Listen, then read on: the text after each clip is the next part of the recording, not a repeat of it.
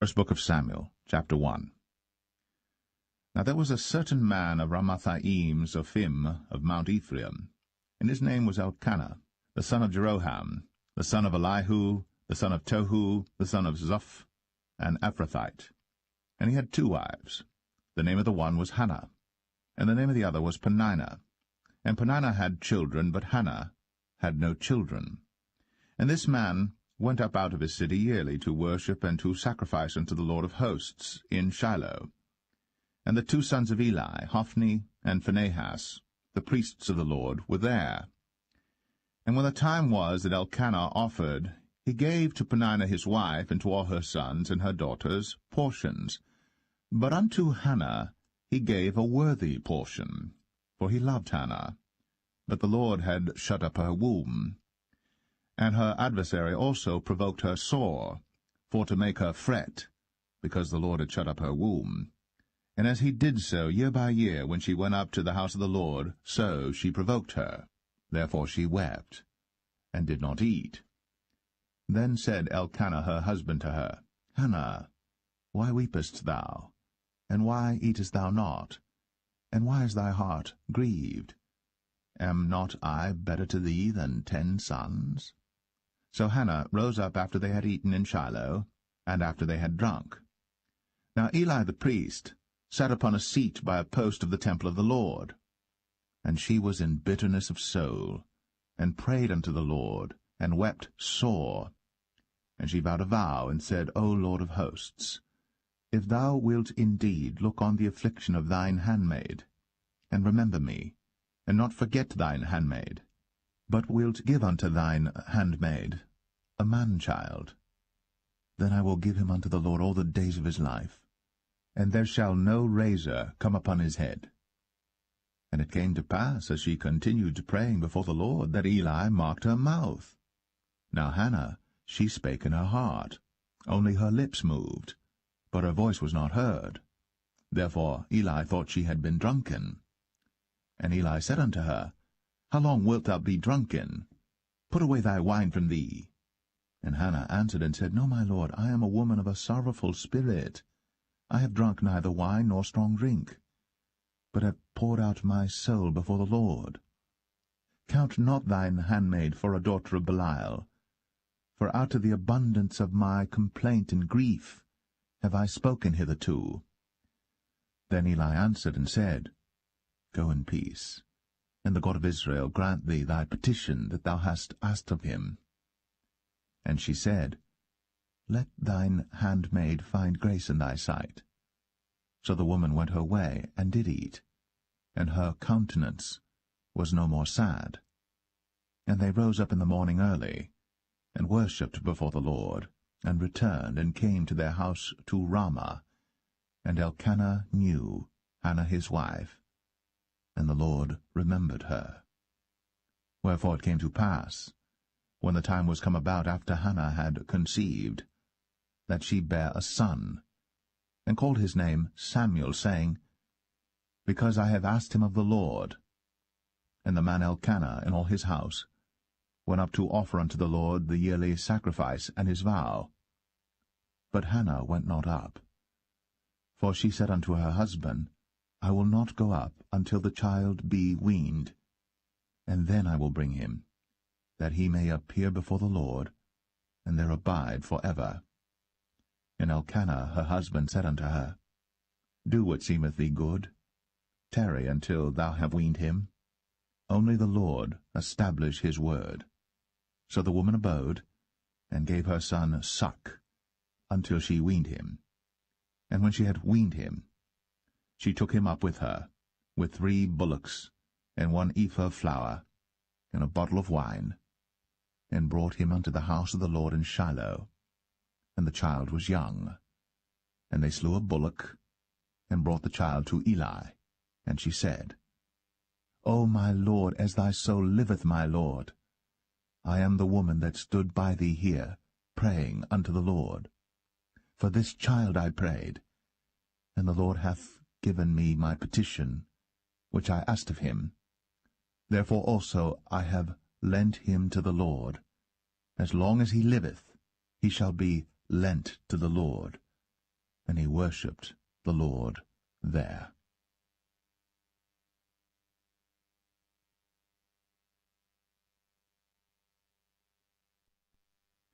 1 Samuel chapter 2. And Hannah prayed and said, My heart rejoiceth in the Lord. Mine horn is exalted in the Lord. My mouth is enlarged over mine enemies, because I rejoice in thy salvation. There is none holy as the Lord, for there is none beside thee. Neither is there any rock like our God. Talk no more so exceeding proudly. Let not arrogancy come out of your mouth. For the Lord is a God of knowledge, and by him actions are weighed. The bows of the mighty men are broken, and they that stumbled are girded with strength. They that were full have hired out themselves for bread, and they that were hungry ceased, so that the barren hath borne 7, and she that hath many children is waxed feeble. The Lord killeth, and maketh alive. He bringeth down to the grave, and bringeth up. The Lord maketh poor, and maketh rich. He bringeth low, and lifteth up. He raiseth up the poor out of the dust, and lifteth up the beggar from the dunghill, to set them among princes, and to make them inherit the throne of glory. For the pillars of the earth are the Lord's, and he hath set the world upon them. He will keep the feet of his saints, and the wicked shall be silent in darkness, for by strength shall no man prevail. The adversaries of the Lord shall be broken to pieces. Out of heaven shall he thunder upon them. The Lord shall judge the ends of the earth, and he shall give strength unto his king, and exalt the horn of his anointed. And Elkanah went to Ramah to his house, and the child did minister unto the Lord before Eli the priest. Now the sons of Eli were sons of Belial. They knew not the Lord. And the priest's custom with the people was, that when any man offered sacrifice, the priest's servant came, while the flesh was in seething, with a flesh-hook of 3 teeth in his hand, and he struck it into the pan or kettle or cauldron or pot. All that the flesh-hook brought up, the priest took for himself. So they did in Shiloh unto all the Israelites that came thither. Also before they burnt the fat, the priest's servant came and said to the man that sacrificed, Give flesh to roast for the priest, for he will not have sodden flesh of thee, but raw. And if any man said unto him, Let them not fail to burn the fat presently, and then take as much as thy soul desireth, then he would answer him, Nay, but thou shalt give it me now, and if not, I will take it by force. Wherefore the sin of the young men was very great before the Lord, for men abhorred the offering of the Lord.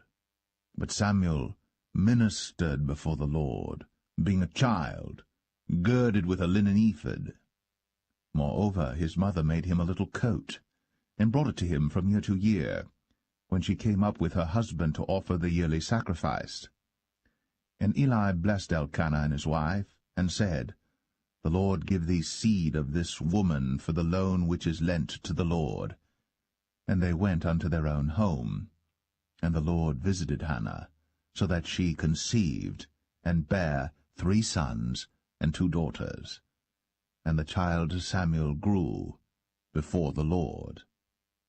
Now Eli was very old, and heard all that his sons did unto all Israel, and how they lay with the women that assembled at the door of the tabernacle of the congregation. And he said unto them, Why do ye such things? For I hear of your evil dealings by all this people. Nay, my sons, for it is no good report that I hear. Ye make the Lord's people to transgress. If one man sin against another, the judge shall judge him. But if a man sin against the Lord, who shall entreat for him? Notwithstanding, they hearkened not unto the voice of their father, because the Lord would slay them. And the child Samuel grew on, and was in favor both with the Lord and also with men. And there came a man of God unto Eli, and said unto him, Thus saith the Lord, Did I plainly appear unto the house of thy father, when they were in Egypt, in Pharaoh's house? And did I choose him out of all the tribes of Israel to be my priest, to offer upon mine altar, to burn incense, to wear an ephod before me? And did I give unto the house of thy father all the offerings made by fire of the children of Israel? Wherefore kick ye at my sacrifice and at mine offering, which I have commanded in my habitation, and honourest thy sons above me, to make yourselves fat with the chiefest of all the offerings of Israel my people? Wherefore the Lord God of Israel saith, I said indeed that thy house and the house of thy father should walk before me for ever. But now the Lord saith, Be it far from me, for them that honour me I will honour, and they that despise me shall be lightly esteemed. Behold, the days come that I will cut off thine arm, and the arm of thy father's house, that there shall not be an old man in thine house. And thou shalt see an enemy in my habitation, in all the wealth which God shall give Israel. And there shall not be an old man in thine house for ever. And the man of thine whom I shall not cut off from mine altar shall be to consume thine eyes and to grieve thine heart, and all the increase of thine house shall die in the flower of their age. And this shall be a sign unto thee, that shall come upon thy 2 sons, on Hophni and Phinehas, in one day. They shall die, both of them. And I will raise me up a faithful priest, that shall do according to that which is in mine heart and in my mind. And I will build him a sure house, and he shall walk before mine anointed for ever. And it shall come to pass, that every one that is left in thine house shall come and crouch to him for a piece of silver and a morsel of bread, and shall say, Put me, I pray thee, into one of the priest's offices, that I may eat a piece of bread.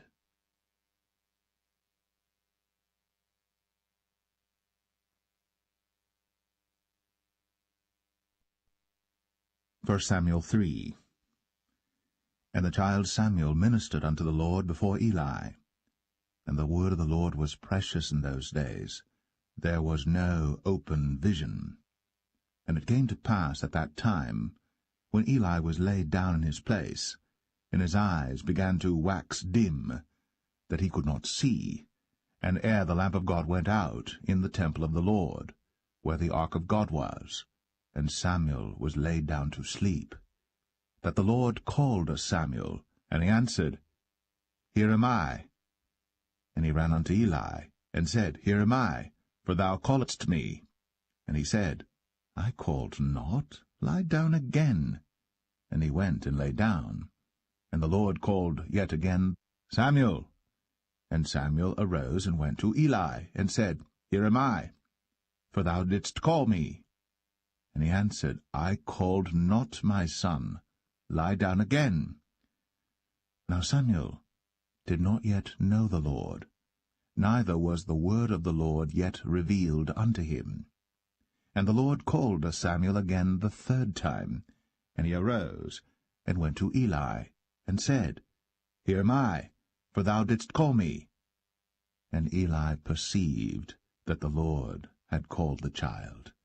Therefore Eli said unto Samuel, Go, lie down, and it shall be, if he call thee, that thou shalt say, Speak, Lord, for thy servant heareth.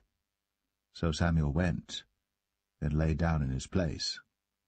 And the Lord came, and stood, and called, as at other times, Samuel, Samuel. Then Samuel answered, Speak, for thy servant heareth. And the Lord said to Samuel, Behold, I will do a thing in Israel, at which both the ears of every one that heareth it shall tingle. In that day I will perform against Eli all things which I have spoken concerning his house, when I begin, I will also make an end. For I have told him that I will judge his house for ever for the iniquity which he knoweth, because his sons made themselves vile, and he restrained them not. And therefore I have sworn unto the house of Eli, that the iniquity of Eli's house shall not be purged with sacrifice nor offering for ever. And Samuel lay until the morning, and opened the doors of the house of the Lord. And Samuel feared to show Eli the vision. Then Eli called Samuel, and said, Samuel, my son. And he answered, Here am I. And he said, What is the thing that the Lord hath said unto thee? I pray thee, hide it not from me. God do so to thee, and more also, if thou hide anything from me of all the things that he said unto thee. And Samuel told him every whit, and hid nothing from him. And he said, It is the Lord. Let him do what seemeth him good. And Samuel grew, and the Lord was with him, and did let none of his words fall to the ground. And all Israel from Dan even to Beersheba knew that Samuel was established to be a prophet of the Lord. And the Lord appeared again in Shiloh. For the Lord revealed himself to Samuel in Shiloh by the word of the Lord.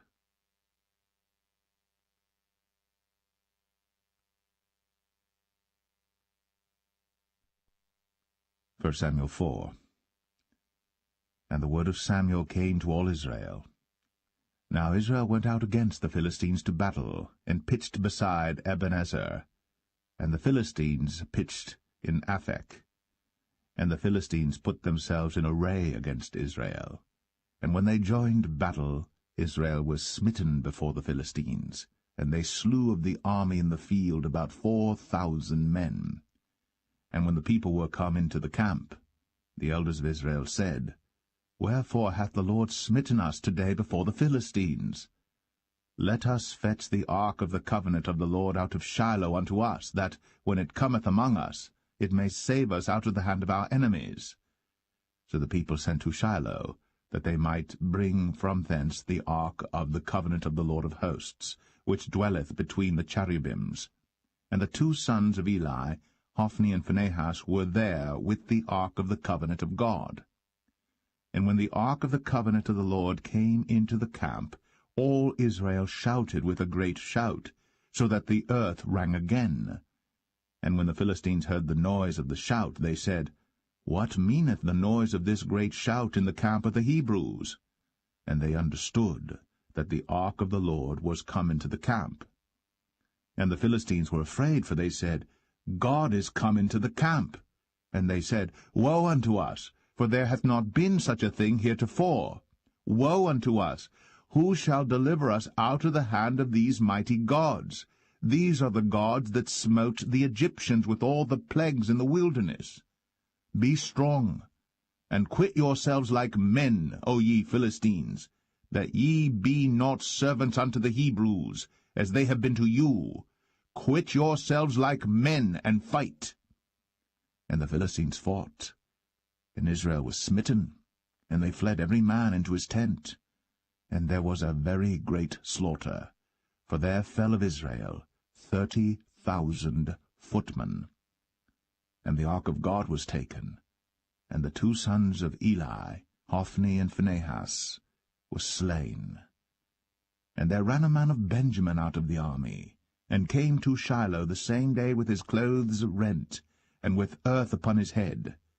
And when he came, lo, Eli sat upon a seat by the wayside, watching, for his heart trembled for the ark of God. And when the man came into the city and told it, all the city cried out. And when Eli heard the noise of the crying, he said, What meaneth the noise of this tumult? And the man came in hastily, and told Eli. Now Eli was 98 years old, and his eyes were dim, that he could not see. And the man said unto Eli, I am he that came out of the army, and I fled today out of the army. And he said, What is that done, my son? And the messenger answered and said, Israel is fled before the Philistines, and there hath been also a great slaughter among the people. And thy two sons also, Hophni and Phinehas, are dead, and the ark of God is taken. And it came to pass, when he made mention of the ark of God, that he fell from off the seat backward by the side of the gate, and his neck brake, and he died. For he was an old man and heavy, and he had judged Israel 40 years. And his daughter-in-law Phinehas' wife was with child, near to be delivered. And when she heard the tidings that the ark of God was taken, and that her father-in-law and her husband were dead, she bowed herself and travailed, for her pains came upon her. And about the time of her death the women that stood by her said unto her, Fear not, for thou hast borne a son. But she answered not, neither did she regard it. And she named the child Ichabod, saying, The glory is departed from Israel, because the ark of God was taken, and because of her father-in-law and her husband. And she said, The glory is departed from Israel, for the ark of God is taken.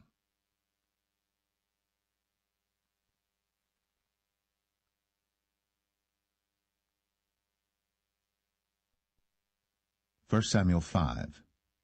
And the Philistines took the ark of God, and brought it from Ebenezer unto Ashdod. When the Philistines took the ark of God, they brought it into the house of Dagon, and set it by Dagon. And when they of Ashdod arose early on the morrow, behold, Dagon was fallen upon his face to the earth before the ark of the Lord. And they took Dagon, and set him in his place again. And when they arose early on the morrow morning, behold, Dagon was fallen upon his face to the ground before the ark of the Lord, and the head of Dagon and both the palms of his hands were cut off upon the threshold. Only the stump of Dagon was left to him. Therefore neither the priests of Dagon, nor any that come into Dagon's house, tread on the threshold of Dagon in Ashdod unto this day. But the hand of the Lord was heavy upon them of Ashdod, and he destroyed them, and smote them with emerods, even Ashdod, and the coasts thereof. And when the men of Ashdod saw that it was so, they said, The ark of the God of Israel shall not abide with us, for his hand is sore upon us, and upon Dagon our God. They sent therefore, and gathered all the lords of the Philistines unto them, and said, What shall we do with the ark of the God of Israel? And they answered, Let the ark of the God of Israel be carried about unto Gath. And they carried the ark of the God of Israel about thither. And it was so, that after they had carried it about, the hand of the Lord was against the city with a very great destruction, and he smote the men of the city, both small and great, and they had emerods in their secret parts. Therefore they sent the ark of God to Ekron. And it came to pass, as the ark of God came to Ekron, that the Ekronites cried out, saying, They have brought about the ark of the God of Israel to us, to slay us and our people. So they sent and gathered together all the lords of the Philistines, and said, Send away the ark of the God of Israel, and let it go again to his own place, that it slay us not and our people. For there was a deadly destruction throughout all the city. The hand of God was very heavy there. And the men that died not were smitten with the emerods, and the cry of the city went up to heaven.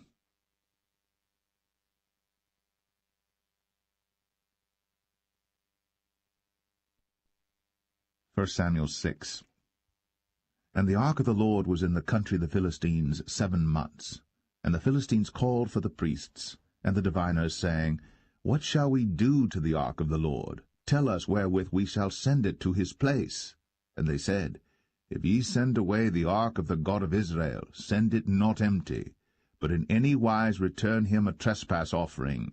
Then ye shall be healed, and it shall be known to you why his hand is not removed from you. Then said they, What shall be the trespass offering which we shall return to him? They answered, 5 golden emerods, and 5 golden mice, according to the number of the lords of the Philistines. For one plague was on you all, and on your lords. Wherefore ye shall make images of your emerods, and images of your mice that mar the land. And ye shall give glory unto the God of Israel. Peradventure he will lighten his hand from off you, and from off your gods, and from off your land. Wherefore then do ye harden your hearts, as the Egyptians and Pharaoh hardened their hearts, when he had wrought wonderfully among them? Did they not let the people go, and they departed? Now therefore make a new cart, and take 2 milch kine, on which there hath come no yoke, and tie the kine to the cart, and bring their calves home from them. And take the ark of the Lord, and lay it upon the cart, and put the jewels of gold, which ye return him for a trespass offering, in a coffer by the side thereof, and send it away, that it may go. And see, if it goeth up by the way of his own coast, to Bethshemesh, then he hath done us this great evil. But if not, then we shall know that it is not his hand that smote us. It was a chance that happened to us. And the men did so, and took 2 milch kine, and tied them to the cart, and shut up their calves at home. And they laid the ark of the Lord upon the cart, and the coffer with the mice of gold, and the images of their emerods. And the kine took the straight way to the way of Beth-shemesh, and went along the highway, lowing as they went, and turned not aside to the right hand or to the left. And the lords of the Philistines went after them unto the border of Beth-shemesh. And they of Beth-shemesh were reaping their wheat harvest in the valley. And they lifted up their eyes, and saw the ark, and rejoiced to see it. And the cart came into the field of Joshua, a Bethshemite, and stood there, where there was a great stone. And they clave the wood of the cart, and offered the kine a burnt offering unto the Lord. And the Levites took down the ark of the Lord, and the coffer that was with it, wherein the jewels of gold were, and put them on the great stone. And the men of Bethshemesh offered burnt offerings, and sacrificed sacrifices the same day unto the Lord. And when the 5 lords of the Philistines had seen it, they returned to Ekron the same day. And these are the golden emerods, which the Philistines returned for a trespass offering unto the Lord: for Ashdod 1, for Gaza 1, for Ashkelon 1, for Gath 1, for Ekron 1. And the golden mice, according to the number of all the cities of the Philistines, belonging to the 5 lords, both of fenced cities and of country villages, even unto the great stone of Abel, whereon they set down the ark of the Lord, which stone remaineth unto this day in the field of Joshua the Bethshemite. And he smote the men of Bethshemesh, because they had looked into the ark of the Lord. Even he smote of the people 50,060 men. And the people lamented, because the Lord had smitten many of the people with a great slaughter. And the men of Bethshemesh said, Who is able to stand before this holy Lord God? And to whom shall he go up from us? And they sent messengers to the inhabitants of Kirjath-jearim, saying, The Philistines have brought again the ark of the Lord. Come ye down, and fetch it up to you.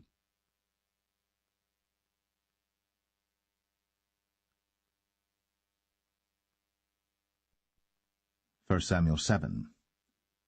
And the men of Kirjath-jearim came and fetched up the ark of the Lord, and brought it into the house of Abinadab in the hill, and sanctified Eleazar his son to keep the ark of the Lord.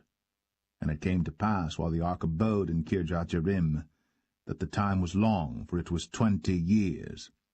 And all the house of Israel lamented after the Lord.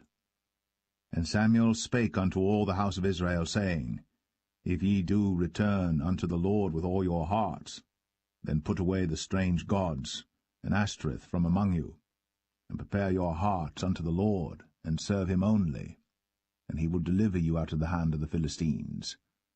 Then the children of Israel did put away Baalim and Ashtoreth, and served the Lord only. And Samuel said, Gather all Israel to Mizpeh, and I will pray for you unto the Lord.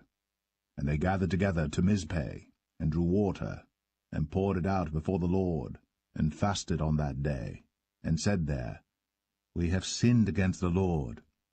And Samuel judged the children of Israel in Mizpeh. And when the Philistines heard that the children of Israel were gathered together to Mizpeh, the lords of the Philistines went up against Israel. And when the children of Israel heard it, they were afraid of the Philistines. And the children of Israel said to Samuel, Cease not to cry unto the Lord our God for us, that he will save us out of the hand of the Philistines. And Samuel took a sucking lamb, and offered it for a burnt offering holy unto the Lord. And Samuel cried unto the Lord for Israel. And the Lord heard him.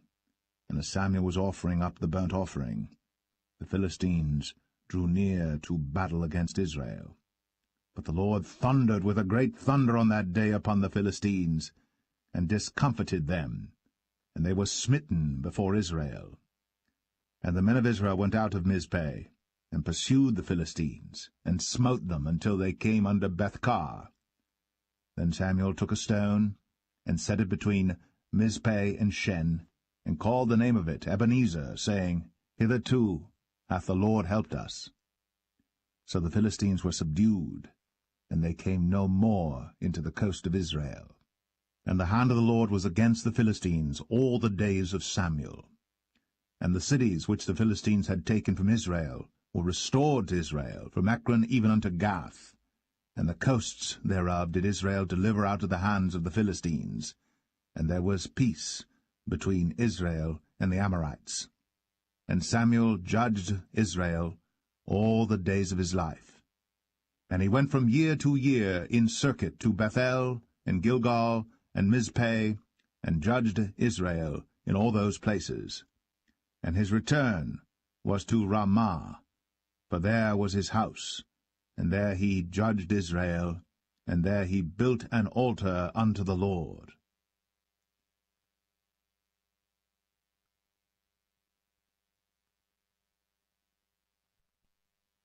1 Samuel 8. And it came to pass, when Samuel was old, that he made his sons judges over Israel. Now the name of his firstborn was Joel, and the name of his second Abiah. They were judges in Beersheba. And his sons walked not in his ways, but turned aside after lucre, and took bribes, and perverted judgment. And all the elders of Israel gathered themselves together, and came to Samuel unto Ramah, and said unto him, Behold, thou art old, and thy sons walk not in thy ways. Now make us a king to judge us like all the nations. But the thing displeased Samuel, when they said, Give us a king to judge us. And Samuel prayed unto the Lord. And the Lord said unto Samuel, Hearken unto the voice of the people, in all that they say unto thee. For they have not rejected thee, but they have rejected me, that I should not reign over them. According to all the works which they have done since the day that I brought them up out of Egypt, even unto this day, wherewith they have forsaken me, and served other gods, so do they also unto thee.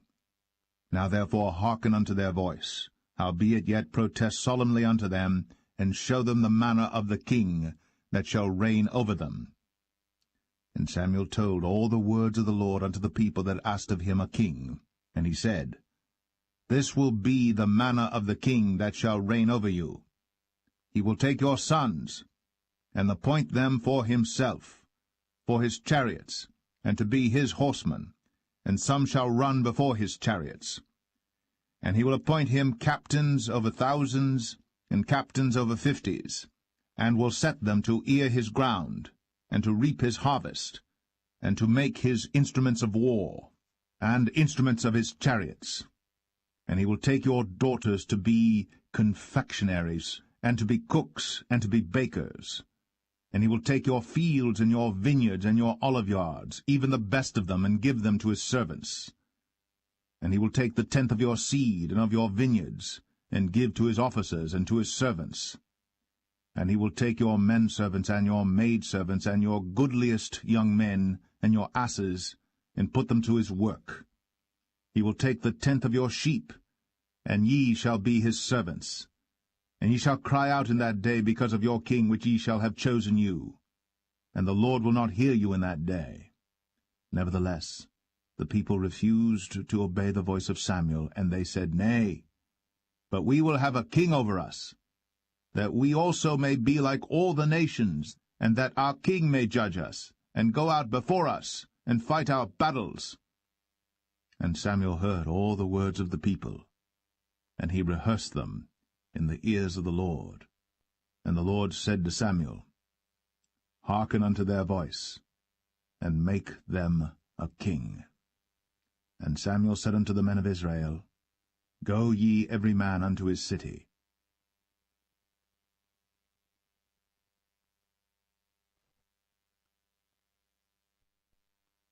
1 Samuel 9.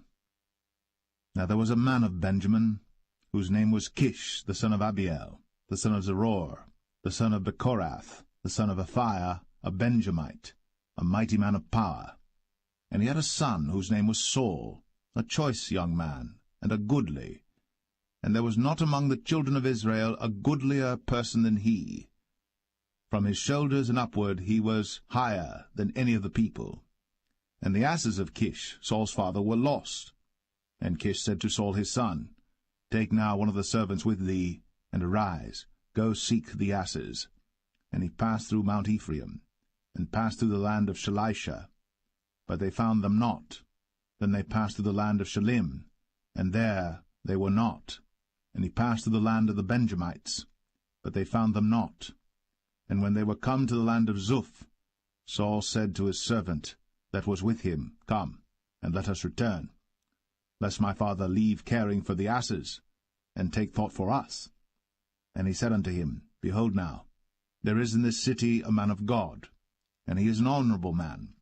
All that he saith cometh surely to pass. Now let us go thither. Peradventure he can show us our way that we should go. Then said Saul to his servant, But behold, if we go, what shall we bring the man? For the bread is spent in our vessels, and there is not a present to bring to the man of God. What have we? And the servant answered Saul again, and said, Behold, I have here at hand the 4th part of a shekel of silver. That will I give to the man of God, to tell us our way. Beforetime in Israel, when a man went to inquire of God, thus he spake, Come, and let us go to the seer. For he that is now called a prophet was beforetime called a seer. Then said Saul to his servant, Well said, come, let us go. So they went unto the city where the man of God was. And as they went up the hill to the city, they found young maidens going out to draw water, and said unto them, Is the seer here? And they answered them, and said, He is, behold, he is before you.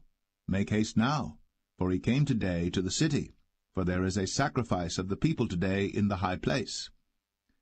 As soon as ye be come into the city, ye shall straightway find him, before he go up to the high place to eat.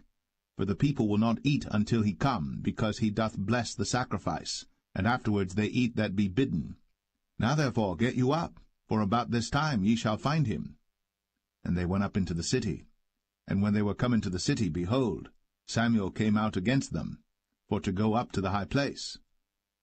Now the Lord had told Samuel in his ear a day before Saul came, saying, Tomorrow, about this time, I will send thee a man out of the land of Benjamin, and thou shalt anoint him to be captain over my people Israel, that he may save my people out of the hand of the Philistines.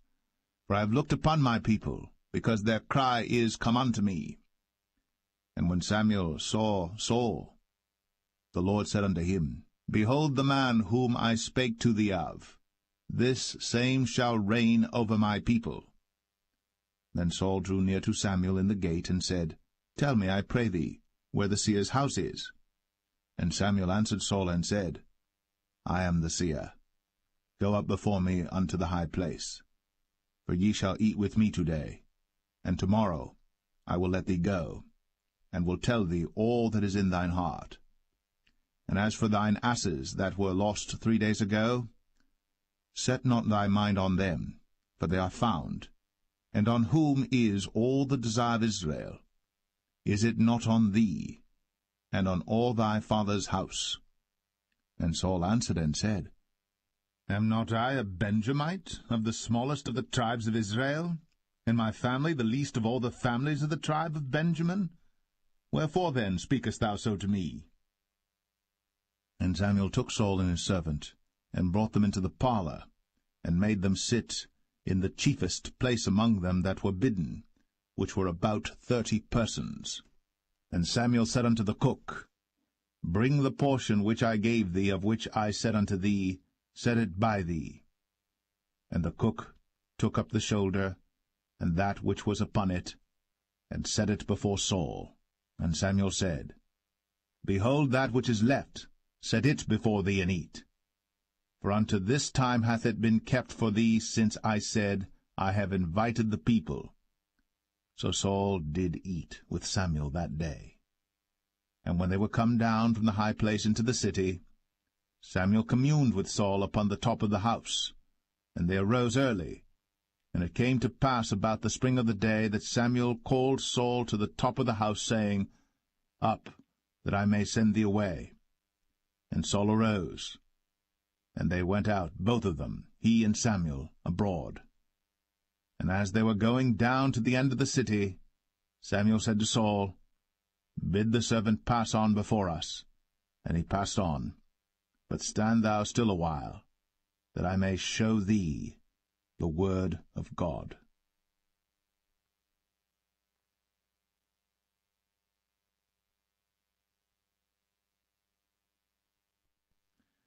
1 Samuel 10.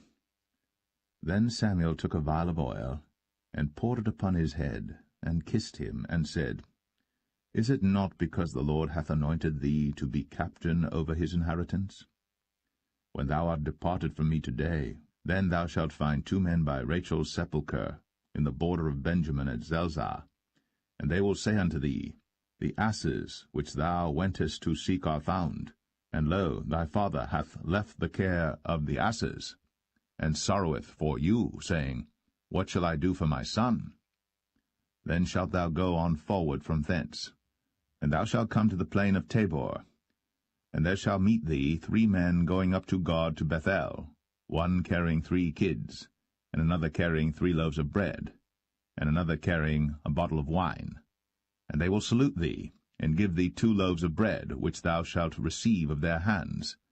After that thou shalt come to the hill of God, where is the garrison of the Philistines. And it shall come to pass, when thou art come thither to the city, that thou shalt meet a company of prophets coming down from the high place, with a psaltery, and a tabret, and a pipe, and a harp before them, and they shall prophesy. And the Spirit of the Lord will come upon thee, and thou shalt prophesy with them, and shalt be turned into another man. And let it be, when these signs are come unto thee, that thou do as occasion serve thee, for God is with thee. And thou shalt go down before me to Gilgal, and behold, I will come down unto thee to offer burnt offerings, and to sacrifice sacrifices of peace offerings. 7 days shalt thou tarry, till I come to thee, and show thee what thou shalt do. And it was so that when he had turned his back to go from Samuel, God gave him another heart. And all those signs came to pass that day. And when they came thither to the hill, behold, a company of prophets met him, and the Spirit of God came upon him, and he prophesied among them. And it came to pass, when all that knew him beforetime saw that, behold, he prophesied among the prophets, then the people said one to another, What is this that is come unto the son of Kish? Is Saul also among the prophets? And one of the same place answered and said, But who is their father? Therefore it became a proverb, Is Saul also among the prophets? And when he had made an end of prophesying, he came to the high place. And Saul's uncle said unto him and to his servant, Whither went ye? And he said, To seek the asses. And when we saw that they were nowhere, we came to Samuel. And Saul's uncle said, Tell me, I pray thee, what Samuel said unto you. And Saul said unto his uncle, He told us plainly that the asses were found. But of the matter of the kingdom whereof Samuel spake, he told him not. And Samuel called the people together unto the Lord to Mizpeh, and said unto the children of Israel, Thus saith the Lord God of Israel, I brought up Israel out of Egypt, and delivered you out of the hand of the Egyptians, and out of the hand of all kingdoms, and of them that oppressed you. And ye have this day rejected your God, who himself saved you out of all your adversities and your tribulations. And ye have said unto him, Nay, but set a king over us. Now therefore present yourselves before the Lord by your tribes and by your thousands. And when Samuel had caused all the tribes of Israel to come near, the tribe of Benjamin was taken. When he had caused the tribe of Benjamin to come near by their families, the family of Matri was taken. And Saul the son of Kish was taken. And when they sought him, he could not be found. Therefore they inquired of the Lord further, if the man should yet come thither. And the Lord answered, Behold, he hath hid himself among the stuff. And they ran and fetched him thence. And when he stood among the people, he was higher than any of the people, from his shoulders and upward. And Samuel said to all the people, See ye him, whom the Lord hath chosen, that there is none like him among all the people? And all the people shouted and said, God save the king. Then Samuel told the people the manner of the kingdom, and wrote it in a book, and laid it up before the Lord. And Samuel sent all the people away, every man to his house. And Saul also went home to Gibeah, and there went with him a band of men, whose hearts God had touched. But the children of Belial said, How shall this man save us? And they despised him, and brought him no presents. But he held his peace.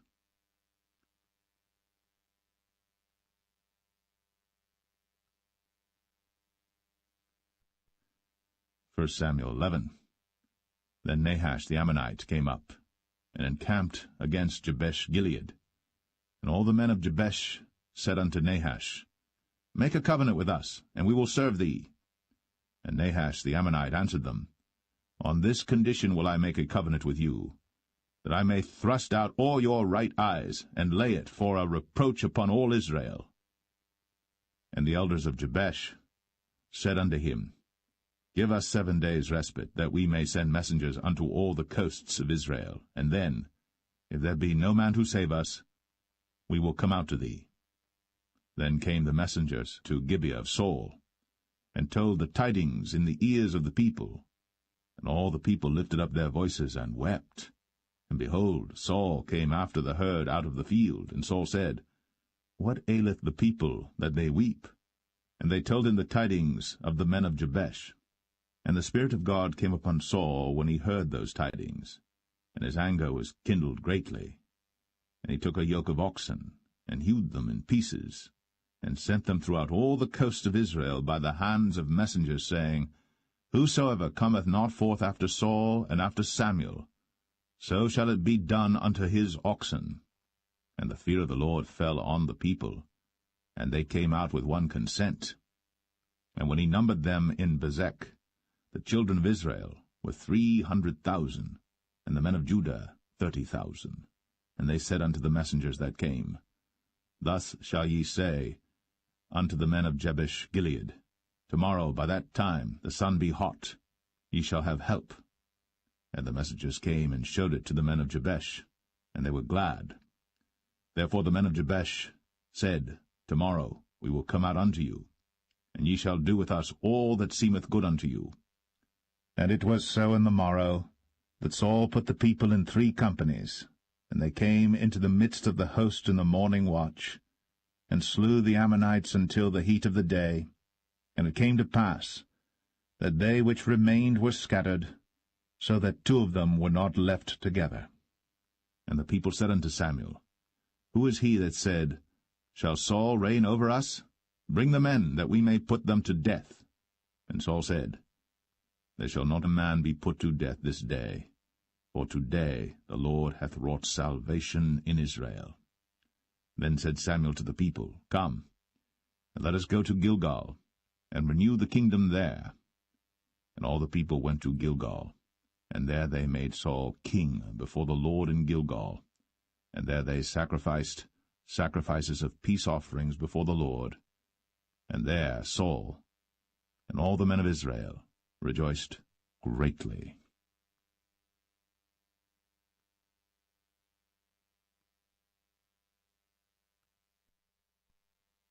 1 Samuel 12. And Samuel said unto all Israel, Behold, I have hearkened unto your voice in all that ye said unto me, and have made a king over you. And now, behold, the king walketh before you. And I am old and grey-headed, and behold, my sons are with you. And I have walked before you from my childhood unto this day. Behold, here I am. Witness against me before the Lord and before his anointed, whose ox have I taken? Or whose ass have I taken? Or whom have I defrauded? Whom have I oppressed? Or of whose hand have I received any bribe to blind mine eyes therewith? And I will restore it you. And they said, Thou hast not defrauded us, nor oppressed us, neither hast thou taken aught of any man's hand. And he said unto them, The Lord is witness against you, and his anointed is witness this day, that ye have not found aught in my hand. And they answered, He is witness.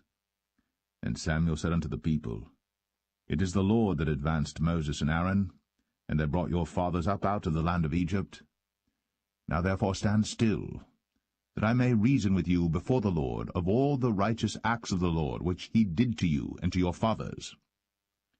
When Jacob was come into Egypt, and your fathers cried unto the Lord, then the Lord sent Moses and Aaron, which brought forth your fathers out of Egypt, and made them dwell in this place. And when they forgat the Lord their God, he sold them into the hand of Sisera, captain of the host of Hazor, and into the hand of the Philistines, and into the hand of the king of Moab. And they fought against them. And they cried unto the Lord, and said, We have sinned, because we have forsaken the Lord, and have served Balaam and Ashtoreth. But now deliver us out of the hand of our enemies, and we will serve thee. And the Lord sent Jerubbaal, and Bedan, and Jephthah, and Samuel, and delivered you out of the hand of your enemies on every side, and ye dwelled safe. And when ye saw that Nahash the king of the children of Ammon came against you, ye said unto me, Nay, but a king shall reign over us, when the Lord your God was your king. Now therefore, behold, the king whom ye have chosen, and whom ye have desired, and behold, the Lord hath set a king over you. If ye will fear the Lord, and serve him, and obey his voice, and not rebel against the commandment of the Lord, then shall both ye and also the king that reigneth over you continue following the Lord your God. But if ye will not obey the voice of the Lord, but rebel against the commandment of the Lord, then shall the hand of the Lord be against you, as it was against your fathers. Now therefore stand and see this great thing which the Lord will do before your eyes. Is it not wheat harvest today? I will call unto the Lord, and he shall send thunder and rain, that ye may perceive and see that your wickedness is great, which ye have done in the sight of the Lord in asking you a king. So Samuel called unto the Lord, and the Lord sent thunder and rain that day. And all the people greatly feared the Lord and Samuel. And all the people said unto Samuel, Pray for thy servants unto the Lord thy God, that we die not. For we have added unto all our sins this evil, to ask us a king. And Samuel said unto the people, Fear not, ye have done all this wickedness. Yet turn not aside from following the Lord, but serve the Lord with all your heart. And turn ye not aside, for then should ye go after vain things which cannot profit nor deliver, for they are vain. For the Lord will not forsake his people for his great name's sake, because it hath pleased the Lord to make you his people. Moreover, as for me, God forbid that I should sin against the Lord in ceasing to pray for you. But I will teach you the good and the right way. Only fear the Lord, and serve him in truth with all your heart. For consider how great things he hath done for you. But if ye shall still do wickedly, ye shall be consumed, both ye and your king.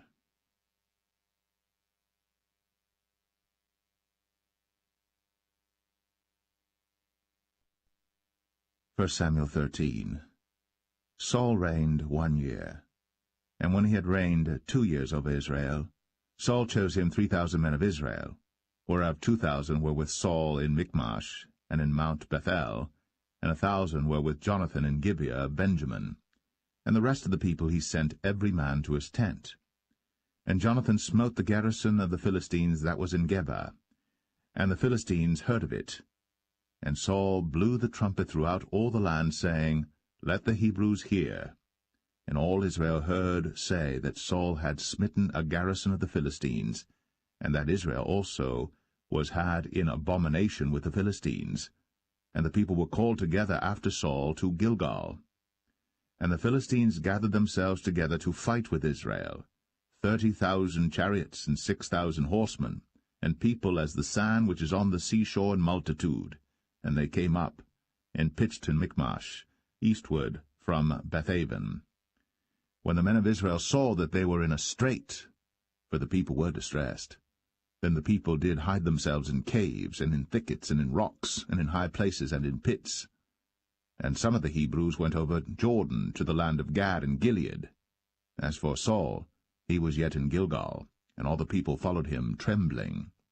And he tarried 7 days according to the set time that Samuel had appointed. But Samuel came not to Gilgal, and the people were scattered from him. And Saul said, Bring hither a burnt offering to me, and peace offerings. And he offered the burnt offering. And it came to pass that as soon as he had made an end of offering the burnt offering, behold, Samuel came. And Saul went out to meet him, that he might salute him. And Samuel said, What hast thou done?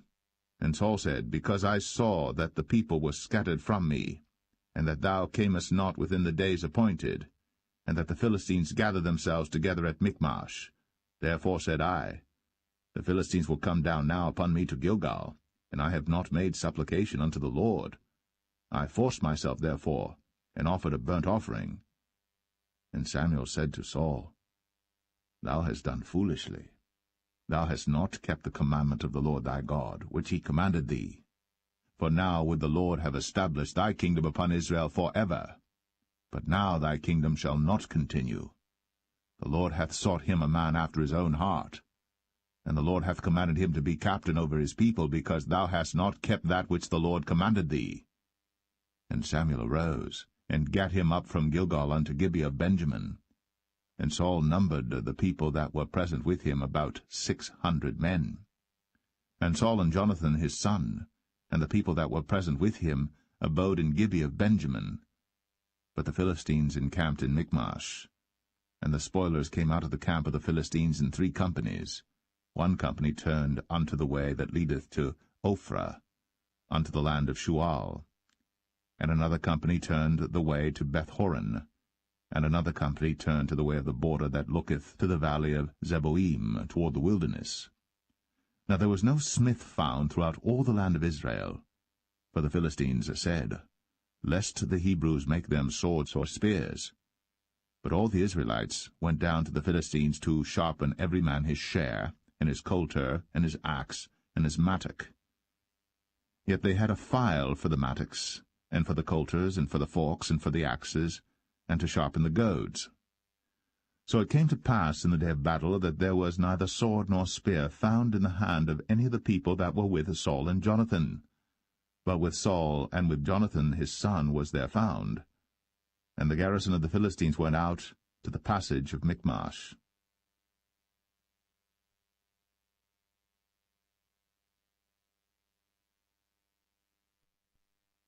1 Samuel 14. Now it came to pass upon a day that Jonathan the son of Saul said unto the young man that bare his armor, Come, and let us go over to the Philistines' garrison that is on the other side. But he told not his father. And Saul tarried in the uttermost part of Gibeah, under a pomegranate tree which is in Migron. And the people that were with him were about 600 men. And Ahiah, the son of Ahitub, Ichabod's brother, the son of Phinehas, the son of Eli, the Lord's priest in Shiloh, wearing an ephod. And the people knew not that Jonathan was gone. And between the passages, by which Jonathan sought to go over unto the Philistines' garrison, there was a sharp rock on the one side, and a sharp rock on the other side. And the name of the one was Bozez, and the name of the other Sinai. The forefront of the one was situate northward over against Michmash, and the other southward over against Gibeah. And Jonathan said to the young men that bare his armor, Come, and let us go over unto the garrison of these uncircumcised, It may be that the Lord will work for us, for there is no restraint to the Lord to save by many or by few. And his armor-bearer said unto him, Do all that is in thine heart. Turn thee, behold, I am with thee according to thy heart. Then said Jonathan, Behold, we will pass over unto these men, and we will discover ourselves unto them. If they say thus unto us, Tarry until we come to you, then we will stand still in our place, and will not go up unto them. But if they say thus, Come up unto us, then we will go up. For the Lord hath delivered them into our hand, and this shall be a sign unto us. And both of them discovered themselves unto the garrison of the Philistines. And the Philistines said, Behold, the Hebrews come forth out of the holes where they had hid themselves. And the men of the garrison answered Jonathan and his armor-bearer, and said, Come up to us, and we will show you a thing. And Jonathan said unto his armor-bearer, Come up after me, for the Lord hath delivered them into the hand of Israel. And Jonathan climbed up upon his hands and upon his feet, and his armor-bearer after him, and they fell before Jonathan, and his armor-bearer slew after him. And that first slaughter which Jonathan and his armor-bearer made was about 20 men, within as it were an half acre of land, which a yoke of oxen might plough. And there was trembling in the host, in the field, and among all the people. The garrison and the spoilers, they also trembled, and the earth quaked. So it was a very great trembling. And the watchmen of Saul and Gibeah of Benjamin looked, and behold, the multitude melted away, and they went on beating down one another. Then said Saul unto the people that were with him, Number now, and see who is gone from us. And when they had numbered, behold, Jonathan and his armor-bearer were not there. And Saul said unto Ahiah, Bring hither the ark of God. For the ark of God was at that time with the children of Israel. And it came to pass, while Saul talked unto the priest, that the noise that was in the host of the Philistines went on and increased. And Saul said unto the priest, Withdraw thine hand. And Saul and all the people that were with him assembled themselves. And they came to the battle. And behold, every man's sword was against his fellow, and there was a very great discomfiture. Moreover, the Hebrews that were with the Philistines before that time, which went up with them into the camp from the country round about, even they also turned to be with the Israelites that were with Saul and Jonathan. Likewise all the men of Israel, which had hid themselves in Mount Ephraim, when they heard that the Philistines fled, even they also followed hard after them in the battle. So the Lord saved Israel that day. And the battle passed over unto Bethaven. And the men of Israel were distressed that day. For Saul had adjured the people, saying, Cursed be the man that eateth any food until evening, that I may be avenged on mine enemies. So none of the people tasted any food. And all they of the land came to a wood, and there was honey upon the ground. And when the people were come into the wood, behold, the honey dropped. But no man put his hand to his mouth, for the people feared the oath. But Jonathan heard not, when his father charged the people with the oath. Wherefore he put forth the end of the rod that was in his hand, and dipped it in an honeycomb, and put his hand to his mouth, and his eyes were enlightened. Then answered one of the people, and said, Thy father straitly charged the people with an oath, saying, Cursed be the man that eateth any food this day. And the people were faint. Then said Jonathan, My father hath troubled the land. See, I pray you, how mine eyes have been enlightened, because I tasted a little of this honey. How much more, if haply the people had eaten freely today of the spoil of their enemies which they found? For had there not been now a much greater slaughter among the Philistines? And they smote the Philistines that day, from Michmash to Ajalon. And the people were very faint. And the people flew upon the spoil, and took sheep and oxen and calves, and slew them on the ground. And the people did eat them with the blood. Then they told Saul, saying, Behold, the people sin against the Lord, in that they eat with the blood. And he said, Ye have transgressed. Roll a great stone unto me this day. And Saul said, Disperse yourselves among the people, and say unto them, Bring me hither every man his ox, and every man his sheep, and slay them here, and eat, and sin not against the Lord in eating with the blood. And all the people brought every man his ox with him that night, and slew them there. And Saul built an altar unto the Lord. The same was the first altar that he built unto the Lord. And Saul said, Let us go down after the Philistines by night, and spoil them until the morning light, and let us not leave a man of them. And they said, Do whatsoever seemeth good unto thee. Then said the priest, Let us draw near hither unto God. And Saul asked counsel of God, Shall I go down after the Philistines? Wilt thou deliver them into the hand of Israel? But he answered him not that day. And Saul said, Draw ye near hither, all the chief of the people, and know and see wherein this sin hath been this day. For as the Lord liveth, which saveth Israel, though it be in Jonathan my son, he shall surely die. But there was not a man among all the people that answered him. Then said he unto all Israel, Be ye on one side, and I and Jonathan my son will be on the other side. And the people said unto Saul, Do what seemeth good unto thee. Therefore Saul said unto the Lord God of Israel, Give a perfect lot. And Saul and Jonathan were taken, but the people escaped. And Saul said, Cast lots between me and Jonathan my son. And Jonathan was taken. Then Saul said to Jonathan, Tell me what thou hast done. And Jonathan told him, and said, I did but taste a little honey with the end of the rod that was in mine hand, and lo, I must die. And Saul answered, God do so and more also, for thou shalt surely die, Jonathan. And the people said unto Saul, Shall Jonathan die, who hath wrought this great salvation in Israel? God forbid, as the Lord liveth. There shall not one hair of his head fall to the ground, for he hath wrought with God this day. So the people rescued Jonathan, that he died not.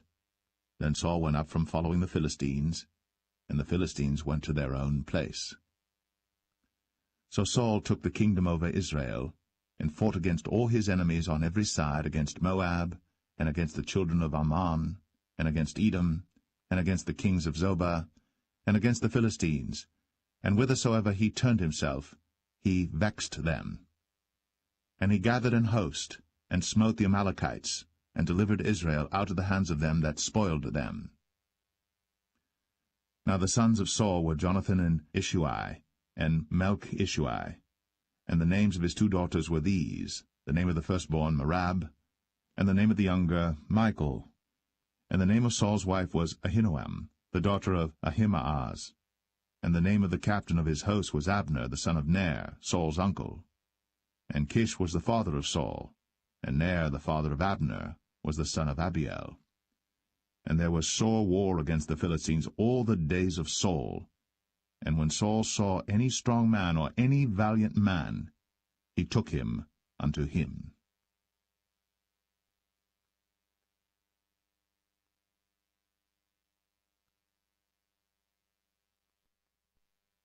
1 Samuel 15. Samuel also said unto Saul, The Lord sent me to anoint thee to be king over his people, over Israel. Now therefore hearken thou unto the voice of the words of the Lord. Thus saith the Lord of hosts, I remember that which Amalek did to Israel, how he laid wait for him in the way when he came up from Egypt.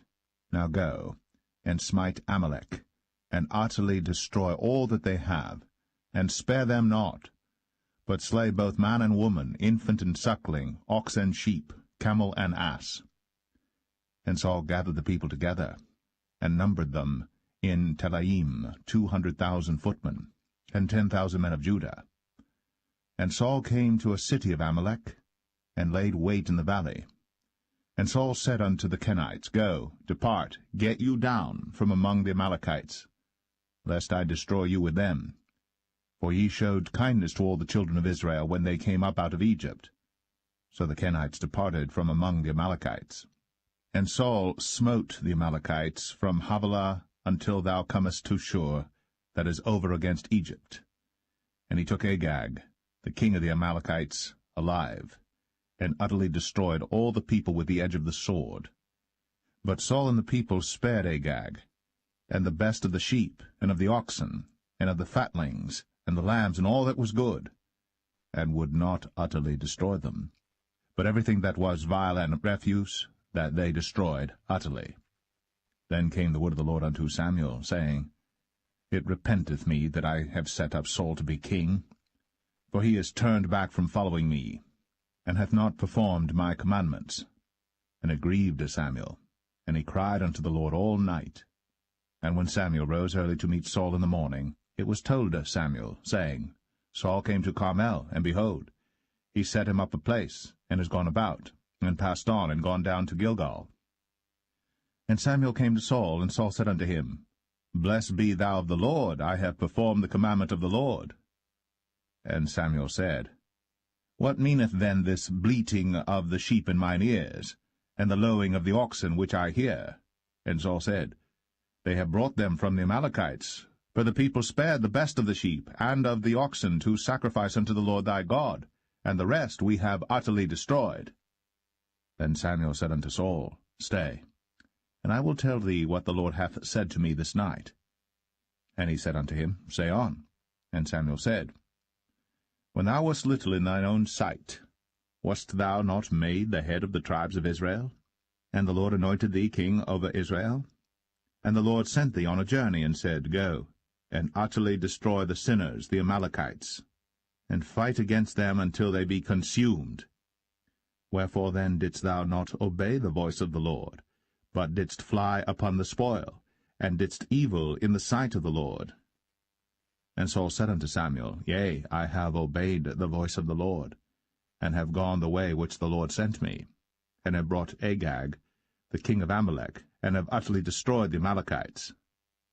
But the people took of the spoil sheep and oxen, the chief of the things which should have been utterly destroyed, to sacrifice unto the Lord thy God in Gilgal. And Samuel said, Hath the Lord as great delight in burnt offerings and sacrifices as in obeying the voice of the Lord? Behold, to obey is better than sacrifice, and to hearken than the fat of rams. For rebellion is as the sin of witchcraft, and stubbornness is as iniquity and idolatry. Because thou hast rejected the word of the Lord, he hath also rejected thee from being king. And Saul said unto Samuel, I have sinned, for I have transgressed the commandment of the Lord, and thy words, because I feared the people, and obeyed their voice. Now therefore, I pray thee, pardon my sin, and turn again with me, that I may worship the Lord.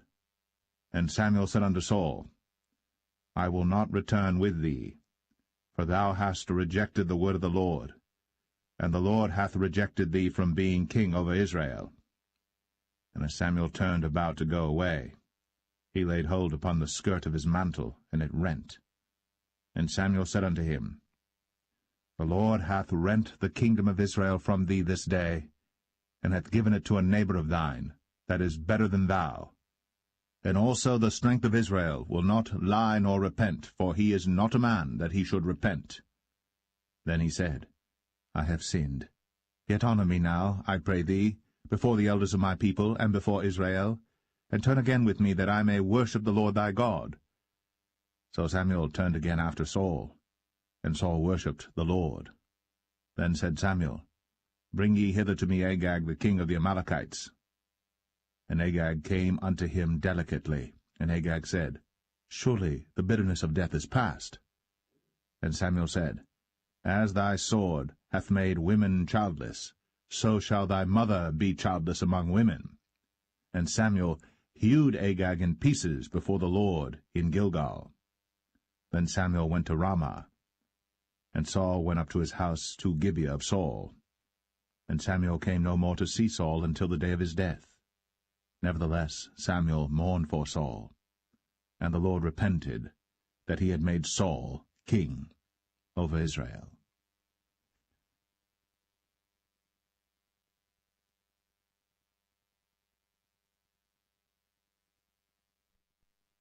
1 Samuel 16.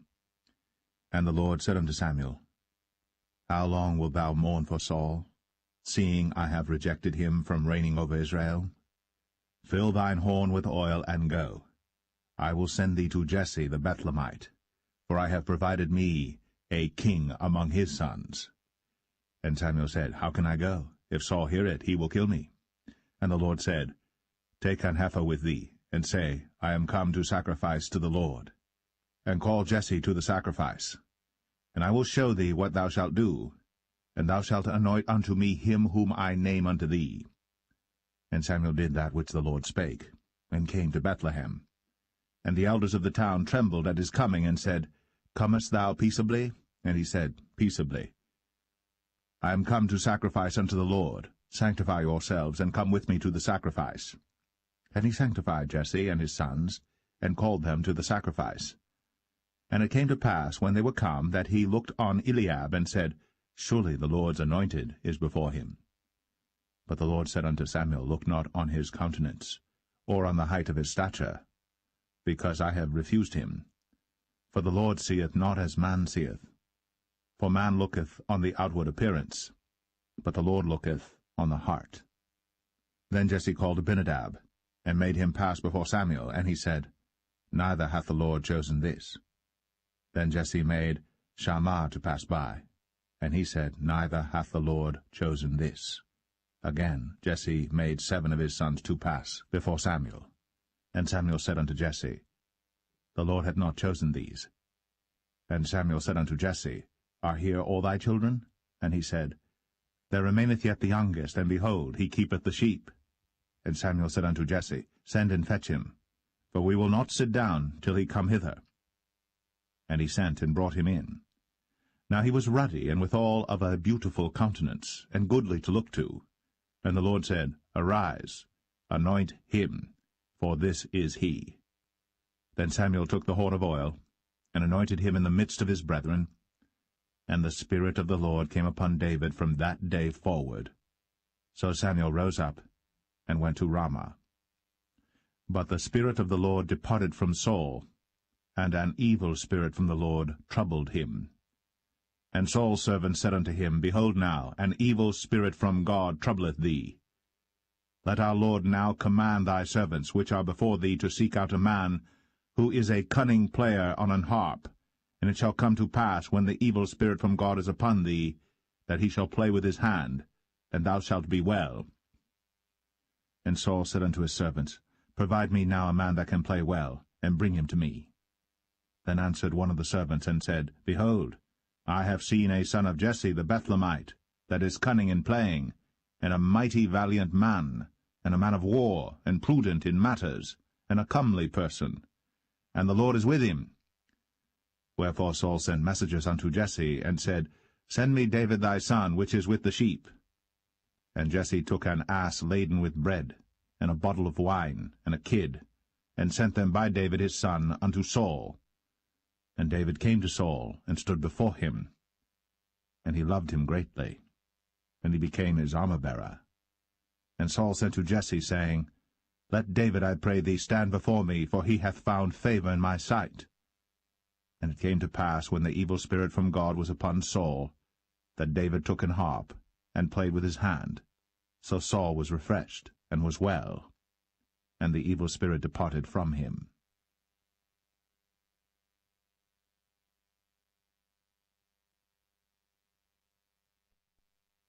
1 Samuel 17. Now the Philistines gathered together their armies to battle, and were gathered together at Shochoh, which belongeth to Judah, and pitched between Shochoh and Azekah in Ephes-dammim. And Saul and the men of Israel were gathered together, and pitched by the valley of Elah, and set the battle in array against the Philistines. And the Philistines stood on a mountain on the one side, and Israel stood on a mountain on the other side, and there was a valley between them. And there went out a champion out of the camp of the Philistines, named Goliath of Gath, whose height was 6 cubits and a span. And he had an helmet of brass upon his head, and he was armed with a coat of mail, and the weight of the coat was 5,000 shekels of brass. And he had greaves of brass upon his legs, and a target of brass between his shoulders. And the staff of his spear was like a weaver's beam, and his spear's head weighed 600 shekels of iron, and one bearing a shield went before him. And he stood and cried unto the armies of Israel, and said unto them, Why are ye come out to set your battle in array? Am not I a Philistine, and ye servants to Saul? Choose you a man for you, and let him come down to me. If he be able to fight with me and to kill me, then will we be your servants. But if I prevail against him, and kill him, Then shall ye be our servants, and serve us. Whom the Philistine said, I defy the armies of Israel this day. Give me a man, that we may fight together. When Saul and all Israel heard those words of the Philistine, they were dismayed, and greatly afraid. Now David was the son of that Ephrathite of Bethlehem, Judah, whose name was Jesse, and he had 8 sons. And the man went among men for an old man in the days of Saul. And the 3 eldest sons of Jesse went and followed Saul to the battle. And the names of his 3 sons that went to the battle were Eliab the firstborn, and next unto him Abinadab, and the third Shammah. And David was the youngest, and the 3 eldest followed Saul. But David went and returned from Saul to feed his father's sheep at Bethlehem. And the Philistine drew near morning and evening, and presented himself 40 days. And Jesse said unto David his son, Take now for thy brethren an ephah of this parched corn, and these 10 loaves, and run to the camp to thy brethren. And carry these 10 cheeses unto the captain of their 1,000, and look how thy brethren fare, and take their pledge. Now Saul and they, and all the men of Israel, were in the valley of Elah, fighting with the Philistines. And David rose up early in the morning, and left the sheep with a keeper, and took and went, as Jesse had commanded him. And he came to the trench, as the host was going forth to the fight, and shouted for the battle. For Israel and the Philistines had put the battle in array, army against army.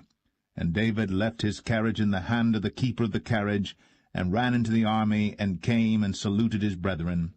And as he talked with them, behold, there came up the champion, the Philistine of Gath, Goliath by name, out of the armies of the Philistines, and spake according to the same words, and David heard them. And all the men of Israel, when they saw the man, fled from him, and were sore afraid. And the men of Israel said, Have ye seen this man that is come up? Surely to defy Israel is he come up. And it shall be that the man who killeth him, the king will enrich him with great riches, and will give him his daughter, and make his father's house free in Israel. And David spake to the men that stood by him, saying, What shall be done to the man that killeth this Philistine, and taketh away the reproach from Israel? For who is this uncircumcised Philistine, that he should defy the armies of the living God? And the people answered him after this manner, saying, So shall it be done to the man that killeth him. And Eliab, his eldest brother, heard when he spake unto the men. And Eliab's anger was kindled against David, and he said, Why camest thou down hither? And with whom hast thou left those few sheep in the wilderness? I know thy pride, and the naughtiness of thine heart, for thou art come down that thou mightest see the battle. Then David said, What have I now done? Is there not a cause? And he turned from him toward another, and spake after the same manner. And the people answered him again after the former manner. And when the words were heard which David spake, they rehearsed them before Saul. And he sent for him. And David said to Saul, Let no man's heart fail because of him. Thy servant will go and fight with this Philistine. And Saul said to David, Thou art not able to go against this Philistine to fight with him, for thou art but a youth, and he a man of war from his youth. And David said unto Saul, Thy servant kept his father's sheep, and there came a lion and a bear, and took a lamb out of the flock. And I went out after him, and smote him, and delivered it out of his mouth.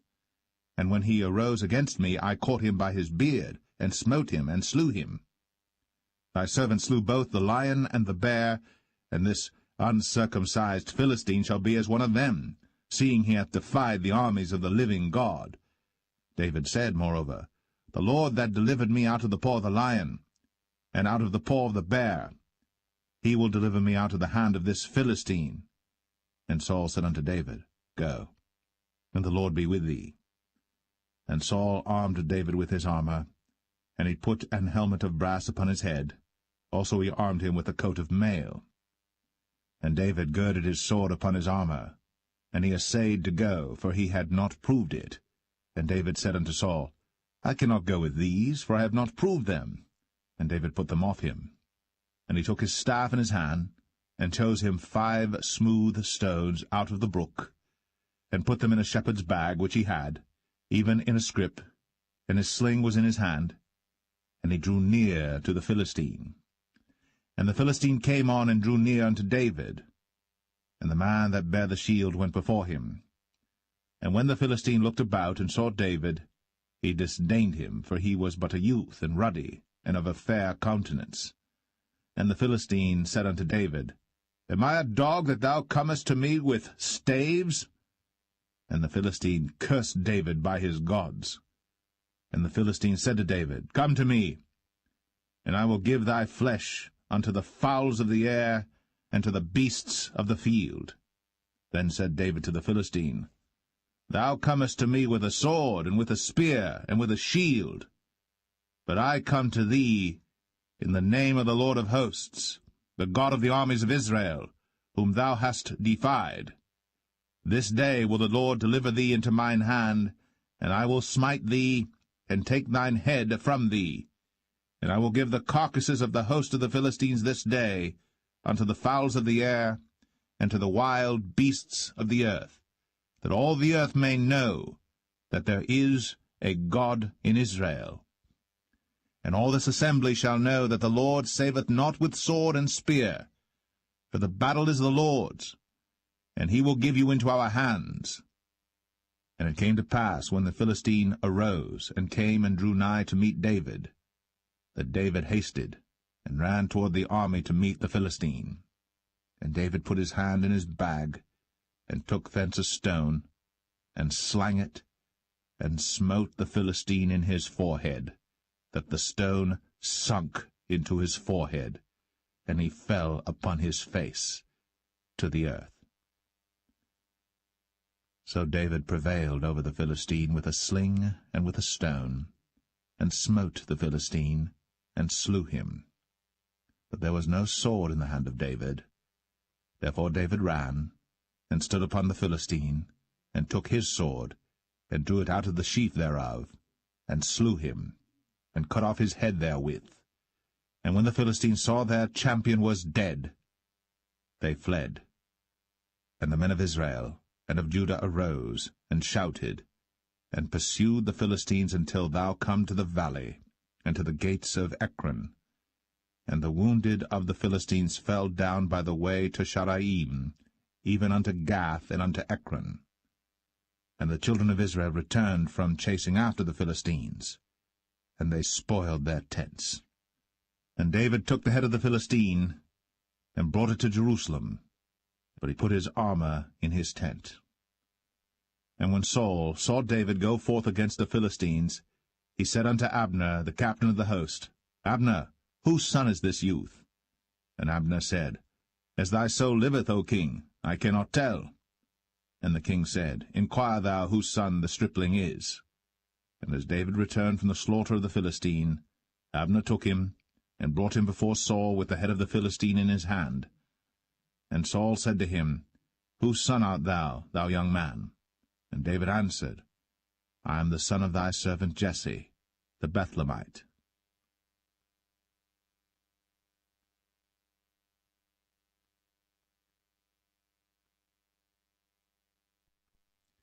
First Samuel 18.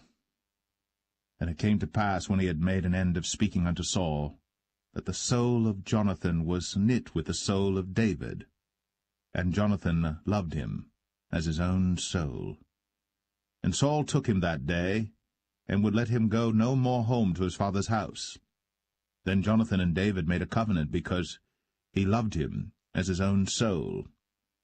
And Jonathan stripped himself of the robe that was upon him, and gave it to David, and his garments, even to his sword, and to his bow, and to his girdle. And David went out whithersoever Saul sent him, and behaved himself wisely. And Saul set him over the men of war, and he was accepted in the sight of all the people, and also in the sight of Saul's servants. And it came to pass, as they came, when David was returned from the slaughter of the Philistine, that women came out of all cities of Israel, singing and dancing to meet King Saul, with tabrets, with joy, and with instruments of music. And the women answered one another as they played, and said, Saul hath slain his thousands, and David his 10,000s. And Saul was very wroth, and the saying displeased him, and he said, They have ascribed unto David 10,000s, and to me they have ascribed but thousands. And what can he have more but the kingdom? And Saul eyed David from that day and forward. And it came to pass on the morrow that the evil spirit from God came upon Saul, and he prophesied in the midst of the house. And David played with his hand, as at other times. And there was a javelin in Saul's hand. And Saul cast the javelin, for he said, I will smite David even to the wall with it. And David avoided out of his presence twice. And Saul was afraid of David, because the Lord was with him, and was departed from Saul. Therefore Saul removed him from him, and made him his captain over 1,000. And he went out and came in before the people. And David behaved himself wisely in all his ways, and the Lord was with him. Wherefore when Saul saw that he behaved himself very wisely, he was afraid of him. But all Israel and Judah loved David, because he went out and came in before them. And Saul said to David, Behold my elder daughter Merab, her will I give thee to wife. Only be thou valiant for me, and fight the Lord's battles. For Saul said, Let not mine hand be upon him, but let the hand of the Philistines be upon him. And David said unto Saul, Who am I, and what is my life, or my father's family in Israel, that I should be son-in-law to the king? But it came to pass at the time when Merab, Saul's daughter, should have been given to David, that she was given unto Adriel, the Maholathite, to wife. And Michal, Saul's daughter, loved David. And they told Saul, and the thing pleased him. And Saul said, I will give him her, that she may be a snare to him, and that the hand of the Philistines may be against him. Wherefore Saul said to David, Thou shalt this day be my son-in-law in the one of the twain. And Saul commanded his servants, saying, Commune with David secretly, and say, Behold, the king hath delight in thee, and all his servants love thee. Now therefore be the king's son-in-law. And Saul's servants spake those words in the ears of David. And David said, Seemeth it to you a light thing to be a king's son-in-law, seeing that I am a poor man, and lightly esteemed? And the servants of Saul told him, saying, On this manner spake David. And Saul said, Thus shall ye say to David, The king desireth not any dowry, but 100 foreskins of the Philistines to be avenged of the king's enemies. But Saul thought to make David fall by the hand of the Philistines. And when his servants told David these words, it pleased David well to be the king's son-in-law, and the days were not expired. Wherefore David arose, and went, he and his men, and slew of the Philistines 200 men. And David brought their foreskins, and they gave them in full tale to the king, that he might be the king's son-in-law. And Saul gave him Michal his daughter to wife. And Saul saw and knew that the Lord was with David, and that Michal, Saul's daughter, loved him. And Saul was yet the more afraid of David, and Saul became David's enemy continually. Then the princes of the Philistines went forth, and it came to pass after they went forth that David behaved himself more wisely than all the servants of Saul, so that his name was much set by.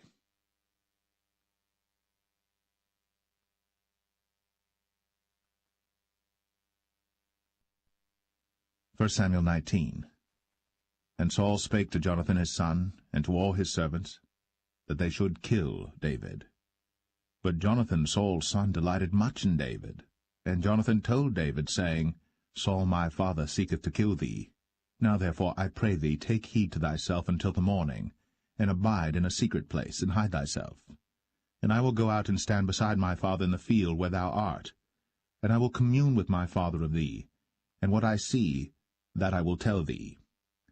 And Jonathan spake good of David unto Saul his father, and said unto him, Let not the king sin against his servant, against David, because he hath not sinned against thee, and because his works have been to thee ward very good. For he did put his life in his hand, and slew the Philistine. And the Lord wrought a great salvation for all Israel. Thou sawest it, and didst rejoice. Wherefore then wilt thou sin against innocent blood, to slay David without a cause? And Saul hearkened unto the voice of Jonathan. And Saul sware, As the Lord liveth, he shall not be slain. And Jonathan called David.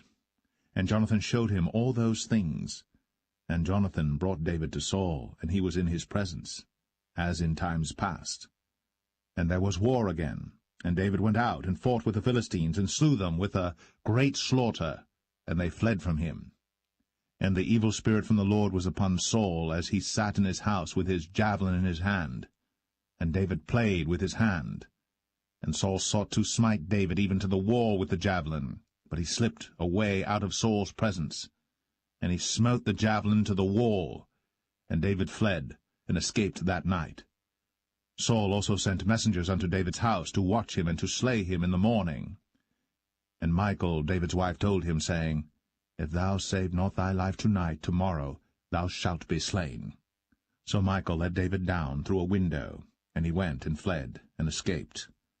And Michal took an image, and laid it in the bed, and put a pillow of goat's hair for his bolster, and covered it with a cloth. And when Saul sent messengers to take David, she said, He is sick. And Saul sent the messengers again to see David, saying, Bring him up to me in the bed, that I may slay him. And when the messengers were come in, behold, there was an image in the bed, with a pillow of goat's hair for his bolster. And Saul said unto Michal, Why hast thou deceived me so, and sent away mine enemy, that he is escaped? And Michal answered Saul, He said unto me, Let me go, why should I kill thee? So David fled, and escaped, and came to Samuel to Ramah, and told him all that Saul had done to him. And he and Samuel went, and dwelt in Naueth. And it was told Saul, saying, Behold, David is at Naueth in Ramah. And Saul sent messengers to take David. And when they saw the company of the prophets prophesying, and Samuel standing as appointed over them, the Spirit of God was upon the messengers of Saul, and they also prophesied. And when it was told Saul, he sent other messengers, and they prophesied likewise. And Saul sent messengers again the third time, and they prophesied also. Then went he also to Ramah, and came to a great well that is in Sechu. And he asked and said, Where are Samuel and David? And one said, Behold, they be at Naueth in Ramah. And he went thither to Naueth in Ramah. And the Spirit of God was upon him also. And he went on, and prophesied, until he came to Naueth in Ramah.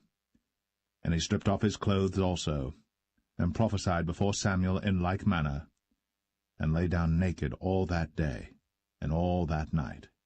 Wherefore they say, Is Saul also among the prophets?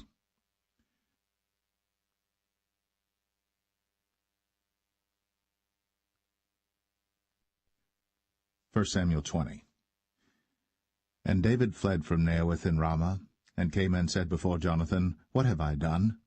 What is mine iniquity? And what is my sin before thy father, that he seeketh my life? And he said unto him, God forbid, thou shalt not die. Behold, my father will do nothing either great or small, but that he will show it me. And why should my father hide this thing from me? It is not so. And David sware moreover, and said, Thy father certainly knoweth that I have found grace in thine eyes. And he saith, Let not Jonathan know this, lest he be grieved. But truly as the Lord liveth, and as thy soul liveth, there is but a step between me and death. Then said Jonathan unto David, Whatsoever thy soul desireth, I will even do it for thee. And David said unto Jonathan, Behold, tomorrow is the new moon, and I should not fail to sit with the king at meat, but let me go, that I may hide myself in the field unto the third day at even. If thy father at all miss me, then say, David earnestly asked leave of me that he might run to Bethlehem his city, for there is a yearly sacrifice there for all the family. If he say thus, it is well, thy servant shall have peace. But if he be very wroth, then be sure that evil is determined by him. Therefore thou shalt deal kindly with thy servant, for thou hast brought thy servant into a covenant of the Lord with thee. Notwithstanding, if there be in me iniquity, slay me thyself. For why shouldest thou bring me to thy father? And Jonathan said, Far be it from thee, for if I knew certainly that evil were determined by my father to come upon thee, then would not I tell it thee? Then said David to Jonathan, Who shall tell me? Or what if thy father answer thee roughly? And Jonathan said unto David, Come, and let us go out into the field. And they went out, both of them, into the field. And Jonathan said unto David, O Lord God of Israel, when I have sounded my father about tomorrow any time, or the third day, and behold, if there be good toward David, And I then send not unto thee, and show it thee? The Lord do so, and much more to Jonathan. But if it please my father to do thee evil, then I will show it thee, and send thee away, that thou mayest go in peace, and the Lord be with thee, as he hath been with my father. And thou shalt not only while yet I live show me the kindness of the Lord, that I die not, but also thou shalt not cut off thy kindness from my house for ever, no, not when the Lord hath cut off the enemies of David every one from the face of the earth. So Jonathan made a covenant with the house of David, saying, Let the Lord even require it at the hand of David's enemies. And Jonathan caused David to swear again, because he loved him, for he loved him as he loved his own soul. Then Jonathan said to David, Tomorrow is the new moon, and thou shalt be missed, because thy seat will be empty. And when thou hast stayed 3 days, then thou shalt go down quickly, and come to the place where thou didst hide thyself when the business was in hand, and shalt remain by the stone Ezel. And I will shoot 3 arrows on the side thereof, as though I shot at a mark, and behold, I will send a lad, saying, Go, find out the arrows. If I expressly say unto the lad, Behold, the arrows are on this side of thee, take them, then come thou. For there is peace to thee, and no hurt, as the Lord liveth. But if I say thus unto the young man, Behold, the arrows are beyond thee, go thy way, for the Lord hath sent thee away. And as touching the matter which thou and I have spoken of, behold, the Lord be between thee and me for ever. So David hid himself in the field.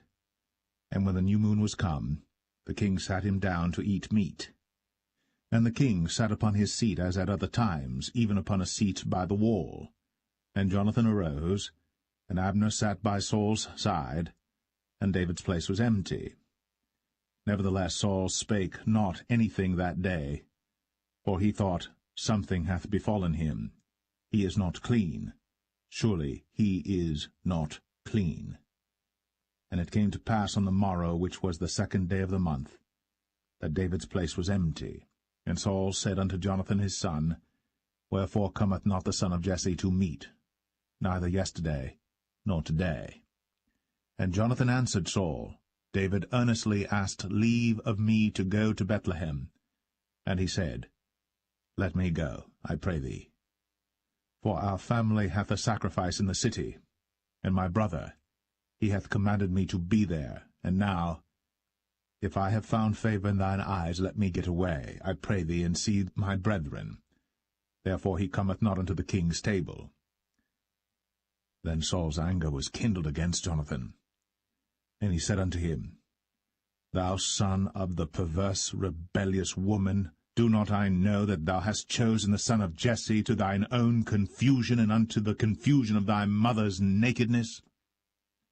For as long as the son of Jesse liveth upon the ground, thou shalt not be established, nor thy kingdom. Wherefore, now send and fetch him unto me, for he shall surely die.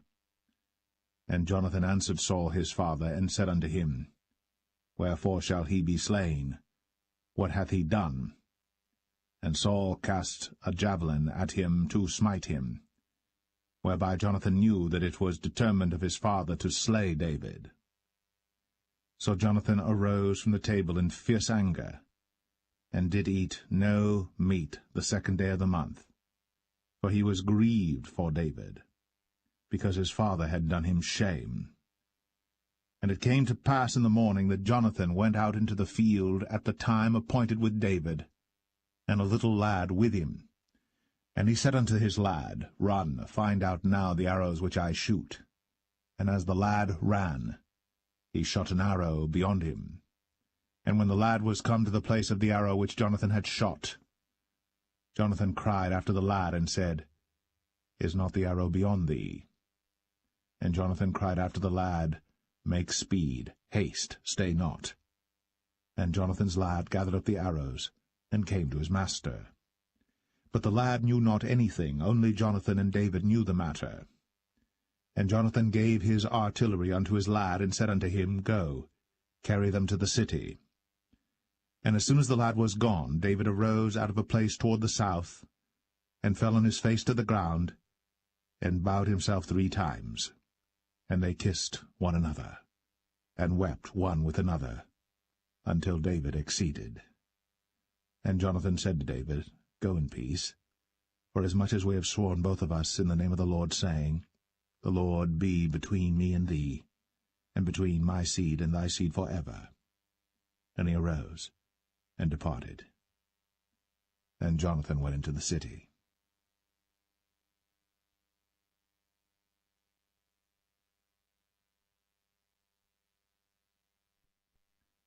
1 Samuel 21. Then came David to Nob, to Ahimelech the priest. And Ahimelech was afraid at the meeting of David, and said unto him, Why art thou alone, and no man with thee? And David said unto Ahimelech the priest, The king hath commanded me a business, and hath said unto me, Let no man know anything of the business whereabout I send thee, and what I have commanded thee. And I have appointed my servants to such and such a place. Now therefore, what is under thine hand? Give me 5 loaves of bread in mine hand, or what there is present. And the priest answered David, and said, There is no common bread under mine hand, but there is hallowed bread, if the young men have kept themselves at least from women. And David answered the priest, and said unto him, Of a truth, women have been kept from us, about these 3 days, since I came out. And the vessels of the young men are holy, and the bread is in a manner common, yea, though it was sanctified this day in the vessel. So the priests gave him hallowed bread, for there was no bread there but the showbread, that was taken from before the Lord, to put hot bread in the day when it was taken away. Now a certain man of the servants of Saul was there that day, detained before the Lord, and his name was Doeg, an Edomite, the chiefest of the herdmen that belonged to Saul. And David said unto Ahimelech, And is there not here under thine hand spear or sword? For I have neither brought my sword nor my weapons with me, because the king's business required haste. And the priest said, The sword of Goliath the Philistine, whom thou slewest in the valley of Elah, behold, it is here, wrapped in a cloth behind the ephod. If thou wilt take that, take it, for there is no other save that here. And David said, There is none like that, give it me. And David arose, and fled that day for fear of Saul, and went to Achish, the king of Gath. And the servants of Achish said unto him, Is not this David the king of the land? Did they not sing one to another of him in dances, saying, Saul hath slain his thousands, and David his 10,000s? And David laid up these words in his heart, and was sore afraid of Achish, the king of Gath. And he changed his behavior before them, and feigned himself mad in their hands, and scrabbled on the doors of the gate, and let his spittle fall down upon his beard. Then said Achish unto his servants, Lo, ye see the man is mad. Wherefore then have ye brought him to me? Have I need of madmen, that ye have brought this fellow to play the madman in my presence? Shall this fellow come into my house?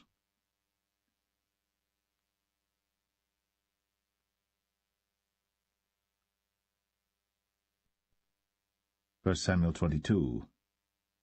David therefore departed thence, and escaped to the cave Adullam. And when his brethren and all his father's house heard it, they went down thither to him. And every one that was in distress, and every one that was in debt, and every one that was discontented gathered themselves unto him. And he became a captain over them. And there were with him about 400 men. And David went thence to Mizpeh of Moab. And he said unto the king of Moab, Let my father and my mother, I pray thee, come forth, and be with you, till I know what God will do for me. And he brought them before the king of Moab, and they dwelt with him all the while that David was in the hold. And the prophet Gad said unto David, Abide not in the hold, depart, and get thee into the land of Judah. Then David departed, and came into the forest of Hareth. When Saul heard that David was discovered, and the men that were with him. Now Saul abode in Gibeah under a tree in Ramah, having his spear in his hand, and all his servants were standing about him. Then Saul said unto his servants that stood about him, Hear now, ye Benjamites. Will the son of Jesse give every one of you fields and vineyards, and make you all captains of thousands and captains of hundreds, that all of you have conspired against me? And there is none that showeth me that my son hath made a league with the son of Jesse. And there is none of you that is sorry for me, or showeth unto me that my son hath stirred up my servant against me, to lie in wait, as at this day. Then answered Doeg the Edomite, which was set over the servants of Saul, and said, I saw the son of Jesse coming to Nob, to Ahimelech the son of Ahitub. And he inquired of the Lord for him, and gave him victuals, and gave him the sword of Goliath the Philistine. Then the king sent to call Ahimelech the priest, the son of Ahitub, and all his father's house, the priests that were in Nob, and they came all of them to the king. And Saul said, Hear now, thou son of Ahitub. And he answered, Here I am, my lord. And Saul said unto him, Why have ye conspired against me, thou and the son of Jesse, in that thou hast given him bread and a sword, and hast inquired of God for him, that he should rise against me to lie in wait, as at this day? Then Ahimelech answered the king, and said, And who is so faithful among all thy servants as David, which is the king's son-in-law, and goeth at thy bidding, and is honorable in thine house? Did I then begin to inquire of God for him? Be it far from me. Let not the king impute anything unto his servant, nor to all the house of my father, for thy servant knew nothing of all this, less or more. And the king said, Thou shalt surely die, Ahimelech, thou, and all thy father's house. And the king said unto the footmen that stood about him, Turn, and slay the priests of the Lord, because their hand also is with David, and because they knew when he fled, and did not show it to me. But the servants of the king would not put forth their hand to fall upon the priests of the Lord. And the king said to Doeg, Turn thou, and fall upon the priests. And Doeg the Edomite turned, and he fell upon the priests, and slew on that day 75 persons that did wear a linen ephod. And Nob, the city of the priests, smote he with the edge of the sword, both men and women, children and sucklings, and oxen and asses, and sheep, with the edge of the sword. And one of the sons of Ahimelech the son of Ahitub, named Abiathar, escaped, and fled after David. And Abiathar showed David that Saul had slain the Lord's priests. And David said unto Abiathar, I knew it that day when Doeg the Edomite was there, that he would surely tell Saul, I have occasioned the death of all the persons of thy father's house. Abide thou with me. Fear not, for he that seeketh my life seeketh thy life. But with me thou shalt be in safeguard.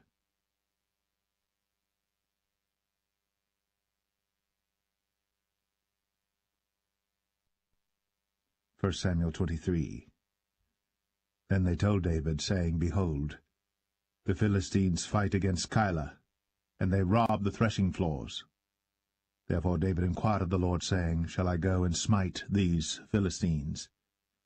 And the Lord said unto David, Go, and smite the Philistines, and save Keilah.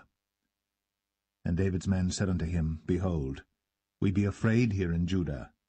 How much more then if we come to Keilah against the armies of the Philistines? Then David inquired of the Lord yet again. And the Lord answered him and said, Arise, go down to Keilah, for I will deliver the Philistines into thine hand.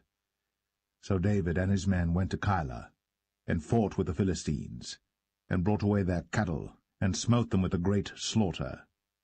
So David saved the inhabitants of Keilah. And it came to pass, when Abiathar the son of Ahimelech fled to David to Keilah, that he came down with an ephod in his hand. And it was told Saul that David was come to Keilah. And Saul said, God hath delivered him into mine hand, for he is shut in, by entering into a town that hath gates and bars. And Saul called all the people together to war, to go down to Keilah, to besiege David and his men. And David knew that Saul secretly practiced mischief against him. And he said to Abiathar the priest, Bring hither the ephod. Then said David, O Lord God of Israel, Thy servant hath certainly heard that Saul seeketh to come to Keilah, to destroy the city for my sake. Will the men of Keilah deliver me up into his hand? Will Saul come down as thy servant hath heard? O Lord God of Israel, I beseech thee, tell thy servant. And the Lord said, He will come down. Then said David, Will the men of Keilah deliver me and my men into the hand of Saul? And the Lord said, They will deliver thee up. Then David and his men, which were about 600, arose, and departed out of Keilah, and went whithersoever they could go. And it was told Saul that David was escaped from Keilah, and he forbare to go forth. And David abode in the wilderness in strongholds, and remained in a mountain in the wilderness of Ziph. And Saul sought him every day, but God delivered him not into his hand. And David saw that Saul was come out to seek his life.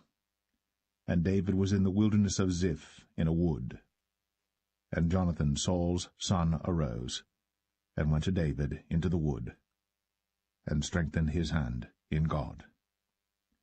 And he said unto him, Fear not, but the hand of Saul my father shall not find thee, and thou shalt be king over Israel, and I shall be next unto thee, and that also Saul my father knoweth. And they two made a covenant before the Lord. And David abode in the wood, and Jonathan went to his house. Then came up the Ziphites to Saul to Gibeah, saying, Doth not David hide himself with us in strongholds in the wood, in the hill of Hachilah, which is on the south of Jeshimon? Now therefore, O king, come down according to all the desire of thy soul to come down, and our part shall be to deliver him into the king's hand. And Saul said, Blessed be ye of the Lord, for ye have compassion on me. Go, I pray you, prepare yet, and know and see his place where his haunt is, and who hath seen him there. For it is told me that he dealeth very subtly. See therefore, and take knowledge of all the lurking places where he hideth himself, and come ye again to me with the certainty, and I will go with you. And it shall come to pass, if he be in the land, that I will search him out throughout all the thousands of Judah. And they arose, and went to Ziph before Saul. But David and his men were in the wilderness of Maon, in the plain on the south of Jeshimon. Saul also and his men went to seek him, and they told David, wherefore he came down into a rock, and abode in the wilderness of Maon. And when Saul heard that, he pursued after David in the wilderness of Maon. And Saul went on this side of the mountain, and David and his men on that side of the mountain. And David made haste to get away for fear of Saul. For Saul and his men compassed David and his men round about to take them. But there came a messenger unto Saul, saying, Haste thee, and come, for the Philistines have invaded the land. Wherefore Saul returned from pursuing after David, and went against the Philistines. Therefore they called that place Selah Hammalekoth. And David went up from thence, and dwelt in strongholds at En-gedi.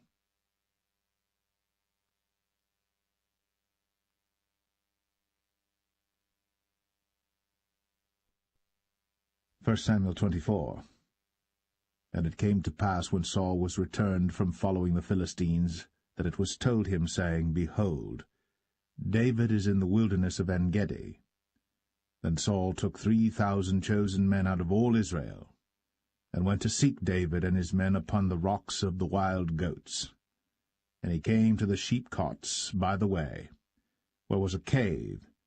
And Saul went in to cover his feet, and David and his men remained in the sides of the cave. And the men of David said unto him, Behold the day of which the Lord said unto thee, Behold, I will deliver thine enemy into thine hand, that thou mayest do to him as it shall seem good unto thee. Then David arose, and cut off the skirt of Saul's robe privily. And it came to pass afterward that David's heart smote him, because he had cut off Saul's skirt. And he said unto his men, The Lord forbid that I should do this thing unto my master, the Lord's anointed, to stretch forth mine hand against him, seeing he is the anointed of the Lord. So David stayed his servants with these words, and suffered them not to rise against Saul. But Saul rose up out of the cave, and went on his way. David also rose afterward, and went out of the cave, and cried after Saul, saying, My lord the king. And when Saul looked behind him, David stooped with his face to the earth, and bowed himself. And David said to Saul, Wherefore hearest thou men's words, saying, Behold, David seeketh thy hurt? Behold, this day thine eyes have seen how that the Lord had delivered thee today into mine hand in the cave, and some bade me kill thee. But mine eye spared thee, and I said, I will not put forth mine hand against my Lord, for he is the Lord's anointed. Moreover, my father, see the skirt of thy robe in my hand. For in that I cut off the skirt of thy robe, and killed thee not. Know thou, and see that there is neither evil nor transgression in mine hand, and I have not sinned against thee. Yet thou huntest my soul to take it. The Lord judge between me and thee, and the Lord avenge me of thee, but mine hand shall not be upon thee.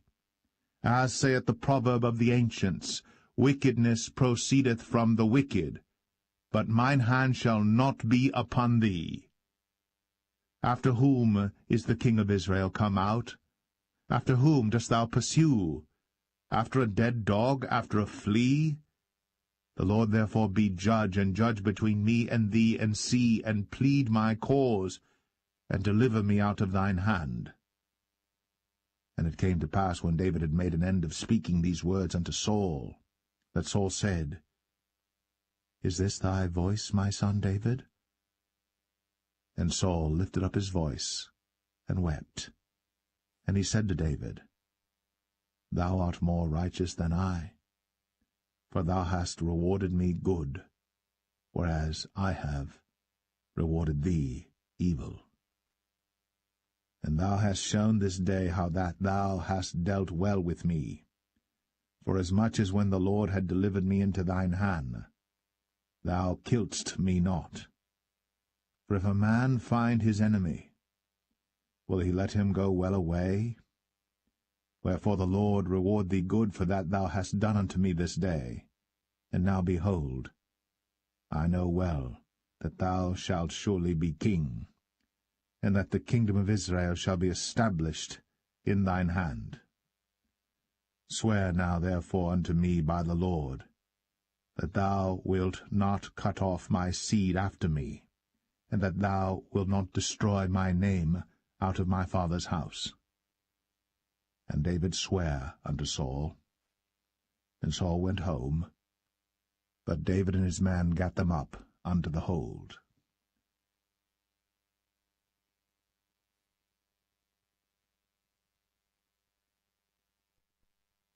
1 Samuel 25.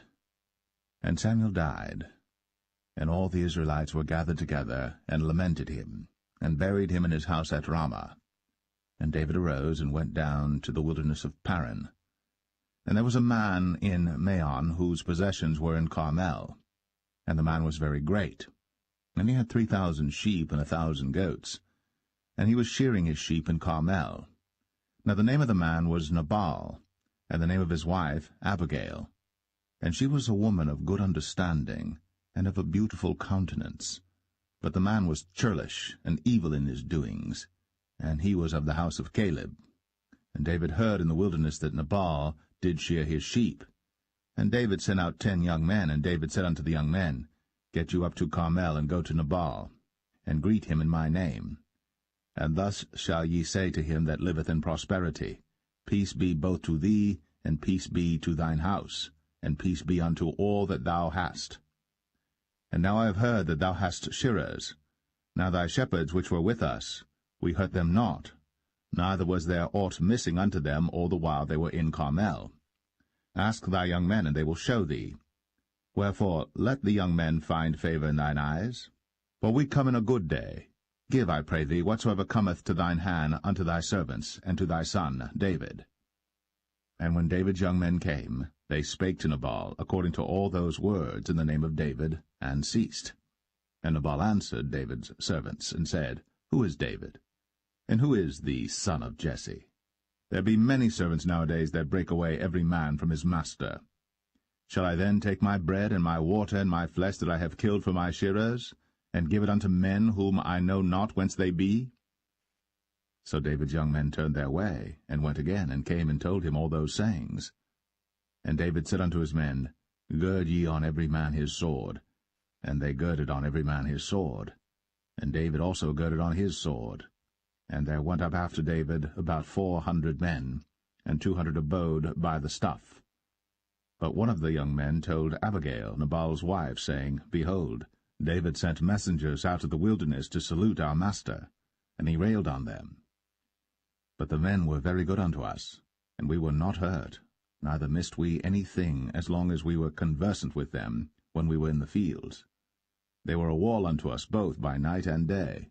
All the while we were with them keeping the sheep.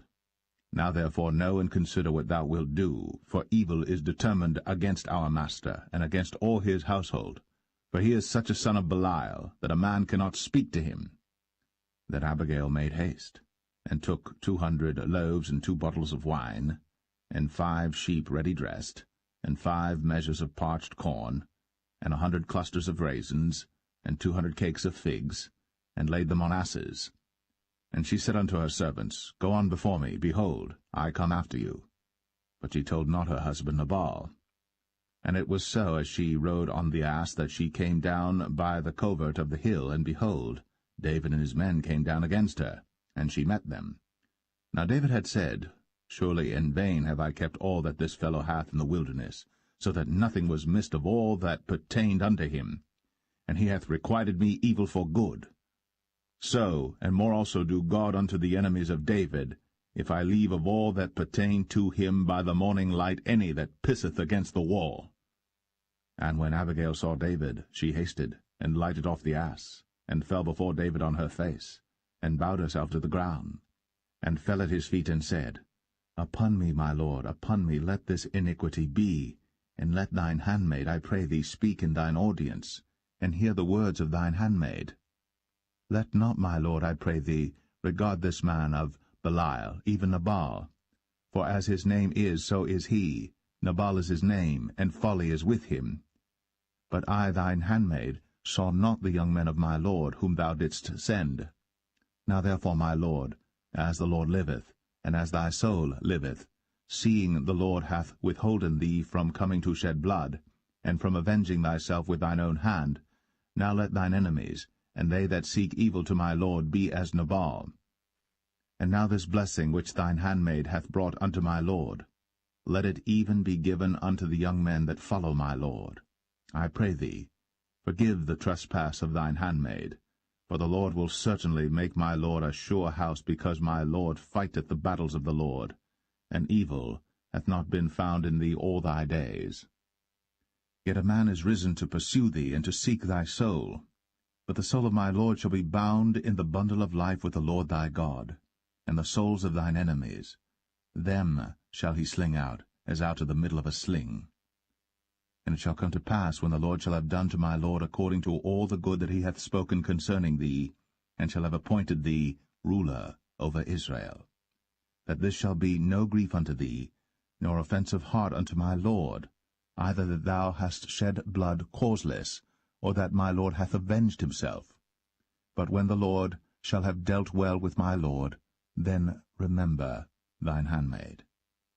And David said to Abigail, Blessed be the Lord God of Israel, which sent thee this day to meet me. And blessed be thy advice, and blessed be thou, which hast kept me this day from coming to shed blood, and from avenging myself with mine own hand. For in very deed, as the Lord God of Israel liveth, which hath kept me back from hurting thee, except thou hadst hasted and come to meet me, surely there had not been left unto Nabal by the morning light any that pisseth against the wall. So David received of her hand that which she had brought him, and said unto her, Go up in peace to thine house. See, I have hearkened to thy voice, and have accepted thy person. And Abigail came to Nabal, and behold, he held a feast in his house, like the feast of a king. And Nabal's heart was merry within him, for he was very drunken. Wherefore she told him nothing, less or more, until the morning light. But it came to pass in the morning, when the wine was gone out of Nabal, and his wife had told him these things, that his heart died within him, and he became as a stone. And it came to pass about 10 days after, that the Lord smote Nabal, that he died. And when David heard that Nabal was dead, he said, Blessed be the Lord, that hath pleaded the cause of my reproach from the hand of Nabal, and hath kept his servant from evil. For the Lord hath returned the wickedness of Nabal upon his own head.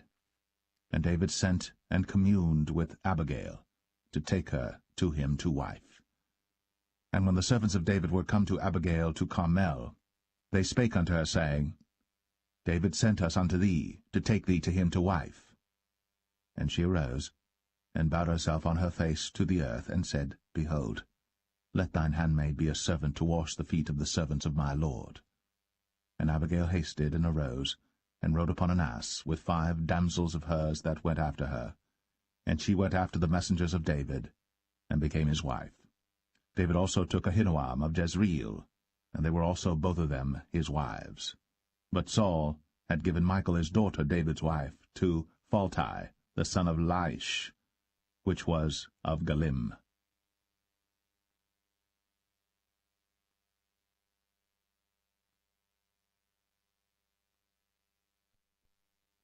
1 Samuel 26. And the Ziphites came unto Saul to Gibeah, saying, Doth not David hide himself in the hill of Hachilah, which is before Jeshimon? Then Saul arose, and went down to the wilderness of Ziph, having 3,000 chosen men of Israel with him to seek David in the wilderness of Ziph. And Saul pitched in the hill of Hachilah, which is before Jeshimon, by the way. But David abode in the wilderness, and he saw that Saul came after him into the wilderness. David therefore sent out spies, and understood that Saul was come in very deed. And David arose, and came to the place where Saul had pitched. And David beheld the place where Saul lay, and Abner the son of Ner, the captain of his host. And Saul lay in the trench, and the people pitched round about him. Then answered David, and said to Ahimelech the Hittite, and to Abishai, the son of Zeruiah, brother to Joab, saying, Who will go down with me to Saul to the camp? And Abishai said, I will go down with thee. So David and Abishai came to the people by night, and behold, Saul lay sleeping within the trench, and his spear stuck in the ground at his bolster. But Abner and the people lay round about him. Then said Abishai to David, God hath delivered thine enemy into thine hand this day. Now therefore let me smite him, I pray thee, with the spear even to the earth at once, and I will not smite him the second time. And David said to Abishai, Destroy him not, for who can stretch forth his hand against the Lord's anointed, and be guiltless? David said furthermore, As the Lord liveth, the Lord shall smite him, or his day shall come to die, or he shall descend into battle and perish. The Lord forbid that I should stretch forth mine hand against the Lord's anointed. But I pray thee, take thou now the spear that is at his bolster, and the cruse of water, and let us go. So David took the spear and the cruse of water from Saul's bolster, and they gat them away, and no man saw it, nor knew it, neither awaked, for they were all asleep, because a deep sleep from the Lord was fallen upon them. Then David went over to the other side, and stood on the top of an hill afar off, a great space being between them. And David cried to the people, and to Abner the son of Ner, saying, Answerest thou not, Abner? Then Abner answered and said, Who art thou that criest to the king? And David said to Abner, Art not thou a valiant man? And who is like to thee in Israel? Wherefore then hast thou not kept thy lord the king? For there came one of the people in to destroy the king thy lord. This thing is not good that thou hast done. As the Lord liveth, ye are worthy to die, because ye have not kept your master the Lord's anointed. And now see where the king's spear is, and the cruse of water that was at his bolster. And Saul knew David's voice, and said, Is this thy voice, my son, David? And David said, It is my voice, my lord, O king.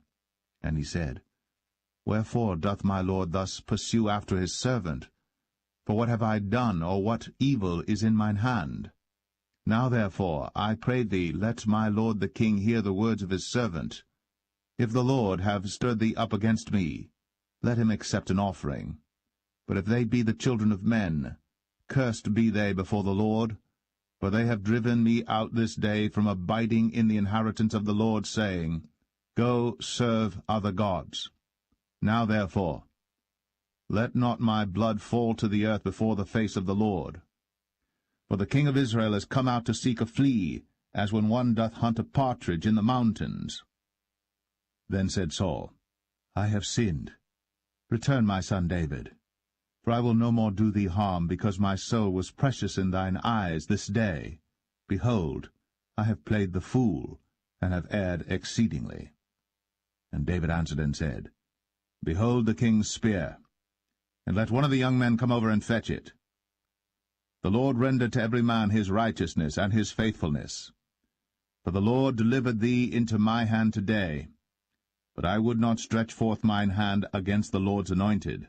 And behold, as thy life was much set by this day in mine eyes, so let my life be much set by in the eyes of the Lord, and let him deliver me out of all tribulation. Then Saul said to David, Blessed be thou, my son David. Thou shalt both do great things, and also shalt still prevail. So David went on his way, and Saul returned to his place.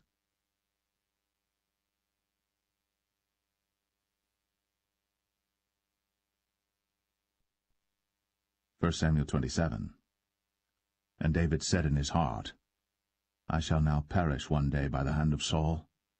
There is nothing better for me than that I should speedily escape into the land of the Philistines, and Saul shall despair of me, to seek me any more in any coast of Israel. So shall I escape out of his hand. And David arose, and he passed over with the 600 men that were with him unto Achish, the son of Maoch, king of Gath. And David dwelt with Achish at Gath, he and his men, every man with his household, even David with his 2 wives, Ahinoam the Jezreelitess, and Abigail the Carmelitess, Nabal's wife. And it was told Saul that David was fled to Gath, and he sought no more again for him. And David said unto Achish, If I have now found grace in thine eyes, let them give me a place in some town in the country, that I may dwell there. For why should thy servant dwell in the royal city with thee? Then Achish gave him Ziklag that day. Wherefore Ziklag pertaineth unto the kings of Judah unto this day. And the time that David dwelt in the country of the Philistines was a full year and 4 months. And David and his men went up, and invaded the Geshurites, and the Gezrites, and the Amalekites. For those nations were of old the inhabitants of the land, as thou goest to Shur, even unto the land of Egypt. And David smote the land, and left neither man nor woman alive, and took away the sheep and the oxen, and the asses, and the camels, and the apparel, and returned and came to Achish. And Achish said, Whither have ye made a road today? And David said, Against the south of Judah, and against the south of the Jerahmeelites, and against the south of the Kenites. And David saved neither man nor woman alive, to bring tidings to Gath, saying, Lest they should tell on us, saying, So did David, and so will be his manner all the while he dwelleth in the country of the Philistines. And Achish believed David, saying, He hath made his people Israel utterly to abhor him. Therefore he shall be my servant for ever.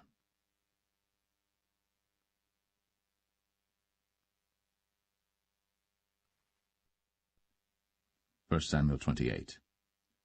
And it came to pass in those days that the Philistines gathered their armies together for warfare, to fight with Israel. And Achish said unto David, Know thou assuredly that thou shalt go out with me to battle, thou and thy men. And David said to Achish, Surely thou shalt know what thy servant can do. And Achish said to David, Therefore will I make thee keeper of mine head for ever. Now Samuel was dead, and all Israel had lamented him, and buried him in Ramah, even in his own city. And Saul had put away those that had familiar spirits, and the wizards out of the land. And the Philistines gathered themselves together, and came and pitched in Shunem. And Saul gathered all Israel together, and they pitched in Gilboa. And when Saul saw the host of the Philistines, he was afraid, and his heart greatly trembled. And when Saul inquired of the Lord answered him not, neither by dreams, nor by Urim, nor by prophets. Then said Saul unto his servants, Seek me a woman that hath a familiar spirit, that I may go to her, and inquire of her. And his servant said to him, Behold, there is a woman that hath a familiar spirit at Endor. And Saul disguised himself, and put on other raiment, and he went, and 2 men with him. And they came to the woman by night.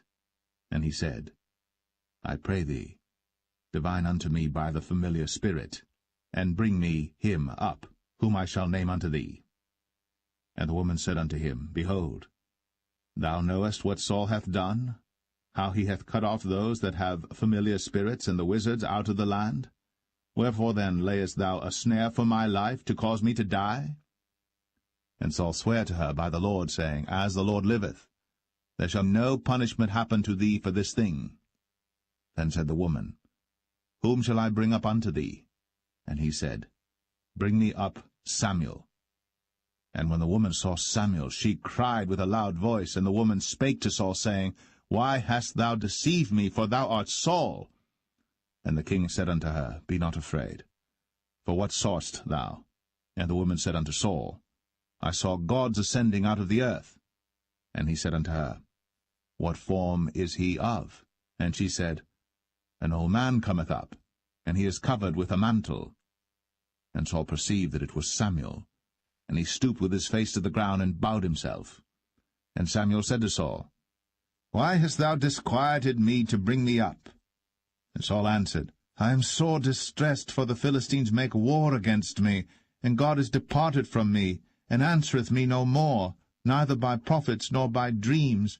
Therefore I have called thee, that thou mayest make known unto me what I shall do. Then said Samuel, Wherefore then dost thou ask of me, seeing the Lord is departed from thee, and is become thine enemy?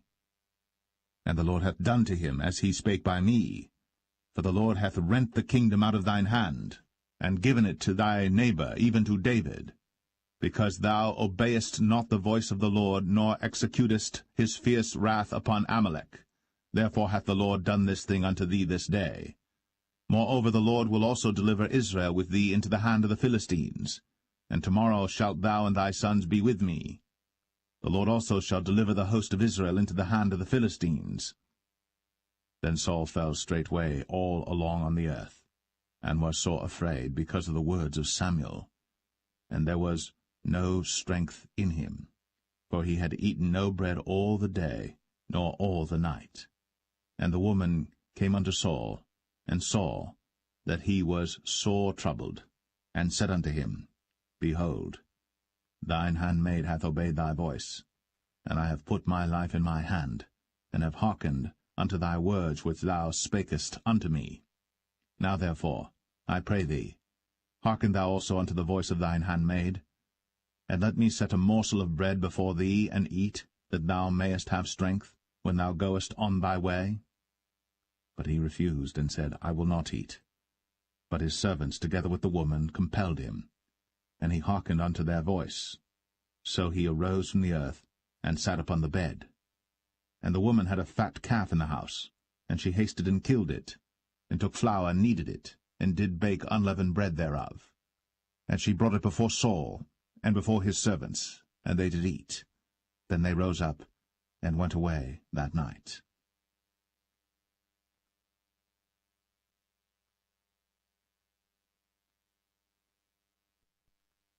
1 Samuel 29. Now the Philistines gathered together all their armies to Aphek, and the Israelites pitched by a fountain which is in Jezreel. And the lords of the Philistines passed on by hundreds and by thousands, but David and his men passed on in the rearward with Achish. Then said the princes of the Philistines, What do these Hebrews here? And Achish said unto the princes of the Philistines, Is not this David the servant of Saul the king of Israel, which hath been with me these days, or these years? And I have found no fault in him since he fell unto me unto this day. And the princes of the Philistines were wroth with him. And the princes of the Philistines said unto him, Make this fellow return, that he may go again to his place, which thou hast appointed him. And let him not go down with us to battle, lest in the battle he be an adversary to us. For wherewith should he reconcile himself unto his master? Should it not be with the heads of these men? Is not this David, of whom they sang one to another in dances, saying, Saul slew his thousands, and David his 10,000s? Then Achish called David and said unto him, Surely as the Lord liveth, thou hast been upright, and thy going out and thy coming in with me in the host is good in my sight. For I have not found evil in thee since the day of thy coming unto me unto this day. Nevertheless the Lord's favour thee not. Wherefore now return and go in peace, that thou displease not the lords of the Philistines. And David said unto Achish, But what have I done? And what hast thou found in thy servant so long as I have been with thee unto this day, that I may not go fight against the enemies of my lord the king? And Achish answered and said to David, I know that thou art good in my sight, as an angel of God. Notwithstanding the princes of the Philistines have said, He shall not go up with us to the battle. Wherefore now rise up early in the morning with thy master's servants that are come with thee, and as soon as ye be up early in the morning and have light, depart. So David and his men rose up early to depart in the morning, to return into the land of the Philistines. And the Philistines went up to Jezreel.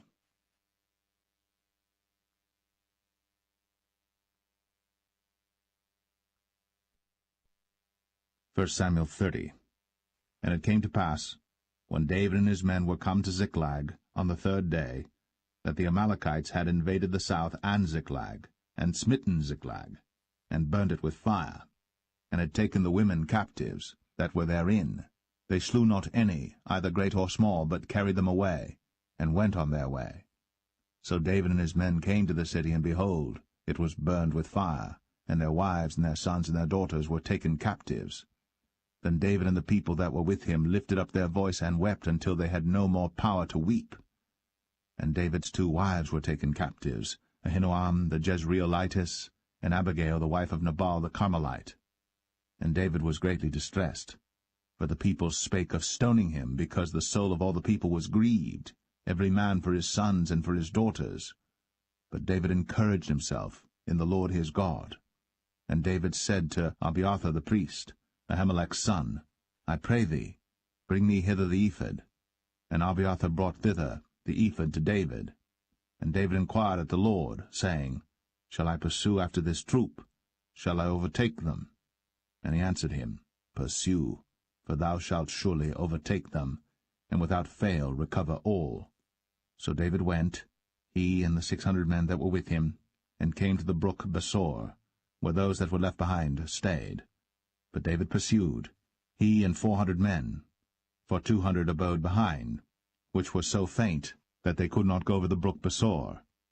And they found an Egyptian in the field, and brought him to David, and gave him bread, and he did eat, and they made him drink water.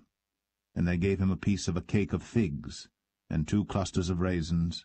And when he had eaten, his spirit came again to him, for he had eaten no bread, nor drunk any water 3 days and 3 nights. And David said unto him, To whom belongest thou, and whence art thou? And he said, I am a young man of Egypt, servant to an Amalekite, and my master left me, because 3 days agone I fell sick. We made an invasion upon the south of the Cherethites, and upon the coast which belongeth to Judah, and upon the south of Caleb, and we burned Ziklag with fire. And David said to him, Canst thou bring me down to this company? And he said, Swear unto me by God, that thou wilt neither kill me, nor deliver me into the hands of my master, and I will bring thee down to this company. And when he had brought him down, behold, they were spread abroad upon all the earth, eating and drinking and dancing, because of all the great spoil that they had taken out of the land of the Philistines, and out of the land of Judah. And David smote them from the twilight even unto the evening of the next day. And there escaped not a man of them, save 400 young men which rode upon camels and fled. And David recovered all that the Amalekites had carried away, and David rescued his 2 wives. And there was nothing lacking to them, neither small nor great, neither sons nor daughters, neither spoil nor anything that they had taken to them. David recovered all. And David took all the flocks and the herds, which they drave before those other cattle, and said, This is David's spoil. And David came to the 200 men, which were so faint that they could not follow David, whom they had made also to abide at the brook Besor. And they went forth to meet David, and to meet the people that were with him.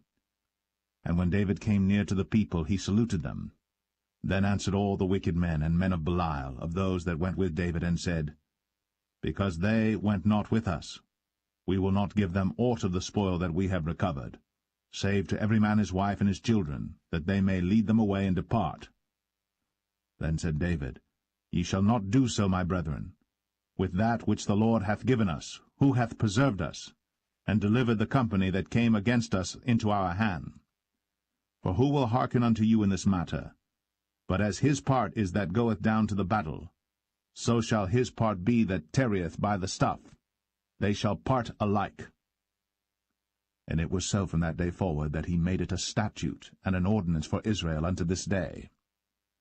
And when David came to Ziklag, he sent of the spoil unto the elders of Judah, even to his friends, saying, Behold, a present for you of the spoil of the enemies of the Lord, to them which were in Bethel, and to them which were in South Ramoth, and to them which were in Jatir, and to them which were in Aroer, and to them which were in Siphmoth, and to them which were in Eshtemoa, and to them which were in Rakal, and to them which were in the cities of the Jerahmeelites, and to them which were in the cities of the Kenites, and to them which were in Hormah, and to them which were in Chor-Ashan, and to them which were in Athak, and to them which were in Hebron, and to all the places where David himself and his men were wont to haunt.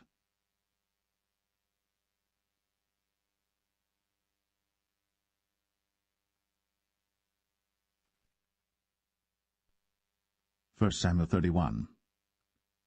Now the Philistines fought against Israel, and the men of Israel fled from before the Philistines, and fell down slain in Mount Gilboa.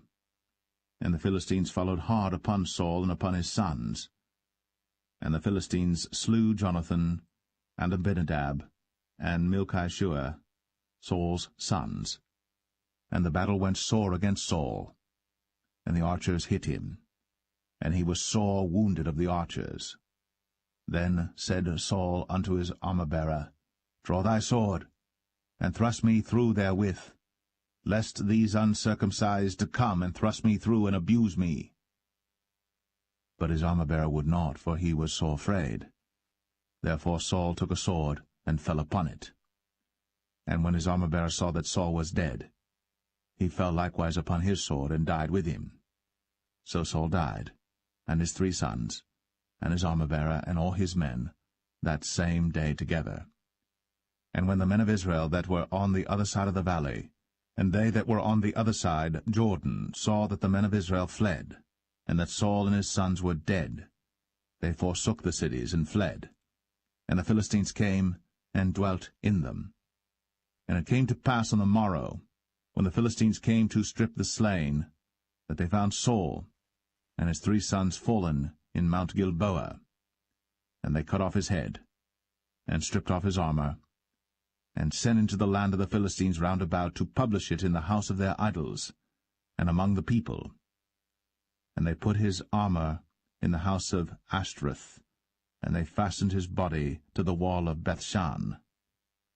And when the inhabitants of Jabesh-Gilead heard of that which the Philistines had done to Saul, all the valiant men arose, and went all night, and took the body of Saul, and the bodies of his sons from the wall of Bethshan, and came to Jabesh, and burnt them there.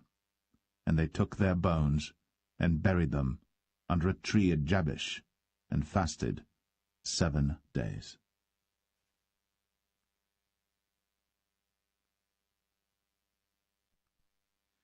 The second book of Samuel, chapter 1.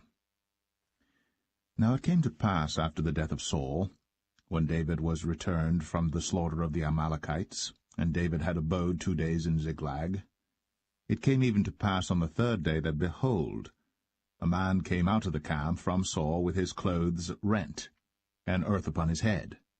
And so it was when he came to David, that he fell to the earth, and did obeisance.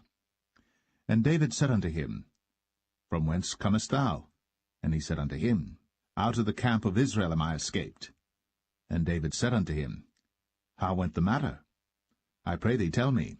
And he answered, That the people are fled from the battle, and many of the people also are fallen and dead. And Saul and Jonathan his son are dead also. Then David said unto the young man that told him, How knowest thou that Saul and Jonathan his son be dead? And the young man that told him said, As I happened by chance upon Mount Gilboa, behold, Saul leaned upon his spear, and lo, the chariots and horsemen followed hard after him. And when he looked behind him, he saw me, and called unto me, and I answered, Here am I. And he said unto me, Who art thou? And I answered him, I am an Amalekite. He said unto me again, Stand, I pray thee, upon me, and slay me. For anguish is come upon me, because my life is yet whole in me. So I stood upon him, and slew him, because I was sure that he could not live after that he was fallen. And I took the crown that was upon his head, and the bracelet that was on his arm, and have brought them hither unto my lord. Then David took hold on his clothes, and rent them, and likewise all the men that were with him. And they mourned, and wept, and fasted until even, for Saul and for Jonathan his son, and for the people of the Lord, and for the house of Israel, because they were fallen by the sword. And David said unto the young man that told him, Whence art thou? And he answered, I am the son of a stranger, an Amalekite. And David said unto him, How wast thou not afraid to stretch forth thine hand to destroy the Lord's anointed? And David called one of the young men and said, Go near, and fall upon him. And he smote him that he died. And David said unto him, Thy blood be upon thy head. For thy mouth hath testified against thee, saying, I have slain the Lord's anointed. And David lamented with this lamentation over Saul and over Jonathan his son. Also he bade them teach the children of Judah the use of the bow. Behold, it is written in the book of Jasher, The beauty of Israel is slain upon thy high places. How are the mighty fallen! Tell it not in Gath. Publish it not in the streets of Ashkelon, lest the daughters of the Philistines rejoice, lest the daughters of the uncircumcised triumph. Ye mountains of Gilboa, let there be no dew, neither let there be rain upon you, nor fields of offerings. For there the shield of the mighty is vilely cast away, the shield of Saul, as though he had not been anointed with oil. From the blood of the slain, from the fat of the mighty, the bow of Jonathan turned not back, and the sword of Saul returned not empty. Saul and Jonathan were lovely and pleasant in their lives, and in their death they were not divided. They were swifter than eagles. They were stronger than lions. Ye daughters of Israel, weep over Saul, who clothed you in scarlet, with other delights, who put on ornaments of gold upon your apparel. How are the mighty fallen in the midst of the battle, O Jonathan! Thou wast slain in thine high places. I am distressed for thee, my brother Jonathan. Very pleasant hast thou been unto me. Thy love to me was wonderful, passing the love of women. How are the mighty fallen, and the weapons of war perished!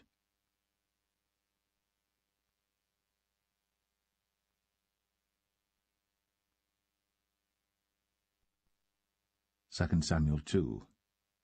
And it came to pass after this that David inquired of the Lord, saying, Shall I go up into any of the cities of Judah? And the Lord said unto him, Go up. And David said, Whither shall I go up? And he said, unto Hebron.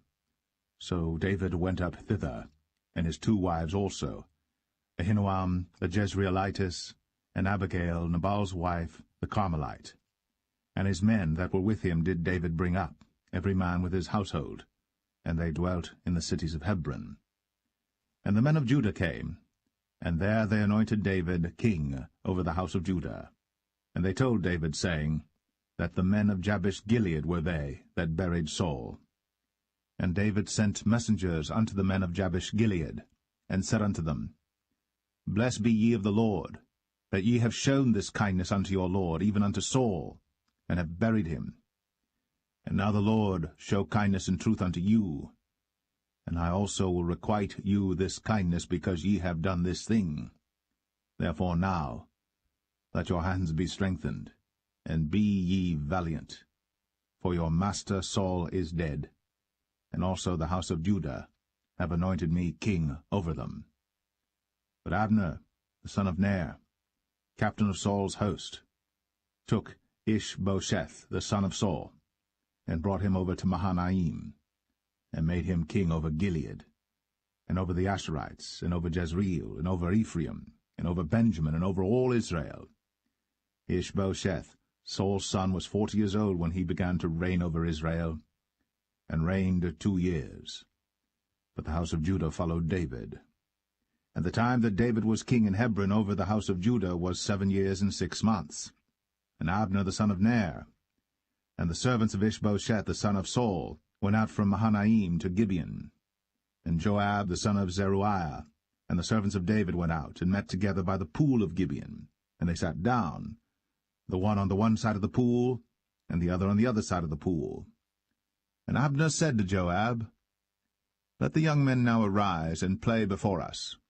And Joab said, Let them arise. Then there arose and went over by number 12 of Benjamin, which pertained to Ishbosheth the son of Saul, and 12 of the servants of David. And they caught every one his fellow by the head, and thrust his sword in his fellow's side, so they fell down together. Wherefore that place was called Helkath Hazurim, which is in Gibeon. And there was a very sore battle that day. And Abner was beaten, and the men of Israel, before the servants of David. And there were 3 sons of Zeruiah there, Joab, and Abishai, and Asahel. And Asahel was as light of foot as a wild roe. And Asahel pursued after Abner, and in going he turned not to the right hand nor to the left from following Abner. Then Abner looked behind him, and said, Art thou Asahel? And he answered, I am. And Abner said to him, Turn thee aside to thy right hand or to thy left, and lay thee hold on one of the young men, and take thee his armor. But Asahel would not turn aside from following of him. And Abner said again to Asahel, Turn thee aside from following me. Wherefore should I smite thee to the ground? How then should I hold up my face to Joab thy brother? Howbeit he refused to turn aside. Wherefore Abner, with the hinder end of the spear, smote him under the 5th rib, that the spear came out behind him. And he fell down there, and died in the same place. And it came to pass, that as many as came to the place where Asahel fell down and died stood still. Joab also and Abishai pursued after Abner. And the sun went down when they were come to the hill of Ammah, that lieth before Giah by the way of the wilderness of Gibeon. And the children of Benjamin gathered themselves together after Abner, and became one troop, and stood on the top of an hill. Then Abner called to Joab and said, Shall the sword devour for ever? Knowest thou not that it will be bitterness in the latter end? How long shall it be then, ere thou bid the people return from following their brethren? And Joab said, As God liveth, unless thou hadst spoken. Surely then in the morning the people had gone up every one from following his brother. So Joab blew a trumpet, and all the people stood still, and pursued after Israel no more, neither fought they any more. And Abner and his men walked all that night through the plain, and passed over Jordan, and went through all Bithron, and they came to Mahanaim. And Joab returned from following Abner. And when he had gathered all the people together, there lacked of David's servants 19 men, and Asahel. But the servants of David had smitten of Benjamin, and of Abner's men, so that 360 men died.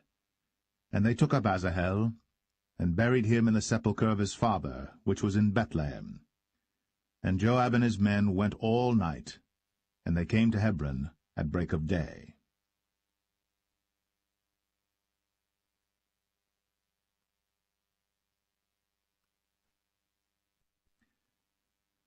2 Samuel 3. Now there was long war between the house of Saul and the house of David. But David waxed stronger and stronger, and the house of Saul waxed weaker and weaker.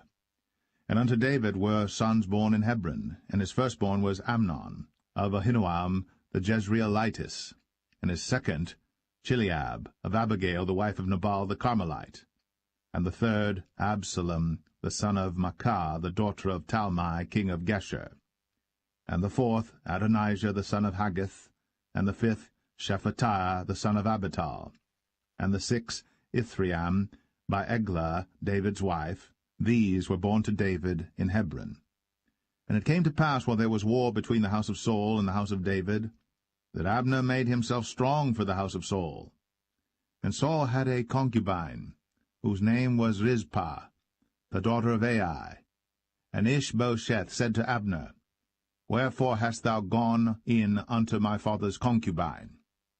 Then was Abner very wroth for the words of Ishbosheth, and said, Am I a dog's head, which against Judah do show kindness this day unto the house of Saul thy father, to his brethren, and to his friends, and have not delivered thee into the hand of David, that thou chargest me today with a fault concerning this woman? So do God to Abner, and more also, except as the Lord hath sworn to David, even so I do to him, to translate the kingdom from the house of Saul, and to set up the throne of David over Israel and over Judah, from Dan even to Beersheba. And he could not answer Abner a word again, because he feared him.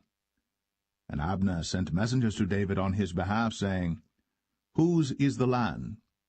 Saying also, Make thy league with me, and behold, my hand shall be with thee, to bring about all Israel unto thee. And he said, Well, I will make a league with thee.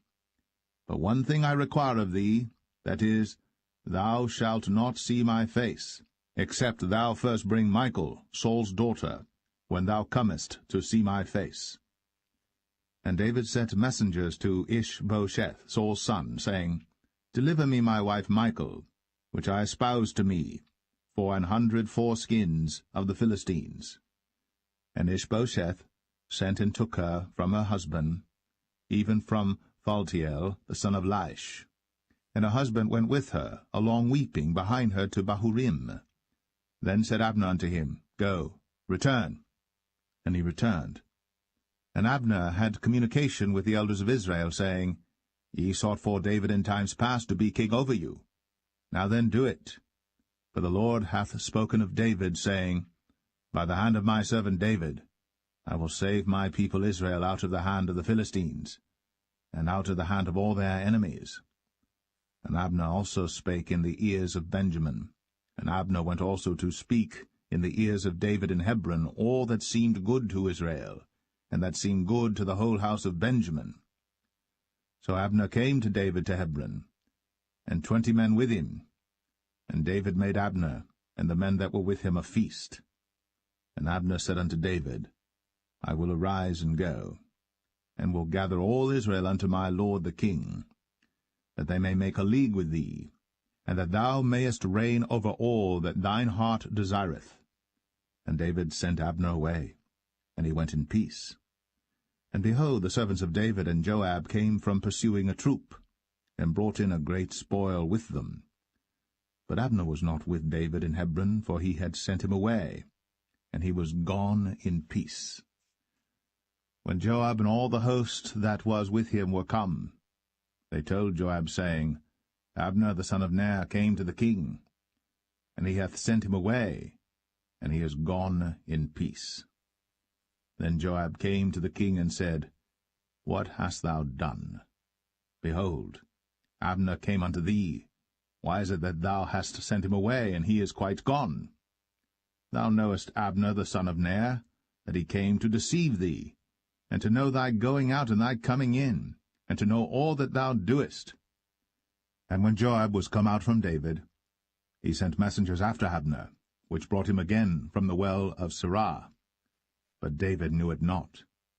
And when Abner was returned to Hebron, Joab took him aside in the gate to speak with him quietly, and smote him there, under the 5th rib, that he died, for the blood of Asahel his brother.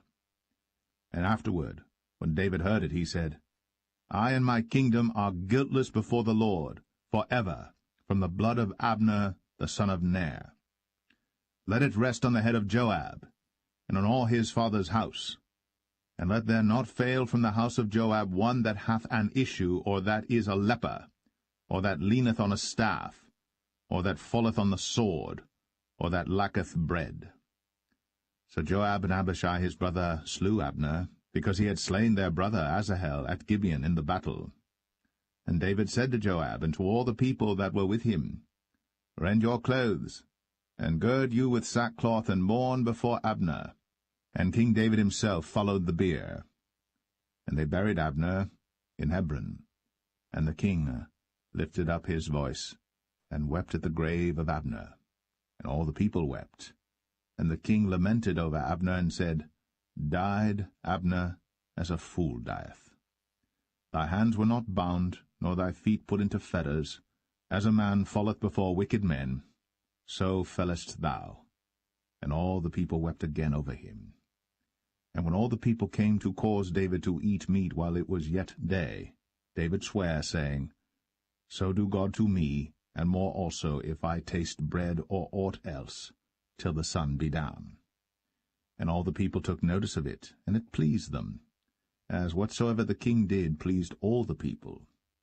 For all the people and all Israel understood that day that it was not of the king to slay Abner the son of Ner. And the king said unto his servants, Know ye not that there is a prince and a great man fallen this day in Israel? And I am this day weak, though anointed king. And these men, the sons of Zeruiah, be too hard for me. The Lord shall reward the doer of evil according to his wickedness.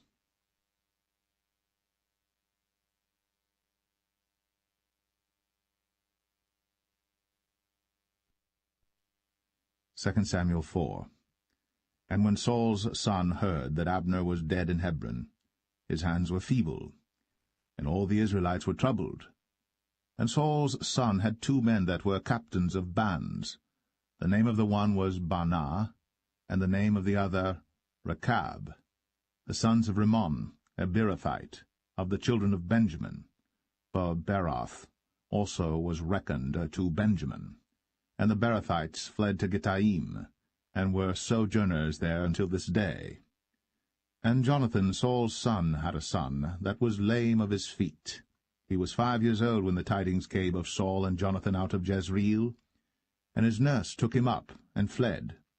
And it came to pass, as she made haste to flee, that he fell and became lame. And his name was Mephibosheth.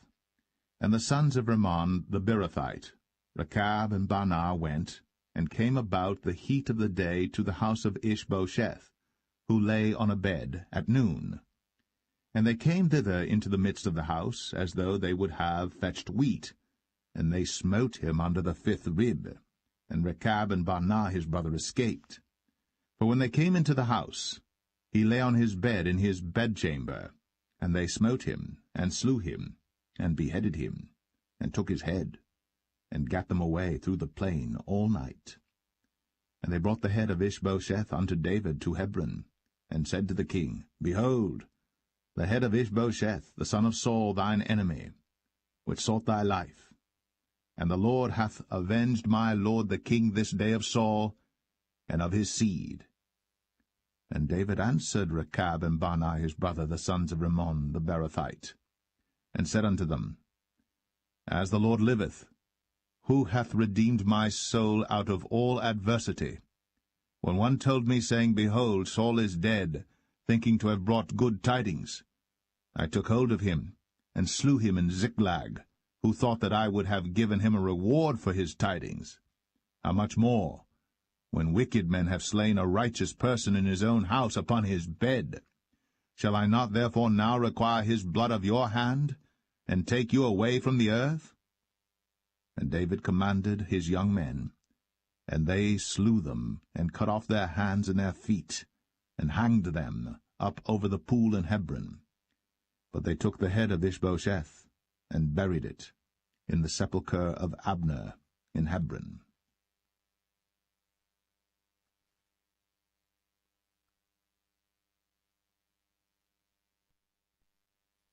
2 Samuel 5. Then came all the tribes of Israel to David unto Hebron, and spake, saying, Behold, we are thy bone and thy flesh. Also in time past, when Saul was king over us, thou wast he that leddest out and broughtest in Israel. And the Lord said to thee, Thou shalt feed my people Israel, and thou shalt be a captain over Israel. So all the elders of Israel came to the king to Hebron, and King David made a league with them in Hebron before the Lord, and they anointed David king over Israel. David was 30 years old when he began to reign, and he reigned 40 years. In Hebron he reigned over Judah 7 years and 6 months, and in Jerusalem he reigned 33 years over all Israel and Judah. And the king and his men went to Jerusalem unto the Jebusites, the inhabitants of the land, which spake unto David, saying, Except thou take away the blind and the lame, thou shalt not come in hither, thinking, David cannot come in hither. Nevertheless, David took the stronghold of Zion, the same is the city of David.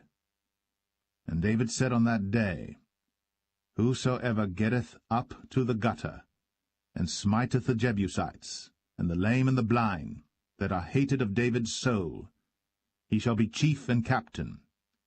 Wherefore they said, The blind and the lame shall not come into the house. So David dwelt in the fort, and called it the city of David. And David built round about from Millo and inward. And David went on, and grew great, and the Lord God of hosts was with him. And Hiram king of Tyre sent messengers to David, and cedar trees, and carpenters, and masons, and they built David an house. And David perceived that the Lord had established him king over Israel, and that he had exalted his kingdom for his people Israel's sake. And David took him more concubines and wives out of Jerusalem, after he was come from Hebron, and there were yet sons and daughters born to David. And these be the names of those that were born unto him in Jerusalem, Shammua, and Shobab, and Nathan, and Solomon, Ibhar also, and Elishua, and Nepheg, and Japhia, and Elishama, and Eliada, and Eliphalet. But when the Philistines heard that they had anointed David king over Israel, all the Philistines came up to seek David, and David heard of it, and went down to the hold. The Philistines also came and spread themselves in the valley of Rephaim. And David inquired of the Lord, saying, Shall I go up to the Philistines? Wilt thou deliver them into mine hand? And the Lord said unto David, Go up, for I will doubtless deliver the Philistines into thine hand.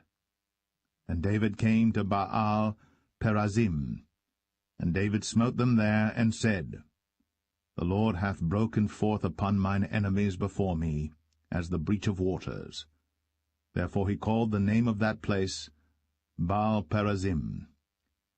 And there they left their images, and David and his men burned them. And the Philistines came up yet again, and spread themselves in the valley of Rephaim.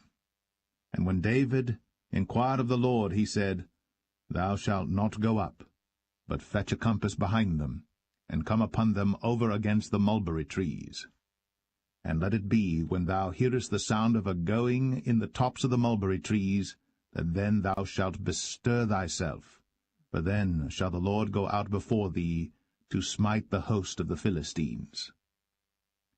And David did so, as the Lord had commanded him, and smote the Philistines from Geba until thou come to Gazer.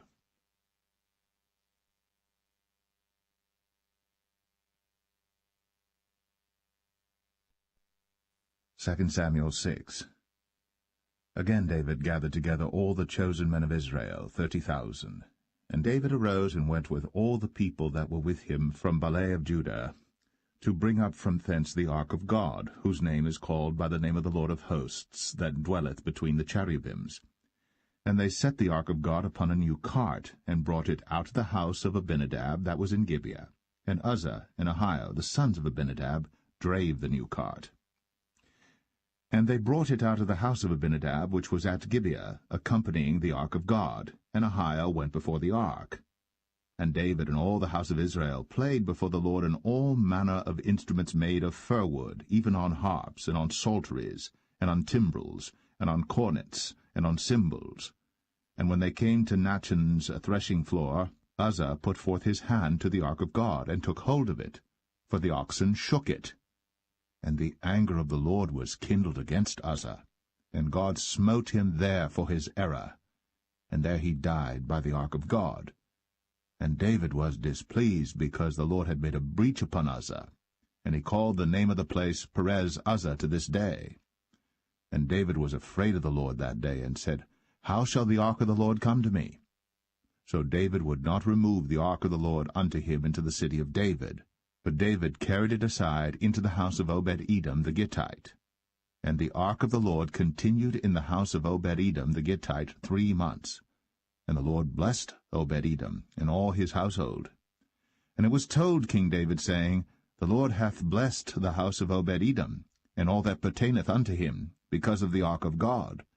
So David went and brought up the ark of God from the house of Obed-Edom into the city of David with gladness.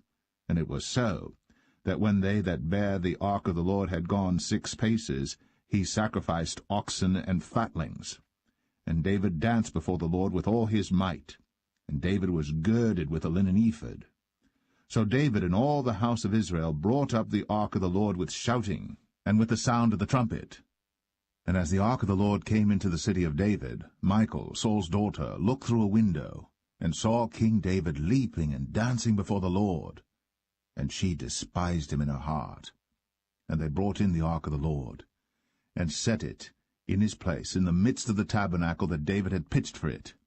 And David offered burnt offerings and peace offerings before the Lord. And as soon as David had made an end of offering burnt offerings and peace offerings, he blessed the people in the name of the Lord of hosts.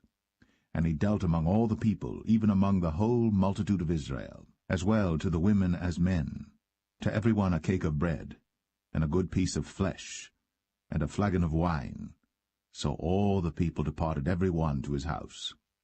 Then David returned to bless his household, and Michal the daughter of Saul came out to meet David, and said, How glorious was the king of Israel today, who uncovered himself today in the eyes of the handmaids of his servants, as one of the vain fellows shamelessly uncovereth himself. And David said unto Michal, It was before the Lord which chose me before thy father, and before all his house, to appoint me ruler over the people of the Lord, over Israel. Therefore will I play before the Lord. And I will yet be more vile than thus, and will be base in mine own sight. And of the maidservants which thou hast spoken of them shall I be had in honor. Therefore Michal, the daughter of Saul, had no child unto the day of her death.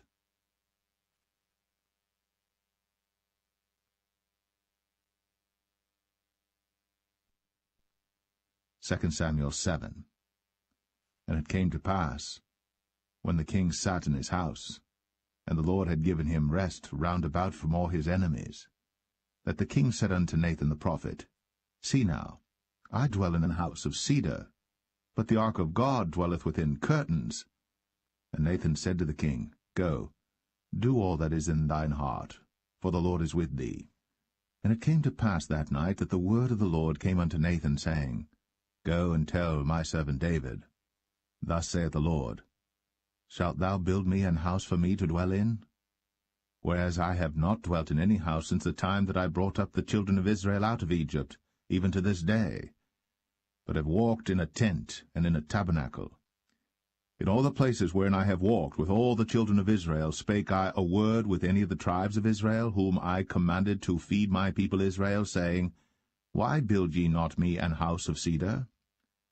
Now therefore, so shalt thou say unto my servant David, Thus saith the Lord of hosts, I took thee from the sheepcot, from following the sheep, to be ruler over my people, over Israel.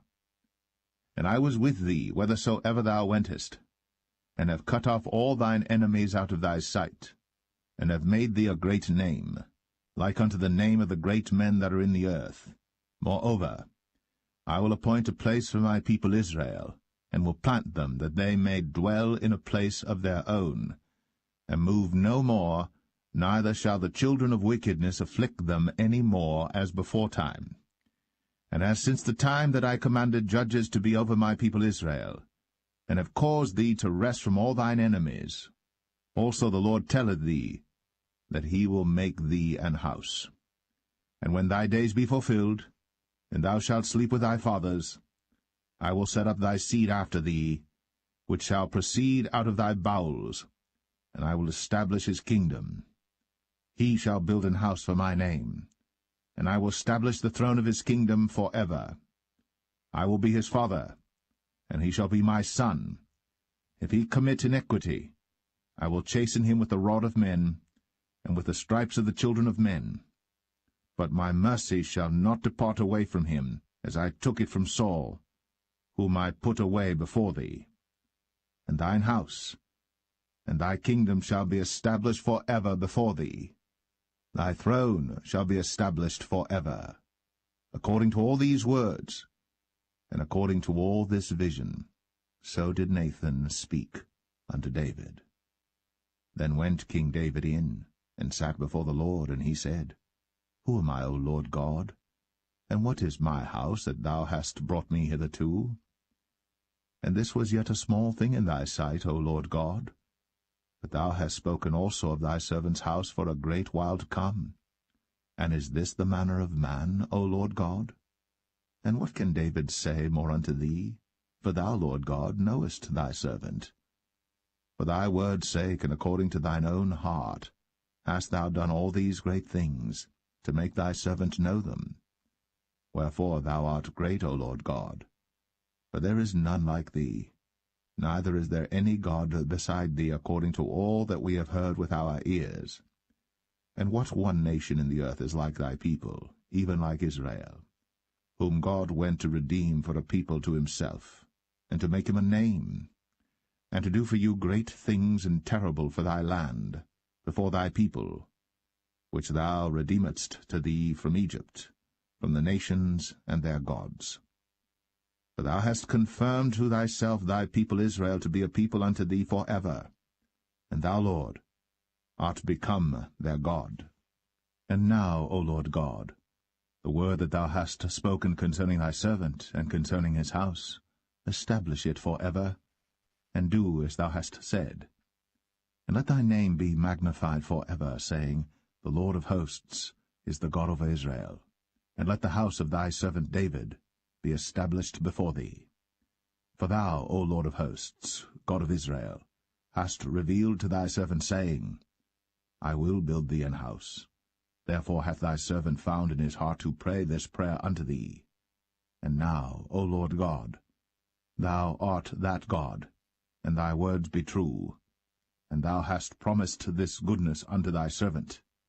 Therefore now, let it please thee to bless the house of thy servant, that it may continue for ever before thee. For thou, O Lord God, hast spoken it, and with thy blessing let the house of thy servant be blessed for ever.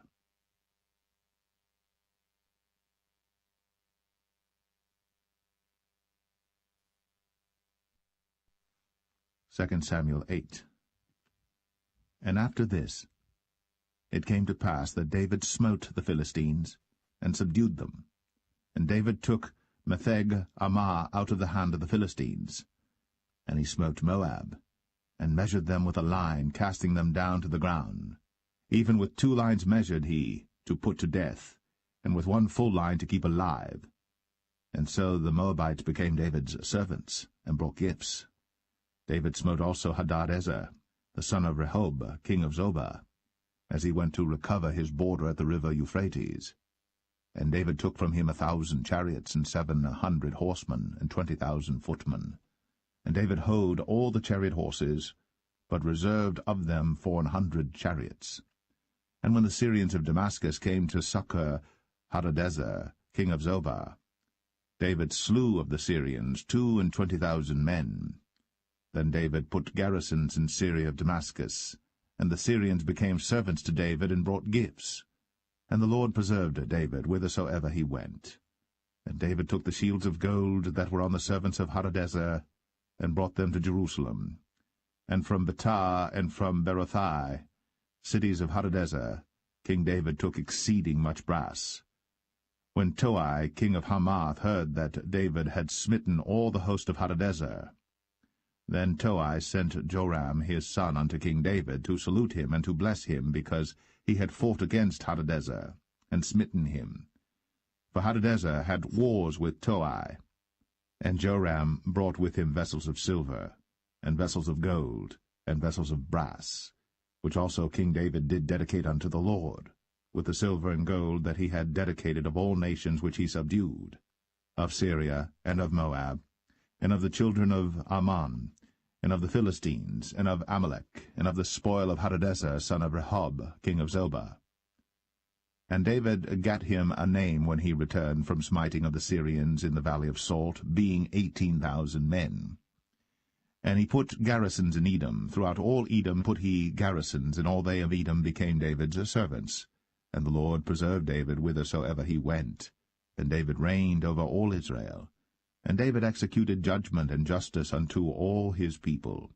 And Joab the son of Zeruiah was over the host, and Jehoshaphat the son of Ahilud was recorder, and Zadok the son of Ahitub, and Ahimelech the son of Abiathar were the priests, and Seraiah was the scribe, and Benaniah the son of Jehoiada was over both the Cherethites and the Pelethites, and David's sons were chief rulers.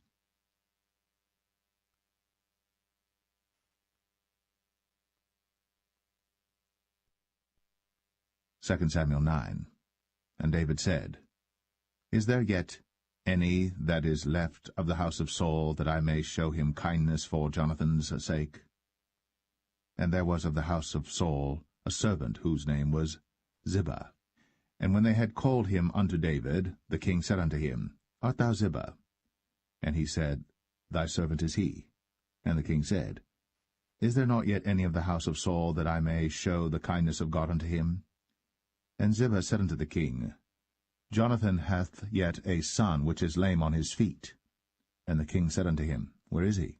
And Ziba said unto the king, Behold, he is in the house of Machir, the son of Ammiel, in Lo-debar. Then King David sent and fetched him out of the house of Machir, the son of Ammiel, from Lo-debar. Now when Mephibosheth, the son of Jonathan, the son of Saul, was come unto David, he fell on his face and did reverence. And David said, Mephibosheth. And he answered, Behold, thy servant. And David said unto him, Fear not, for I will surely show thee kindness for Jonathan thy father's sake, and will restore thee all the land of Saul thy father, and thou shalt eat bread at my table continually. And he bowed himself and said, What is thy servant, that thou shouldst look upon such a dead dog as I am? Then the king called to Ziba, Saul's servant, and said unto him, I have given unto thy master's son all that pertained to Saul, and to all his house. Thou therefore, and thy sons and thy servants, shall till the land for him, and thou shalt bring in the fruits, that thy master's son may have food to eat. But Mephibosheth, thy master's son, shall eat bread always at my table. Now Ziba had 15 sons and 20 servants. Then said Ziba unto the king, According to all that my lord the king hath commanded his servant, so shall thy servant do. As for Mephibosheth, said the king, he shall eat at my table as one of the king's sons. And Mephibosheth had a young son whose name was Micah. And all that dwelt in the house of Ziba were servants unto Mephibosheth. So Mephibosheth dwelt in Jerusalem, for he did eat continually at the king's table, and was lame on both his feet.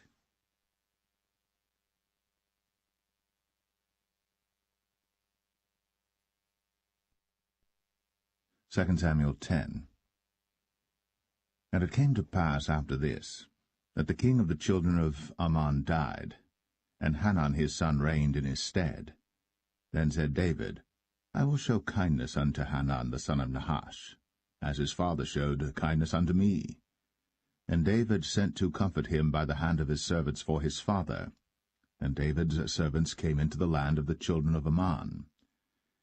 And the princes of the children of Ammon said unto Hanun their lord, Thinkest thou that David doth honour thy father, that he hath sent comforters unto thee?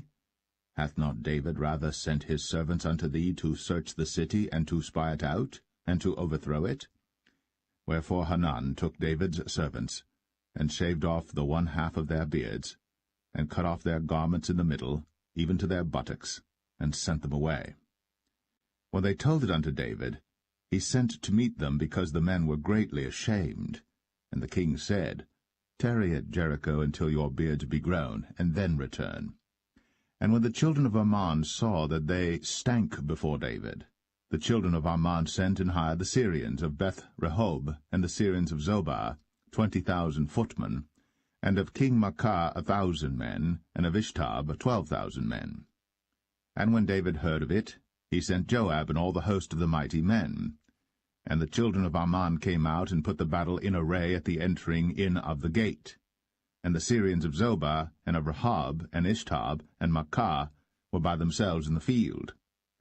When Joab saw that the front of the battle was against him before and behind, he chose of all the choice men of Israel, and put them in array against the Syrians. And the rest of the people he delivered into the hand of Abishai his brother, that he might put them in array against the children of Ammon.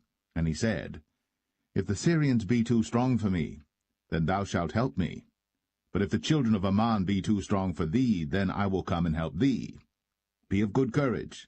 Let us play the men for our people, and for the cities of our God. And the Lord do that which seemeth him good. And Joab drew nigh, and the people that were with him, unto the battle against the Syrians. And they fled before him. And when the children of Ammon saw that the Syrians were fled, then fled they also before Abishai, and entered into the city. So Joab returned from the children of Ammon, and came to Jerusalem. And when the Syrians saw that they were smitten before Israel, they gathered themselves together. And Hadarezer sent, and brought out the Syrians that were beyond the river. And they came to Helam, and Shobach, the captain of the host of Hadarezer, went before them. And when it was told David, he gathered all Israel together, and passed over Jordan, and came to Helam. And the Syrians set themselves in array against David, and fought with him. And the Syrians fled before Israel. And David slew the men of 700 chariots of the Syrians, and 40,000 horsemen, and smote Shobach, the captain of their host, who died there. And when all the kings that were servants to Hadarezer saw that they were smitten before Israel, they made peace with Israel, and served them. So the Syrians feared to help the children of Ammon any more.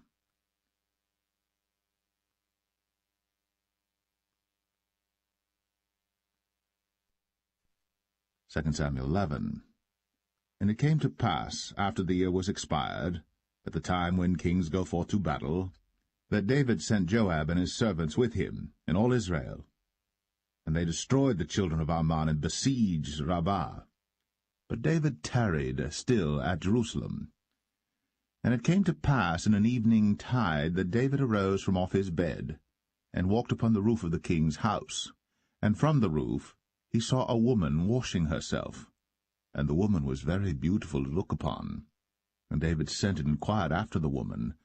And one said, Is not this Bathsheba, the daughter of Eliam, the wife of Uriah the Hittite? And David sent messengers, and took her. And she came in unto him, and he lay with her, for she was purified from her uncleanness, and she returned unto her house. And the woman conceived, and sent and told David, and said, I am with child. And David sent to Joab, saying, Send me Uriah the Hittite. And Joab sent Uriah to David. And when Uriah was come unto him, David demanded of him how Joab did, and how the people did, and how the war prospered. And David said to Uriah, Go down to thy house, and wash thy feet. And Uriah departed out of the king's house. and there followed him a mess of meat from the king. But Uriah slept at the door of the king's house with all the servants of his lord, and went not down to his house. And when they had told David, saying, Uriah went not down unto his house, David said unto Uriah, Camest thou not from thy journey? Why then didst thou not go down unto thine house? And Uriah said unto David, The ark and Israel and Judah abide in tents, and my lord Joab and the servants of my lord are encamped in the open fields. Shall I then go into mine house to eat and to drink and to lie with my wife? As thou livest, and as thy soul liveth, I will not do this thing. And David said to Uriah, Tarry here today also, and tomorrow I will let thee depart. So Uriah abode in Jerusalem that day and the morrow. And when David had called him, he did eat and drink before him, and he made him drunk. And at even he went out to lie on his bed with the servants of his lord, but went not down to his house. And it came to pass in the morning that David wrote a letter to Joab, and sent it by the hand of Uriah. And he wrote in the letter, saying, Set ye Uriah in the forefront of the hottest battle, and retire ye from him, that he may be smitten and die. And it came to pass, when Joab observed the city, that he assigned Uriah unto a place where he knew that valiant men were. And the men of the city went out, and fought with Joab, and there fell some of the people of the servants of David, and Uriah the Hittite died also. Then Joab sent and told David all the things concerning the war, and charged the messenger, saying, When thou hast made an end of telling the matters of the war unto the king, and if so be that the king's wrath arise, and he say unto thee, Wherefore approached ye so nigh unto the city when ye did fight? Knew ye not that they would shoot from the wall? Who smote Abimelech, the son of Jerubbesheth? Did not a woman cast a piece of a millstone upon him from the wall, that he died in Thebez? Why went ye nigh the wall? Then say thou, Thy servant Uriah the Hittite is dead also. So the messenger went, and came and showed David all that Joab had sent him for. And the messenger said unto David, Surely the men prevailed against us, and came out unto us into the field, and we were upon them even unto the entering of the gate. And the shooters shot from off the wall upon thy servants, and some of the king's servants be dead, and thy servant Uriah the Hittite is dead also. Then David said unto the messenger, Thus shalt thou say unto Joab, Let not this thing displease thee, for the sword devoureth one as well as another. Make thy battle more strong against the city, and overthrow it, and encourage thou him. And when the wife of Uriah heard that Uriah her husband was dead, she mourned for her husband. And when the morning was past, David sent and fetched her to his house, and she became his wife, and bare him a son. But the thing that David had done displeased the Lord.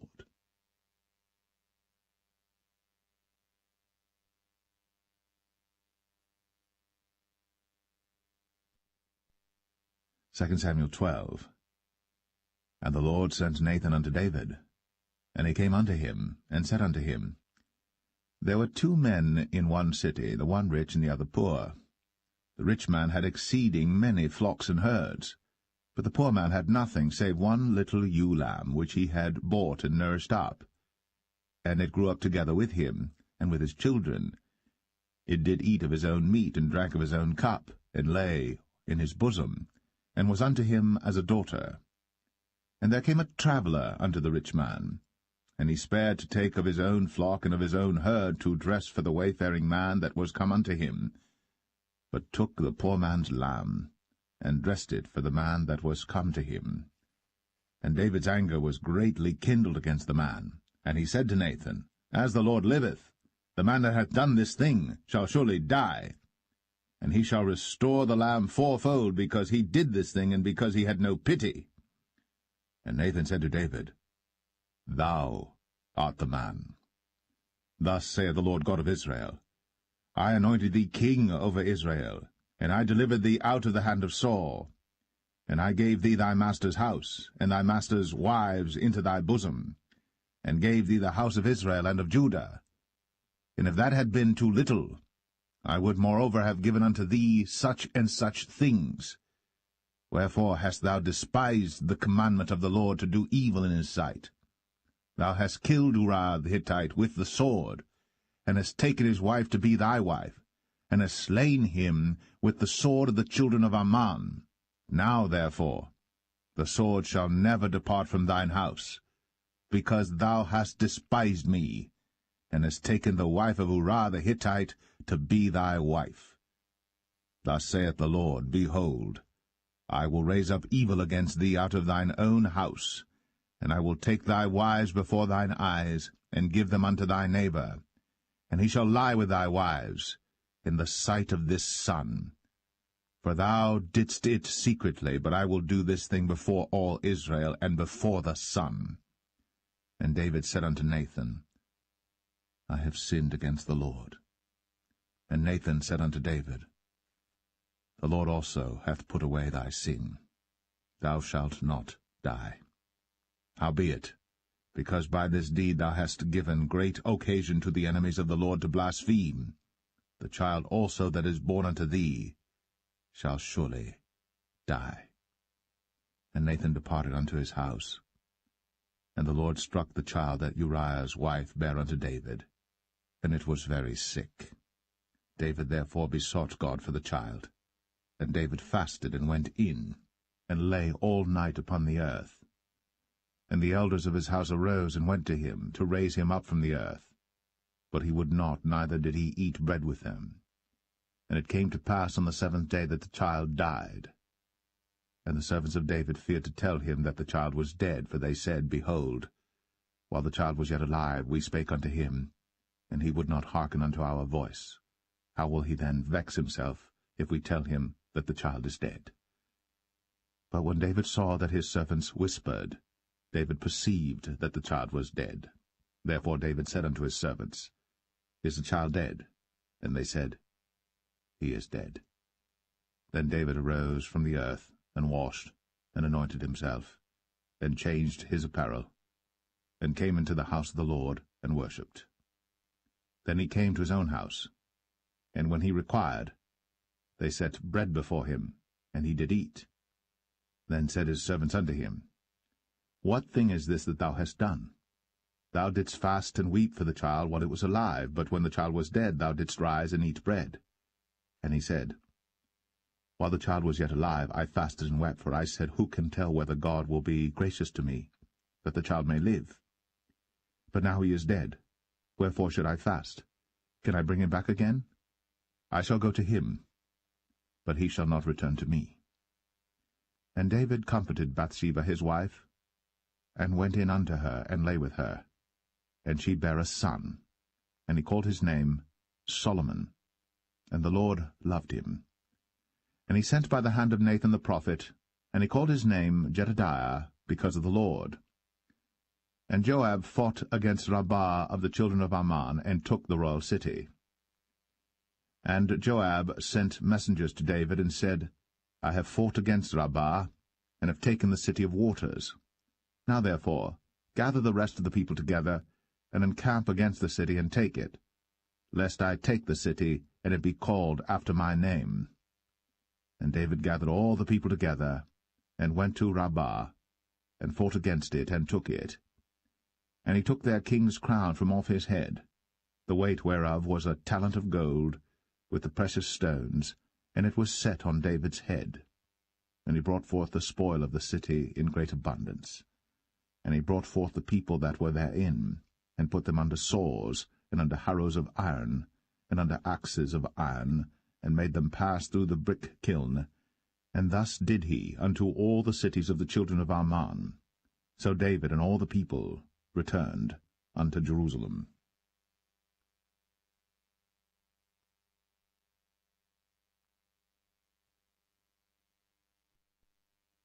2 Samuel 13. And it came to pass after this, that Absalom the son of David had a fair sister whose name was Tamar, and Amnon the son of David loved her. And Amnon was so vexed that he fell sick for his sister Tamar, for she was a virgin, and Amnon thought it hard for him to do anything to her. But Amnon had a friend whose name was Jonadab, the son of Shimea, David's brother. And Jonadab was a very subtle man. And he said unto him, Why art thou, being the king's son, lean from day to day? Wilt thou not tell me?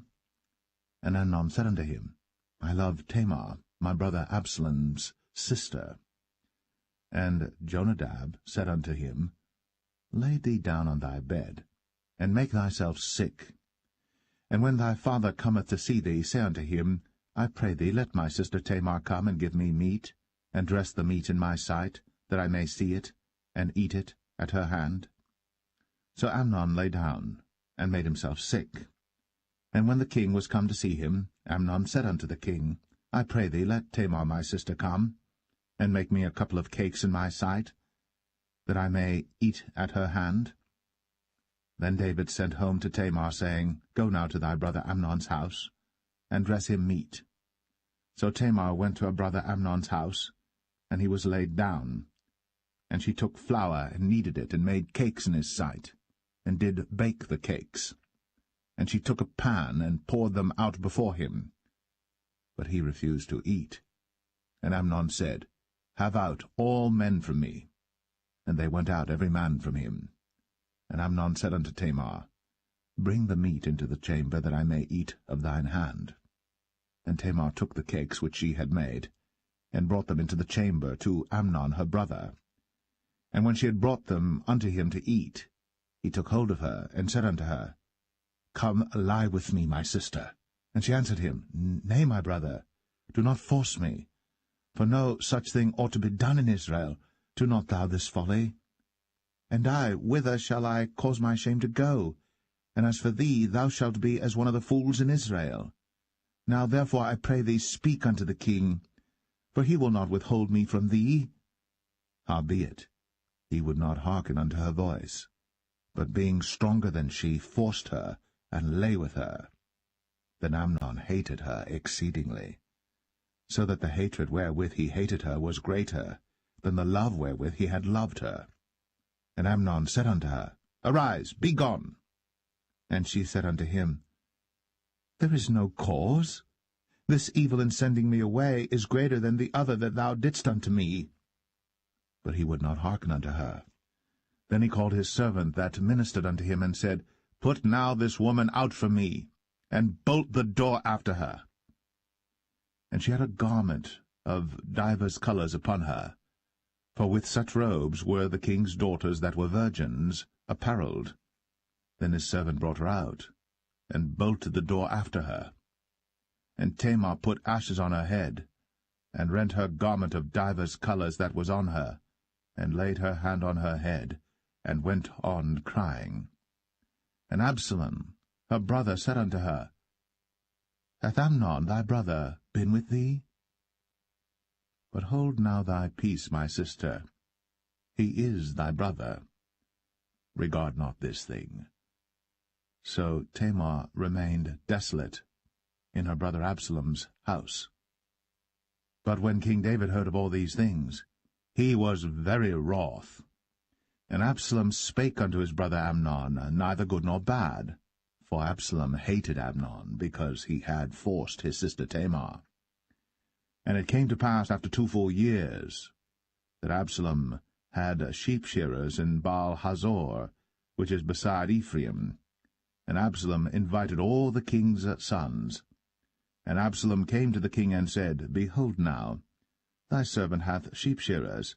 Let the king, I beseech thee, and his servants go with thy servant.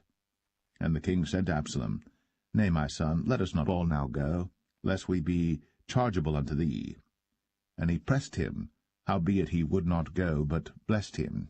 Then said Absalom, If not, I pray thee, let my brother Amnon go with us. And the king said unto him, Why should he go with thee? But Absalom pressed him that he let Amnon and all the king's sons go with him. Now Absalom had commanded his servant, saying, Mark ye now, when Amnon's heart is merry with wine, and when I say unto you, Smite Amnon, then kill him. Fear not. Have not I commanded you? Be courageous, and be valiant. and the servants of Absalom did unto Amnon, as Absalom had commanded. Then all the king's sons arose, and every man gat him up upon his mule, and fled. And it came to pass, while they were in the way, that tidings came to David, saying, Absalom hath slain all the king's sons, and there is not one of them left. Then the king arose, and tare his garments, and lay on the earth, and all his servants stood by with their clothes rent. And Jonadab, the son of Shemaiah, David's brother, answered and said, Let not my lord suppose that they have slain all the young men, the king's sons, for Amnon only is dead. For by the appointment of Absalom this hath been determined from the day that he forced his sister Tamar. Now therefore let not my lord the king take the thing to his heart, to think that all the king's sons are dead, for Amnon only is dead. But Absalom fled. And the young man that kept the watch lifted up his eyes, and looked, and behold, there came much people by the way of the hillside behind him. And Jonadab said unto the king, Behold, the king's sons come, as thy servant said, so it is. And it came to pass, as soon as he had made an end of speaking, that, behold, the king's sons came, and lifted up their voice, and wept. And the king also and all his servants wept very sore. But Absalom fled and went to Talmai, the son of Ammihud, king of Geshur. And David mourned for his son every day. So Absalom fled, and went to Geshur, and was there 3 years. And the soul of King David longed to go forth unto Absalom, for he was comforted concerning Amnon, seeing he was dead.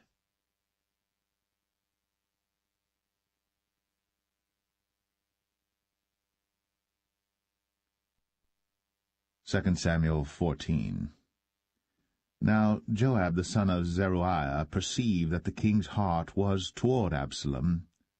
And Joab sent to Tekoa, and fetched thence a wise woman, and said unto her, I pray thee, feign thyself to be a mourner, and put on now mourning apparel, and anoint not thyself with oil, but be as a woman that had a long time mourned for the dead. And come to the king, and speak on this manner unto him. So Joab put the words in her mouth. And when the woman of Tekoa spake to the king, she fell on her face to the ground, and did obeisance, and said, Help, O king. And the king said unto her, What aileth thee? And she answered, I am indeed a widow woman, and mine husband is dead. And thy handmaid had 2 sons, and they 2 strove together in the field, and there was none to part them. But the one smote the other, and slew him. And behold, the whole family is risen against thine handmaid. And they said, Deliver him that smote his brother, that we may kill him for the life of his brother whom he slew. And we will destroy the heir also. And so they shall quench my coal which is left, and shall not leave to my husband neither name nor remainder upon the earth. And the king said unto the woman, Go to thine house, and I will give charge concerning thee. And the woman of Tekoa said unto the king, My lord, O king, the iniquity be on me, and on my father's house, and the king and his throne be guiltless. And the king said, Whosoever saith aught unto thee, bring him to me, and he shall not touch thee any more. Then said she, I pray thee, let the king remember the Lord thy God, that thou wouldst not suffer the revengers of blood to destroy any more, lest they destroy my son. And he said, As the Lord liveth, there shall not one hair of thy son fall to the earth. Then the woman said, Let thine handmaid, I pray thee, speak one word unto my lord the king. And he said, Say on. And the woman said, Wherefore then hast thou thought such a thing against the people of God? For the king doth speak this thing as one which is faulty, in that the king doth not fetch home again his banished. For we must needs die, and are as water spilt on the ground, which cannot be gathered up again. Neither doth God respect any person, yet doth he devise means that his banished be not expelled from him. Now therefore that I am come to speak of this thing unto my lord the king, it is because the people have made me afraid. And thy handmaid said, I will now speak unto the king. It may be that the king will perform the request of his handmaid. For the king will hear to deliver his handmaid out of the hand of the man that would destroy me and my son together out of the inheritance of God. Then thine handmaid said, The word of my lord the king shall now be comfortable. For as an angel of God, so is my lord the king to discern good and bad. Therefore the Lord thy God will be with thee. Then the king answered and said unto the woman, Hide not from me, I pray thee, the thing that I shall ask thee. And the woman said, Let my lord the king now speak. And the king said, Is not the hand of Joab with thee in all this? And the woman answered and said, As thy soul liveth, my lord the king, none can turn to the right hand or to the left from aught that my lord the king hath spoken. For thy servant Joab, he bade me, and he put all these words in the mouth of thine handmaid. To fetch about this form of speech hath thy servant Joab done this thing. And my lord is wise, according to the wisdom of an angel of God, to know all things that are in the earth. And the king said unto Joab, Behold now, I have done this thing. Go therefore, bring the young man Absalom again. And Joab fell to the ground on his face, and bowed himself, and thanked the king.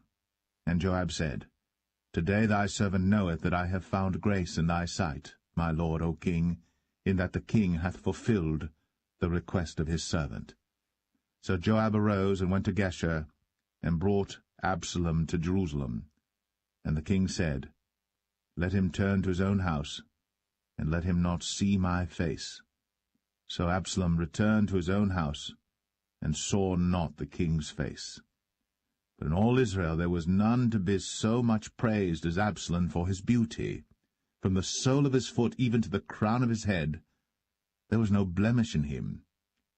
And when he polled his head, for it was at every year's end that he polled it, because the hair was heavy on him, therefore he polled it, he weighed the hair of his head at 200 shekels after the king's weight.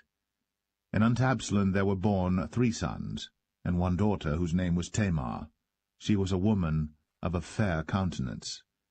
So Absalom dwelt 2 full years in Jerusalem, and saw not the king's face.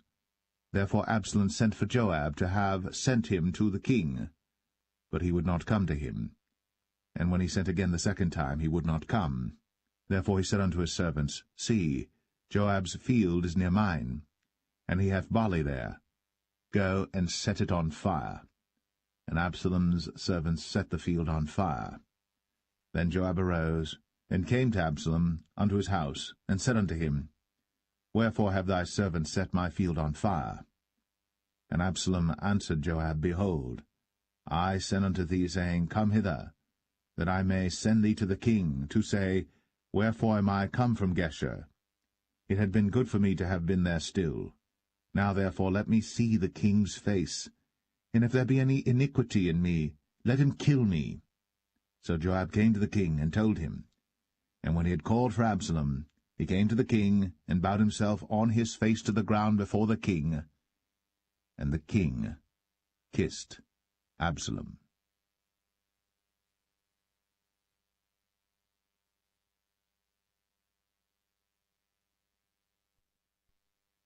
2 Samuel 15. And it came to pass after this, that Absalom prepared him chariots and horses, and 50 men to run before him.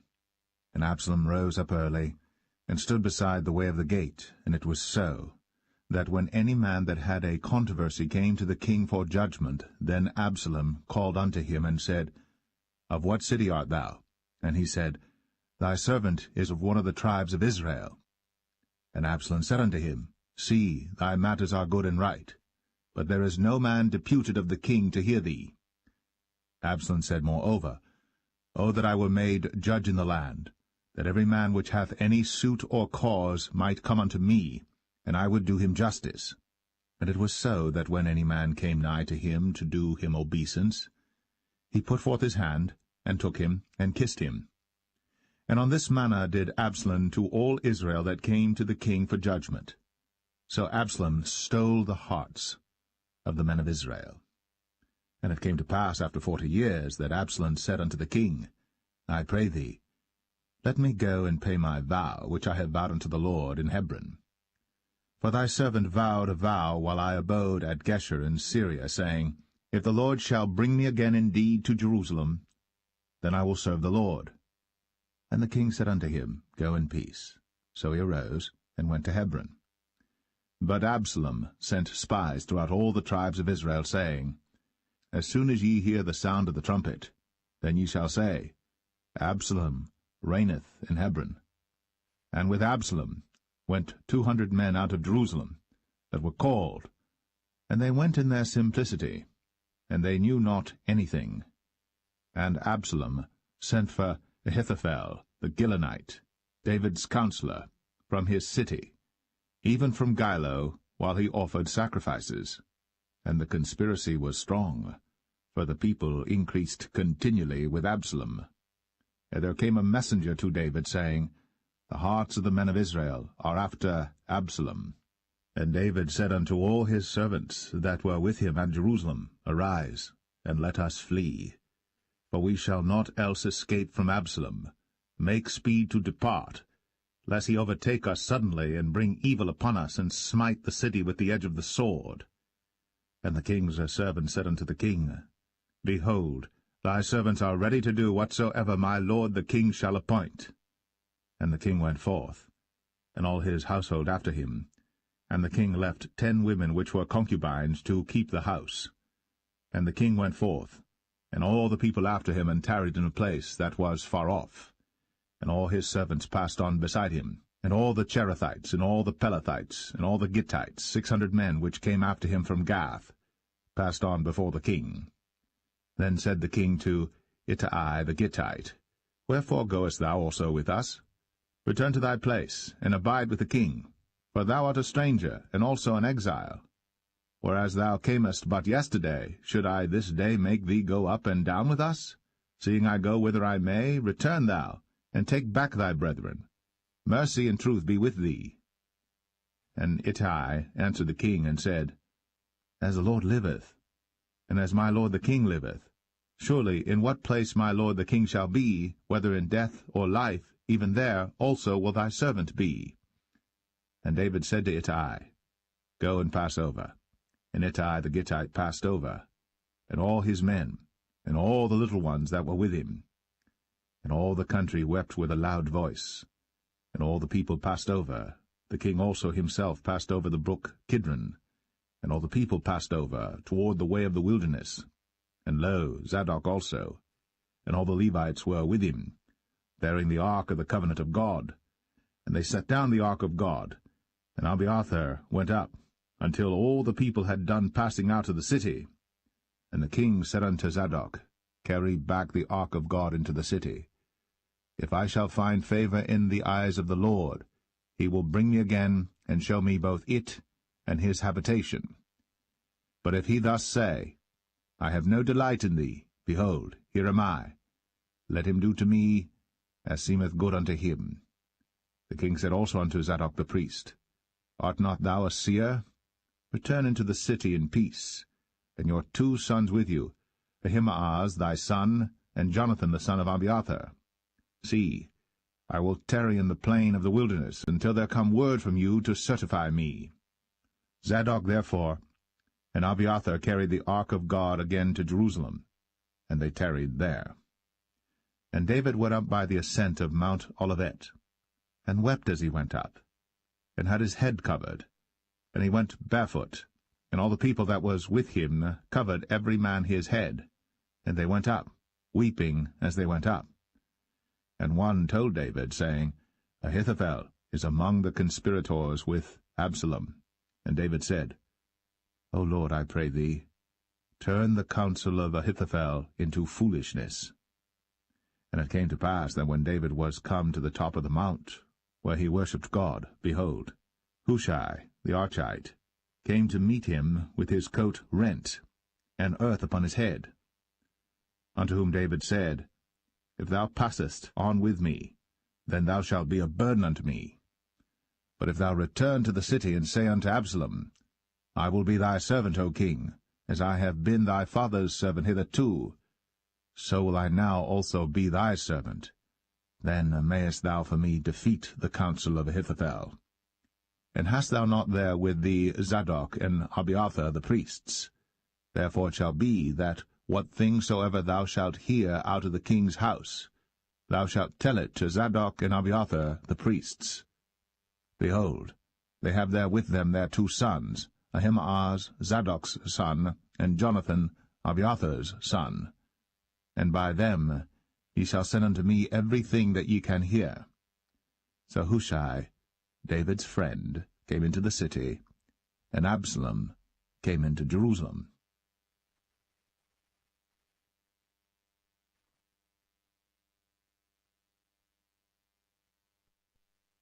2 Samuel 16.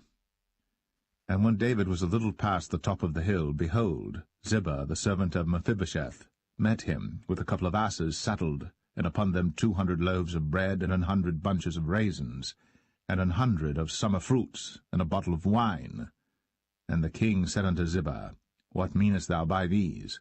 And Ziba said, The asses be for the king's household to ride on, and the bread and summer fruit for the young men to eat, and the wine, that such as be faint in the wilderness may drink. And the king said, And where is thy master's son?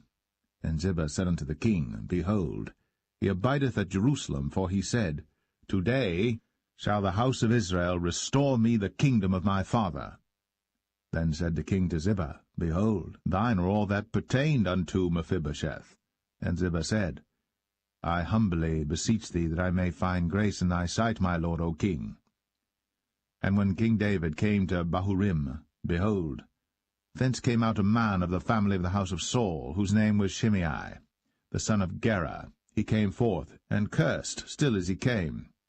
And he cast stones at David, and at all the servants of King David. And all the people and all the mighty men were on his right hand and on his left. And thus said Shimei, when he cursed, Come out, thou bloody man, and thou man of Belial. The Lord hath returned upon thee all the blood of the house of Saul, in whose stead thou hast reigned.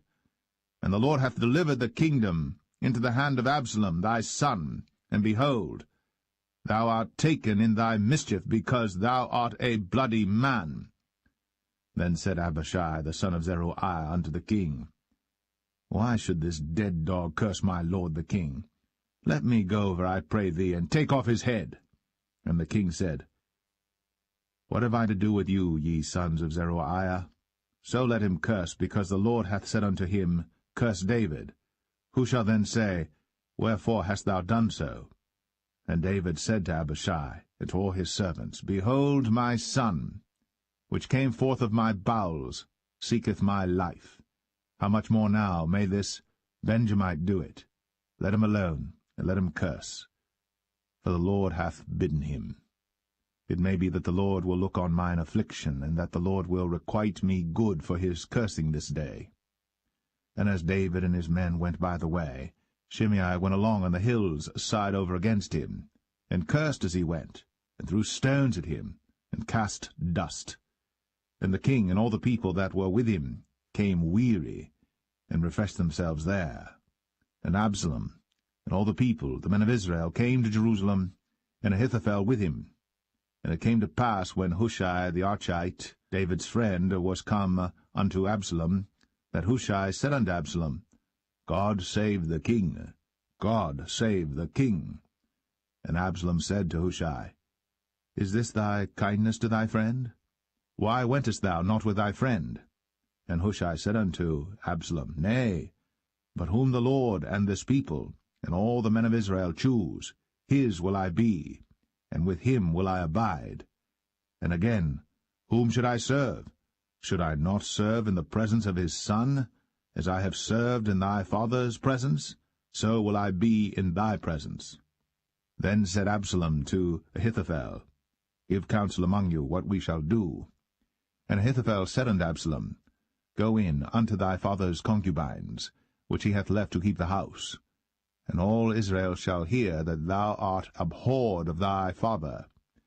Then shall the hands of all that are with thee be strong. So they spread Absalom a tent upon the top of the house. And Absalom went in unto his father's concubines in the sight of all Israel. And the counsel of Ahithophel, which he counselled in those days, was as if a man had inquired at the oracle of God. So was all the counsel of Ahithophel, both with David and with Absalom.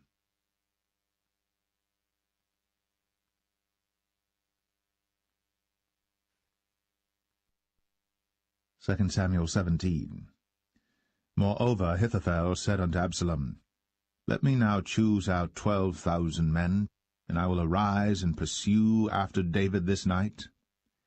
And I will come upon him while he is weary and weak-handed, and will make him afraid, and all the people that are with him shall flee, and I will smite the king only. And I will bring back all the people unto thee. The man whom thou seekest is as if all returned, so all the people shall be in peace. And the saying pleased Absalom well, and all the elders of Israel. Then said Absalom, Call now Hushai the Archite also, and let us hear likewise what he saith. And when Hushai was come to Absalom, Absalom spake unto him, saying, Ahithophel hath spoken after this manner. Shall we do after his saying? If not, speak thou. And Hushai said unto Absalom, The counsel that Ahithophel hath given is not good at this time. For, said Hushai, Thou knowest thy father and his men, that they be mighty men, and they be chafed in their minds, as a bear robbed of her whelps in the field. And thy father is a man of war, and will not lodge with the people. Behold, he is hid now in some pit, or in some other place, and it will come to pass, when some of them be overthrown at the first, that whosoever heareth it will say, There is a slaughter among the people that follow Absalom. And he also that is valiant, whose heart is as the heart of a lion, shall utterly melt. For all Israel knoweth that thy father is a mighty man, and they which be with him are valiant men. Therefore I counsel that all Israel be generally gathered unto thee, from Dan even to Beersheba, as the sand that is by the sea for multitude, and that thou go to battle in thine own person. So shall we come upon him in some place where he shall be found, and we will light upon him as the dew falleth on the ground, and of him, and of all the men that are with him, there shall not be left so much as one. Moreover, if he be gotten into a city, then shall all Israel bring ropes to that city, and we will draw it into the river, until there be not one small stone found there. And Absalom and all the men of Israel said, The counsel of Hushai the Archite is better than the counsel of Ahithophel. For the Lord had appointed to defeat the good counsel of Ahithophel, to the intent that the Lord might bring evil upon Absalom. Then said Hushai unto Zadok, and to Abiathar the priests, Thus and thus did Ahithophel counsel Absalom and the elders of Israel, and thus have I counselled. Now therefore send quickly, and tell David, saying, Lodge not this night in the plains of the wilderness, but speedily pass over, lest the king be swallowed up, and all the people that are with him. Now Jonathan and Ahimaaz stayed by En-rogel, for they might not be seen to come into the city. And a wench went and told them, and they went and told King David. Nevertheless a lad saw them and told Absalom. But they went both of them away quickly, and came to a man's house in Bahurim, which had a well in his court, whither they went down. And the woman took and spread a covering over the well's mouth, and spread ground corn thereon, and the thing was not known. And when Absalom's servants came to the woman to the house, they said, Where is Ahimaaz and Jonathan? And the woman said unto them, They be gone over the brook of water. And when they had sought and could not find them, they returned to Jerusalem. And it came to pass, after they were departed, that they came up out of the well, and went and told to King David, and said unto David, Arise, and pass quickly over the water, for thus hath Ahithophel counselled against you. Then David arose, and all the people that were with him, and they passed over Jordan. By the morning light there lacked not one of them that was not gone over Jordan. And when Ahithophel saw that his counsel was not followed, he saddled his ass, and arose, and gat him home to his house, to his city, and put his household in order. and hanged himself, and died, and was buried in the sepulchre of his father. Then David came to Mahanaim, and Absalom passed over Jordan, he and all the men of Israel with him. And Absalom made Amasa captain of the hosts instead of Joab, which Amasa was a man's son, whose name was Ithra, an Israelite, that went in to Abigail, the daughter of Nahash, sister to Zeruiah, Joab's mother. So Israel and Absalom pitched in the land of Gilead. And it came to pass, when David was come to Mahanaim, that Shobai the son of Nahash of Rabbah, of the children of Ammon, and Machir the son of Amiel of Lo-debar, and Barzillai the Gileadite of Rogelim, brought beds and basins and earthen vessels, and wheat and barley and flour, and parched corn and beans and lentils and parched pulse, and honey and butter and sheep and cheese of kine for David and for the people that were with him to eat. For they said, The people is hungry and weary and thirsty in the wilderness.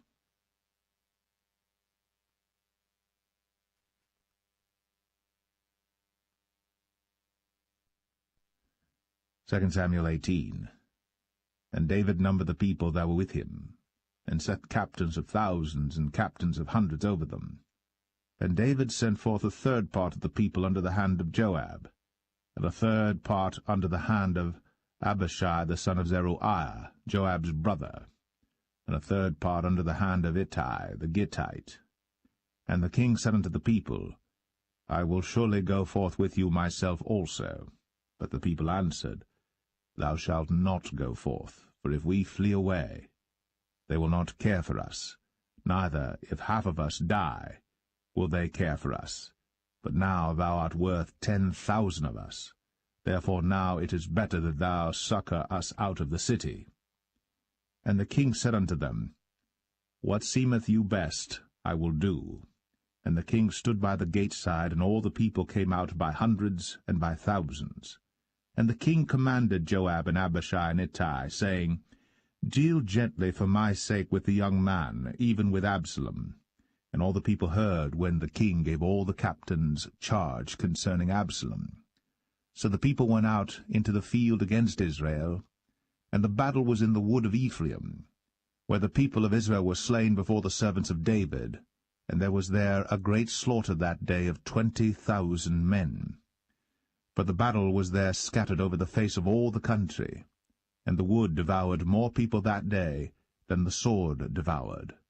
And Absalom met the servants of David, and Absalom rode upon a mule, and the mule went under the thick boughs of a great oak, and his head caught hold of the oak, and he was taken up between the heaven and the earth, and the mule that was under him went away. And a certain man saw it, and told Joab, and said, Behold, I saw Absalom hanged in an oak. And Joab said unto the man that told him, And behold, thou sawest him, and why didst thou not smite him there to the ground? And I would have given thee 10 shekels of silver and a girdle. And the man said unto Joab, Though I should receive 1,000 shekels of silver in mine hand, yet would I not put forth mine hand against the king's son. For in our hearing the king charged thee and Abishai and Ittai, saying, Beware that none touch the young man Absalom. Otherwise I should have wrought falsehood against mine own life. For there is no matter hid from the king, and thou thyself wouldest have set thyself against me. Then said Joab, I may not tarry thus with thee. And he took 3 darts in his hand, and thrust them through the heart of Absalom, while he was yet alive, in the midst of the oak. And 10 young men that bare Joab's armor compassed about, and smote Absalom, and slew him. And Joab blew the trumpet, and the people returned from pursuing after Israel. For Joab held back the people. And they took Absalom, and cast him into a great pit in the wood, and laid a very great heap of stones upon him. And all Israel fled, every one to his tent. Now Absalom, in his lifetime, had taken and reared up for himself a pillar which is in the king's dale, for he said, I have no son to keep my name in remembrance.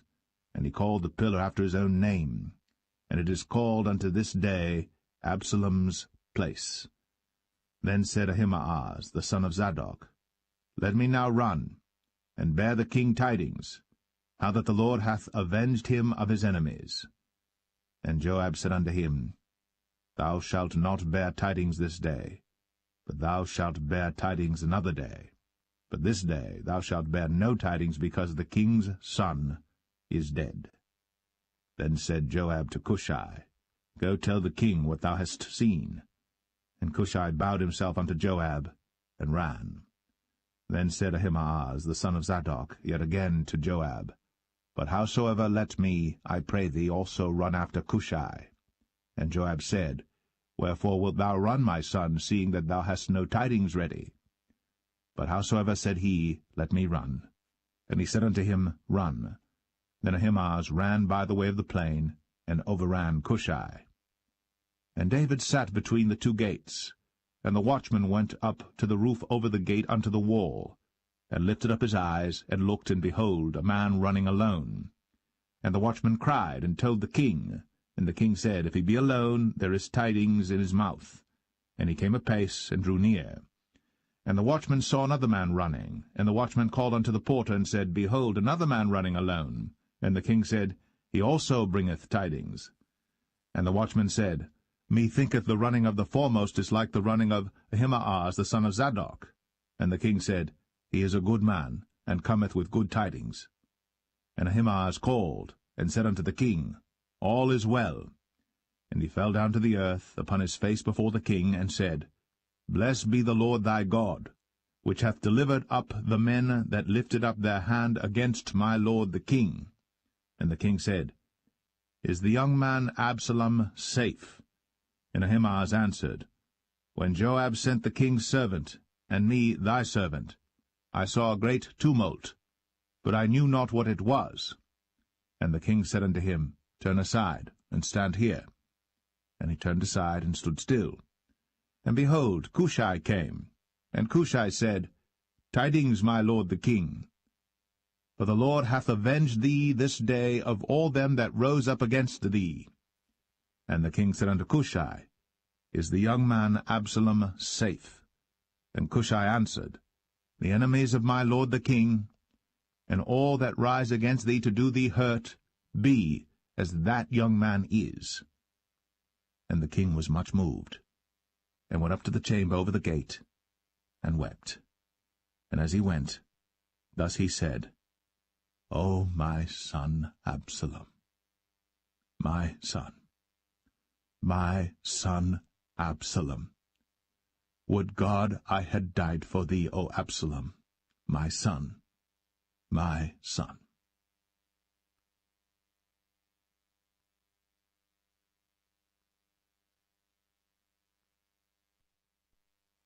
2 Samuel 19.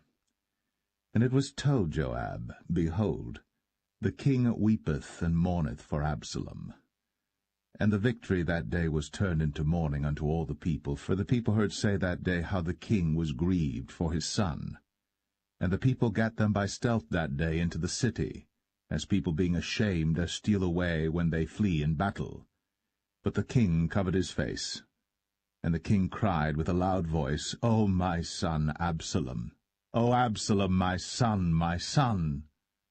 And Joab came into the house to the king, and said, Thou hast shamed this day the faces of all thy servants, which this day have saved thy life, and the lives of thy sons and of thy daughters, and the lives of thy wives, and the lives of thy concubines, in that thou lovest thine enemies, and hatest thy friends.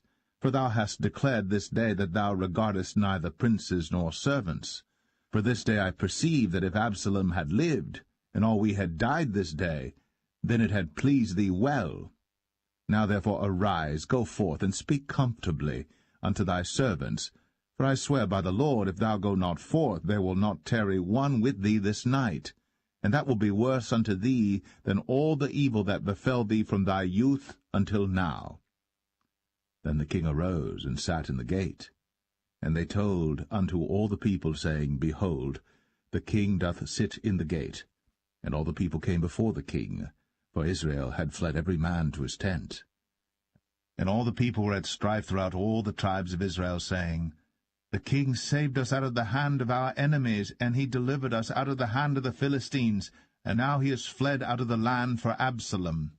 And Absalom, whom we anointed over us, is dead in battle. Now therefore why speak ye not a word of bringing the king back? And King David sent to Zadok and to Abiathar the priests, saying, Speak unto the elders of Judah, saying, Why are ye the last to bring the king back to his house, seeing the speech of all Israel is come to the king, even to his house? Ye are my brethren, ye are my bones and my flesh, wherefore then are ye the last to bring back the king? And say ye to Amasa, Art thou not of my bone and of my flesh? God do so to me, and more also, if thou be not captain of the host before me continually in the room of Joab. And he bowed the heart of all the men of Judah, even as the heart of one man, so that they sent this word unto the king, Return thou, and all thy servants. So the king returned, and came to Jordan, and Judah came to Gilgal, to go to meet the king, to conduct the king over Jordan. And Shimei the son of Gera, a Benjamite, which was of Bahurim, hasted and came down with the men of Judah to meet King David. And there were 1,000 men of Benjamin with him, and Ziba the servant of the house of Saul, and his 15 sons and his 20 servants with him. And they went over Jordan before the king. And there went over a ferry boat to carry over the king's household, and to do what he thought good. And Shimei the son of Gera fell down before the king, as he was come over Jordan, and said unto the king, Let not my lord impute iniquity unto me, neither do thou remember that which thy servant did perversely the day that my lord the king went out of Jerusalem, that the king should take it to his heart. For thy servant doth know that I have sinned. Therefore, behold, I am come the first this day of all the house of Joseph, to go down to meet my lord the king. But Abishai the son of Zeruiah answered and said, Shall not Shimei be put to death for this, because he cursed the Lord's anointed? And David said, What have I to do with you, ye sons of Zeruiah, that ye should this day be adversaries unto me? Shall there any man be put to death this day in Israel? For do not I know that I am this day king over Israel? Therefore the king said unto Shimei, Thou shalt not die.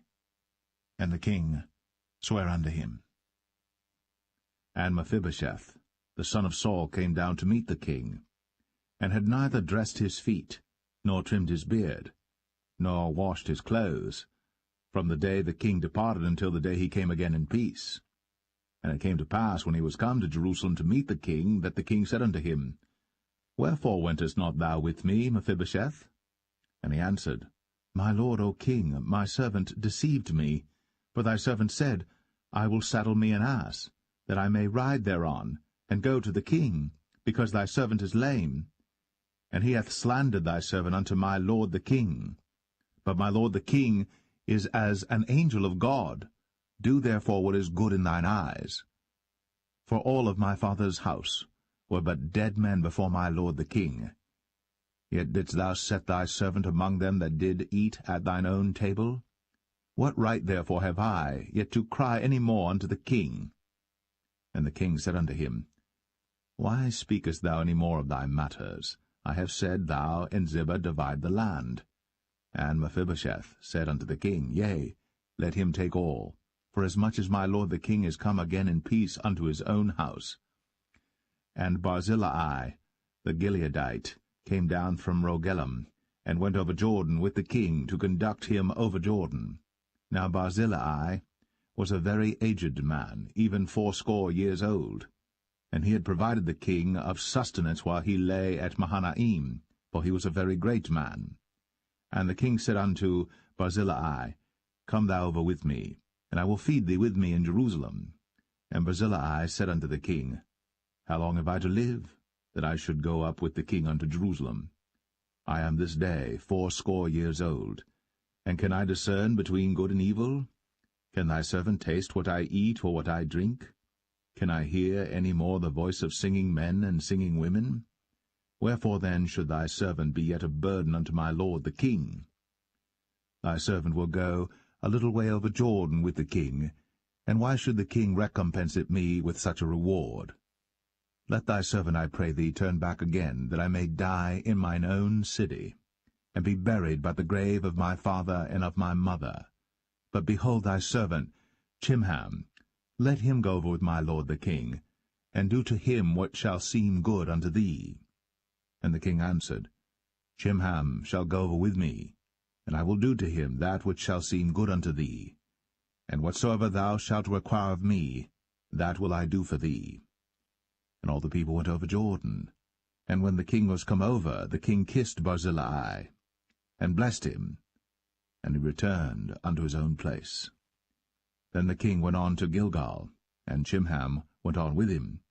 And all the people of Judah conducted the king, and also half the people of Israel. And behold, all the men of Israel came to the king, and said unto the king, Why have our brethren the men of Judah stolen thee away, and have brought the king and his household and all David's men with him over Jordan? And all the men of Judah answered the men of Israel, Because the king is near of kin to us. Wherefore then be ye angry for this matter? Have we eaten at all of the king's cost, or hath he given us any gift? And the men of Israel answered the men of Judah, and said, We have 10 parts in the king, and we have also more right in David than ye. Why then did ye despise us, that our advice should not be first had in bringing back our king? And the words of the men of Judah were fiercer than the words of the men of Israel.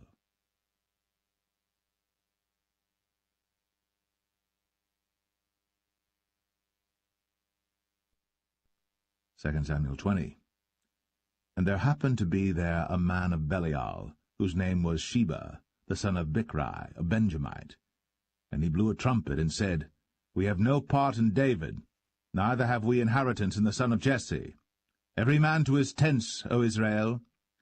So every man of Israel went up from after David, and followed Sheba the son of Bichri. But the men of Judah clave unto their king, from Jordan even to Jerusalem. And David came to his house at Jerusalem. And the king took the 10 women his concubines, whom he had left to keep the house, and put them in ward, and fed them, but went not in unto them. So they were shut up unto the day of their death, living in widowhood. Then said the king to Amasa, Assemble me the men of Judah within 3 days, and be thou here present. So Amasa went to assemble the men of Judah, but he tarried longer than the set time which he had appointed him. And David said to Abishai, Now shall Sheba the son of Bichri do us more harm than did Absalom. Take thou thy lord's servants, and pursue after him, lest he get him fenced cities and escape us. And there went out after him Joab's men, and the Cherethites and the Pelethites, and all the mighty men, and they went out of Jerusalem, to pursue after Sheba the son of Bichri. When they were at the great stone which is in Gibeon, Amasa went before them, and Joab's garment that he had put on was girded unto him, and upon it a girdle with a sword fastened upon his loins in the sheath thereof. And as he went forth it fell out.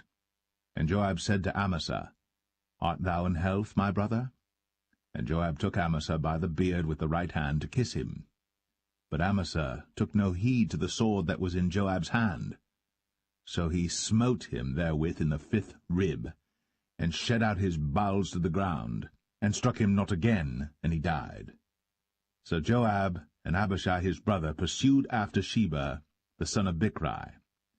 And one of Joab's men stood by him, and said, He that favoureth Joab, and he that is for David, let him go after Joab. And Amasa wallowed in blood in the midst of the highway. And when the man saw that all the people stood still, he removed Amasa out of the highway into the field, and cast a cloth upon him when he saw that every one that came by him stood still. When he was removed out of the highway, all the people went on after Joab, to pursue after Sheba the son of Bichri. And he went through all the tribes of Israel unto Abel, and to Bethmachah, and all the Berites, and they were gathered together, and went also after him.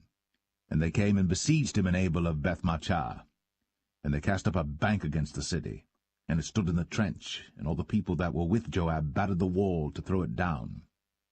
Then cried a wise woman out of the city, Hear, hear, say, I pray you, unto Joab, Come near hither, that I may speak with thee. And when he was come near unto her, the woman said, Art thou Joab? And he answered, I am he. Then she said unto him, Hear the words of thine handmaid. And he answered, I do hear.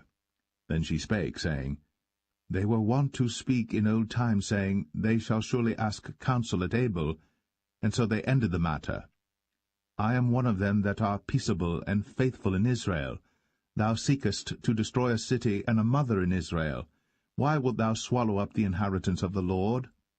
And Joab answered and said, far be it from me that I should swallow up or destroy. The matter is not so. But a man of Mount Ephraim, Sheba, the son of Bichri by name, hath lifted up his hand against the king, even against David. Deliver him only, and I will depart from the city. And the woman said unto Joab, Behold, his head shall be thrown to thee over the wall. Then the woman went unto all the people in her wisdom, and they cut off the head of Sheba the son of Bichri, and cast it out to Joab. And he blew a trumpet, and they retired from the city, every man to his tent. And Joab returned to Jerusalem unto the king.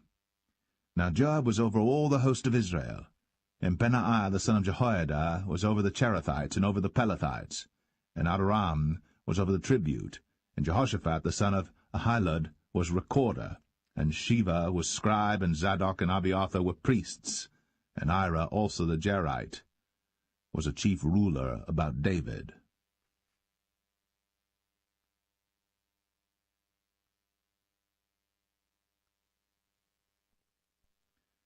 2 Samuel 21.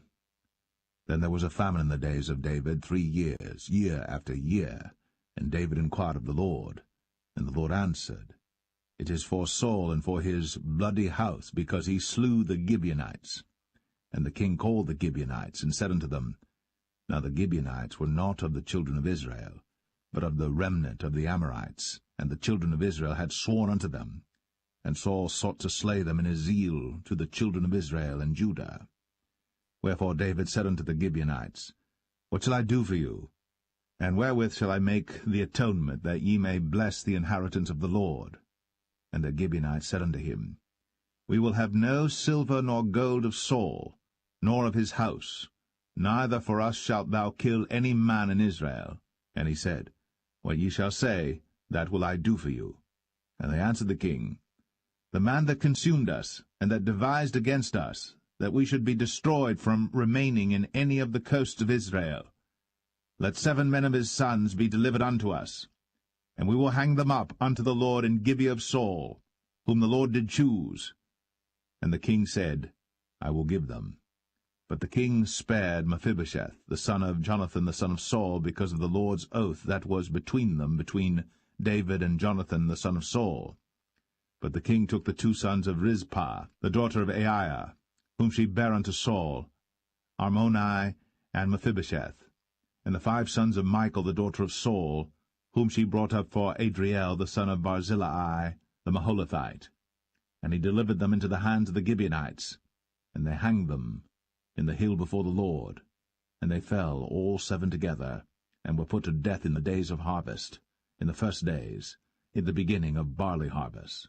And Rizpah the daughter of Aiah took sackcloth, and spread it for her upon the rock, from the beginning of harvest until water dropped upon them out of heaven, and suffered neither the birds of the air to rest on them by day, nor the beast of the field by night. And it was told David what Rizpah the daughter of Aiah, the concubine of Saul, had done. And David went and took the bones of Saul, and the bones of Jonathan his son, from the men of Jabesh-Gilead, which had stolen them from the street of Bethshan, where the Philistines had hanged them, when the Philistines had slain Saul in Gilboa. And he brought up from thence the bones of Saul, and the bones of Jonathan his son, and they gathered the bones of them that were hanged. And the bones of Saul and Jonathan his son buried they in the country of Benjamin in Zelah, in the sepulchre of Kish his father, and they performed all that the king commanded, and after that God was entreated for the land. Moreover, the Philistines had yet war again with Israel, and David went down, and his servants with him, and fought against the Philistines, and David waxed faint. And Ishbi-Benob, which was of the sons of the giant, the weight of whose spear weighed 300 shekels of brass in weight, he being girded with a new sword, thought to have slain David. But Abishai the son of Zeruiah succored him, and smote the Philistine, and killed him.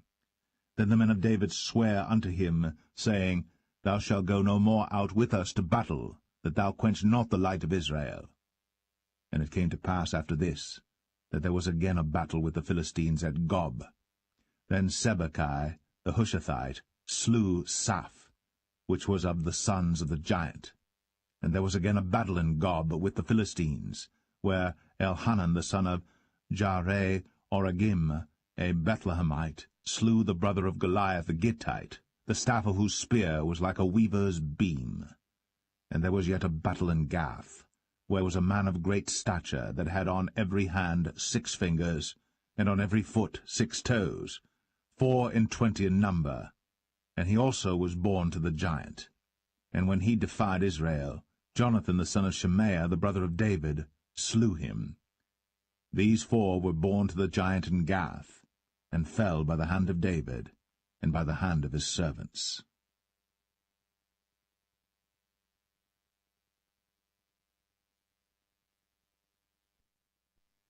2 Samuel 22. And David spake unto the Lord the words of this song in the day that the Lord had delivered him out of the hand of all his enemies, and out of the hand of Saul. And he said, The Lord is my rock, and my fortress, and my deliverer. The God of my rock, in him will I trust. He is my shield, and the horn of my salvation, my high tower, and my refuge, my Saviour. Thou savest me from violence. I will call on the Lord, who is worthy to be praised. So shall I be saved from mine enemies. When the waves of death compassed me, the floods of ungodly men made me afraid. The sorrows of hell compassed me about, the snares of death prevented me. In my distress I called upon the Lord, and cried to my God, and he did hear my voice out of his temple, and my cry did enter into his ears. Then the earth shook and trembled, the foundations of heaven moved and shook, because he was wroth. There went up a smoke out of his nostrils, and fire out of his mouth devoured. Coals were kindled by it. He bowed the heavens also, and came down, and darkness was under his feet. And he rode upon a cherub, and did fly, and he was seen upon the wings of the wind. And he made darkness pavilions round about him, dark waters, and thick clouds of the skies. Through the brightness before him were coals of fire kindled. The Lord thundered from heaven, and the Most High uttered his voice. And he sent out arrows, and scattered them, lightning, and discomfited them. And the channels of the sea appeared. The foundations of the world were discovered, at the rebuking of the Lord, at the blast of the breath of his nostrils. He sent from above, he took me, he drew me out of many waters. He delivered me from my strong enemy, and from them that hated me, for they were too strong for me. They prevented me in the day of my calamity. But the Lord was my stay. He brought me forth also into a large place. He delivered me because he delighted in me. The Lord rewarded me according to my righteousness, according to the cleanness of my hands hath he recompensed me. For I have kept the ways of the Lord, and have not wickedly departed from my God. For all his judgments were before me, and as for his statutes, I did not depart from them. I was also upright before him, and have kept myself from mine iniquity. Therefore the Lord hath recompensed me according to my righteousness, according to my cleanness in his eyesight. With the merciful thou wilt show thyself merciful, and with the upright man thou wilt show thyself upright. With the pure thou wilt show thyself pure, and with the froward thou wilt show thyself unsavoury. And the afflicted people thou wilt save, but thine eyes are upon the haughty, that thou mayest bring them down. For thou art my lamp, O Lord, and the Lord will lighten my darkness. For by thee I have run through a troop, by my God have I leaped over a wall. As for God, his way is perfect. The word of the Lord is tried. He is a buckler to all them that trust in him. For who is God save the Lord? And who is a rock save our God? God is my strength and power, and he maketh my way perfect. He maketh my feet like hinds' feet, and setteth me upon my high places. He teacheth my hands to war, so that a bow of steel is broken by mine arms. Thou hast also given me the shield of thy salvation, and thy gentleness hath made me great. Thou hast enlarged my steps under me, so that my feet did not slip. I have pursued mine enemies, and destroyed them, and turned not again until I had consumed them. And I have consumed them and wounded them, that they could not arise. Yea, they are fallen under my feet. For thou hast girded me with strength to battle. Them that rose up against me hast thou subdued under me. Thou hast also given me the necks of mine enemies, that I might destroy them that hate me. They looked, but there was none to save, even unto the Lord. But he answered them not. Then did I beat them as small as the dust of the earth. I did stamp them as the mire of the street, and did spread them abroad. Thou also hast delivered me from the strivings of my people. Thou hast kept me to be head of the heathen. A people which I knew not shall serve me. Strangers shall submit themselves unto me. As soon as they hear, they shall be obedient unto me. Strangers shall fade away, and they shall be afraid out of their close places. The Lord liveth, and blessed be my rock, and exalted be the God of the rock of my salvation. It is God that avengeth me, and that bringeth down the people unto me, and that bringeth me forth from mine enemies. Thou also hast lifted me up on high above them that rose up against me. Thou hast delivered me from the violent man.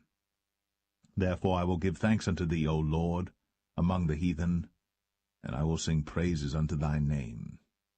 He is the tower of salvation for his king, and showeth mercy to his anointed, unto David, and to his seed for evermore.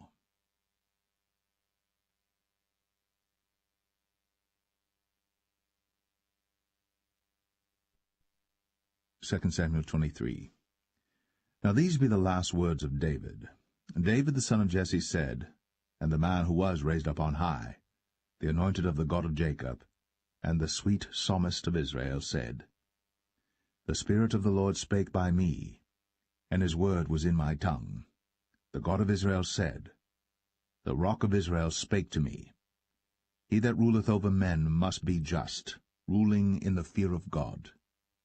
And he shall be as the light of the morning, when the sun riseth, even a morning without clouds, as the tender grass springing out of the earth by clear shining after rain.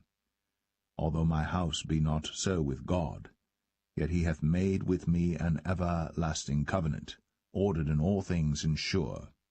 For this is all my salvation and all my desire, although he make it not to grow.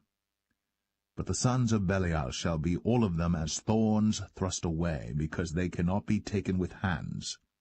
But the man that shall touch them must be fenced with iron, and the staff of a spear, and they shall be utterly burned with fire in the same place. These be the names of the mighty men whom David had. The Tachmonite, that sat in the seat, chief among the captains. The same was Adino, the Eznite. He lift up his spear against 800, whom he slew at one time. And after him was Eleazar the son of Dodo the Ahohite, one of the 3 mighty men with David, when they defied the Philistines that were there gathered together to battle, and the men of Israel were gone away. He arose, and smote the Philistines until his hand was weary, and his hand clave unto the sword. And the Lord wrought a great victory that day, and the people returned after him only to spoil. And after him was Shammah the son of Agi, the Herahite. And the Philistines were gathered together into a troop, where was a piece of ground full of lentils, and the people fled from the Philistines. But he stood in the midst of the ground, and defended it, and slew the Philistines, and the Lord wrought a great victory. And 3 of the 30 chief went down, and came to David in the harvest time unto the cave of Adullam. And the troop of the Philistines pitched in the valley of Rephaim. And David was then in an hold, and the garrison of the Philistines was then in Bethlehem. And David longed, and said, O that one would give me drink of the water of the well of Bethlehem, which is by the gate. And the 3 mighty men brake through the host of the Philistines, and drew water out of the well of Bethlehem that was by the gate, and took it, and brought it to David. Nevertheless he would not drink thereof, but poured it out unto the Lord. And he said, Be it far from me, O Lord, that I should do this. Is not this the blood of the men that went in jeopardy of their lives? Therefore he would not drink it. These things did these 3 mighty men. And Abishai the brother of Joab, the son of Zeruiah, was chief among 3. And he lifted up his spear against 300, and slew them, and had the name among 3. Was he not most honourable of 3? Therefore he was their captain, howbeit he attained not unto the first 3. And Benaiah the son of Jehoiada, the son of a valiant man of Kabzeel, who had done many acts, he slew 2 lion-like men of Moab. He went down also and slew a lion in the midst of a pit in time of snow. And he slew an Egyptian, a goodly man. And the Egyptian had a spear in his hand. But he went down to him with a staff, and plucked the spear out of the Egyptian's hand, and slew him with his own spear. These things did Benaiah the son of Jehoiada, and had the name among 3 mighty men. He was more honourable than the 30, but he attained not to the first 3. And David set him over his guard. Asahel the brother of Joab was one of the 30, Elhanan the son of Dodo of Bethlehem, Shammah the Harodite, Elika the Harodite, Helez the Paltite, Ira the son of Ikesh the Tekoite, Abiezer the Anethathite, Mebunai the Hushathite, Zalman the Ahuhite, Maharai the Netophathite, Heleb the son of Baanah a Netophathite, Ittai the son of Ribai, out of Gibeah of the children of Benjamin, Benaiah the Parathonite, Hiddai of the brooks of Gaash, Abialbon the Arbathite, Asmaveth the Bahamite, Eliabah the Shaalbanite, of the sons of Jashan, Jonathan, Shammah the Hararite, Ahiam the son of Sharar, the Hararite, Eliphalet the son of Ahasbai, the son of the Maacathite, Eliam the son of Ahithophel the Gelonite, Hezrai the Carmelite, Parai the Arbite, Igal the son of Nathan of Zobah, Bani the Gadite, Zelek the Ammonite, Naharai the Barathite, Armabera to Joab the son of Zeruiah, Ira and Ithrite, Gareb and Ithrite, Uriah the Hittite, 37 in all.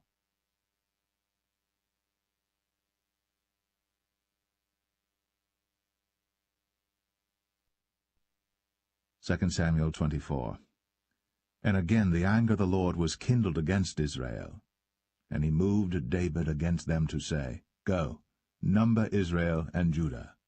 For the king said to Joab, the captain of the host, which was with him, Go now through all the tribes of Israel, from Dan even to Beersheba, and number ye the people, that I may know the number of the people. And Joab said unto the king, Now the Lord thy God add unto the people, how many soever they be, 100-fold, and that the eyes of my lord the king may see it. But why doth my lord the king delight in this thing? Notwithstanding the king's word prevailed against Joab and against the captains of the host. And Joab and the captains of the host went out from the presence of the king, to number the people of Israel. And they passed over Jordan, and pitched in Aroer, on the right side of the city that lieth in the midst of the river of Gad, and toward Jazer. Then they came to Gilead, and to the land of Tatim Hoshai, and they came to Dan Jaan, and about to Zidon, and came to the stronghold of Tyre, and to all the cities of the Hivites and of the Canaanites, and they went out to the south of Judah, even to Beersheba. So when they had gone through all the land, they came to Jerusalem at the end of 9 months and 20 days. And Joab gave up the sum of the number of the people unto the king, and there were in Israel 800,000 valiant men that drew the sword, and the men of Judah were 500,000 men. And David's heart smote him after that he had numbered the people. And David said unto the Lord, I have sinned greatly in that I have done. And now, I beseech thee, O Lord, take away the iniquity of thy servant, for I have done very foolishly. For when David was up in the morning, the word of the Lord came unto the prophet Gad, David's seer, saying, Go and say unto David, Thus saith the Lord, I offer thee 3 things. Choose thee one of them, that I may do it unto thee. So Gad came to David and told him, and said unto him, Shall 7 years of famine come unto thee in thy land? Or wilt thou flee 3 months before thine enemies, while they pursue thee? Or that there be 3 days' pestilence in thy land? Now advise, and see what answer I shall return to him that sent me. And David said unto Gad, I am in a great strait. Let us fall now into the hand of the Lord, for his mercies are great, and let me not fall into the hand of man. So the Lord sent a pestilence upon Israel, from the morning even to the time appointed.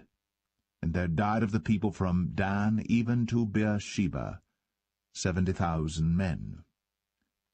And when the angel stretched out his hand upon Jerusalem to destroy it, the Lord repented him of the evil, and said to the angel that destroyed the people, It is enough. Stay now thine hand. And the angel of the Lord was by the threshing place of Araunah the Jebusite. And David spake unto the Lord when he saw the angel that smote the people, and said, Lo, I have sinned, and I have done wickedly. But these sheep, what have they done? Let thine hand, I pray thee, be against me, and against my father's house.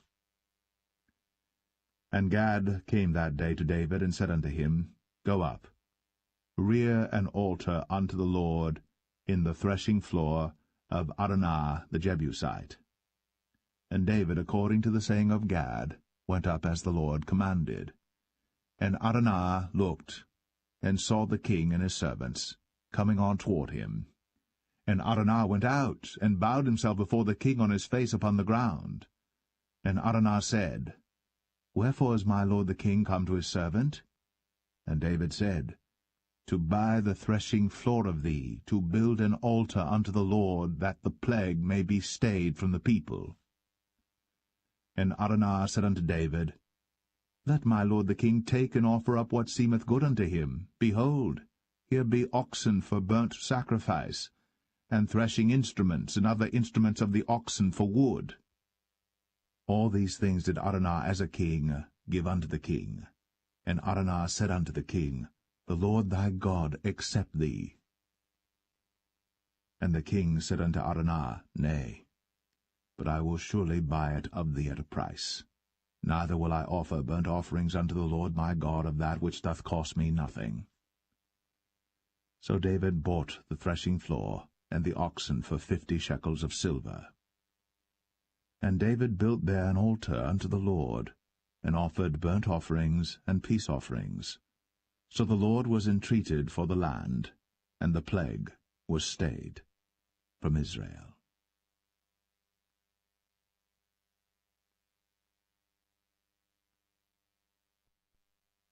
The first book of Kings, chapter 1. Now King David was old, and stricken in years, and they covered him with clothes, but he gat no heat. Wherefore his servants said unto him, Let there be sought for my lord the king a young virgin, and let her stand before the king, and let her cherish him, and let her lie in thy bosom, that my lord the king may get heat. So they sought for a fair damsel throughout all the coasts of Israel, and found Abishag, a Shunammite, and brought her to the king. And the damsel was very fair, and cherished the king, and ministered to him. But the king knew her not. Then Adonijah the son of Haggith exalted himself, saying, I will be king. And he prepared him chariots and horsemen, and 50 men to run before him. And his father had not displeased him at any time in saying, Why hast thou done so? And he also was a very goodly man. And his mother bare him after Absalom. And he conferred with Joab the son of Zeruiah, and with Abiathar the priest, and they, following Adonijah, helped him.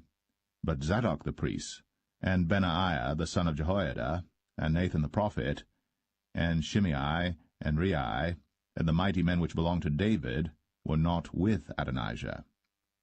And Adonijah slew sheep and oxen and fat cattle by the stone of Zoheleth, which is by En-rogel, and called all his brethren the king's sons, and all the men of Judah the king's servants. But Nathan the prophet, and Benaiah, and the mighty men, and Solomon his brother, he called not. Wherefore Nathan spake unto Bathsheba, the mother of Solomon, saying, Hast thou not heard that Adonijah the son of Haggith doth reign, and David our Lord knoweth it not? Now therefore come, let me, I pray thee, give thee counsel, that thou mayest save thine own life, and the life of thy son Solomon. Go and get thee in unto King David, and say unto him, Didst not thou, my lord, O king, swear unto thine handmaid, saying, Assuredly Solomon thy son shall reign after me, and he shall sit upon my throne? Why then doth Adonijah reign? Behold, while thou yet talkest there with the king, I also will come in after thee, and confirm thy words. And Bathsheba went in unto the king into the chamber. And the king was very old, and Abishag the Shunammite ministered unto the king. And Bathsheba bowed, and did obeisance unto the king. And the king said, What wouldst thou? And she said unto him, My lord, thou swearest by the Lord thy God unto thine handmaid, saying, Assuredly Solomon thy son shall reign after me, and he shall sit upon my throne. And now, behold, Adonijah reigneth, and now, my lord the king, thou knowest it not. And he hath slain oxen and fat cattle, and sheep in abundance, and hath called all the sons of the king, and Abiathar the priest, and Joab the captain of the host. But Solomon thy servant hath he not called. And thou, my lord, O king, the eyes of all Israel are upon thee, that thou shouldst tell them who shall sit on the throne of my lord the king after him. Otherwise it shall come to pass, when my lord the king shall sleep with his fathers, that I and my son Solomon shall be counted offenders. And lo, while she yet talked with the king, Nathan the prophet also came in. And they told the king, saying, Behold, Nathan the prophet.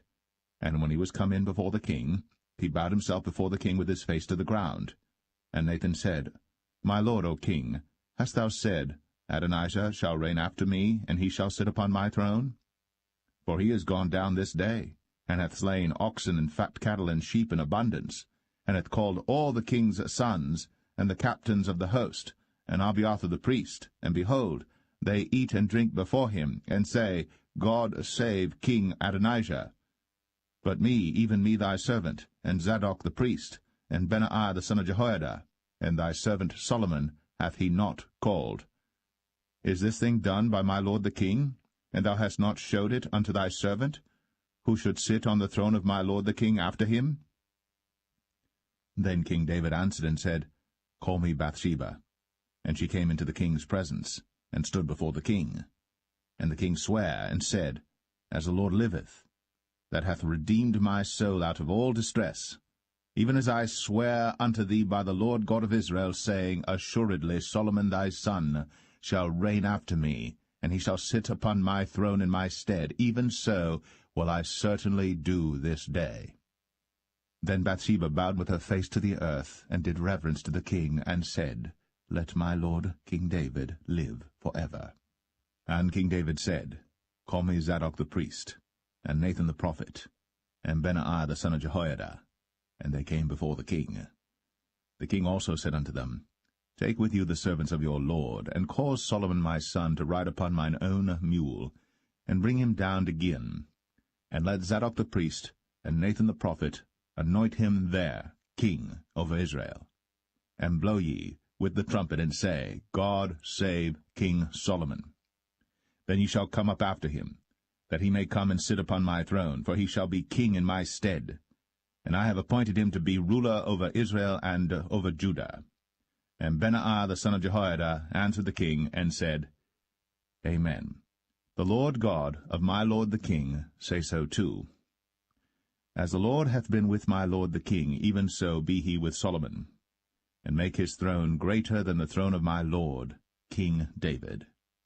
So Zadok the priest, and Nathan the prophet, and Benaiah the son of Jehoiada, and the Cherethites, and the Pelethites, went down, and caused Solomon to ride upon King David's mule, and brought him to Gihon. And Zadok the priest took an horn of oil out of the tabernacle, and anointed Solomon, and they blew the trumpet. And all the people said, God save King Solomon. And all the people came up after him, and the people piped with pipes, and rejoiced with great joy, so that the earth rent with the sound of them. And Adonijah and all the guests that were with him heard it as they had made an end of eating. And when Joab heard the sound of the trumpet, he said, Wherefore is this noise of the city being in an uproar? And while he yet spake, behold, Jonathan the son of Abiathar the priest came. And Adonijah said unto him, Come in, for thou art a valiant man, and bringest good tidings. And Jonathan answered and said to Adonijah, Verily, our lord King David hath made Solomon king. And the king hath sent with him Zadok the priest, and Nathan the prophet, and Benaiah the son of Jehoiada, and the Cherethites and the Pelethites, and they have caused him to ride upon the king's mule. And Zadok the priest, and Nathan the prophet, have anointed him king in Gihon, and they are come up from thence, rejoicing, so that the city rang again. This is the noise that ye have heard. And also Solomon sitteth on the throne of the kingdom. And moreover, the king's servants came to bless our lord King David, saying, God make the name of Solomon better than thy name, and make his throne greater than thy throne. And the king bowed himself upon the bed. And also thus said the king, Blessed be the Lord God of Israel, which hath given one to sit on my throne this day, mine eyes even seeing it. And all the guests that were with Adonijah were afraid, and rose up, and went every man his way. And Adonijah feared because of Solomon, and arose, and went, and caught hold on the horns of the altar. And it was told Solomon, saying, Behold, Adonijah feareth King Solomon, for lo, he hath caught hold on the horns of the altar, saying, Let King Solomon swear unto me today, that he will not slay his servant with the sword. And Solomon said, If he will show himself a worthy man, there shall not an hair of him fall to the earth. But if wickedness shall be found in him, he shall die. So King Solomon sent, and they brought him down from the altar, and he came, and bowed himself to King Solomon. And Solomon said unto him, Go to thine house.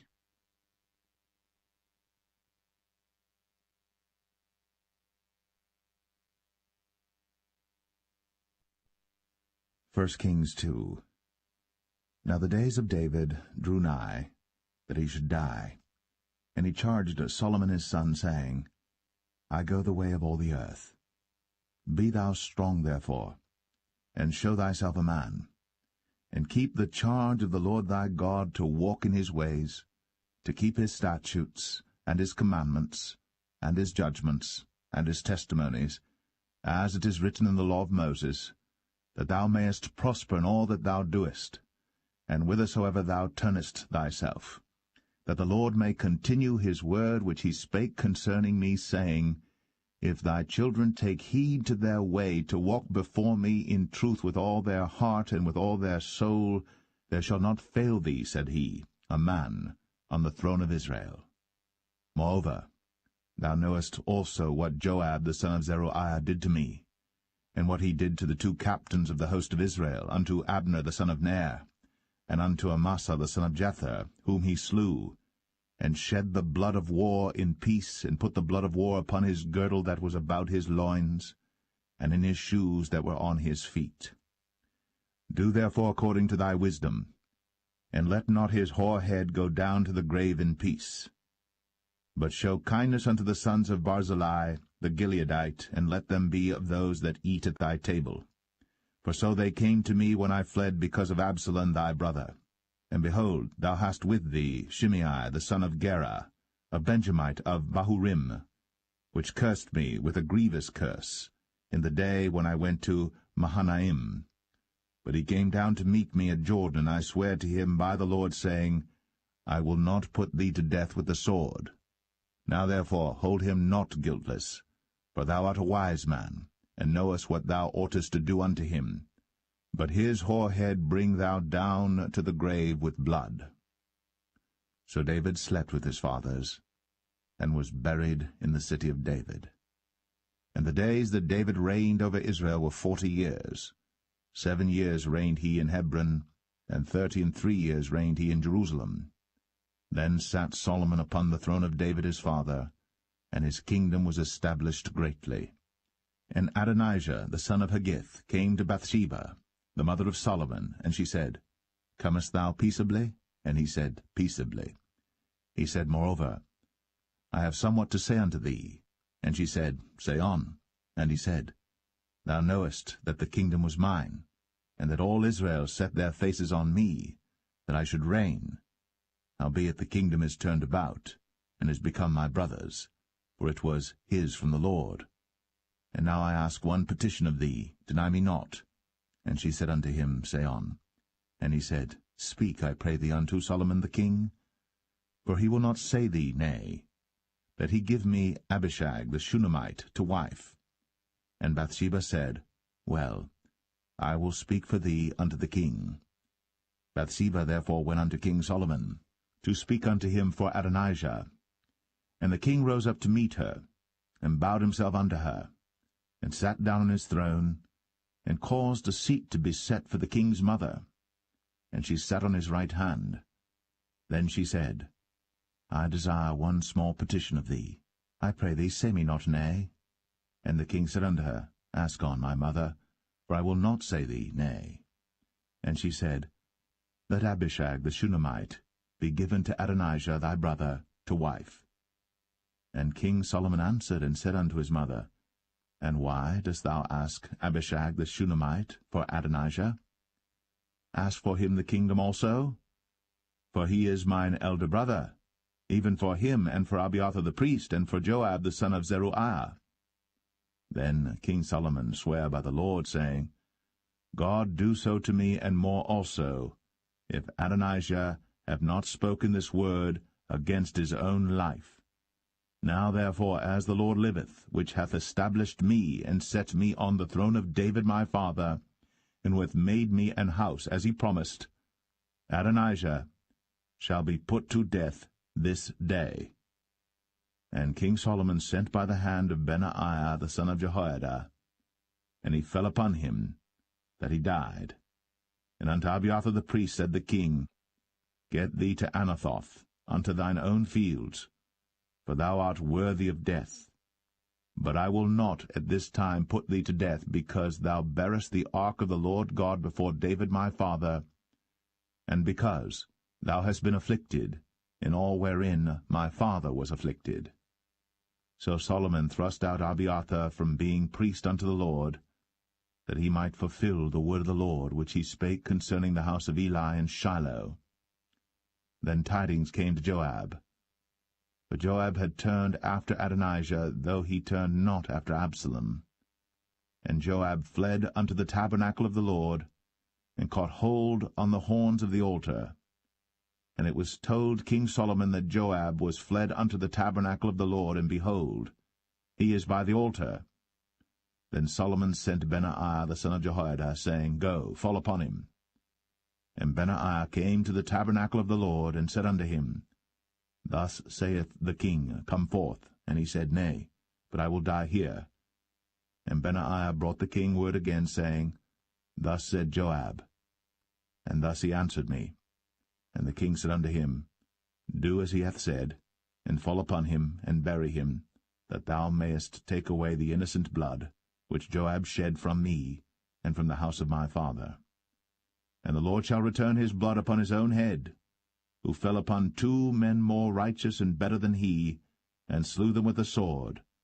My father David, not knowing thereof, to wit, Abner the son of Ner, captain of the host of Israel, and Amasa the son of Jether, captain of the host of Judah.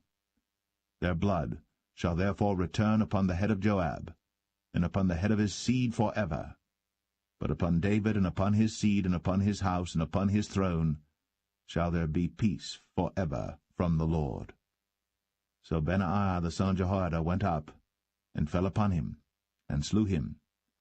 And he was buried in his own house, in the wilderness. And the king put Benaiah the son of Jehoiada in his room over the host, and Zadok the priest did the king put in the room of Abiathar. And the king sent and called for Shimei, and said unto him, Build thee an house in Jerusalem, and dwell there, and go not forth thence any whither. For it shall be, that on the day thou goest out, and passest over the brook Kidron, thou shalt know for certain that thou shalt surely die. Thy blood shall be upon thine own head. And Shimei said unto the king, The saying is good. As my lord the king hath said, so will thy servant do. And Shimei dwelt in Jerusalem many days. And it came to pass at the end of 3 years, that 2 of the servants of Shimei ran away unto Achish, son of Maachah, king of Gath. And they told Shimei, saying, Behold, thy servants be in Gath. And Shimei arose, and saddled his ass, and went to Gath to Achish to seek his servants. And Shimei went, and brought his servants from Gath. And it was told Solomon that Shimei had gone from Jerusalem to Gath, and was come again. And the king sent and called for Shimei, and said unto him, Did I not make thee to swear by the Lord, and protested unto thee, saying, Know for a certain, on the day thou goest out, and walkest abroad any whither, that thou shalt surely die? And thou saidst unto me, The word that I have heard is good. Why then hast thou not kept the oath of the Lord, and the commandment that I have charged thee with? The king said moreover to Shimei, Thou knowest all the wickedness which thine heart is privy to, that thou didst to David my father. Therefore the Lord shall return thy wickedness upon thine own head. And King Solomon shall be blessed, and the throne of David shall be established before the Lord for ever. So the king commanded Benaiah the son of Jehoiada, which went out, and fell upon him that he died. And the kingdom was established in the hand of Solomon.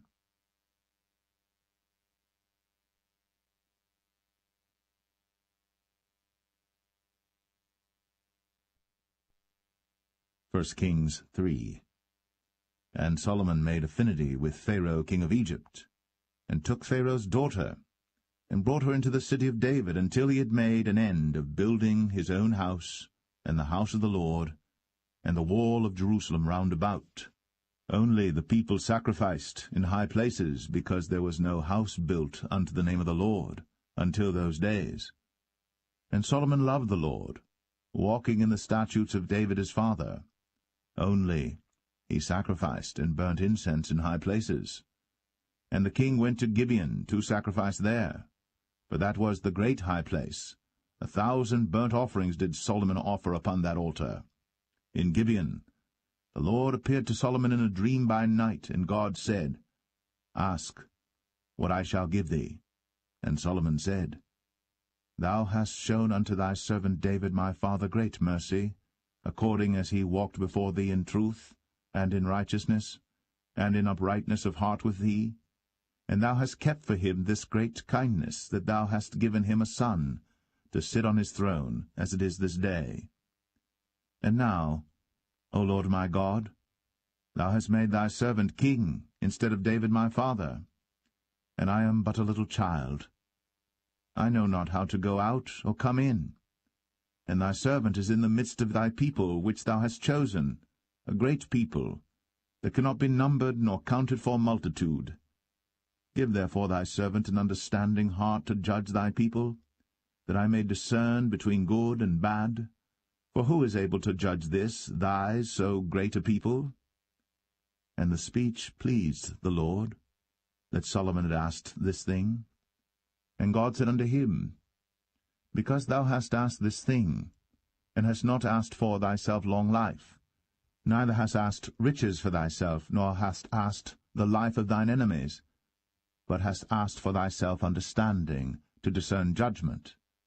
Behold, I have done according to thy words. Lo, I have given thee a wise and an understanding heart, so that there was none like thee before thee, neither after thee shall any arise like unto thee. And I have also given thee that which thou hast not asked, both riches and honour, so that there shall not be any among the kings like unto thee all thy days.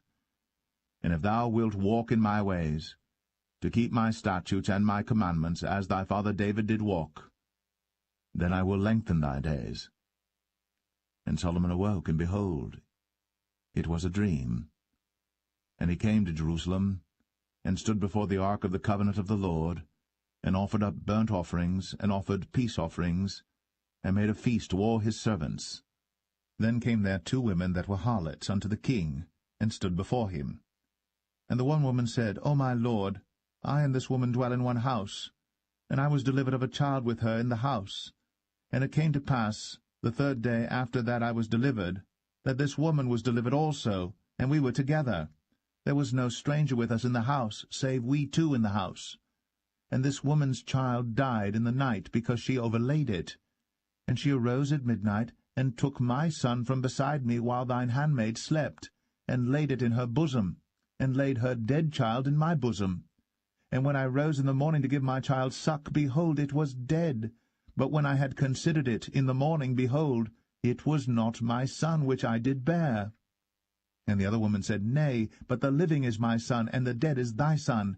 And this said, No, but the dead is thy son, and the living is my son. Thus they spake before the king.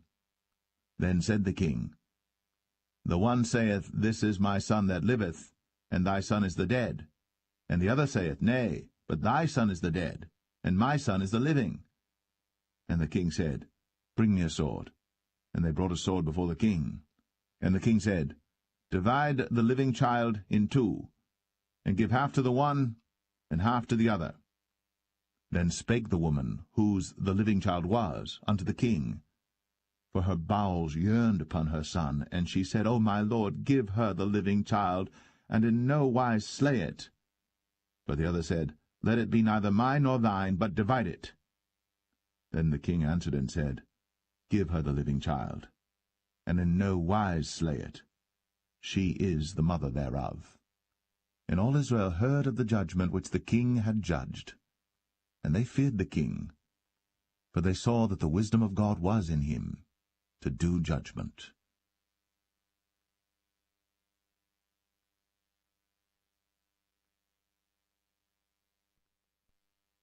1 Kings 4.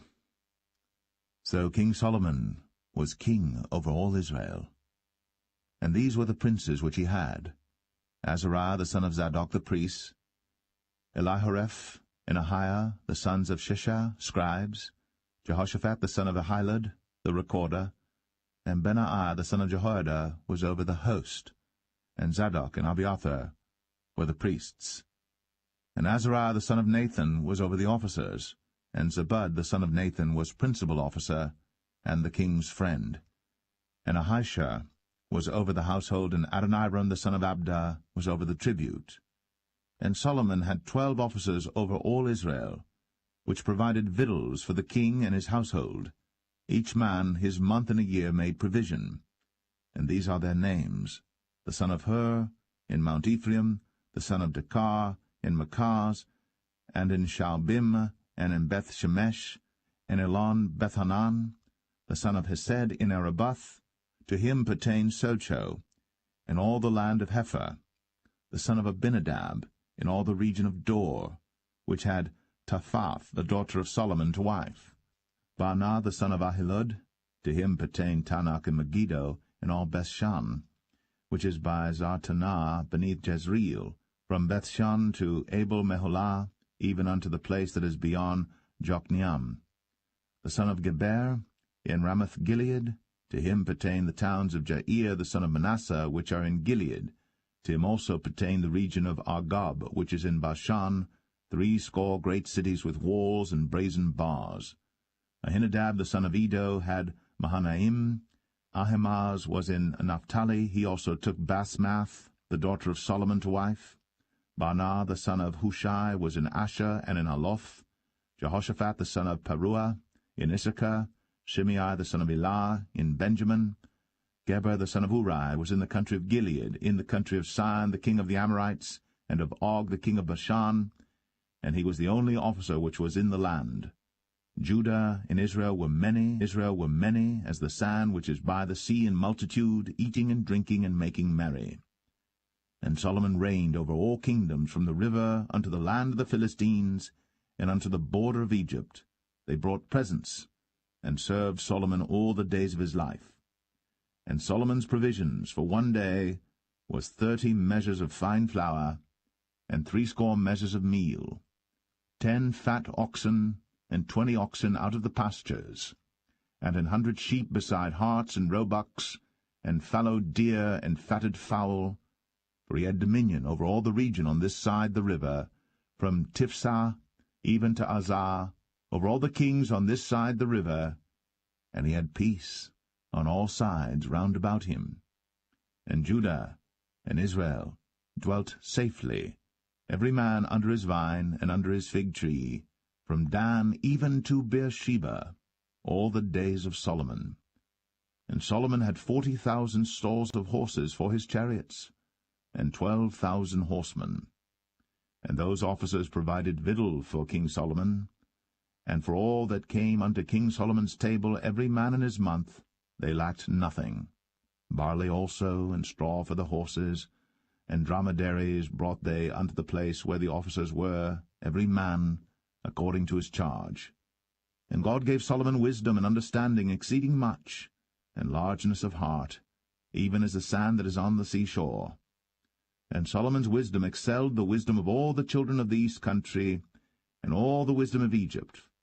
For he was wiser than all men, than Ethan the Ezrahite, and Heman, and Chalcol, and Darda, the sons of Mahol, and his fame was in all nations round about.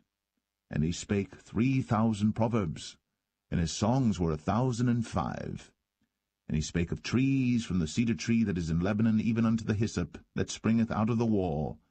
He spake also of beasts, and of fowl, and of creeping things, and of fishes. And there came of all people to hear the wisdom of Solomon, from all kings of the earth, which had heard of his wisdom.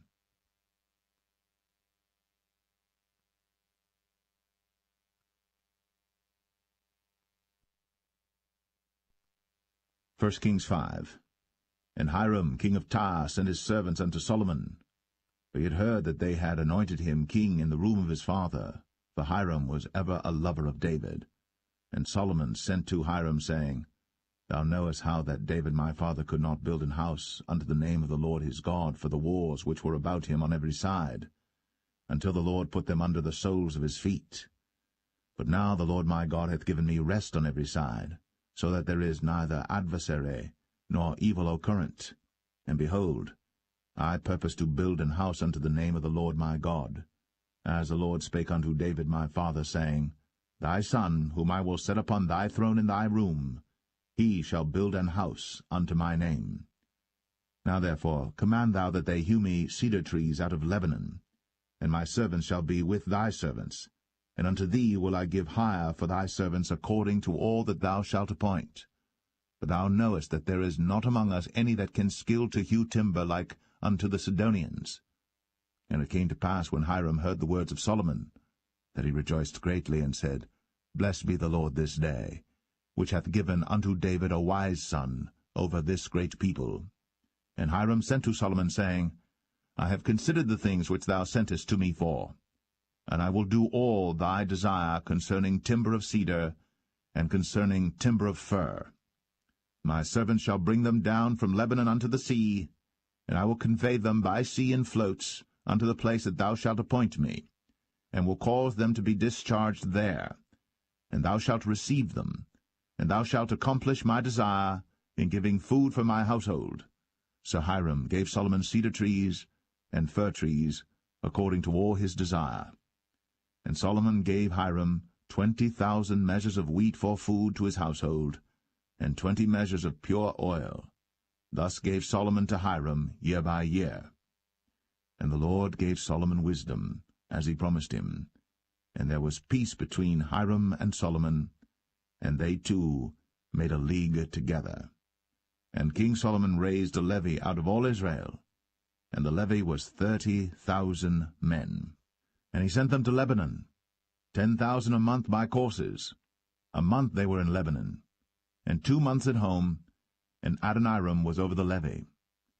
And Solomon had 70,010 that bare burdens, and 80,000 hewers in the mountains, beside the chief of Solomon's officers which were over the work, 3,300 which ruled over the people that wrought in the work. And the king commanded, and they brought great stones, costly stones, and hewed stones, to lay the foundation of the house. And Solomon's builders and Hiram's builders did hew them, and the stone squarers, so they prepared timber and stones to build the house.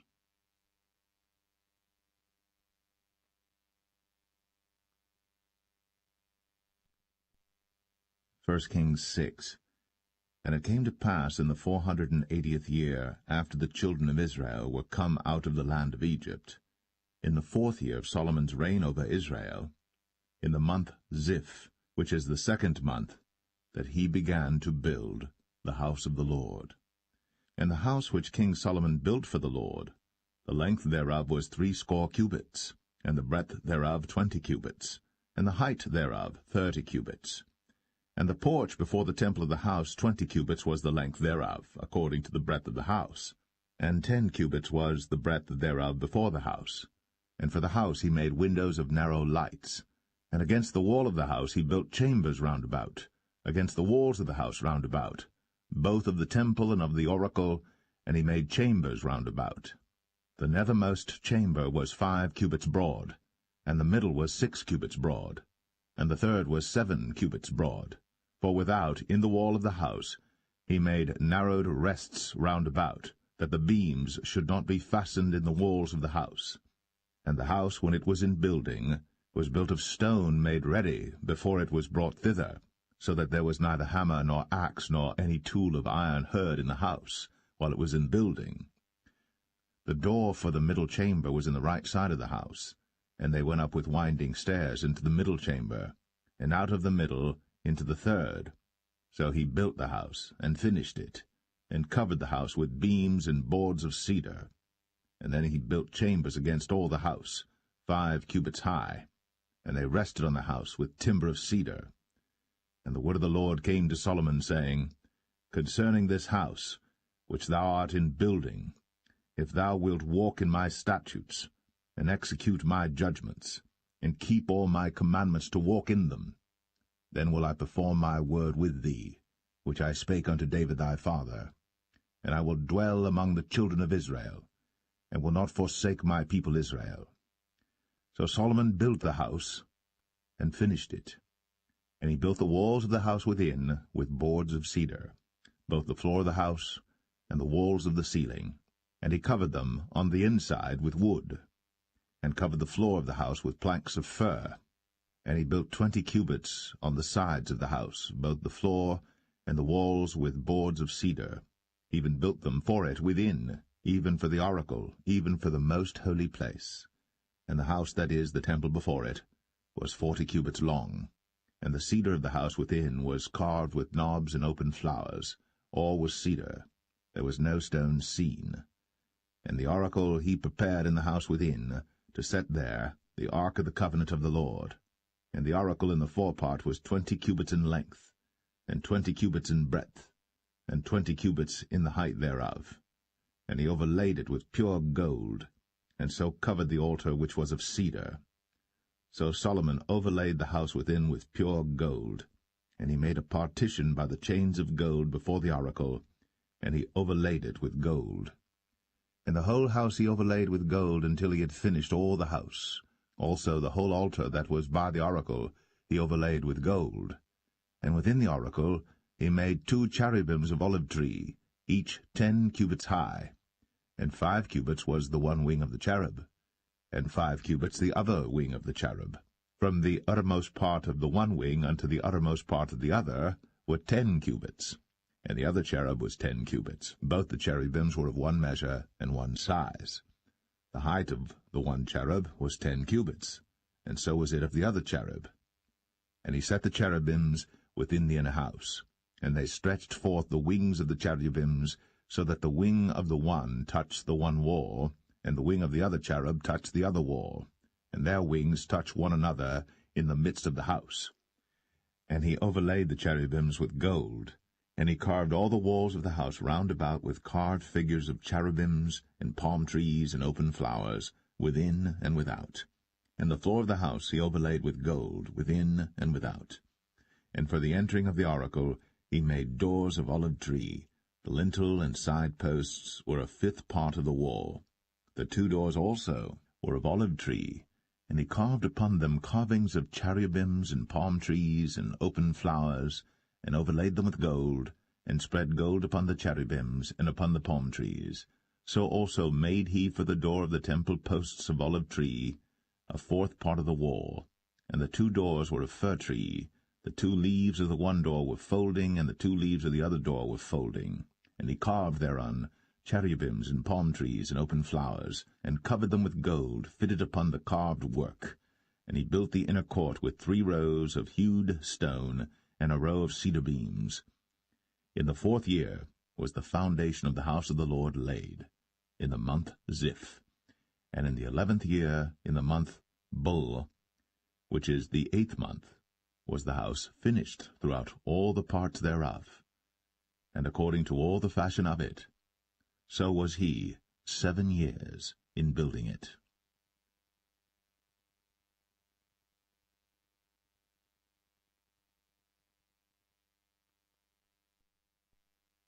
1 Kings 7. But Solomon was building his own house 13 years, and he finished all his house. He built also the house of the forest of Lebanon. The length thereof was 100 cubits, and the breadth thereof 50 cubits, and the height thereof 30 cubits, upon 4 rows of cedar pillars, with cedar beams upon the pillars. And it was covered with cedar above, upon the beams, that lay on 45 pillars, 15 in a row. And there were windows in 3 rows, and light was against light in 3 ranks. And all the doors and posts were square, with the windows, and light was against light in 3 ranks. And he made a porch of pillars. The length thereof was 50 cubits, and the breadth thereof 30 cubits, and the porch was before them. And the other pillars and the thick beam were before them. Then he made a porch for the throne where he might judge, even the porch of judgment, and it was covered with cedar from one side of the floor to the other. And his house where he dwelt had another court within the porch, which was of the like work. Solomon made also an house for Pharaoh's daughter, whom he had taken to wife, like unto this porch. All these were of costly stones, according to the measures of hewed stones, sawed with saws, within and without, even from the foundation unto the coping, and so on the outside toward the great court. And the foundation was of costly stones, even great stones, stones of 10 cubits, and stones of 8 cubits. And above were costly stones after the measures of hewed stones and cedars. And the great court round about was with 3 rows of hewed stones, and a row of cedar beams, both for the inner court of the house of the Lord, and for the porch of the house. And King Solomon sent and fetched Hiram out of Tyre. He was a widow's son of the tribe of Naphtali, and his father was a man of Tyre, a worker in brass, and he was filled with wisdom and understanding and cunning, to work all works in brass. And he came to King Solomon, and wrought all his work. For he cast 2 pillars of brass of 18 cubits high apiece, and a line of 12 cubits did compass either of them about. And he made 2 chapiters of molten brass, to set upon the tops of the pillars. The height of the one chapiter was 5 cubits, and the height of the other chapiter was 5 cubits. And nets of checker-work, and wreaths of chain-work, for the chapiters which were upon the top of the pillars, 7 for the one chapiter, and 7 for the other chapiter. And he made the pillars, and 2 rows round about upon the one network, to cover the chapiters that were upon the top, with pomegranates. And so did he for the other chapiter. And the chapiters that were upon the top of the pillars were of lily-work in the porch 4 cubits. And the chapiters upon the 2 pillars had pomegranates also above, over against the belly which was by the network. And the pomegranates were 200 in rows round about upon the other chapiter. And he set up the pillars in the porch of the temple. And he set up the right pillar, and called the name thereof Jachin. And he set up the left pillar, and called the name thereof Boaz. And upon the top of the pillars was lily-work. so was the work of the pillars finished. And he made a molten sea, 10 cubits from the one brim to the other. It was round all about, and his height was 5 cubits, and a line of 30 cubits did compass it round about. And under the brim of it round about there were knobs compassing it, 10 in a cubit, compassing the sea round about. The knobs were cast in 2 rows when it was cast. It stood upon 12 oxen, 3 looking toward the north, and 3 looking toward the west, and 3 looking toward the south, and 3 looking toward the east. And the sea was set above upon them, and all their hinder parts were inward. And it was an handbreadth thick, and the brim thereof was wrought like the brim of a cup, with flowers of lilies. It contained 2,000 baths. And he made 10 bases of brass. 4 cubits was the length of one base, and 4 cubits the breadth thereof, and 3 cubits the height of it. And the work of the bases was on this manner. They had borders, and the borders were between the ledges. And on the borders that were between the ledges were lions, oxen, and cherubims. And upon the ledges there was a base above, and beneath the lions and oxen were certain additions made of thin work. And every base had 4 brazen wheels, and plates of brass, and the 4 corners thereof had undersetters. Under the laver were undersetters molten, at the side of every addition. And the mouth of it within the chapiter, and above was a cubit, but the mouth thereof was round after the work of the base, a cubit and an half. And also upon the mouth of it were gravings with their borders, 4 square, not round. And under the borders were 4 wheels, and the axle trees of the wheels were joined to the base. And the height of a wheel was a cubit and a half a cubit. And the work of the wheels was like the work of a chariot wheel. Their axle trees and their naves and their felloes and their spokes were all molten. And there were 4 undersetters to the 4 corners of one base, and the undersetters were of the very base itself. And in the top of the base was there a round compass of half a cubit high, and on the top of the base the ledges thereof, and the borders thereof were of the same. For on the plates of the ledges thereof, and on the borders thereof, he graved cherubims, lions, and palm trees, according to the proportion of every one, and additions round about. After this manner he made the 10 bases. All of them had 1 casting, 1 measure, and 1 size. Then made he 10 lavers of brass. 1 laver contained 40 baths, and every laver was 4 cubits. And upon every one of the 10 bases 1 laver. And he put 5 bases on the right side of the house, and 5 on the left side of the house, and he set the sea on the right side of the house eastward over against the south. And Hiram made the lavers, and the shovels, and the basins. So Hiram made an end of doing all the work that he made, King Solomon, for the house of the Lord. The 2 pillars and the 2 bowls of the chapiters that were on the top of the 2 pillars, and the 2 networks to cover the 2 bowls of the chapiters, which were upon the top of the pillars, and 400 pomegranates for the 2 networks, even 2 rows of pomegranates for 1 network, to cover the 2 bowls of the chapiters that were upon the pillars, and the 10 bases, and 10 lavers on the bases, and 1 sea, and 12 oxen under the sea, and the pots, and the shovels, and the basins, and all these vessels which Hiram made to King Solomon for the house of the Lord, were of bright brass. In the plain of Jordan did the king cast them, in the clay ground between Succoth and Zarthan. And Solomon left all the vessels unweighed, because they were exceeding many, neither was the weight of the brass found out. And Solomon made all the vessels that pertained unto the house of the Lord, the altar of gold, and the table of gold whereupon the showbread was, and the candlesticks of pure gold, 5 on the right side and 5 on the left, before the oracle, with the flowers and the lamps and the tongs of gold, and the bowls and the snuffers and the basins and the spoons and the censers of pure gold, and the hinges of gold, both for the doors of the inner house, the most holy place, and for the doors of the house, to wit, of the temple. So was ended all the work that King Solomon made for the house of the Lord. And Solomon brought in the things which David his father had dedicated, even the silver, and the gold, and the vessels, did he put among the treasures of the house of the Lord.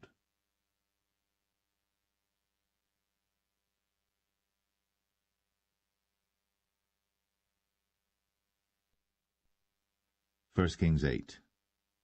Then Solomon assembled the elders of Israel, and all the heads of the tribes, the chief of the fathers of the children of Israel, unto King Solomon in Jerusalem, that they might bring up the ark of the covenant of the Lord out of the city of David, which is Zion.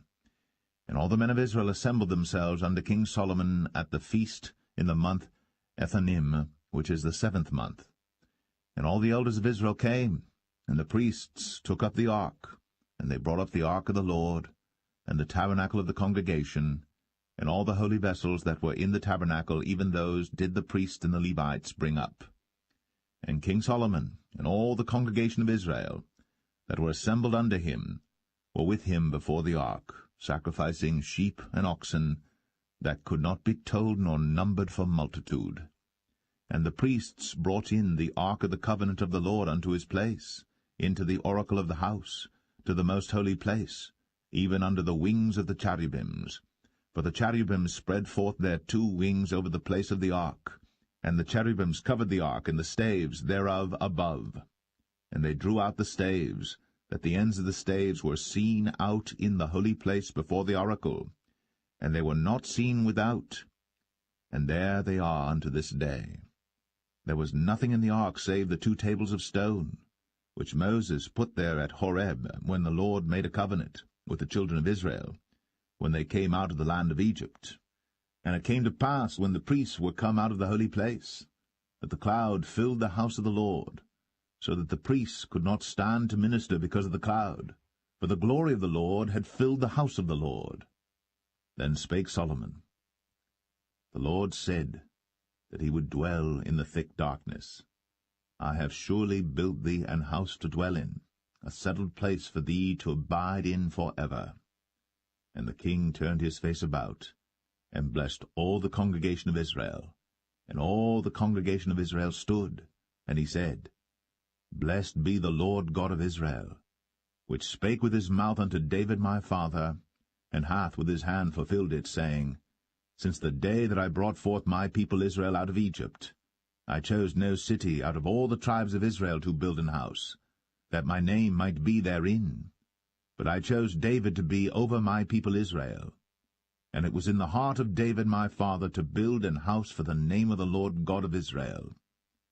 And the Lord said unto David my father, Whereas it was in thine heart to build an house unto my name, thou didst well that it was in thine heart.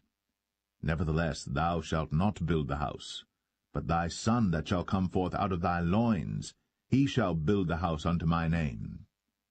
And the Lord hath performed his word that he spake, and I am risen up in the room of David my father, and sit on the throne of Israel, as the Lord promised, and have built an house for the name of the Lord God of Israel.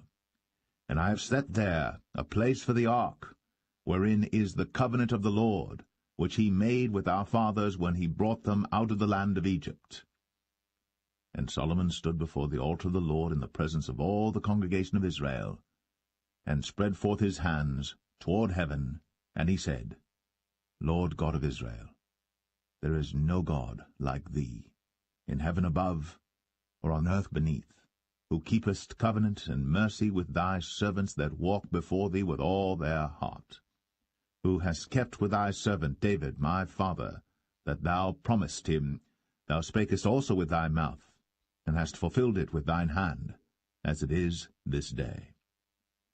Therefore now, Lord God of Israel, keep with thy servant David my father, that thou promised him, saying, There shall not fail thee a man in my sight to sit on the throne of Israel, so that thy children take heed to their way, that they walk before me as thou hast walked before me. And now, O God of Israel, let thy word, I pray thee, be verified, which thou spakest unto thy servant David my father.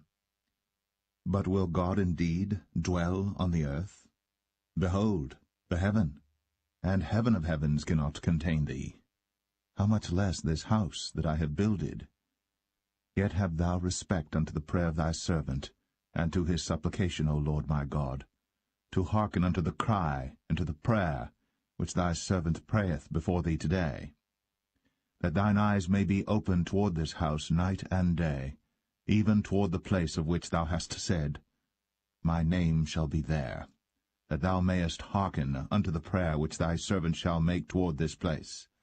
And hearken thou to the supplication of thy servant, and of thy people Israel, when they shall pray toward this place. And hear thou in heaven thy dwelling place, and when thou hearest, forgive. If any man trespass against his neighbor, and an oath be laid upon him to cause him to swear, and the oath come before thine altar in this house, then hear thou in heaven, and do and judge thy servants, condemning the wicked, to bring his way upon his head, and justifying the righteous, to give him according to his righteousness. When thy people Israel be smitten down before the enemy, because they have sinned against thee, and shall turn again to thee, and confess thy name, and pray, and make supplication unto thee in this house, then hear thou in heaven, and forgive the sin of thy people Israel, and bring them again unto the land which thou gavest unto their fathers. When heaven is shut up, and there is no rain because they have sinned against thee, if they pray toward this place, and confess thy name, and turn from their sin, when thou afflictest them, then hear thou in heaven, and forgive the sin of thy servants, and of thy people Israel, that thou teach them the good way wherein they should walk, and give rain upon thy land, which thou hast given to thy people for an inheritance. If there be in the land famine, if there be pestilence, blasting, mildew, locust, or if there be caterpillar, if their enemy besiege them in the land of their cities, whatsoever plague, whatsoever sickness there be, what prayer and supplication soever be made by any man, or by all thy people Israel, which shall know every man the plague of his own heart, and spread forth his hands toward this house, then hear thou in heaven thy dwelling place, and forgive, and do, and give to every man according to his ways, whose heart thou knowest, for thou, even thou only, knowest the hearts of all the children of men, that they may fear thee all the days that they live in the land which thou gavest unto our fathers. Moreover, concerning a stranger that is not of thy people Israel, but cometh out of a far country for thy name's sake, for they shall hear of thy great name, and of thy strong hand, and of thy stretched out arm, when he shall come and pray toward this house, hear thou in heaven thy dwelling place, and do according to all that the stranger calleth to thee for, that all people of the earth may know thy name, to fear thee, as do thy people Israel, and that they may know that this house which I have builded is called by thy name. If thy people go out to battle against their enemy, whithersoever thou shalt send them, and shall pray unto the Lord toward the city which thou hast chosen, and toward the house that I have built for thy name, then hear thou in heaven their prayer, and their supplication, and maintain their cause. If they sin against thee, for there is no man that sinneth not, and thou be angry with them, and deliver them to the enemy, so that they carry them away captives unto the land of the enemy, far or near. Yet if they shall bethink themselves in the land whither they were carried captives, and repent, and make supplication unto thee in the land of them that carried them captives, saying, We have sinned, and have done perversely, we have committed wickedness, and so return unto thee with all their heart, and with all their soul, in the land of their enemies, which led them away captive, and pray unto thee toward their land, which thou gavest unto their fathers, the city which thou hast chosen, and the house which I have built for thy name. Then hear thou their prayer, and their supplication in heaven thy dwelling place, and maintain their cause, and forgive thy people that have sinned against thee, and all their transgressions wherein they have transgressed against thee, and give them compassion before them who carry them captive, that they may have compassion on them. For they be thy people, and thine inheritance, which thou broughtest forth out of Egypt, from the midst of the furnace of iron, that thine eyes may be open unto the supplication of thy servant, and unto the supplication of thy people Israel, to hearken unto them in all that they call for unto thee. For thou didst separate them from among all the people of the earth to be thine inheritance, as thou spakest by the hand of Moses thy servant, when thou broughtest our fathers out of Egypt, O Lord God. And it was so that when Solomon had made an end of praying all this prayer and supplication unto the Lord, he arose from before the altar of the Lord, from kneeling on his knees with his hands spread up to heaven. And he stood, and blessed all the congregation of Israel with a loud voice, saying, Blessed be the Lord, that hath given rest unto his people Israel, according to all that he promised. There hath not failed one word of all his good promise, which he promised by the hand of Moses his servant. The Lord our God be with us, as he was with our fathers. Let him not leave us, nor forsake us, that he may incline our hearts unto him, to walk in all his ways, and to keep his commandments and his statutes and his judgments, which he commanded our fathers.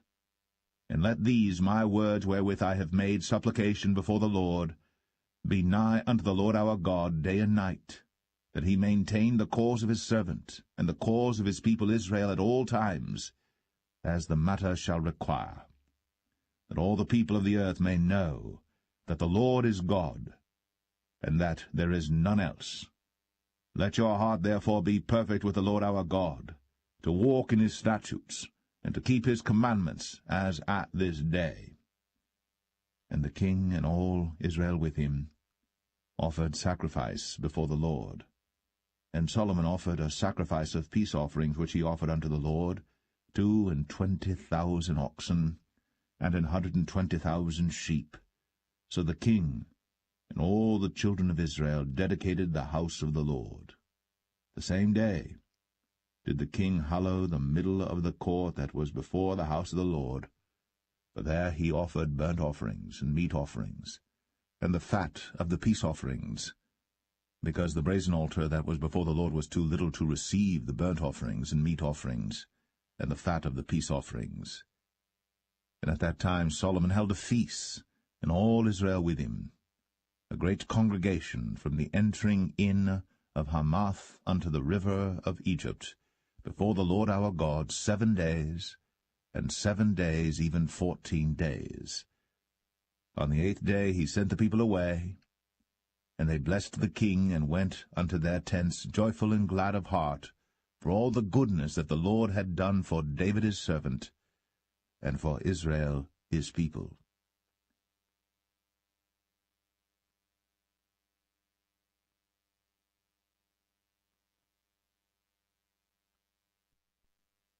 First Kings 9. And it came to pass, when Solomon had finished the building of the house of the Lord, and the king's house, and all Solomon's desire which he was pleased to do, that the Lord appeared to Solomon the second time, as he had appeared unto him at Gibeon. And the Lord said unto him, I have heard thy prayer and thy supplication that thou hast made before me. I have hallowed this house which thou hast built, to put my name there for ever, and mine eyes and mine heart shall be there perpetually. And if thou wilt walk before me, as David thy father walked, in integrity of heart, and in uprightness, to do according to all that I have commanded thee, and wilt keep my statutes and my judgments, then I will establish the throne of thy kingdom upon Israel forever, as I promised to David thy father, saying, There shall not fail thee a man upon the throne of Israel. But if ye shall at all turn from following me, ye or your children, and will not keep my commandments and my statutes which I have set before you, but go and serve other gods, and worship them, then will I cut off Israel out of the land which I have given them, and this house which I have hallowed for my name will I cast out of my sight, and Israel shall be a proverb and a byword among all people. And at this house which is high, every one that passeth by it shall be astonished, and shall hiss, and they shall say, Why hath the Lord done thus unto this land, and to this house? And they shall answer, Because they forsook the Lord their God, who brought forth their fathers out of the land of Egypt, and had taken hold upon other gods, and have worshipped them, and served them. Therefore hath the Lord brought upon them all this evil. And it came to pass at the end of 20 years, when Solomon had built the 2 houses, the house of the Lord, and the king's house.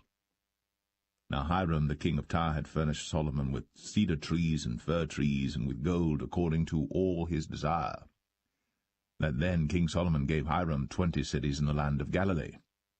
And Hiram came out from Tyre to see the cities which Solomon had given him, and they pleased him not. And he said, What cities are these which thou hast given me, my brother? And he called them the land of Cabul unto this day. And Hiram sent to the king 60 talents of gold. And this is the reason of the levy which King Solomon raised, for to build the house of the Lord and his own house, and Millo, and the wall of Jerusalem, and Hazor, and Megiddo, and Gezer. For Pharaoh king of Egypt had gone up and taken Gezer, and burnt it with fire, and slain the Canaanites that dwelt in the city, and given it for a present unto his daughter Solomon's wife. And Solomon built Gezer, and Beth-horon the nether, and Baalath, and Tadmor in the wilderness in the land, and all the cities of store that Solomon had, and cities for his chariots, and cities for his horsemen, and that which Solomon desired to build in Jerusalem, and in Lebanon, and in all the land of his dominion. And all the people that were left of the Amorites, Hittites, Perizzites, Hivites, and Jebusites, which were not of the children of Israel, their children that were left after them in the land, whom the children of Israel also were not able utterly to destroy, upon those did Solomon levy a tribute of bondservice unto this day. But of the children of Israel did Solomon make no bondmen, but they were men of war, and his servants, and his princes, and his captains, and rulers of his chariots, and his horsemen. These were the chief of the officers that were over Solomon's work, 550, which bare rule over the people that wrought in the work. But Pharaoh's daughter came up out of the city of David unto her house, which Solomon had built for her. Then did he build Millo. And 3 times in a year did Solomon offer burnt offerings and peace offerings upon the altar which he built unto the Lord. And he burnt incense upon the altar that was before the Lord. So he finished the house. And King Solomon made a navy of ships in Ezion-Geber, which is beside Eloth, on the shore of the Red Sea, in the land of Edom. And Hiram sent in the navy his servants, shipmen that had knowledge of the sea, with the servants of Solomon. And they came to Ophir, and fetched from thence gold 420 talents, and brought it to King Solomon.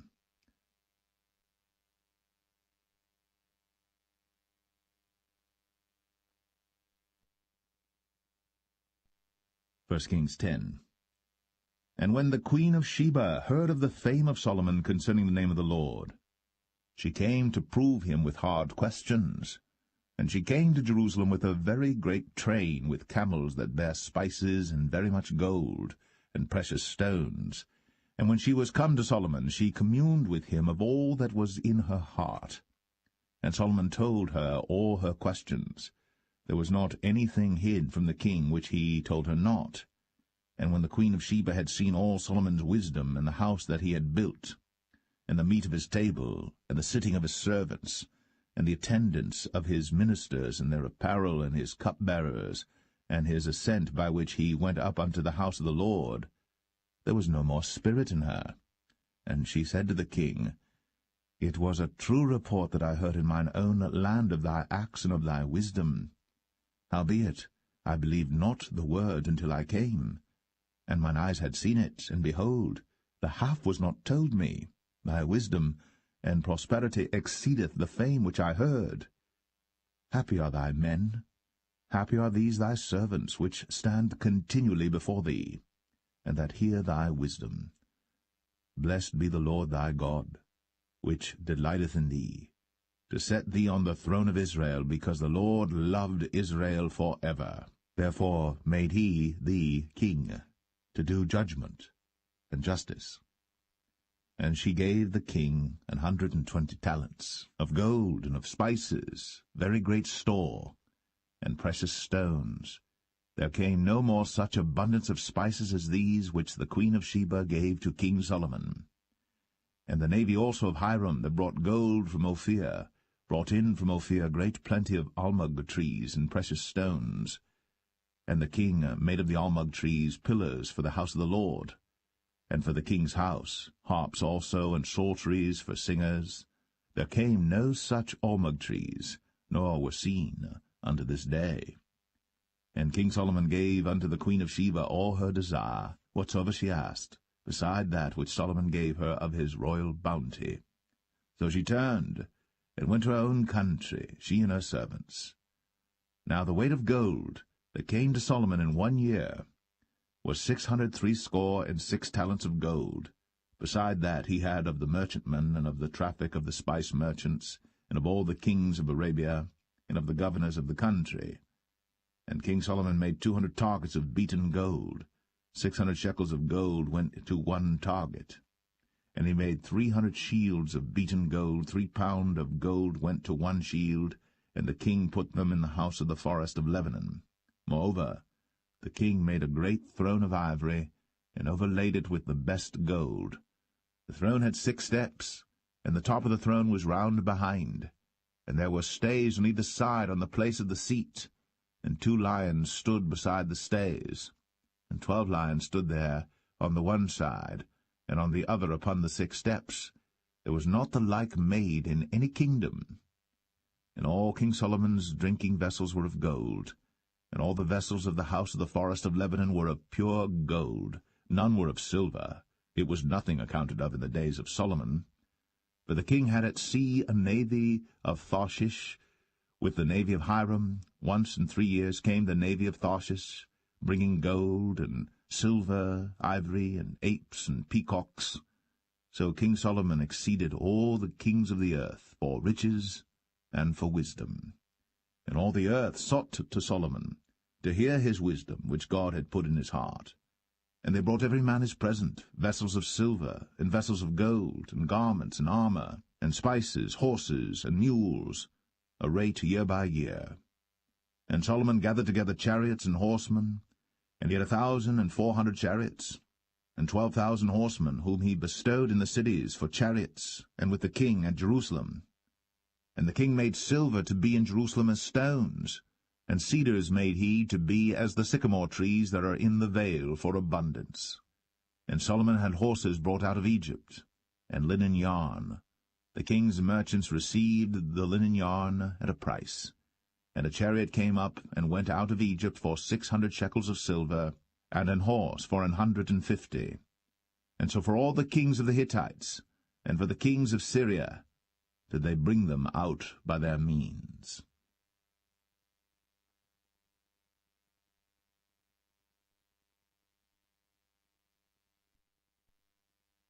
1 Kings 11. But King Solomon loved many strange women, together with the daughter of Pharaoh, women of the Moabites, Ammonites, Edomites, Zidonians, and Hittites.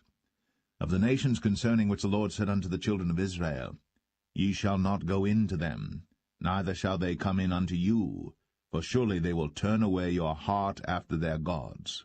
Solomon clave unto these in love.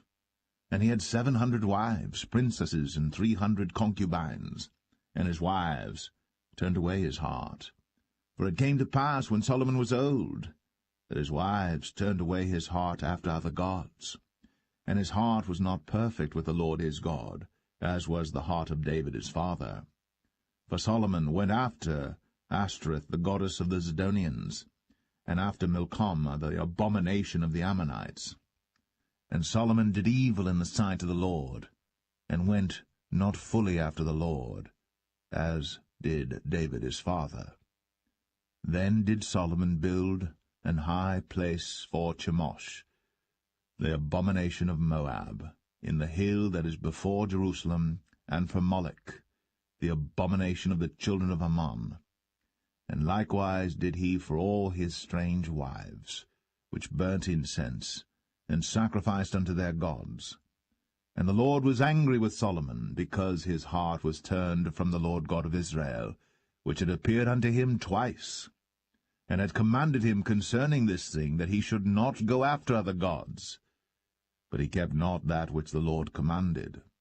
Wherefore the Lord said unto Solomon, Forasmuch as this is done of thee, and thou hast not kept my covenant and my statutes, which I have commanded thee, I will surely rend the kingdom from thee, and will give it to thy servant.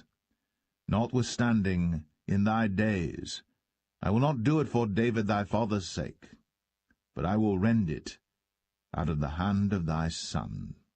Howbeit, I will not rend away all the kingdom, but will give one tribe to thy son, for David my servant's sake, and for Jerusalem's sake, which I have chosen. And the Lord stirred up an adversary unto Solomon, Hadad the Edomite. He was of the king's seed in Edom. For it came to pass, when David was in Edom, and Joab, the captain of the host, was gone up to bury the slain, after he had smitten every male in Edom. For 6 months did Joab remain there with all Israel, until he had cut off every male in Edom.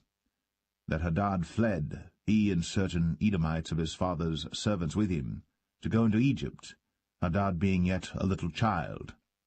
And they arose out of Midian, and came to Paran. And they took men with them out of Paran, and they came to Egypt, unto Pharaoh king of Egypt, which gave him an house, and appointed him victuals, and gave him land. And Hadad found great favour in the sight of Pharaoh, so that he gave him to wife the sister of his own wife, the sister of Tahpenes the queen. And the sister of Tahpenes bare him Genubath his son, whom Tahpenes weaned in Pharaoh's house. And Genubath was in Pharaoh's household among the sons of Pharaoh. And when Hadad heard in Egypt that David slept with his fathers, and that Joab the captain of the host was dead, Hadad said to Pharaoh, Let me depart, that I may go to mine own country.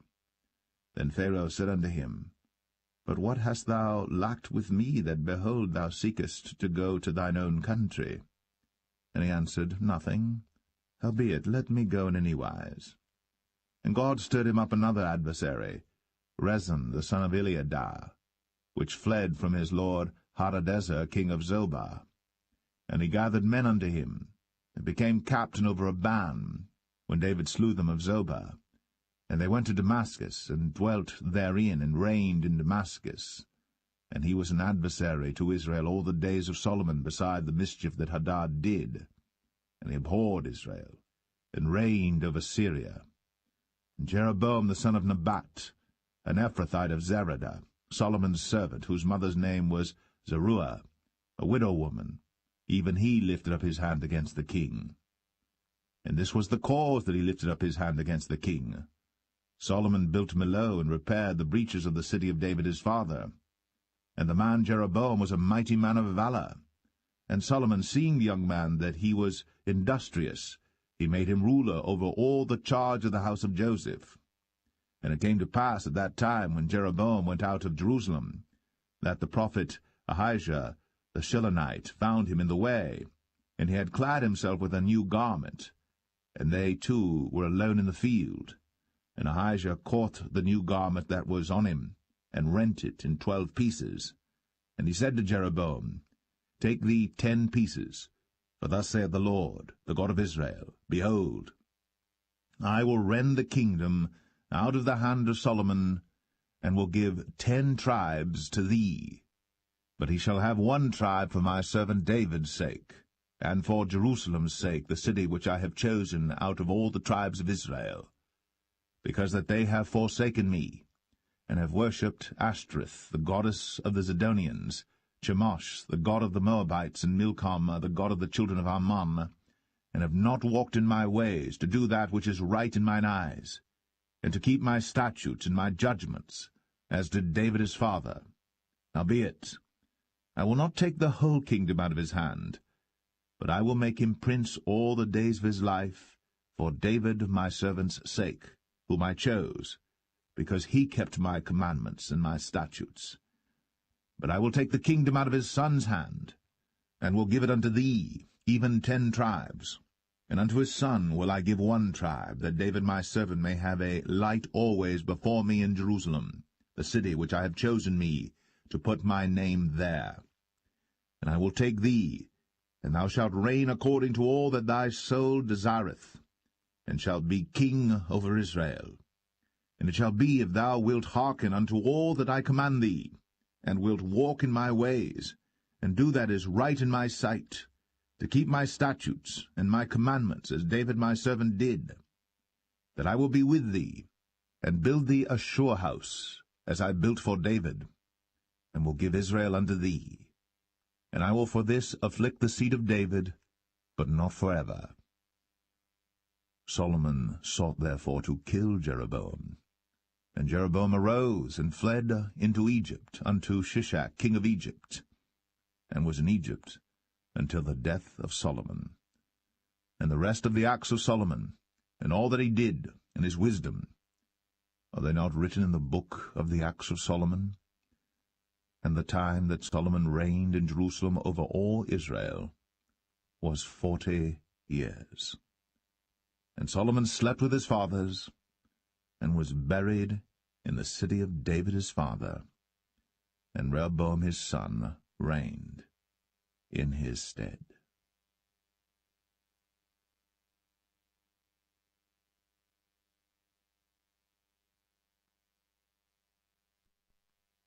First Kings 12. And Rehoboam went to Shechem, for all Israel were come to Shechem to make him king. And it came to pass, when Jeroboam the son of Nebat, who was yet in Egypt, heard of it, for he was fled from the presence of King Solomon, and Jeroboam dwelt in Egypt, that they sent and called him. And Jeroboam and all the congregation of Israel came and spake unto Rehoboam, saying, Thy father made our yoke grievous. Now therefore make thou the grievous service of thy father, and his heavy yoke which he put upon us lighter, and we will serve thee. And he said unto them, Depart yet for 3 days, then come again to me. And the people departed. And King Rehoboam consulted with the old men that stood before Solomon his father while he yet lived, and said, How do ye advise that I may answer this people? And they spake unto him, saying, If thou wilt be a servant unto this people this day, and wilt serve them, and answer them, and speak good words to them, then they will be thy servants forever. But he forsook the counsel of the old men which they had given him, and consulted with the young men that were grown up with him, and which stood before him. And he said unto them, What counsel give ye that we may answer this people who have spoken to me, saying, Make the yoke which thy father did put upon us lighter? And the young men that were grown up with him spake unto him, saying, Thus shalt thou speak unto this people that spake unto thee, saying, Thy father made our yoke heavy, but make thou it lighter unto us. Thus shalt thou say unto them, My little finger shall be thicker than my father's loins. And now, whereas my father did lade you with a heavy yoke, I will add to your yoke. My father hath chastised you with whips, but I will chastise you with scorpions. So Jeroboam and all the people came to Rehoboam the 3rd day, as the king had appointed, saying, Come to me again the 3rd day. And the king answered the people roughly, and forsook the old men's counsel that they gave him, and spake to them after the counsel of the young men, saying, My father made your yoke heavy, and I will add to your yoke. My father also chastised you with whips, but I will chastise you with scorpions. Wherefore the king hearkened not unto the people, for the cause was from the Lord, that he might perform his saying, which the Lord spake by Ahijah the Shilonite unto Jeroboam the son of Nebat. So when all Israel saw that the king hearkened not unto them, the people answered the king, saying, What portion have we in David? Neither have we inheritance in the son of Jesse. To your tents, O Israel. Now see to thine own house, David. So Israel departed unto their tents. But as for the children of Israel which dwelt in the cities of Judah, Rehoboam reigned over them. Then King Rehoboam sent Adoram, who was over the tribute, and all Israel stoned him with stones, that he died. Therefore King Rehoboam made speed to get him up to his chariot, to flee to Jerusalem. So Israel rebelled against the house of David unto this day. And it came to pass, when all Israel heard that Jeroboam was come again, that they sent and called him unto the congregation, and made him king over all Israel. There was none that followed the house of David, but the tribe of Judah only. And when Rehoboam was come to Jerusalem, he assembled all the house of Judah with the tribe of Benjamin, 180,000 chosen men which were warriors, to fight against the house of Israel, to bring the kingdom again to Rehoboam the son of Solomon. But the word of God came unto Shemaiah the man of God, saying, Speak unto Rehoboam the son of Solomon, king of Judah, and unto all the house of Judah and Benjamin, and to the remnant of the people, saying, Thus saith the Lord, Ye shall not go up, nor fight against your brethren the children of Israel. Return every man to his house, for this thing is from me. They hearkened therefore to the word of the Lord, and returned to depart according to the word of the Lord. Then Jeroboam built Shechem in Mount Ephraim, and dwelt therein, and went out from thence, and built Penuel. And Jeroboam said in his heart, Now shall the kingdom return to the house of David. If this people go up to do sacrifice in the house of the Lord at Jerusalem, then shall the heart of this people turn again unto their Lord, even unto Rehoboam king of Judah, and they shall kill me, and go again to Rehoboam king of Judah. Whereupon the king took counsel, and made 2 calves of gold, and said unto them, It is too much for you to go up to Jerusalem. Behold thy gods, O Israel, which brought thee up out of the land of Egypt. And he set the one in Bethel, and the other put he in Dan. And this thing became a sin, for the people went to worship before the one, even unto Dan. And he made an house of high places, and made priests of the lowest of the people, which were not of the sons of Levi. And Jeroboam ordained a feast in the 8th month, on the 15th day of the month, like unto the feast that is in Judah. And he offered upon the altar. So did he in Bethel, sacrificing unto the calves that he had made. And he placed in Bethel the priests of the high places which he had made. So he offered upon the altar which he had made in Bethel the 15th day of the 8th month, even in the month which he had devised of his own heart, and ordained a feast unto the children of Israel. And he offered upon the altar, and burnt incense.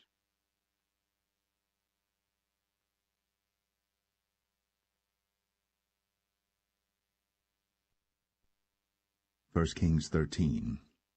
And behold, there came a man of God out of Judah by the word of the Lord unto Bethel. And Jeroboam stood by the altar to burn incense. And he cried against the altar in the word of the Lord, and said, O altar, altar, thus saith the Lord, Behold, a child shall be born unto the house of David, Josiah by name. And upon thee shall he offer the priests of the high places that burn incense upon thee, and men's bones shall be burnt upon thee. And he gave a sign the same day, saying, This is the sign which the Lord hath spoken. Behold, the altar shall be rent, and the ashes that are upon it shall be poured out. And it came to pass, when King Jeroboam heard the saying of the man of God, which had cried against the altar in Bethel, that he put forth his hand from the altar, saying, Lay hold on him. And his hand, which he put forth against him, dried up, so that he could not pull it in again to him. The altar also was rent, and the ashes poured out from the altar, according to the sign which the man of God had given, by the word of the Lord. And the king answered and said unto the man of God, Entreat now the face of the Lord thy God, and pray for me, that my hand may be restored me again. And the man of God besought the Lord, and the king's hand was restored him again, and became as it was before. And the king said unto the man of God, Come home with me, and refresh thyself, and I will give thee a reward. And the man of God said unto the king, If thou wilt give me half thine house, I will not go in with thee, neither will I eat bread nor drink water in this place. For so was it charged me by the word of the Lord, saying, Eat no bread, nor drink water, nor turn again by the same way that thou camest. So he went another way, and returned not by the way that he came to Bethel. Now there dwelt an old prophet in Bethel, and his sons came and told him all the works that the man of God had done that day in Bethel, the words which he had spoken unto the king. Them they told also to their father. And their father said unto them, What way went he? For his sons had seen what way the man of God went, which came from Judah. And he said unto his sons, Saddle me the ass. So they saddled him the ass, and he rode thereon, and went after the man of God, and found him sitting under an oak. And he said unto him, Art thou the man of God that camest from Judah? And he said, I am. Then he said unto him, Come home with me, and eat bread. And he said, I may not return with thee, nor go in with thee, neither will I eat bread nor drink water with thee in this place. For it was said to me by the word of the Lord, Thou shalt eat no bread, nor drink water there, nor turn again to go by the way that thou camest. He said unto him, I am a prophet, also as thou art. And an angel spake unto me by the word of the Lord, saying, Bring him back with thee into thine house, that he may eat bread and drink water. But he lied unto him. So he went back with him, and did eat bread in his house, and drank water. And it came to pass, as they sat at the table, that the word of the Lord came unto the prophet that brought him back. And he cried unto the man of God that came from Judah, saying, Thus saith the Lord, For as much as thou hast disobeyed the mouth of the Lord, and hast not kept the commandment which the Lord thy God commanded thee, but camest back, and hast eaten bread, and drunk water in the place, of the which the Lord did say to thee, Eat no bread, and drink no water, thy carcass shall not come unto the sepulchre of thy fathers. And it came to pass, after he had eaten bread, and after he had drunk, that he saddled for him the ass, to wit, for the prophet whom he had brought back. And when he was gone, a lion met him by the way, and slew him. And his carcass was cast in the way, and the ass stood by it. The lion also stood by the carcass. And behold, men passed by, and saw the carcass cast in the way, and the lion standing by the carcass. And they came and told it in the city where the old prophet dwelt.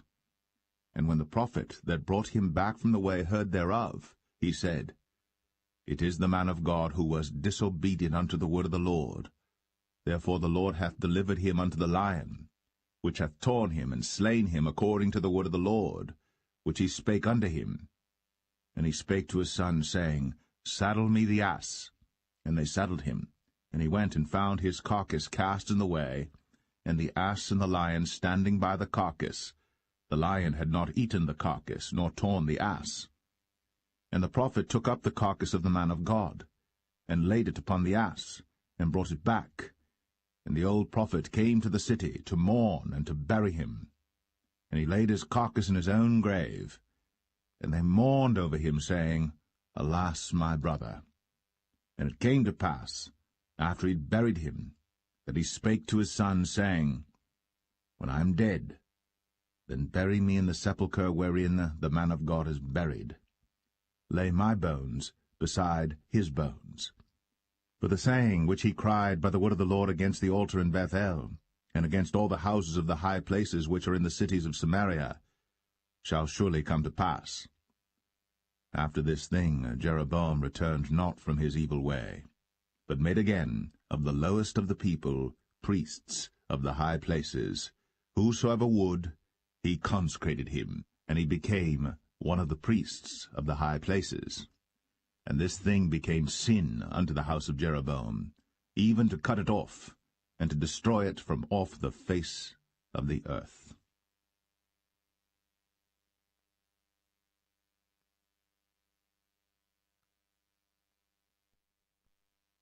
1 Kings 14.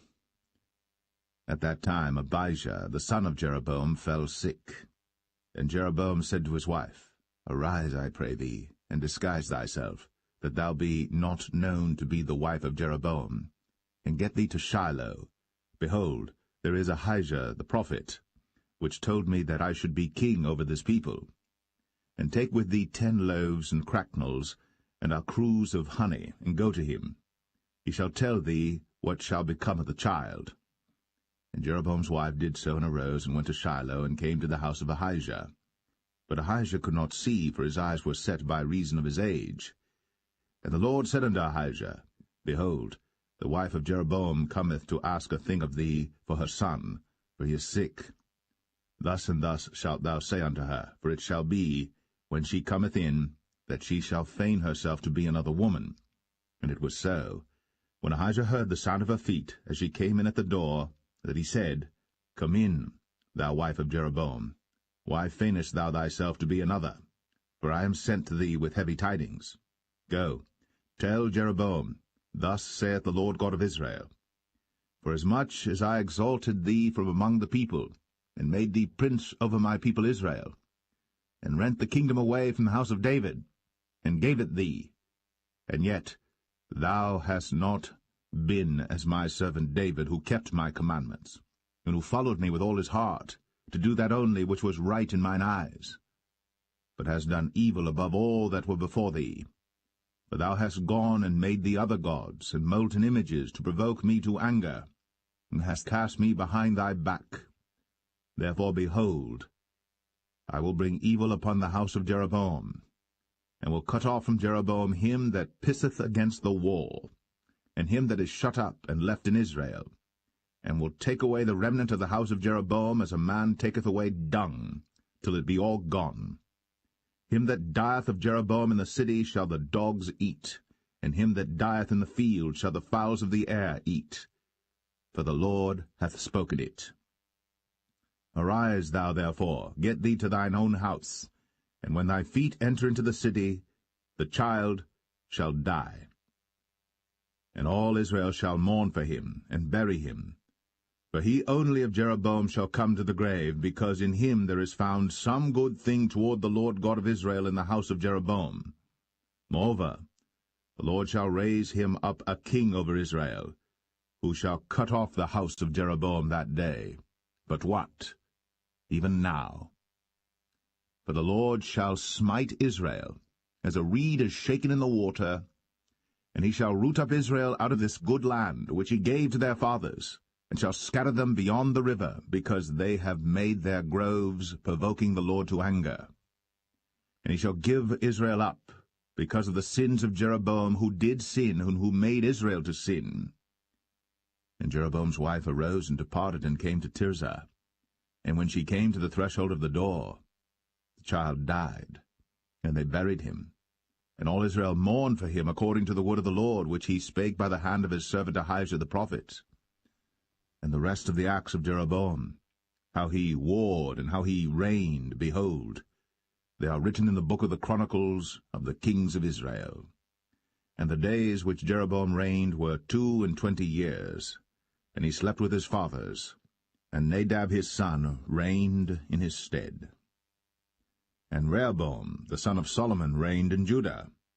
Rehoboam was 41 years old when he began to reign, and he reigned 17 years in Jerusalem, the city which the Lord did choose out of all the tribes of Israel, to put his name there. And his mother's name was Naamah, an Ammonitess.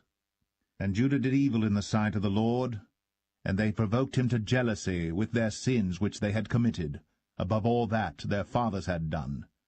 But they also built them high places and images and groves on every high hill, and under every green tree.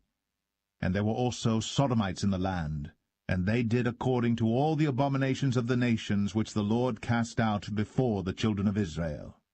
And it came to pass in the 5th year of King Rehoboam, that Shishak king of Egypt came up against Jerusalem. And he took away the treasures of the house of the Lord, and the treasures of the king's house. He even took away all, and he took away all the shields of gold which Solomon had made.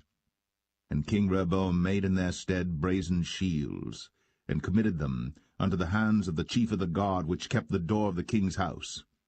And it was so, when the king went into the house of the Lord, that the guard bare them and brought them back into the guard chamber. Now the rest of the acts of Rehoboam, and all that he did, are they not written in the book of the Chronicles of the kings of Judah? And there was war between Rehoboam and Jeroboam all their days. And Rehoboam slept with his fathers, and was buried with his fathers in the city of David. And his mother's name was Naamah, an Ammonitess. And Abijam, his son, reigned in his stead.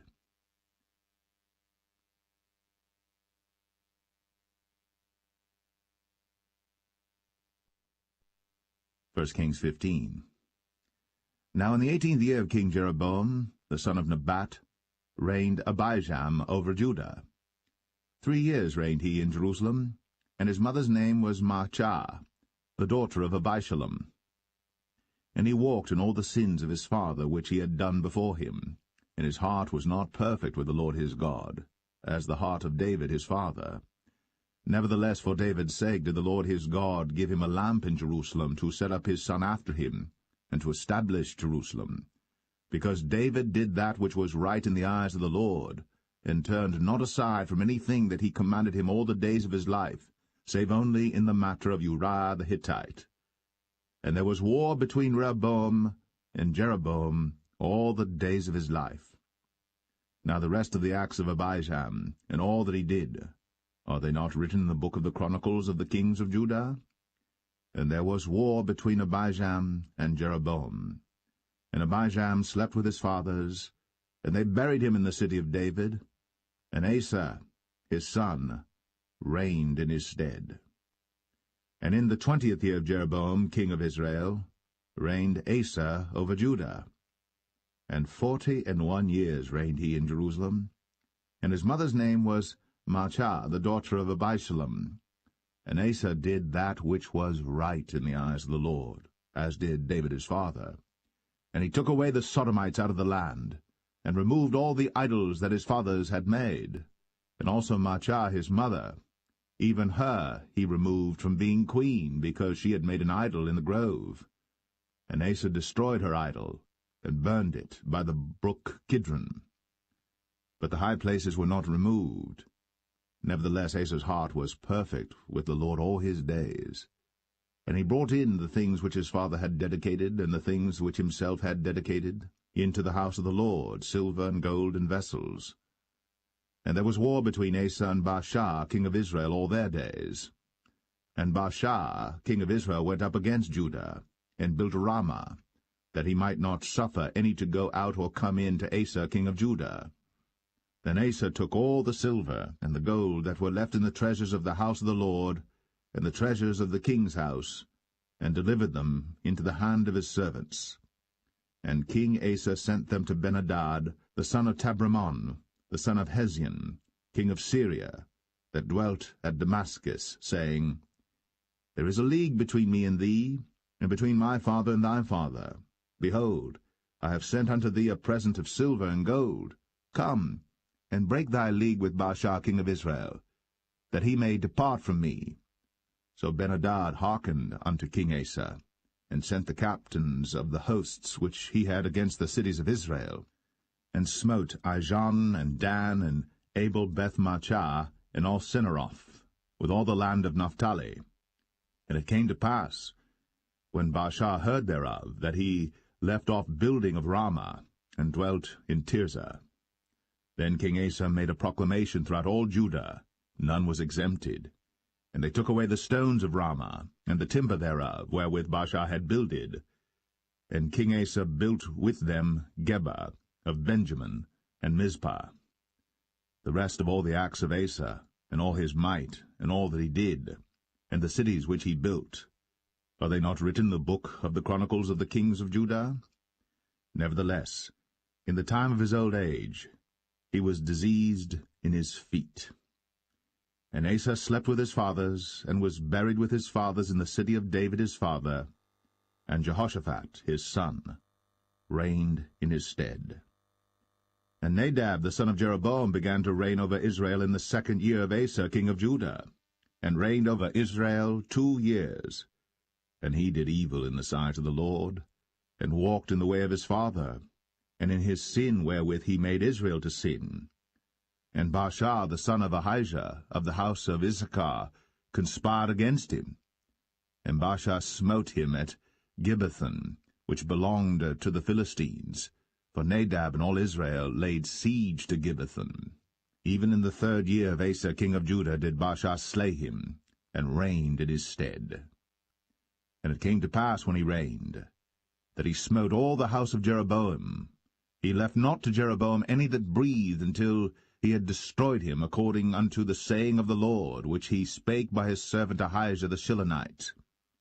Because of the sins of Jeroboam which he sinned, and which he made Israel sin, by his provocation wherewith he provoked the Lord God of Israel to anger.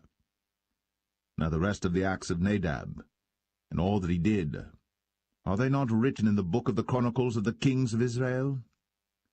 And there was war between Asa and Baasha, king of Israel, all their days.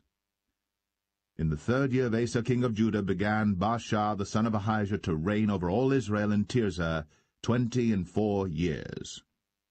And he did evil in the sight of the Lord, and walked in the way of Jeroboam, and in his sin wherewith he made Israel to sin.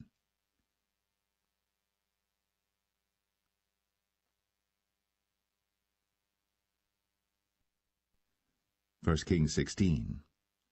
Then the word of the Lord came to Jehu the son of Hanani against Baasha, saying, Forasmuch as I exalted thee out of the dust, and made thee prince over my people Israel, and thou hast walked in the way of Jeroboam, and hast made my people Israel to sin, to provoke me to anger with their sins, behold, I will take away the posterity of Baasha, and the posterity of his house, and will make thy house like the house of Jeroboam the son of Nebat. Him that dieth of Baasha in the city shall the dogs eat, and him that dieth of his in the fields shall the fowls of the air eat. Now the rest of the acts of Baasha, and what he did, and his might, are they not written in the book of the Chronicles of the kings of Israel? So Baasha slept with his fathers, and was buried in Tirzah, and Elah his son reigned in his stead. And also by the hand of the prophet Jehu, the son of Hanani, came the word of the Lord against Baasha, and against his house, even for all the evil that he did in the sight of the Lord in provoking him to anger, with the work of his hands, in being like the house of Jeroboam, and because he killed him. In the 26th year of Asa king of Judah began Elah the son of Baasha to reign over Israel in Tirzah 2 years. And his servant Zimri, captain of half his chariots, conspired against him, as he was in Tirzah drinking himself drunk in the house of Arzah, steward of his house in Tirzah. And Zimri went in, and smote him, and killed him, in the 27th year of Asa king of Judah, and reigned in his stead. And it came to pass, when he began to reign, as soon as he sat on his throne, that he slew all the house of Baasha. He left him not one that pisseth against a wall, neither of his kinsfolks, nor of his friends. Thus did Zimri destroy all the house of Baasha, according to the word of the Lord which he spake against Baasha by Jehu the prophet. For all the sins of Baasha, and the sins of Elah his son, by which they sinned, and by which they made Israel to sin, in provoking the Lord God of Israel to anger with their vanities. Now the rest of the acts of Elah, and all that he did, are they not written in the book of the Chronicles of the kings of Israel?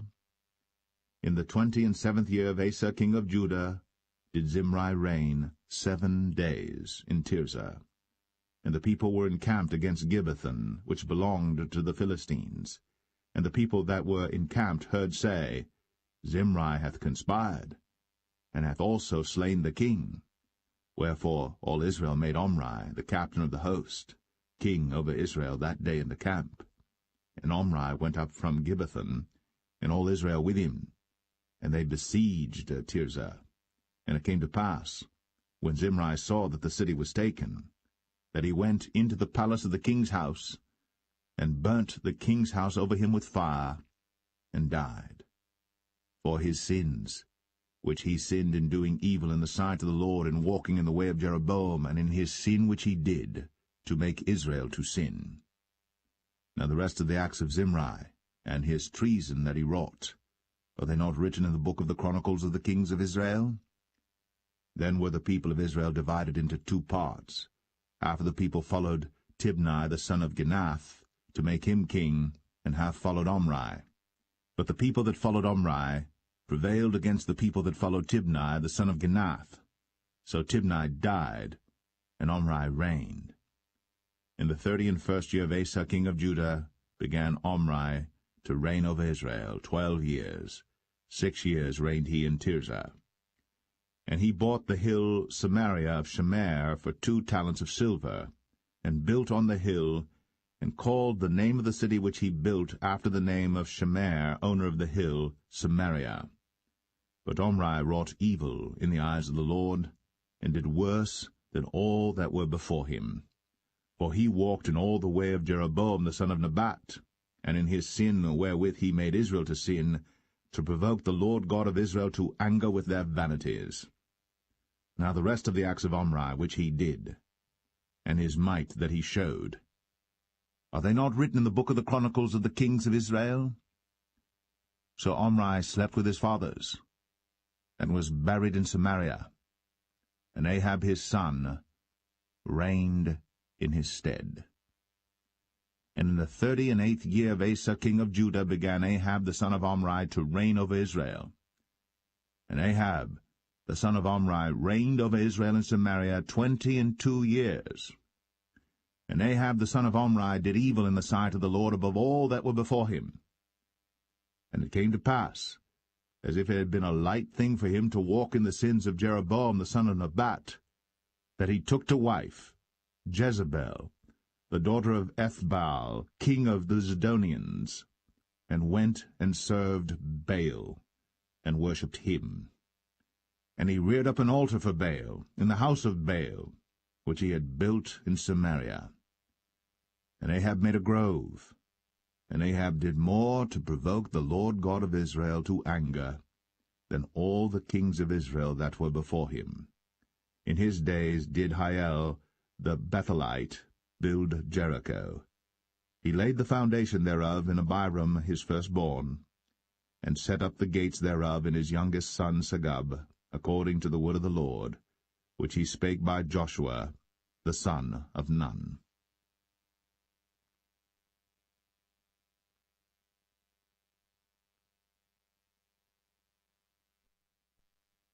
1 Kings 17. And Elijah the Tishbite, who was of the inhabitants of Gilead, said unto Ahab, As the Lord God of Israel liveth, before whom I stand, there shall not be dew nor rain these years, but according to my word. And the word of the Lord came unto him, saying, Get thee hence, and turn thee eastward, and hide thyself by the brook Cherith, that is before Jordan. And it shall be that thou shalt drink of the brook, and I have commanded the ravens to feed thee there. So he went and did according unto the word of the Lord, for he went and dwelt by the brook Cherith, that is before Jordan. And the ravens brought him bread and flesh in the morning, and bread and flesh in the evening, and he drank of the brook. And it came to pass after a while that the brook dried up, because there had been no rain in the land. And the word of the Lord came unto him, saying, Arise, get thee to Zarephath, which belongeth to Zidon, and dwell there. Behold, I have commanded a widow woman there to sustain thee. So he arose and went to Zarephath. And when he came to the gate of the city, behold, the widow woman was there gathering of sticks. And he called to her, and said, Fetch me, I pray thee, a little water in a vessel, that I may drink. And as she was going to fetch it, he called to her, and said, Bring me, I pray thee, a morsel of bread in thine hand.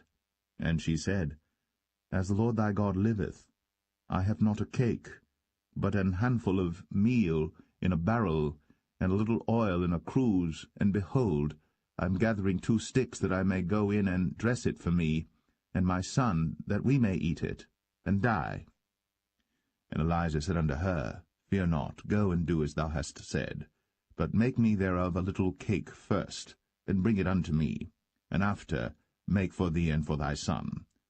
For thus saith the Lord God of Israel, The barrel of meal shall not waste, neither shall the cruse of oil fail, until the day that the Lord sendeth rain upon the earth.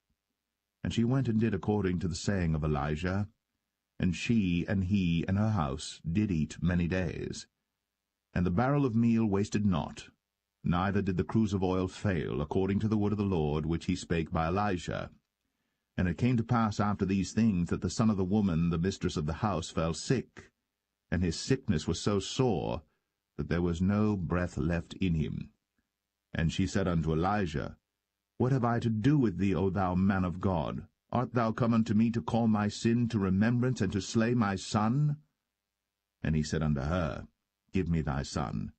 And he took him out of her bosom, and carried him up into a loft, where he abode, and laid him upon his own bed.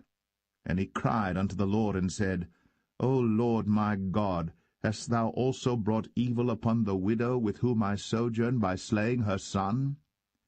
And he stretched himself upon the child 3 times, and cried unto the Lord, and said, O Lord my God, I pray thee, let this child's soul come into him again.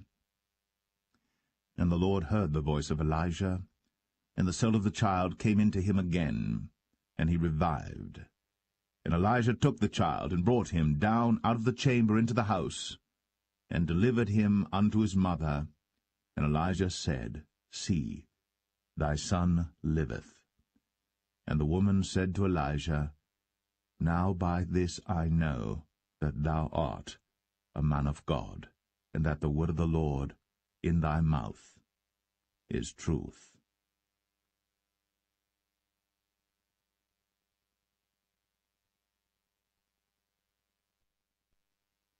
1 Kings 18. And it came to pass, after many days, that the word of the Lord came to Elijah in the 3rd year, saying, Go, show thyself unto Ahab, and I will send rain upon the earth. And Elijah went to show himself unto Ahab. And there was a sore famine in Samaria. And Ahab called Obadiah, which was the governor of his house. Now Obadiah feared the Lord greatly. For it was so, when Jezebel cut off the prophets of the Lord, that Obadiah took 100 prophets, and hid them by 50 in a cave, and fed them with bread and water. And Ahab said unto Obadiah, Go into the land, unto all fountains of water, and unto all brooks. Peradventure we may find grass to save the horses and mules alive, that we lose not all the beasts. So they divided the land between them to pass throughout it. Ahab went one way by himself, and Obadiah went another way by himself. And as Obadiah was in the way, behold, Elijah met him, and he knew him, and fell on his face, and said, Art thou that my lord Elijah? And he answered him, I am. Go tell thy lord, Behold, Elijah is here. And he said, What have I sinned that thou wouldst deliver thy servant into the hand of Ahab, to slay me? As the Lord thy God liveth, there is no nation or kingdom whither my lord hath not sent to seek thee. And when they said, He is not there, he took an oath of the kingdom and nation that they found thee not. And now thou sayest, Go, tell thy lord, Behold, Elijah is here. And it shall come to pass, as soon as I am gone from thee, that the Spirit of the Lord shall carry thee whither I know not. And so when I come and tell Ahab, and he cannot find thee, he shall slay me. But I thy servant fear the Lord from my youth. Was it not told my lord what I did when Jezebel slew the prophets of the Lord, how I hid 100 men of the Lord's prophets by 50 in a cave, and fed them with bread and water? And now thou sayest, Go tell thy lord, Behold, Elijah is here, and he shall slay me? And Elijah said, As the Lord of hosts liveth, before whom I stand, I will surely show myself unto him today. So Obadiah went to meet Ahab, and told him. And Ahab went to meet Elijah. And it came to pass, when Ahab saw Elijah, that Ahab said unto him, Art thou he that troubleth Israel? And he answered, I have not troubled Israel, but thou and thy father's house, in that ye have forsaken the commandments of the Lord, and thou hast followed Baalim. Now therefore send and gather to me all Israel unto Mount Carmel, and the prophets of Baal 450, and the prophets of the groves 400, which eat at Jezebel's table. So Ahab sent unto all the children of Israel, and gathered the prophets together unto Mount Carmel. And Elijah came unto all the people, and said, How long halt ye between 2 opinions? If the Lord be God, follow him. But if Baal, then follow him. And the people answered him not a word. Then said Elijah unto the people, I, even I only, remain a prophet of the Lord. But Baal's prophets are 450 men. Let them therefore give us 2 bullocks. And let them choose 1 bullock from themselves, and cut it in pieces, and lay it on wood, and put no fire under. And I will dress the other bullock, and lay it on wood, and put no fire under. and call ye on the name of your gods. And I will call on the name of the Lord. And the God that answereth by fire, let him be God. And all the people answered and said, It is well spoken. And Elijah said unto the prophets of Baal, Choose you one bullock for yourselves, and dress it first, for ye are many, and call on the name of your gods, but put no fire under. And they took the bullock which was given them, and they dressed it, and called on the name of Baal from morning even until noon, saying, O Baal, hear us! But there was no voice, nor any that answered. And they leaped upon the altar which was made. And it came to pass at noon that Elijah mocked them, and said, Cry aloud, for he is a god. Either he is talking, or he is pursuing, or he is in a journey, or peradventure he sleepeth, and must be awaked. And they cried aloud, and cut themselves after their manner with knives and lancets, till the blood gushed out upon them. And it came to pass, when midday was past, and they prophesied until the time of the offering of the evening sacrifice, that there was neither voice, nor any to answer, nor any that regarded. And Elijah said unto all the people, Come near unto me. And all the people came near unto him, and he repaired the altar of the Lord that was broken down. And Elijah took 12 stones, according to the number of the tribes of the sons of Jacob, unto whom the word of the Lord came, saying, Israel shall be thy name. And with the stones he built an altar in the name of the Lord, and he made a trench about the altar, as great as would contain 2 measures of seed. And he put the wood in order, and cut the bullock in pieces, and laid him on the wood, and said, Fill 4 barrels with water, and pour it on the burnt sacrifice, and on the wood. And he said, Do it the 2nd time. And they did it the 2nd time. And he said, Do it the 3rd time. And they did it the 3rd time. And the water ran round about the altar, and he filled the trench also with water. And it came to pass, at the time of the offering of the evening sacrifice, that Elijah the prophet came near and said, Lord God of Abraham, Isaac, and of Israel, let it be known this day that thou art God in Israel, and that I am thy servant, and that I have done all these things at thy word. Hear me, O Lord, hear me, that this people may know that thou art the Lord God, and that thou hast turned their heart back again. Then the fire of the Lord fell, and consumed the burnt sacrifice, and the wood, and the stones, and the dust, and licked up the water that was in the trench. And when all the people saw it, they fell on their faces, and they said, The Lord, he is the God, the Lord, he is the God. And Elijah said unto them, Take the prophets of Baal, let not one of them escape. And they took them. And Elijah brought them down to the brook Kishon, and slew them there. And Elijah said unto Ahab, Get thee up, eat and drink, for there is a sound of abundance of rain. So Ahab went up to eat and to drink. And Elijah went up to the top of Carmel, and he cast himself down upon the earth, and put his face between his knees, and said to his servant, Go up now, look toward the sea. And he went up and looked, and said, There is nothing. And he said, Go again 7 times. And it came to pass at the 7th time that he said, Behold, there ariseth a little cloud out of the sea like a man's hand.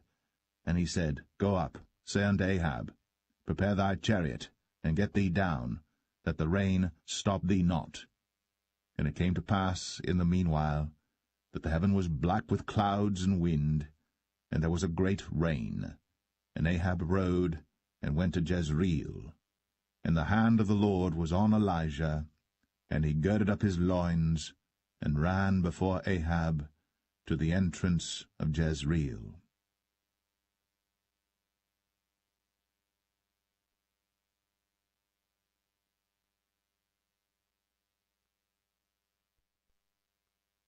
First Kings 19. And Ahab told Jezebel all that Elijah had done, and withal how he had slain all the prophets with the sword. Then Jezebel sent a messenger unto Elijah, saying, So let the gods do to me, and more also, if I make not thy life as the life of one of them by tomorrow about this time. And when he saw that, he arose, and went for his life, and came to Beersheba, which belongeth to Judah, and left his servant there. But he himself went a day's journey into the wilderness, and came and sat down under a juniper tree. And he requested for himself that he might die, and said, It is enough. Now, O Lord, take away my life, for I am not better than my fathers. And as he lay and slept under a juniper tree, behold, then an angel touched him, and said unto him, Arise and eat. And he looked, and behold, there was a cake baked on the coals, and a cruse of water at his head. And he did eat and drink, and laid him down again. And the angel of the Lord came again the second time, and touched him, and said, Arise and eat, because the journey is too great for thee. And he arose and did eat and drink, and went in the strength of that meat 40 days, and 40 nights, unto Horeb the mount of God. And he came thither unto a cave, and lodged there. And behold, the word of the Lord came to him, and he said unto him, What doest thou here, Elijah? And he said, I have been very jealous for the Lord God of hosts, for the children of Israel have forsaken thy covenant, thrown down thine altars, and slain thy prophets with the sword, and I, even I only am left, and they seek my life to take it away. And he said, Go forth, and stand upon the mount before the Lord. And behold, the Lord passed by, and a great and strong wind rent the mountains, and brake in pieces the rocks before the Lord. But the Lord was not in the wind. And after the wind an earthquake. But the Lord was not in the earthquake. And after the earthquake a fire. But the Lord was not in the fire. And after the fire a still small voice. And it was so, when Elijah heard it, that he wrapped his face in his mantle, and went out, and stood in the entering in of the cave. And behold, there came a voice unto him, and said, What doest thou here, Elijah? And he said, I have been very jealous for the Lord God of hosts, because the children of Israel have forsaken thy covenant, thrown down thine altars, and slain thy prophets with the sword, and I, even I only, am left. And they seek my life, to take it away. And the Lord said unto him, Go, return on thy way to the wilderness of Damascus, and when thou comest, anoint Hazael to be king over Syria. And Jehu the son of Nimshi shalt thou anoint to be king over Israel. And Elisha the son of Shaphat of Abel-Meholah shalt thou anoint to be prophet in thy room. And it shall come to pass that him that escapeth the sword of Hazael shall Jehu slay, and him that escapeth from the sword of Jehu shall Elisha slay. Yet I have left me 7,000 in Israel, all the knees which have not bowed unto Baal, and every mouth which hath not kissed him.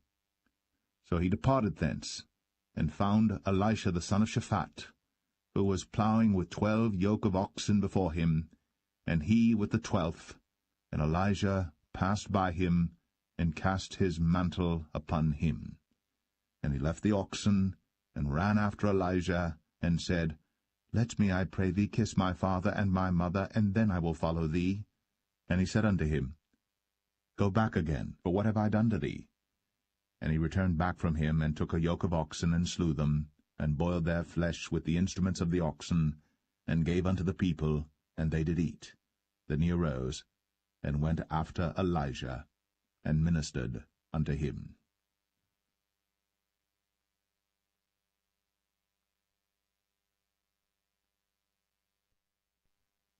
1 Kings 20. And Ben-Hadad the king of Syria gathered all his host together, and there were 32 kings with him, and horses and chariots, and he went up and besieged Samaria, and warred against it.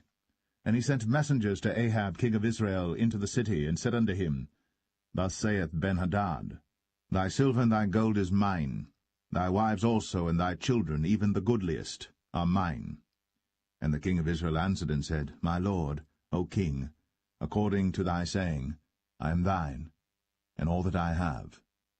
And the messengers came again and said, Thus speaketh Ben-Hadad, saying, Although I have sent unto thee, saying, Thou shalt deliver me thy silver and thy gold and thy wives and thy children. Yet I will send my servants unto thee tomorrow about this time, and they shall search thine house, and the houses of thy servants. And it shall be that whatsoever is pleasant in thine eyes, they shall put it in their hand, and take it away. Then the king of Israel called all the elders of the land, and said, Mark, I pray you, and see how this man seeketh mischief, for he sent unto me for my wives, and for my children, and for my silver, and for my gold. And I denied him not. And all the elders and all the people said unto him, Hearken not unto him, nor consent. Wherefore he said unto the messengers of Benhadad, Tell my lord the king, all that thou didst send for to thy servant at the first, I will do, but this thing I may not do. And the messengers departed, and brought him word again. And Benhadad sent unto him, and said, The gods do so unto me, and more also, if the dust of Samaria shall suffice for handfuls for all the people that follow me. And the king of Israel answered and said, Tell him, Let not him that girdeth on his harness boast himself, as he that putteth it off. And it came to pass, when Benhadad heard this message, as he was drinking, he and the kings in the pavilions, that he said unto his servants, Set yourselves in array. And they set themselves in array against the city. And behold, there came a prophet unto Ahab king of Israel, saying, Thus saith the Lord, Hast thou seen all this great multitude? Behold, I will deliver it into thine hand this day, and thou shalt know that I am the Lord. And Ahab said, By whom? And he said, Thus saith the Lord, Even by the young men of the princes of the provinces. Then he said, Who shall order the battle? And he answered, Thou. Then he numbered the young men of the princes of the provinces, and they were 232, and after them he numbered all the people, even all the children of Israel, being 7,000. And they went out at noon. But Benhadad was drinking himself drunk in the pavilions, he and the kings, the 32 kings that helped him. And the young men of the princes of the provinces went out first. And Benhadad sent out, and they told him, saying, There are men come out of Samaria. And he said, Whether they be come out for peace, take them alive, or whether they be come out for war, take them alive. So these young men of the princes of the provinces came out of the city, and the army which followed them, and they slew every one his man, and the Syrians fled. And Israel pursued them, and Benhadad the king of Syria escaped on an horse with the horsemen. And the king of Israel went out, and smote the horses and chariots, and slew the Syrians with a great slaughter. And the prophet came to the king of Israel, and said unto him, Go, strengthen thyself, and mark and see what thou doest. For at the return of the year the king of Syria will come up against thee. And the servants of the king of Syria said unto him, Their gods are gods of the hills, therefore they were stronger than we. But let us fight against them in the plain, and surely we shall be stronger than they. And do this thing, take the kings away, every man out of his place, and put captains in their rooms. And number thee an army like the army that thou hast lost, horse for horse, and chariot for chariot, and we will fight against them in the plain, and surely we shall be stronger than they. And he hearkened unto their voice, and did so. And it came to pass, at the return of the year, that Benhadad numbered the Syrians, and went up to Aphek to fight against Israel. And the children of Israel were numbered, and were all present, and went against them. And the children of Israel pitched before them like 2 little flocks of kids, but the Syrians filled the country. And there came a man of God, and spake unto the king of Israel, and said, Thus saith the Lord, Because the Syrians have said, The Lord is God of the hills, but he is not God of the valleys. Therefore will I deliver all this great multitude into thine hand, and ye shall know that I am the Lord. And they pitched one over against the other 7 days, and so it was, that in the 7th day the battle was joined, and the children of Israel slew of the Syrians 100,000 footmen in 1 day. But the rest fled to Aphek into the city, and there a wall fell upon 27,000 of the men that were left. And Benhadad fled, and came into the city, into an inner chamber. And his servants said unto him, Behold now, we have heard that the kings of the house of Israel are merciful kings. Let us, I pray thee, put sackcloth on our loins, and ropes upon our heads, and go out to the king of Israel. Peradventure he will save thy life. So they girded sackcloth on their loins, and put ropes on their heads, and came to the king of Israel, and said, Thy servant Benhadad saith, I pray thee, let me live. And he said, Is he yet alive? He is my brother. Now the men did diligently observe whether anything would come from him, and did hastily catch it. And they said, Thy brother Benhadad. Then he said, Go ye, bring him. Then Benhadad came forth to him, and he caused him to come up into the chariot. And Benhadad said unto him, The cities which my father took from thy father I will restore, and thou shalt make streets for thee in Damascus, as my father made in Samaria. Then said Ahab, I will send thee away with this covenant. So he made a covenant with him, and sent him away. And a certain man of the sons of the prophets said unto his neighbor in the word of the Lord, Smite me, I pray thee. And the man refused to smite him. Then said he unto him, Because thou hast not obeyed the voice of the Lord, behold, as soon as thou art departed from me, a lion shall slay thee. And as soon as he was departed from him, a lion found him, and slew him. Then he found another man, and said, Smite me, I pray thee. And the man smote him, so that in smiting he wounded him. So the prophet departed, and waited for the king by the way, and disguised himself with ashes upon his face. And as the king passed by, he cried unto the king, and he said, Thy servant went out into the midst of the battle, and behold, a man turned aside, and brought a man unto me, and said, Keep this man. If by any means he be missing, then shall thy life be for his life, or else thou shalt pay a talent of silver. And as thy servant was busy here and there, he was gone.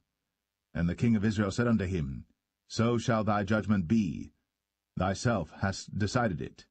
And he hasted, and took the ashes away from his face. And the king of Israel discerned him that he was of the prophets.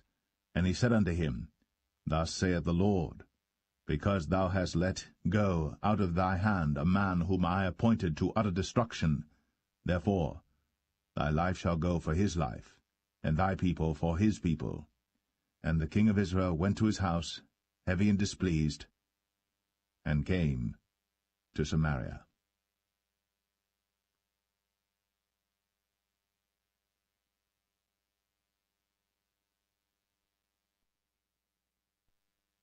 1 Kings 21.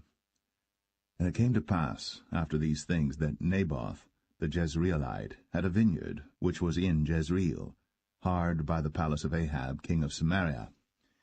And Ahab spake unto Naboth, saying, Give me thy vineyard, that I may have it for a garden of herbs, because it is near unto my house. And I will give thee for it a better vineyard than it. Or, if it seem good to thee, I will give thee the worth of it in money. And Naboth said to Ahab, The Lord forbid it me, that I should give the inheritance of my fathers unto thee. And Ahab came into his house heavy and displeased, because of the word which Naboth the Jezreelite had spoken to him. For he had said, I will not give thee the inheritance of my fathers. And he laid him down upon his bed, and turned away his face, and would eat no bread. But Jezebel his wife came to him, and said unto him, Why is thy spirit so sad that thou eatest no bread? And he said unto her, Because I spake unto Naboth the Jezreelite, and said unto him, Give me thy vineyard for money, or else, if it please thee, I will give thee another vineyard for it. And he answered, I will not give thee my vineyard. And Jezebel his wife said unto him, Dost thou now govern the kingdom of Israel? Arise, and eat bread, and let thine heart be merry. I will give thee the vineyard of Naboth the Jezreelite. So she wrote letters in Ahab's name, and sealed them with his seal, and sent the letters unto the elders and to the nobles that were in his city dwelling with Naboth.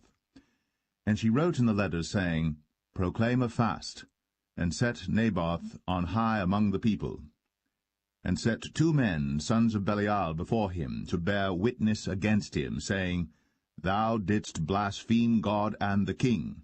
And then carry him out, and stone him, that he may die. And the men of his city, even the elders and the nobles, who were the inhabitants in his city, did as Jezebel had sent unto them, and as it was written in the letters which she had sent unto them. They proclaimed a fast, and set Naboth on high among the people. And there came in 2 men, children of Belial, and sat before him. And the men of Belial witnessed against him, even against Naboth, in the presence of the people, saying, Naboth did blaspheme God and the king. Then they carried him forth out of the city, and stoned him with stones, that he died. Then they sent to Jezebel, saying, Naboth is stoned, and is dead. And it came to pass, when Jezebel heard that Naboth was stoned, and was dead, that Jezebel said to Ahab, Arise, take possession of the vineyard of Naboth the Jezreelite, which he refused to give thee for money. For Naboth is not alive, but dead. And it came to pass, when Ahab heard that Naboth was dead, that Ahab rose up to go down to the vineyard of Naboth the Jezreelite, to take possession of it. And the word of the Lord came to Elijah the Tishbite, saying, Arise, go down to meet Ahab king of Israel, which is in Samaria. Behold, he is in the vineyard of Naboth, whither he is gone down to possess it. And thou shalt speak unto him, saying, Thus saith the Lord, Hast thou killed and also taken possession? And thou shalt speak unto him, saying, Thus saith the Lord, In the place where dogs licked the blood of Naboth shall dogs lick thy blood, even thine. And Ahab said to Elijah, Hast thou found me, O mine enemy? And he answered, I have found thee, because thou hast sold thyself to work evil in the sight of the Lord.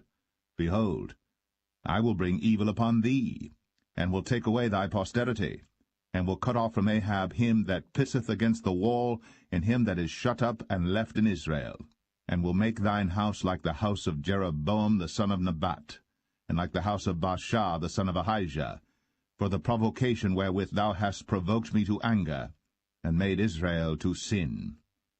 And of Jezebel also spake the Lord, saying, The dogs shall eat Jezebel by the wall of Jezreel. Him that dieth of Ahab in the city the dogs shall eat, and him that dieth in the field shall the fowls of the air eat. But there was none like unto Ahab, which did sell himself to work wickedness in the sight of the Lord, whom Jezebel his wife stirred up.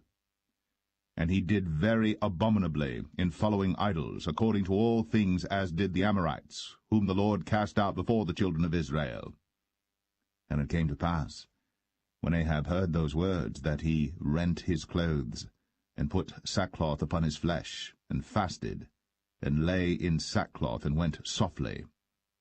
And the word of the Lord came to Elijah the Tishbite, saying, Seest thou how Ahab humbleth himself before me? Because he humbleth himself before me, I will not bring the evil in his days, but in his son's days will I bring the evil upon his house.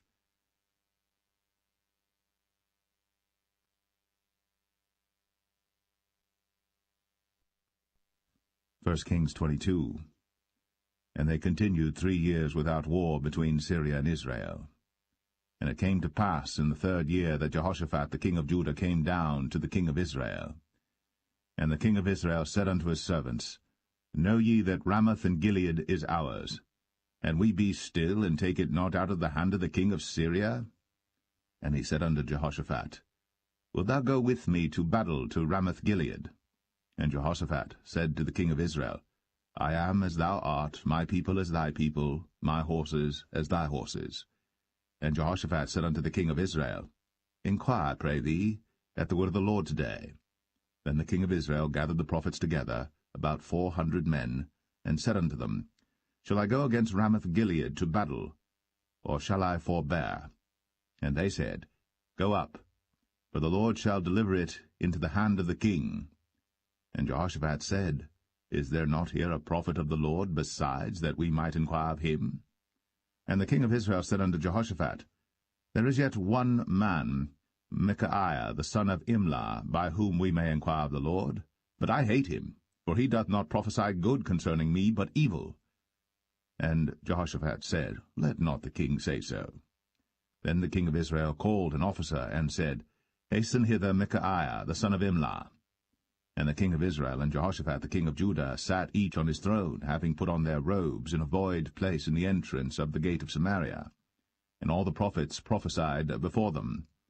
And Zedekiah the son of Chenaanah made him horns of iron, and he said, Thus saith the Lord, With these shalt thou push the Syrians until thou have consumed them.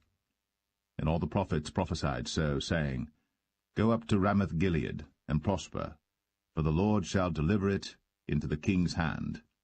And the messenger that was gone to call Micaiah spake unto him, saying, Behold now, the words of the prophets declare good unto the king with one mouth. Let thy word, I pray thee, be like the word of one of them, and speak that which is good. And Micaiah said, As the Lord liveth, what the Lord saith unto me, that will I speak. So he came to the king. And the king said unto him, Micaiah, shall we go against Ramoth-Gilead to battle, or shall we forbear? And he answered him, Go, and prosper, for the Lord shall deliver it into the hand of the king. And the king said unto him, How many times shall I adjure thee that thou tell me nothing but that which is true in the name of the Lord? And he said, I saw all Israel scattered upon the hills, as sheep that have not a shepherd. And the Lord said, These have no master. Let them return every man to his house in peace. And the king of Israel said unto Jehoshaphat, Did I not tell thee that he would prophesy no good concerning me, but evil? And he said, Hear thou therefore the word of the Lord. I saw the Lord sitting on his throne, and all the host of heaven standing by him on his right hand and on his left. And the Lord said, Who shall persuade Ahab that he may go up and fall at Ramoth-Gilead? And one said on this manner, and another said on that manner. And there came forth a spirit, and stood before the Lord, and said, I will persuade him. And the Lord said unto him, Wherewith? And he said, I will go forth, and I will be a lying spirit in the mouth of all his prophets. And he said, Thou shalt persuade him, and prevail also. Go forth, and do so. Now therefore, behold, the Lord hath put a lying spirit in the mouth of all these thy prophets, and the Lord hath spoken evil concerning thee. But Zedekiah the son of Chenaanah went near, and smote Micaiah on the cheek, and said, Which way went the Spirit of the Lord from me to speak unto thee? And Micaiah said, Behold, thou shalt see in that day, when thou shalt go into an inner chamber to hide thyself. And the king of Israel said, Take Micaiah, and carry him back unto Amon the governor of the city, and to Joash the king's son, and say, Thus saith the king, Put this fellow in the prison, and feed him with bread of affliction and with water of affliction, until I come in peace. And Micaiah said, If thou return at all in peace, the Lord hath not spoken by me. And he said, Hearken, O people, every one of you. So the king of Israel and Jehoshaphat the king of Judah went up to Ramoth-Gilead. And the king of Israel said unto Jehoshaphat, I will disguise myself, and enter into battle, but put thou on thy robes. And the king of Israel disguised himself, and went into the battle. But the king of Syria commanded his 32 captains that had rule over his chariots, saying, Fight neither with small nor great, save only with the king of Israel. And it came to pass, when the captains of the chariots saw Jehoshaphat, that they said, Surely it is the king of Israel. And they turned aside to fight against him. And Jehoshaphat cried out. And it came to pass, when the captains of the chariots perceived that it was not the king of Israel, that they turned back from pursuing him. And a certain man drew a bow at a venture, and smote the king of Israel between the joints of the harness. Wherefore he said unto the driver of his chariots, Turn thy hand, and carry me out of the host, for I am wounded. And the battle increased that day. And the king was stayed up in his chariot against the Syrians, and died at even. And the blood ran out of the wound into the midst of the chariot. And there went a proclamation throughout the host about the going down of the sun, saying, Every man to his city, and every man to his own country. So the king died, and was brought to Samaria. And they buried the king in Samaria. And one washed the chariot in the pool of Samaria, and the dogs licked up his blood, and they washed his armor, according unto the word of the Lord which he spake. Now the rest of the acts of Ahab, and all that he did, and the ivory house which he made, and all the cities that he built, are they not written in the book of the Chronicles of the kings of Israel? So Ahab slept with his fathers, and Ahaziah his son reigned in his stead. And Jehoshaphat the son of Asa began to reign over Judah in the 4th year of Ahab king of Israel. Jehoshaphat was 35 years old when he began to reign, and he reigned 25 years in Jerusalem. And his mother's name was Azubah, the daughter of Shilhi. And he walked in all the ways of Asa his father. He turned not aside from it, doing that which was right in the eyes of the Lord. Nevertheless the high places were not taken away, for the people offered and burnt incense yet in the high places. And Jehoshaphat made peace with the king of Israel. Now the rest of the acts of Jehoshaphat, and his might that he showed, and how he warred, are they not written in the book of the Chronicles of the kings of Judah? And the remnant of the Sodomites, which remained in the days of his father Asa, he took out of the land. There was then no king in Edom, a deputy was king.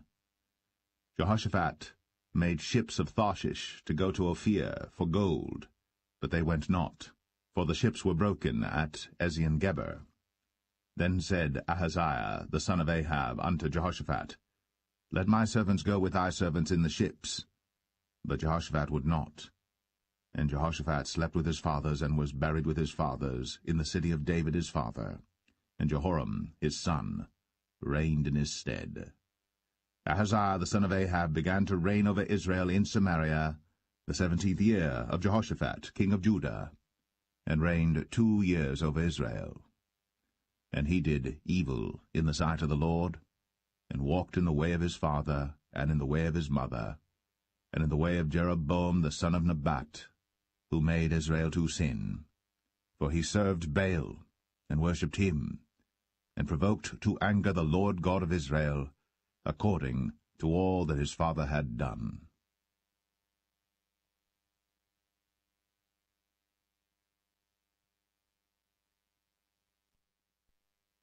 The Second Book of Kings, Chapter 1. Then Moab rebelled against Israel after the death of Ahab. And Ahaziah fell down through a lattice in his upper chamber that was in Samaria, and was sick. And he sent messengers, and said unto them, Go, inquire of Baal-zebub, the god of Ekron, whether I shall recover of this disease. But the angel of the Lord said to Elijah the Tishbite, Arise, go up to meet the messengers of the king of Samaria, and say unto them, Is it not because there is not a God in Israel that ye go to inquire of Baal-zebub, the god of Ekron? Now therefore thus saith the Lord, Thou shalt not come down from that bed on which thou art gone up, but shalt surely die. And Elijah departed. And when the messengers turned back unto him, he said unto them, Why are ye now turned back? And they said unto him, There came a man up to meet us, and said unto us, Go, turn again unto the king that sent you, and say unto him, Thus saith the Lord, Is it not because there is not a God in Israel that thou sendest to inquire of Baal-zebub, the god of Ekron? Therefore thou shalt not come down from that bed on which thou art gone up, but shalt surely die. And he said unto them, What manner of man was he which came up to meet you, and told you these words? And they answered him, He was an hairy man, and girt with a girdle of leather about his loins. And he said, It is Elijah the Tishbite. Then the king sent unto him a captain of 50 with his 50. And he went up to him, and behold, he sat on the top of an hill. And he spake unto him, Thou man of God, the king hath said, Come down. And Elijah answered and said to the captain of 50, If I be a man of God, then let fire come down from heaven, and consume thee and thy 50. And there came down fire from heaven, and consumed him and his 50. Again also he sent unto him another captain of 50 with his 50. And he answered and said unto him, O man of God, thus hath the king said, Come down quickly. And Elijah answered and said unto them, If I be a man of God, let fire come down from heaven, and consume thee and thy 50. And the fire of God came down from heaven, and consumed him and his 50. And he sent again a captain of the third 50 with his 50. And the third captain of the 50 went up and came and fell on his knees before Elijah, and besought him, and said unto him, O man of God, I pray thee, let my life and the life of these 50 thy servants be precious in thy sight. Behold, there came fire down from heaven, and burnt up the 2 captains of the former 50s with their 50s. Therefore let my life now be precious in thy sight. And the angel of the Lord said unto Elijah, Go down with him, be not afraid of him. And he arose, and went down with him unto the king. And he said unto him, Thus saith the Lord, Forasmuch as thou hast sent messengers to inquire of Baal-zebub the god of Ekron, is it not because there is no God in Israel to inquire of his word? Therefore thou shalt not come down off that bed on which thou art gone up, but shalt surely die. So he died according to the word of the Lord which Elijah had spoken. And Jehoram reigned in his stead in the 2nd year of Jehoram the son of Jehoshaphat king of Judah, because he had no son. Now the rest of the acts of Ahaziah which he did, are they not written in the book of the Chronicles of the kings of Israel?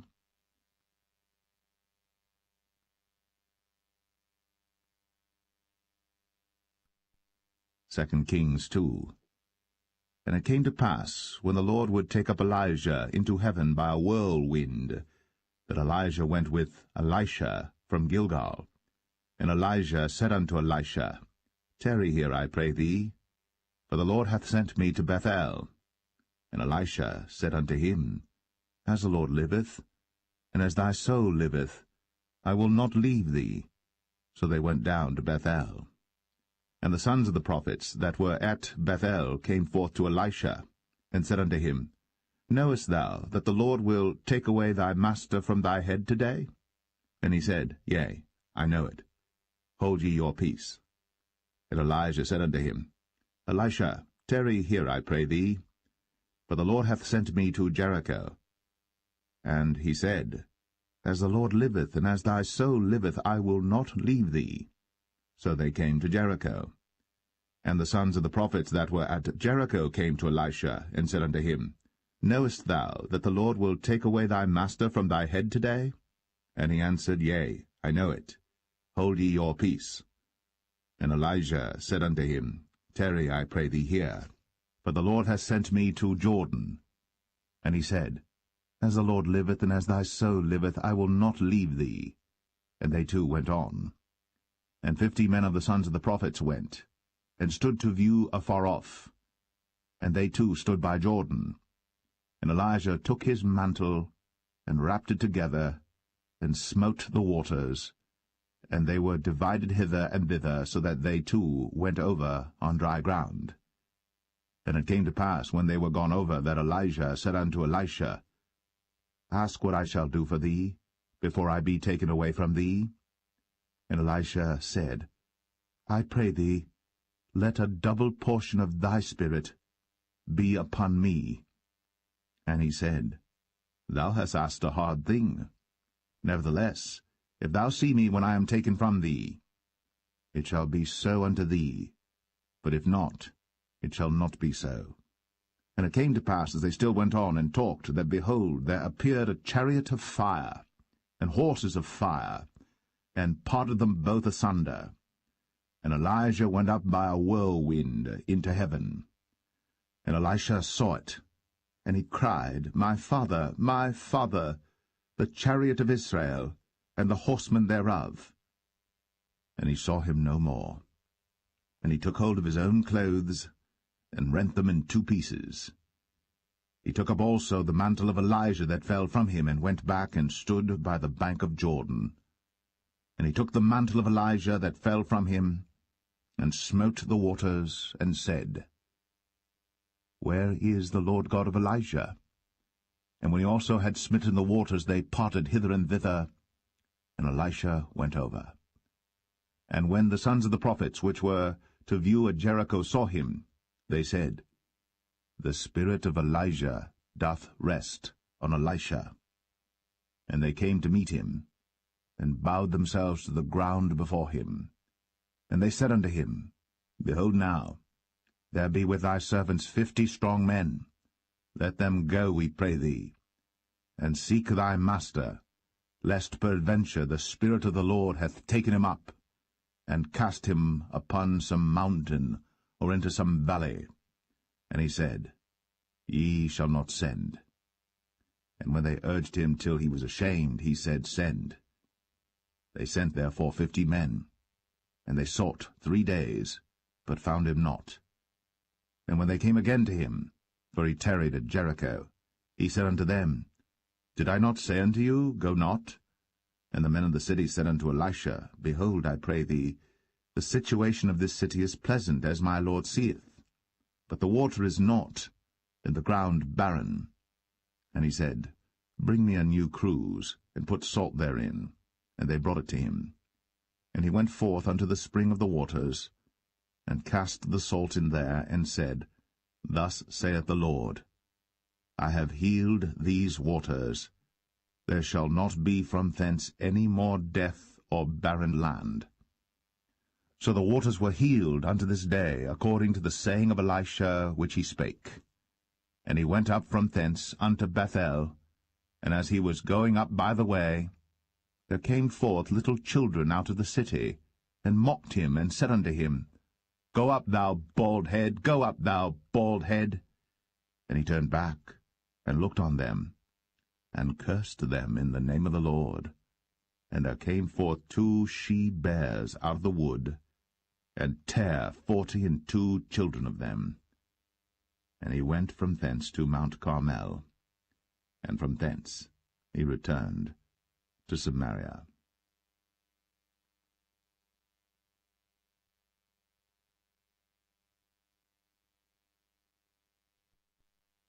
Second Kings 3.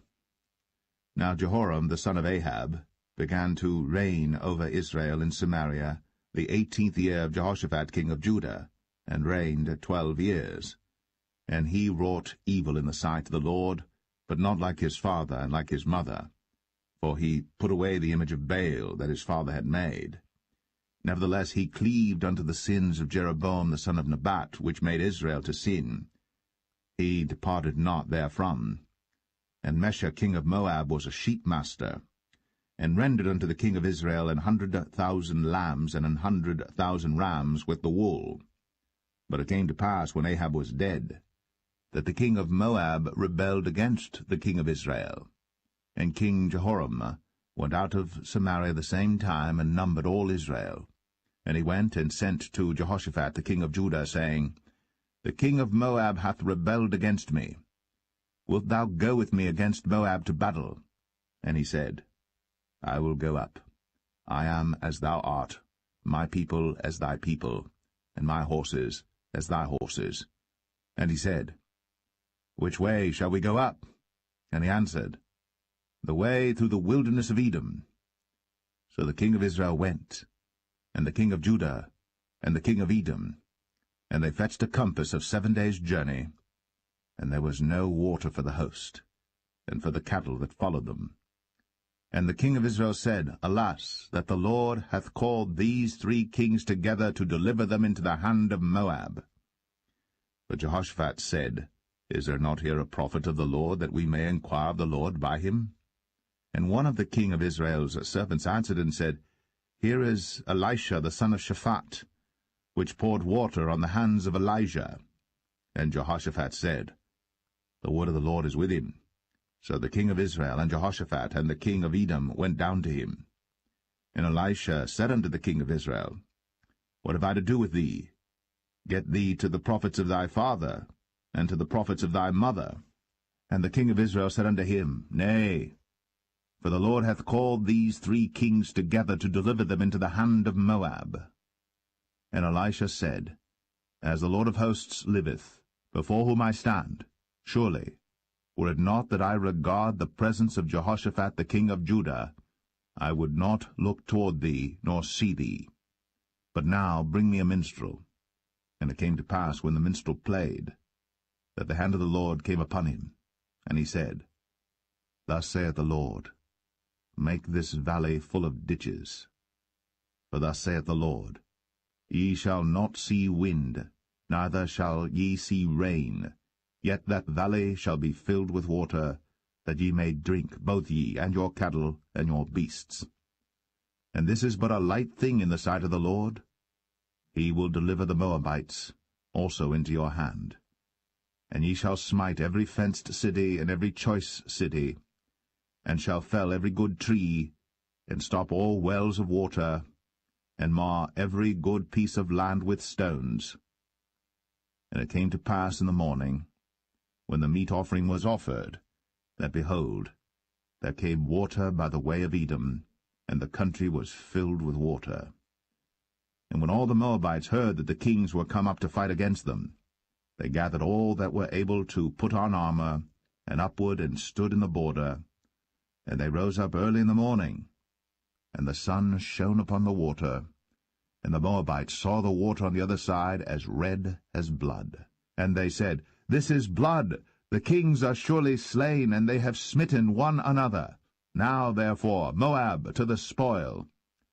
And when they came to the camp of Israel, the Israelites rose up and smote the Moabites, so that they fled before them. But they went forward, smiting the Moabites, even in their country. And they beat down the cities, and on every good piece of land cast every man his stone, and filled it. And they stopped all the wells of water, and felled all the good trees. Only in Kir Hareseth left they the stones thereof. Howbeit the slingers went about it, and smote it. And when the king of Moab saw that the battle was too sore for him, he took with him 700 men that drew swords, to break through even unto the kings of Edom, but they could not. Then he took his eldest son that should have reigned in his stead, and offered him for a burnt offering upon the wall. And there was great indignation against Israel, and they departed from him, and returned to their own land.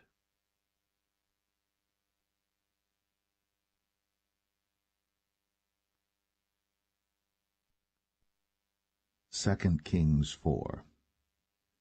Now there cried a certain woman of the wives of the sons of the prophets unto Elisha, saying, Thy servant my husband is dead, and thou knowest that thy servant did fear the Lord, and the creditors come to take unto him my 2 sons to be bondmen. And Elisha said unto her, What shall I do for thee? Tell me, what hast thou in the house? And she said, Thine handmaid hath not anything in the house, save a pot of oil. Then he said, Go borrow thee vessels abroad of all thy neighbors, even empty vessels, borrow not a few. And when thou art come in, thou shalt shut the door upon thee and upon thy sons, and shalt pour out into all those vessels, and thou shalt set aside that which is full. So she went from him, and shut the door upon her and upon her sons, who brought the vessels to her, and she poured out. And it came to pass, when the vessels were full, that she said unto her son, Bring me yet a vessel. And he said unto her, There is not a vessel more. And the oil stayed. Then she came and told the man of God, and he said, Go sell the oil, and pay thy debt, and live thou and thy children of the rest.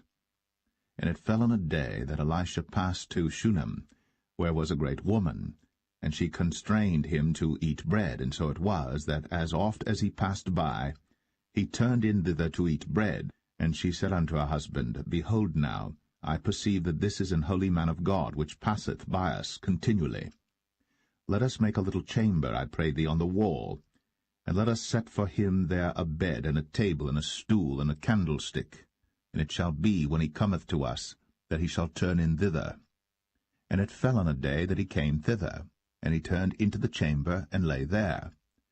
And he said to Gehazi his servant, Call this Shunammite. And when he had called her, she stood before him. And he said unto him, Say now unto her, Behold, thou hast been careful for us with all this care. What is to be done for thee? Wouldest thou be spoken for to the king or to the captain of the host? And she answered, I dwell among mine own people. And he said, What then is to be done for her? And Gehazi answered, Verily, she hath no child, and her husband is old. And he said, Call her. And when he had called her, she stood in the door. And he said, About this season, according to the time of life, thou shalt embrace a son. And she said, Nay, my lord, thou man of God, do not lie unto thine handmaid. And the woman conceived, and bare a son at that season that Elisha had said unto her, according to the time of life. And when the child was grown, it fell on a day that he went out to his father to the reapers. And he said unto his father, My head, my head. And he said to a lad, Carry him to his mother. And when he had taken him, and brought him to his mother, he sat on her knees till noon, and then died. And she went up, and laid him on the bed of the man of God, and shut the door upon him, and went out. And she called unto her husband, and said, Send me, I pray thee, one of the young men, and one of the asses, that I may run to the man of God, and come again. And he said, Wherefore wilt thou go to him today? It is neither new moon nor Sabbath. And she said, It shall be well. Then she saddled an ass, and said to her servant, Drive, and go forward. Slack not thy riding for me, except I bid thee. So she went, and came unto the man of God to Mount Carmel. And it came to pass, when the man of God saw her afar off, that he said to Gehazi his servant, Behold, yonder is that Shunammite. Run now, I pray thee, to meet her, and say unto her, Is it well with thee? Is it well with thy husband? Is it well with the child? And she answered, It is well. And when she came to the man of God to the hill, she caught him by the feet. But Gehazi came near to thrust her away. And the man of God said, Let her alone, for her soul is vexed within her. And the Lord hath hid it from me, and hath not told me. Then she said, Did I desire a son of my Lord? Did I not say, Do not deceive me? Then he said to Gehazi, Gird up thy loins, and take my staff in thine hand, and go thy way. If thou meet any man, salute him not, and if any salute thee, answer him not again. And lay my staff upon the face of the child. And the mother of the child said, As the Lord liveth, and as thy soul liveth, I will not leave thee. And he arose and followed her. And Gehazi passed on before them, and laid the staff upon the face of the child. But there was neither voice nor hearing. Wherefore he went again to meet him, and told him, saying, The child is not awaked. And when Elisha was come into the house, behold, the child was dead, and laid upon his bed. He went in therefore, and shut the door upon them twain, and prayed unto the Lord. And he went up and lay upon the child, and put his mouth upon his mouth, and his eyes upon his eyes, and his hands upon his hands. And he stretched himself upon the child, and the flesh of the child waxed warm. Then he returned, and walked in the house to and fro, and went up and stretched himself upon him. And the child sneezed 7 times. And the child opened his eyes. And he called Gehazi, and said, Call this Shunammite. So he called her. And when she was come in unto him, he said, Take up thy son. Then she went in, and fell at his feet, and bowed herself to the ground, and took up her son, and went out. And Elisha came again to Gilgal, and there was a dearth in the land. And the sons of the prophets were sitting before him. And he said unto his servant, Set on the great pot, and seethe porridge for the sons of the prophets. And one went out into the field to gather herbs, and found a wild vine, and gathered thereof wild gourds his lapful, and came and shred them into the pot of pottage, for they knew them not. So they poured out for the men to eat. And it came to pass, as they were eating of the pottage, that they cried out and said, O thou man of God, there is death in the pot. And they could not eat thereof. But he said, Then bring meal. And he cast it into the pot, and he said, Pour out for the people, that they may eat. And there was no harm in the pot. And there came a man from Baal-Shalisha, and brought the man of God bread of the first fruits, 20 loaves of barley, and full ears of corn in the husk thereof. And he said, Give unto the people, that they may eat. And his servitor said, What, should I set this before 100 men? He said again, Give the people, that they may eat. For thus saith the Lord, They shall eat, and shall leave thereof. So he set it before them, and they did eat, and left thereof, according to the word of the Lord.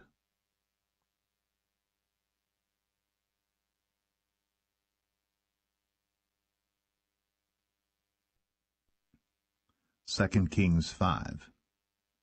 Now Naaman, captain of the host of the king of Syria, was a great man with his master, and honorable, because by him the Lord had given deliverance unto Syria. He was also a mighty man in valor, but he was a leper.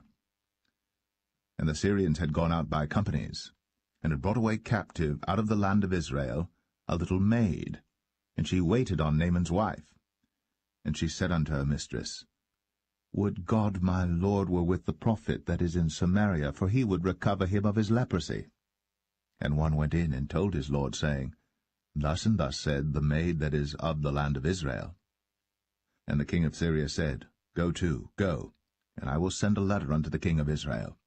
And he departed, and took with him 10 talents of silver, and 6,000 pieces of gold, and 10 changes of raiment. And he brought the letter to the king of Israel, saying, Now when this letter is come unto thee, behold, I have therewith sent Naaman my servant to thee, that thou mayest recover him of his leprosy. And it came to pass, when the king of Israel had read the letter, that he rent his clothes, and said, Am I God to kill and to make alive, that this man doth send unto me to recover a man of his leprosy? Wherefore consider, I pray you, and see how he seeketh a quarrel against me.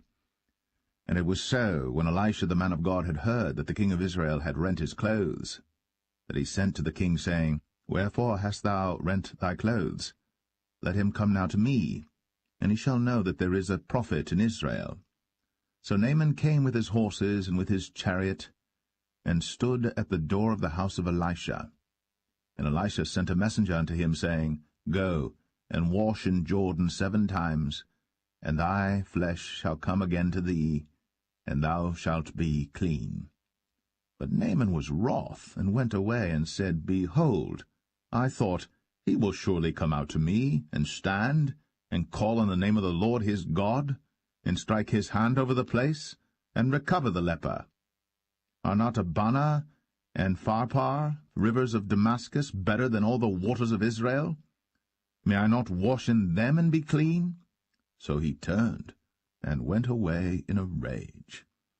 And his servants came near, and spake unto him, and said, My father, if the prophet had bid thee do some great thing, wouldst thou not have done it? How much rather then, when he saith to thee, Wash and be clean? Then went he down, and dipped himself 7 times in Jordan, according to the saying of the man of God. And his flesh came again like unto the flesh of a little child, and he was clean. And he returned to the man of God, he and all his company, and came and stood before him. And he said, Behold, now I know that there is no God in all the earth, but in Israel. Now therefore I pray thee, take a blessing of thy servant. But he said, As the Lord liveth, before whom I stand, I will receive none. And he urged him to take it, but he refused. And Naaman said, Shall there not then, I pray thee, be given to thy servant 2 mules, burden of earth? For thy servant will henceforth offer neither burnt offering nor sacrifice unto other gods, but unto the Lord.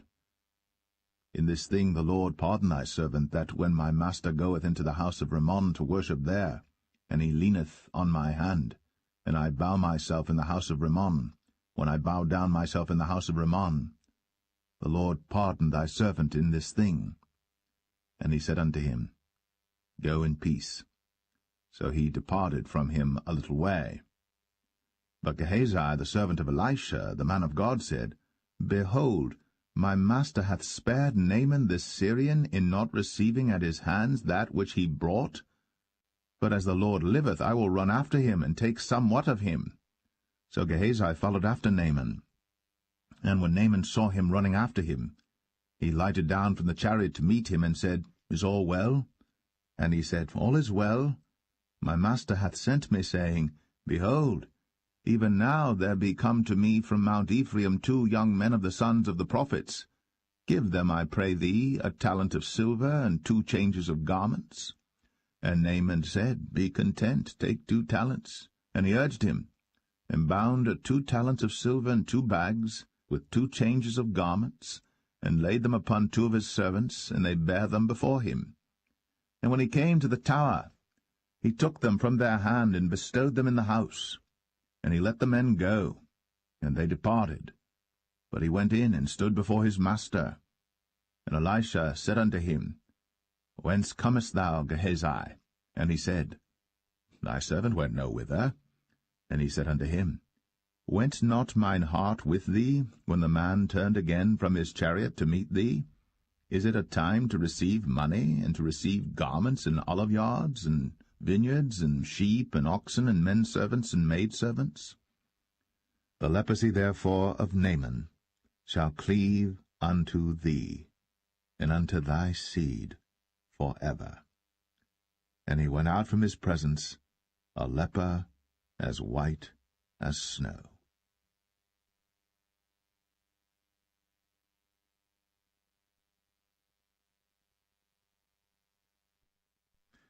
2 Kings 6. And the sons of the prophets said unto Elisha, Behold now, the place where we dwell with thee is too strait for us. Let us go, we pray thee, unto Jordan, and take thence every man a beam, and let us make a place there where we may dwell. And he answered, Go ye. And one said, Be content, I pray thee, and go with thy servants. And he answered, I will go. So he went with them. And when they came to Jordan, they cut down wood. But as one was felling a beam, the axe-head fell into the water. And he cried and said, Alas, master, for it was borrowed. And the man of God said, Where fell it? And he showed him the place. And he cut down a stick, and cast it in thither. And the iron did swim. Therefore said he, Take it up to thee. And he put out his hand, and took it. Then the king of Syria warred against Israel, and took counsel with his servants, saying, In such and such a place shall be my camp.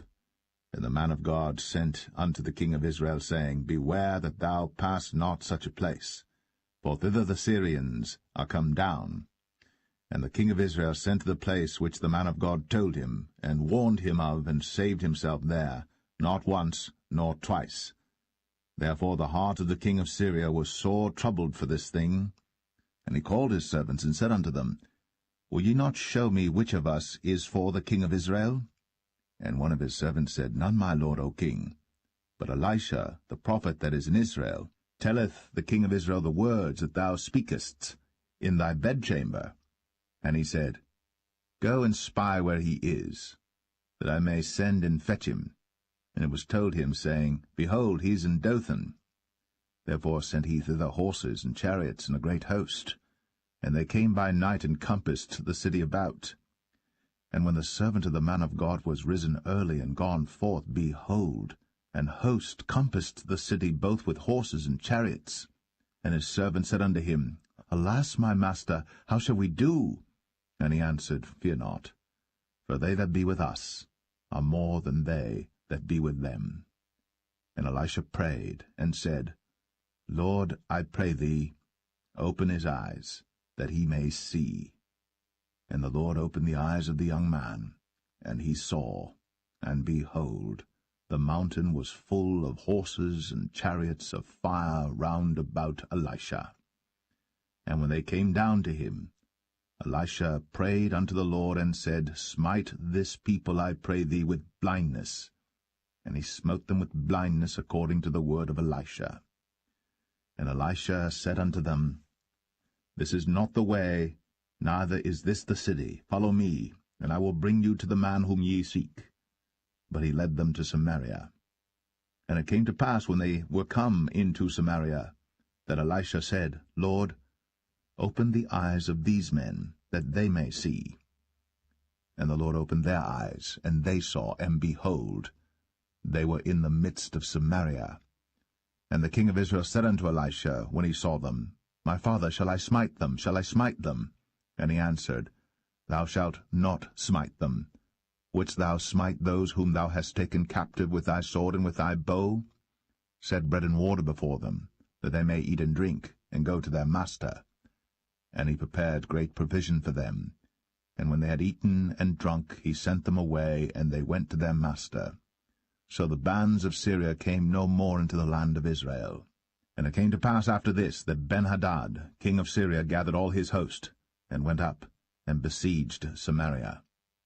And there was a great famine in Samaria, and behold, they besieged it, until an ass's head was sold for 80 pieces of silver, and the 4th part of a cab of dove's dung for 5 pieces of silver. And as the king of Israel was passing by upon the wall, they cried a woman unto him, saying, Help my lord, O king. And he said, If the Lord do not help thee, whence shall I help thee? Out of the barn floor, out of the winepress? And the king said unto her, What aileth thee? And she answered, This woman said unto me, Give thy son, that we may eat him today, and we will eat my son tomorrow. So we boiled my son, and did eat him. And I said unto her on the next day, Give thy son, that we may eat him. And she hath hid her son. And it came to pass, when the king heard the words of the woman, that he rent his clothes, and he passed by upon the wall. And the people looked, and behold, he had sackcloth within upon his flesh. Then he said, God do so, and more also to me, if the head of Elisha the son of Shaphat shall stand on him this day. But Elisha sat in his house, and the elders sat with him. And the king sent a man from before him. But ere the messenger came to him, he said to the elders, See ye how this son of a murderer hath sent to take away mine head? Look, when the messenger cometh, shut the door, and hold him fast at the door. Is not the sound of his master's feet behind him? And while he yet talked with them, behold, the messenger came down unto him, and he said, Behold, this evil is of the Lord. What should I wait for the Lord any longer?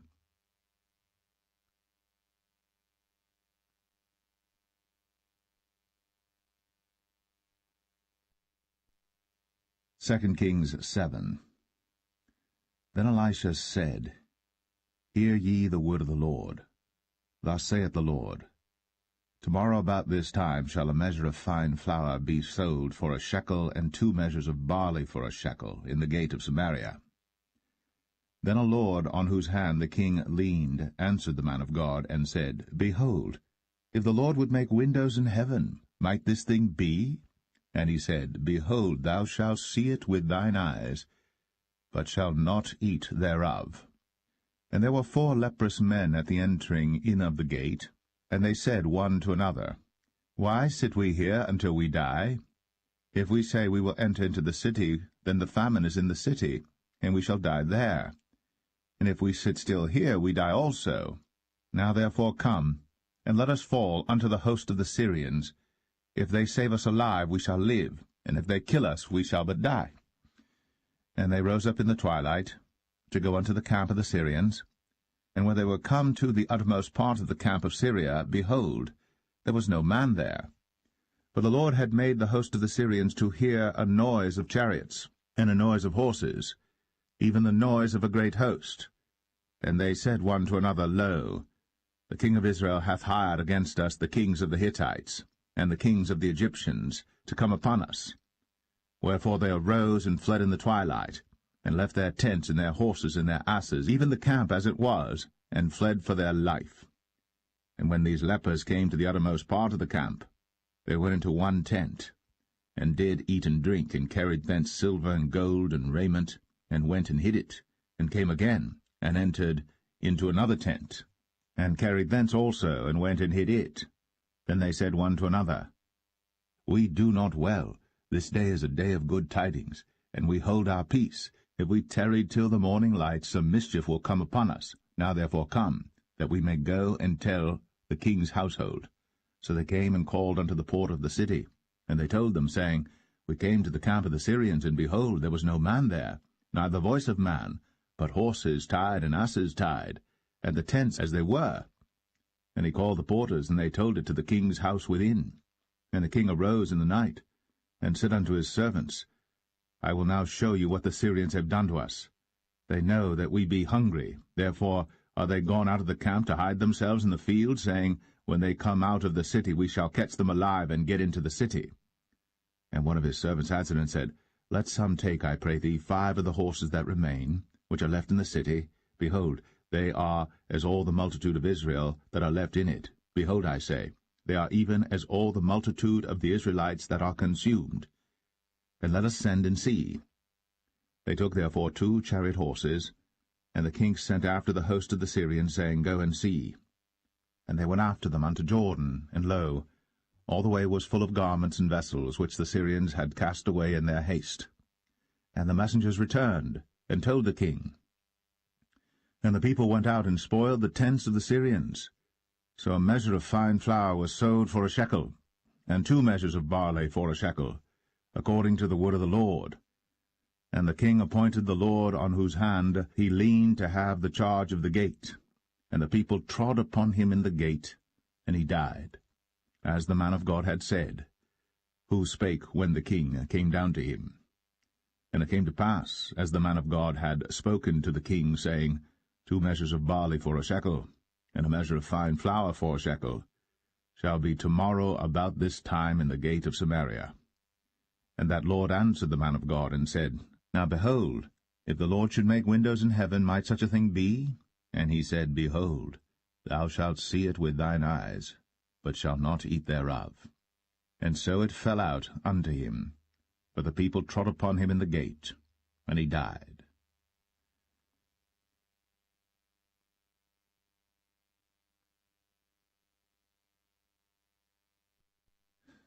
2 Kings 8. Then spake Elisha unto the woman, whose son he had restored to life, saying, Arise, and go thou and thine household, and sojourn wheresoever thou canst sojourn. For the Lord hath called for a famine, and it shall also come upon the land 7 years. And the woman arose, and did after the saying of the man of God. And she went with her household, and sojourned in the land of the Philistines 7 years. And it came to pass at the 7 years' end, that the woman returned out of the land of the Philistines.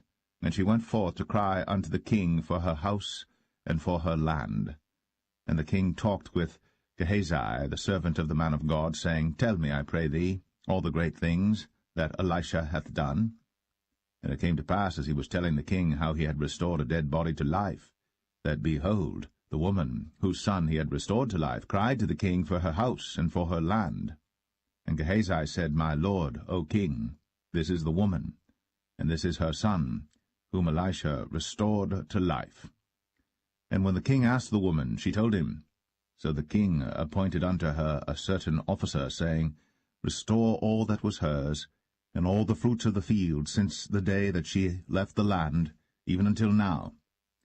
And Elisha came to Damascus, and Benhadad the king of Syria was sick. And it was told him, saying, The man of God is come hither.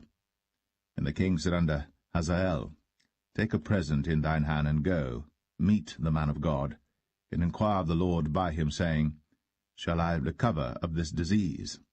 So Hazael went to meet him, and took a present with him, even of every good thing of Damascus, 40 camels' burden, and came and stood before him, and said, Thy son Ben-Hadad king of Syria hath sent me to thee, saying, Shall I recover of this disease? And Elisha said unto him, Go, say unto him, Thou mayest certainly recover. Howbeit, the Lord hath shown me that he shall surely die. And he settled his countenance steadfastly, until he was ashamed. And the man of God wept. And Hazael said, Why weepeth my lord? And he answered, Because I know the evil that thou wilt do unto the children of Israel. Their strongholds wilt thou set on fire, and their young men wilt thou slay with the sword, and wilt dash their children, and rip up their women with child. And Hazael said, But what, is thy servant a dog, that he should do this great thing? And Elisha answered, The Lord hath shown me that thou shalt be king over Syria. So he departed from Elisha, and came to his master, who said to him, What said Elisha to thee? And he answered, He told me that thou shouldst surely recover.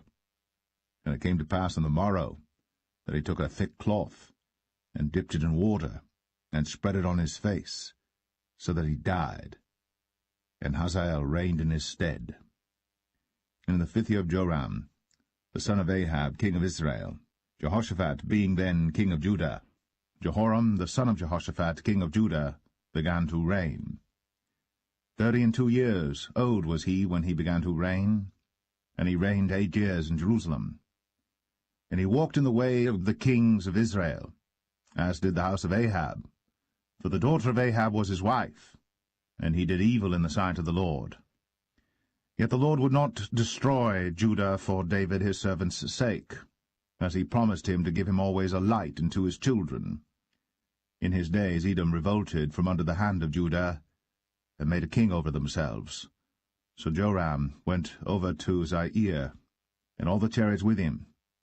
And he rose by night, and smote the Edomites which compassed him about, and the captains of the chariots and the people fled into their tents. Yet Edom revolted from under the hand of Judah unto this day. Then Libnah revolted at the same time. And the rest of the acts of Joram, and all that he did, are they not written in the book of the chronicles of the kings of Judah? And Joram slept with his fathers, and was buried with his fathers in the city of David, and Ahaziah his son reigned in his stead. In the 12th year of Joram, the son of Ahab king of Israel, did Ahaziah the son of Jehoram king of Judah begin to reign. 22 years old was Ahaziah when he began to reign, and he reigned 1 year in Jerusalem, and his mother's name was Athaliah, the daughter of Omri, king of Israel. And he walked in the way of the house of Ahab, and did evil in the sight of the Lord, as did the house of Ahab. For he was the son-in-law of the house of Ahab. And he went with Joram the son of Ahab to the war against Hazael king of Syria in Ramoth-Gilead. And the Syrians wounded Joram. And King Joram went back to be healed in Jezreel of the wounds which the Syrians had given him at Ramah, when he fought against Hazael king of Syria. And Ahaziah the son of Jehoram king of Judah went down to see Joram the son of Ahab in Jezreel, because he was sick.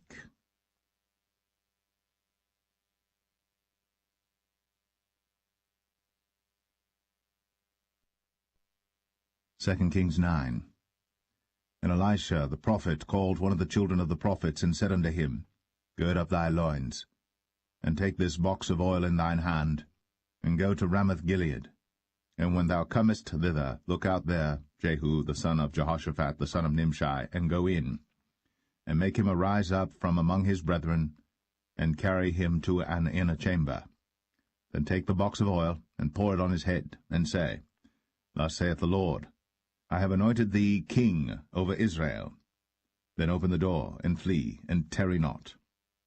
So the young man, even the young man the prophet, went to Ramoth-Gilead. And when he came, behold, the captains of the host were sitting, and he said, I have an errand to thee, O captain. And Jehu said, Unto which of all us? And he said, To thee, O captain. And he rose and went into the house. And he poured the oil on his head, and said unto him, Thus saith the Lord God of Israel, I have anointed thee king over the people of the Lord, even over Israel. And thou shalt smite the house of Ahab thy master, that I may avenge the blood of my servants the prophets, and the blood of all the servants of the Lord, at the hand of Jezebel. For the whole house of Ahab shall perish, and I will cut off from Ahab him that pisseth against the wall, and him that is shut up and left in Israel. And I will make the house of Ahab like the house of Jeroboam the son of Nebat, and like the house of Baasha the son of Ahijah. And the dogs shall eat Jezebel in the portion of Jezreel, and there shall be none to bury her. And he opened the door and fled. Then Jehu came forth to the servants of his lord, and one said unto him, Is all well? Wherefore came this mad fellow to thee? And he said unto them, Ye know the man, and his communication. And they said, It is false. Tell us now. And he said, Thus and thus spake he to me, saying, Thus saith the Lord, I have anointed thee king over Israel. Then they hasted, and took every man his garment, and put it under him on the top of the stairs, and blew with trumpets, saying, Jehu is king. So Jehu, the son of Jehoshaphat, the son of Nimshi, conspired against Joram. Now Joram had kept Ramoth-Gilead, he and all Israel, because of Hazael king of Syria.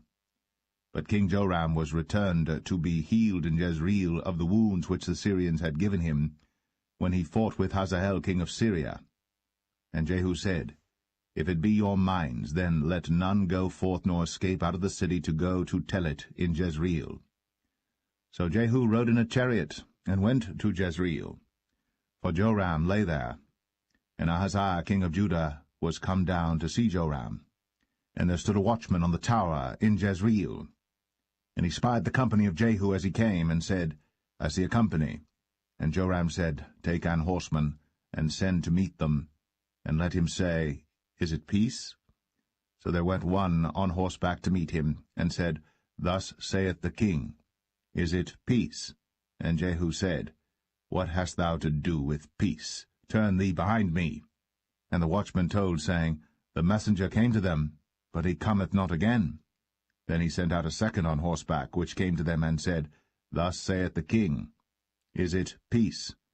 And Jehu answered, What hast thou to do with peace? Turn thee behind me. And the watchman told, saying, He came even unto them, and cometh not again.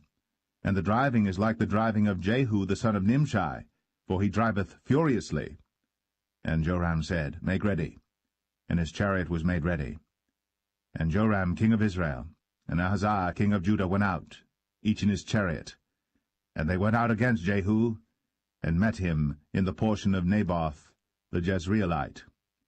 And it came to pass, when Joram saw Jehu, that he said, Is it peace, Jehu? And he answered, What peace, so long as the whoredoms of thy mother Jezebel and her witchcrafts are so many? And Joram turned his hands and fled, and said to Ahaziah, There is treachery, O Ahaziah. And Jehu drew a bow with his full strength, and smote Jehoram between his arms, and the arrow went out at his heart, and he sunk down in his chariot. Then said Jehu to Bidkar his captain, Take up, and cast him in the portion of the field of Naboth the Jezreelite. Remember how that when I and thou rode together after Ahab his father, the Lord laid this burden upon him. Surely I have seen yesterday the blood of Naboth and the blood of his sons, saith the Lord. And I will requite thee in this plat, saith the Lord. Now therefore take and cast him into the plat of ground, according to the word of the Lord. But when Ahaziah the king of Judah saw this, he fled by the way of the garden house. And Jehu followed after him, and said, Smite him also in the chariot. And they did so at the going up to Gur, which is by Ibleam. And he fled to Megiddo, and died there. And his servants carried him in a chariot to Jerusalem, and buried him in his sepulchre with his fathers in the city of David. And in the 11th year of Joram the son of Ahab began Ahaziah to reign over Judah. And when Jehu was come to Jezreel, Jezebel heard of it, and she painted her face, and tired her head, and looked out at a window. And as Jehu entered in at the gate, she said, Had Zimri peace, who slew his master? And he lifted up his face to the window, and said, Who is on my side? Who? And there looked out to him 2 or 3 eunuchs. And he said, Throw her down. So they threw her down, and some of her blood was sprinkled on the wall and on the horses, and he trode her under foot. And when he was come in, he did eat and drink, and said, Go, see now this cursed woman, and bury her, for she is a king's daughter. And they went to bury her. But they found no more of her than the skull, and the feet, and the palms of her hands. Wherefore they came again and told him, and he said, This is the word of the Lord, which he spake by his servant Elijah the Tishbite, saying, In the portion of Jezreel shall dogs eat the flesh of Jezebel, and the carcass of Jezebel shall be as dung upon the face of the field in the portion of Jezreel, so that they shall not say, This is Jezebel.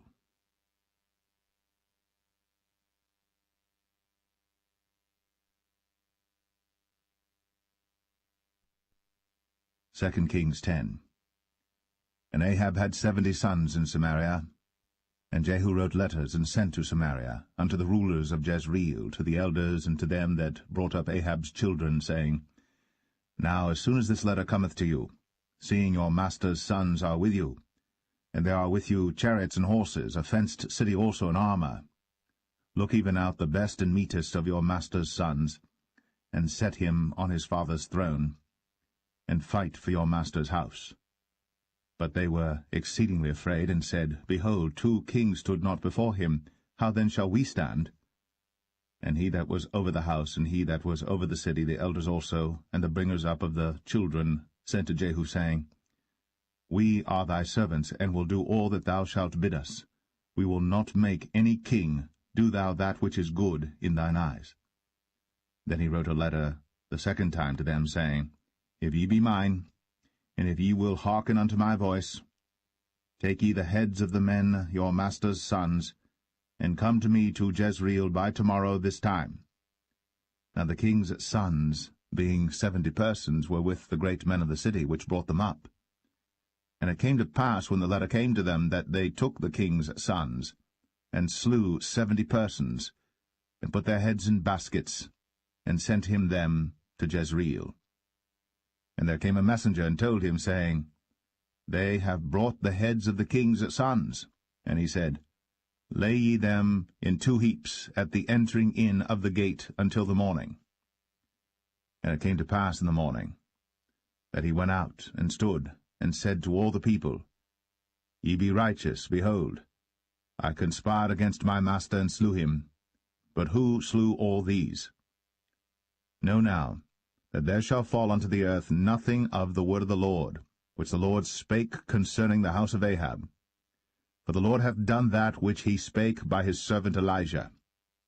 So Jehu slew all that remained of the house of Ahab in Jezreel, and all his great men, and his kinsfolks, and his priests, until he left him none remaining. And he rose and departed, and came to Samaria, and as he was, at the shearing house in the way. Jehu met with the brethren of Ahaziah king of Judah, and said, Who are ye? And they answered, We are the brethren of Ahaziah, and we go down to salute the children of the king, and the children of the queen. And he said, Take them alive. And they took them alive, and slew them at the pit of the shearing house, even 42 men, neither left he any of them. And when he was departed thence, he lighted on Jehonadab, the son of Rechab, coming to meet him. And he saluted him, and said to him, Is thine heart right, as my heart is with thy heart? And Jehonadab answered, It is. If it be, give me thine hand. And he gave him his hand. And he took him up to him into the chariot. And he said, Come with me, and see my zeal for the Lord. So they made him ride in his chariot. And when he came to Samaria, he slew all that remained unto Ahab in Samaria, till he had destroyed him, according to the saying of the Lord, which he spake to Elijah. And Jehu gathered all the people together, and said unto them, Ahab served Baal a little, but Jehu shall serve him much. Now therefore call unto me all the prophets of Baal, all his servants, and all his priests, let none be wanting. For I have a great sacrifice to do to Baal. Whosoever shall be wanting, he shall not live. But Jehu did it in subtlety, to the intent that he might destroy the worshippers of Baal. And Jehu said, Proclaim a solemn assembly for Baal. And they proclaimed it. And Jehu sent through all Israel, and all the worshippers of Baal came, so that there was not a man left that came not. And they came into the house of Baal, and the house of Baal was full from one end to another. And he said unto him that was over the vestry, Bring forth vestments for all the worshippers of Baal. And he brought them forth vestments. And Jehu went, and Jehonadab the son of Rechab, into the house of Baal, and said unto the worshippers of Baal, Search, and look that there be here with you none of the servants of the Lord, but the worshippers of Baal only. And when they went in to offer sacrifices and burnt offerings, Jehu appointed 80 men without, and said, If any of the men whom I have brought into your hands escape, he that letteth him go, his life shall be for the life of him. And it came to pass, as soon as he had made an end of offering the burnt offering, that Jehu said to the guard and to the captains, Go in, and slay them, let none come forth. And they smote them with the edge of the sword, and the guard and the captains cast them out, and went to the city of the house of Baal. And they brought forth the images out of the house of Baal, and burned them. And they brake down the image of Baal, and brake down the house of Baal, and made it a draught house unto this day. Thus Jehu destroyed Baal out of Israel. Howbeit, from the sins of Jeroboam the son of Nebat, who made Israel to sin, Jehu departed not from after them, to wit, the golden calves that were in Bethel, and that were in Dan. And the Lord said unto Jehu, Because thou hast done well in executing that which is right in mine eyes, and hast done unto the house of Ahab according to all that was in mine heart, thy children of the 4th generation shall sit on the throne of Israel. But Jehu took no heed to walk in the law of the Lord God of Israel with all his heart, for he departed not from the sins of Jeroboam, which made Israel to sin. In those days the Lord began to cut Israel short. And Hazael smote them in all the coasts of Israel, from Jordan eastward, all the land of Gilead, the Gadites, and the Reubenites, and the Manassites, from Aroer, which is by the river Arnon, even Gilead and Bashan. Now the rest of the acts of Jehu, and all that he did, and all his might, are they not written in the book of the chronicles of the kings of Israel? And Jehu slept with his fathers, and they buried him in Samaria, and Jehoahaz, his son, reigned in his stead. And the time that Jehu reigned over Israel in Samaria was 28 years.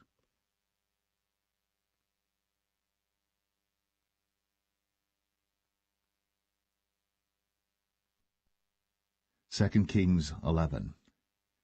And when Athaliah, the mother of Ahaziah, saw that her son was dead, she arose and destroyed all the seed royal. Then Jehosheba, the daughter of King Joram, sister of Ahaziah, took Joash the son of Ahaziah, and stole him from among the king's sons which were slain. And they hid him, even him and his nurse, in the bedchamber from Athaliah, so that he was not slain. And he was with her hid in the house of the Lord 6 years. And Athaliah did reign over the land. And the 7th year Jehoiada sent and fetched the rulers over hundreds, with the captains and the guard, and brought them to him into the house of the Lord, and made a covenant with them, and took an oath of them in the house of the Lord, and showed them the king's son. And he commanded them, saying, This is the thing that ye shall do. A 1/3 part of you that enter in on the Sabbath shall even be keepers of the watch of the king's house, and a 1/3 part shall be at the gate of Sur, and a 1/3 part at the gate behind the guard. So shall ye keep the watch of the house, that it be not broken down. And 2 parts of all you that go forth on the Sabbath, even they shall keep the watch of the house of the Lord about the king. And ye shall compass the king round about, every man with his weapons in his hand. And he that cometh within the ranges, let him be slain. And be ye with the king, as he goeth out, and as he cometh in.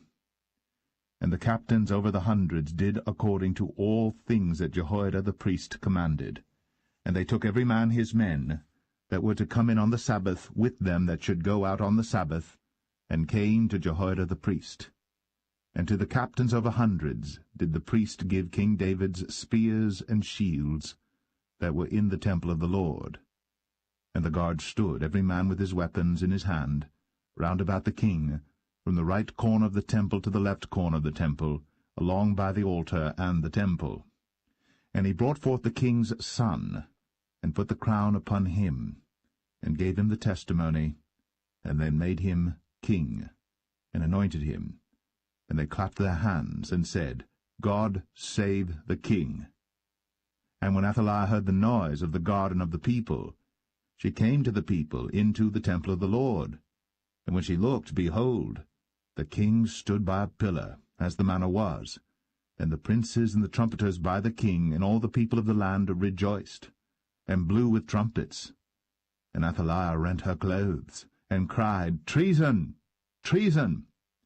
But Jehoiada the priest commanded the captains of the hundreds, the officers of the host, and said unto them, Have her forth without the ranges, and him that followeth her kill with the sword. For the priest had said, Let her not be slain in the house of the Lord. And they laid hands on her. And she went by the way by the which the horses came into the king's house, and there was she slain.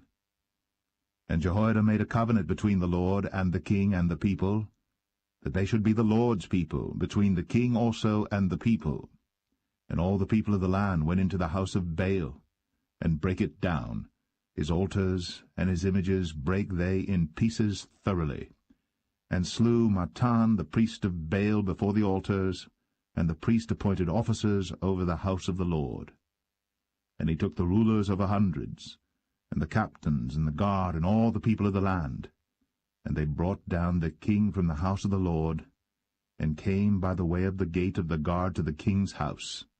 And he sat on the throne of the kings. And all the people of the land rejoiced, and the city was in quiet. And they slew Athaliah with the sword, beside the king's house. 7 years old was Jehoash when he began to reign.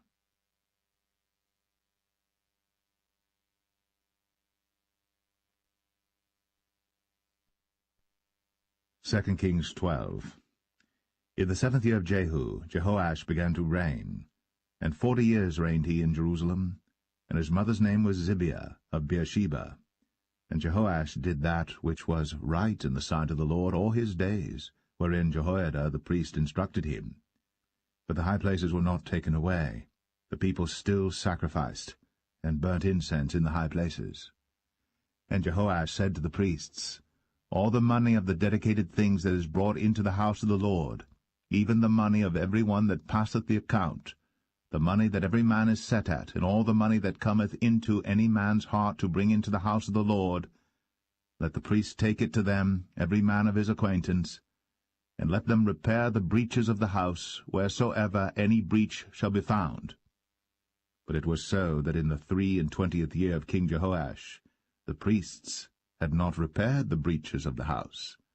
Then King Jehoash called for Jehoiada the priest and the other priests, and said unto them, Why repair ye not the breaches of the house?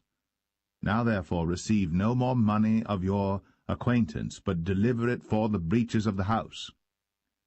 And the priests consented to receive no more money of the people, neither to repair the breaches of the house. But Jehoiada the priest took a chest, and bored a hole in the lid of it, and set it beside the altar, on the right side as one cometh into the house of the Lord. And the priests that kept the door put therein all the money that was brought into the house of the Lord. And it was so, when they saw that there was much money in the chest, that the king's scribe and the high priest came up, and they put up in bags, and told the money that was found in the house of the Lord. And they gave the money, being told, into the hands of them that did the work, that had the oversight of the house of the Lord. And they laid it out to the carpenters and builders that wrought upon the house of the Lord, and to masons and hewers of stone, and to buy timber and hewed stone to repair the breaches of the house of the Lord, and for all that was laid out for the house to repair it. Howbeit, there were not made for the house of the Lord bowls of silver, snuffers, basins, trumpets, any vessels of gold, or vessels of silver, of the money that was brought into the house of the Lord. But they gave that to the workmen, and repaired therewith the house of the Lord. Moreover, they reckoned not with the men, into whose hand they delivered the money to be bestowed on workmen, for they dealt faithfully. The trespass money and the sin money was not brought into the house of the Lord, it was the priests. Then Hazael king of Syria went up, and fought against Gath, and took it. And Hazael set his face, to go up to Jerusalem. And Jehoash king of Judah took all the hallowed things that Jehoshaphat, and Jehoram, and Ahaziah his fathers, kings of Judah, had dedicated, and his own hallowed things, and all the gold that was found in the treasures of the house of the Lord and in the king's house, and sent it to Hazael king of Syria. And he went away from Jerusalem. And the rest of the acts of Joash, and all that he did, are they not written in the book of the chronicles of the kings of Judah? And his servants arose, and made a conspiracy, and slew Joash in the house of Millo, which goeth down to Silla. For Josachar the son of Shemaeth, and Jehozabad the son of Shomer, his servants, smote him, and he died. And they buried him with his fathers in the city of David. And Amaziah his son reigned in his stead.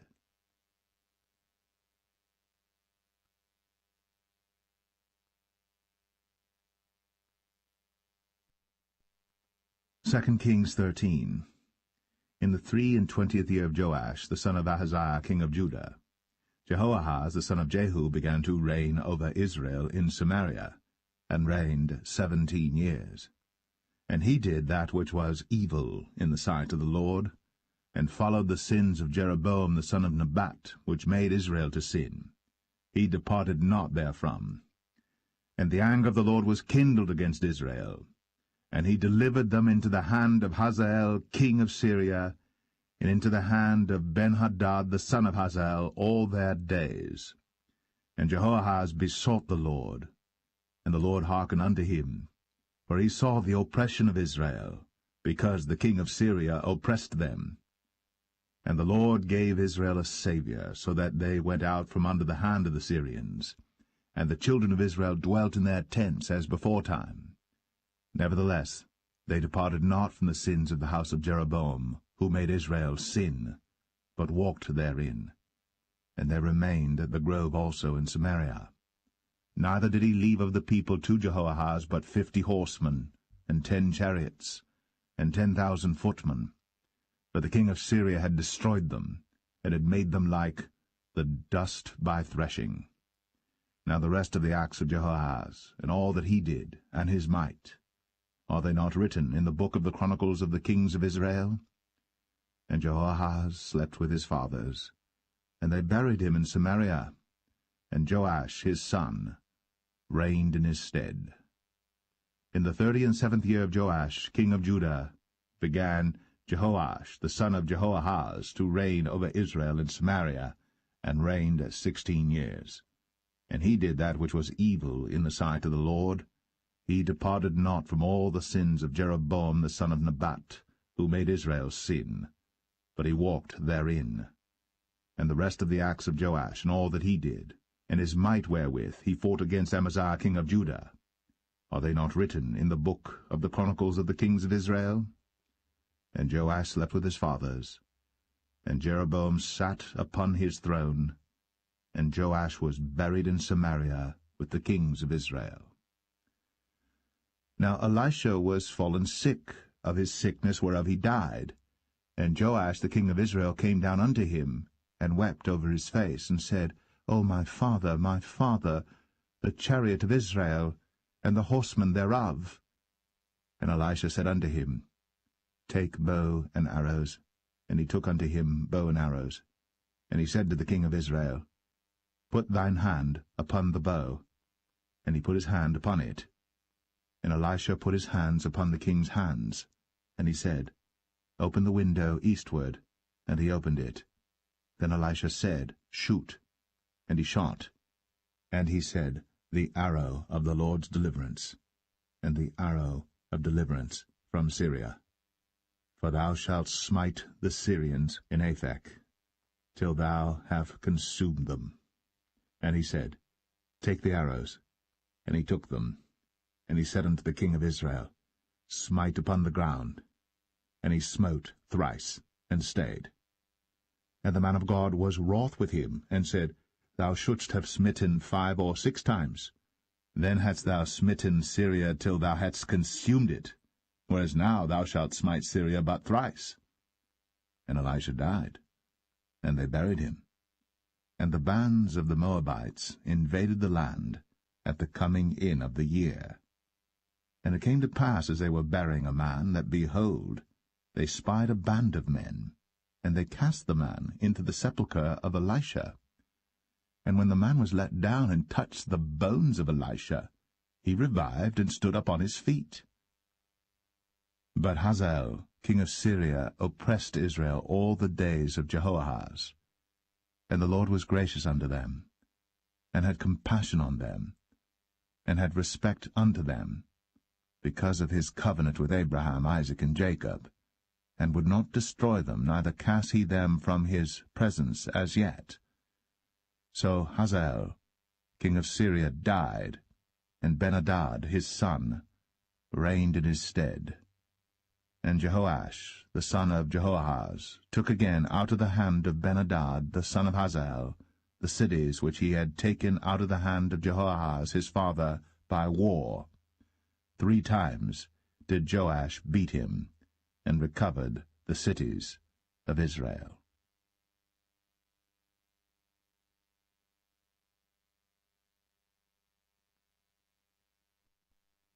2 Kings 14.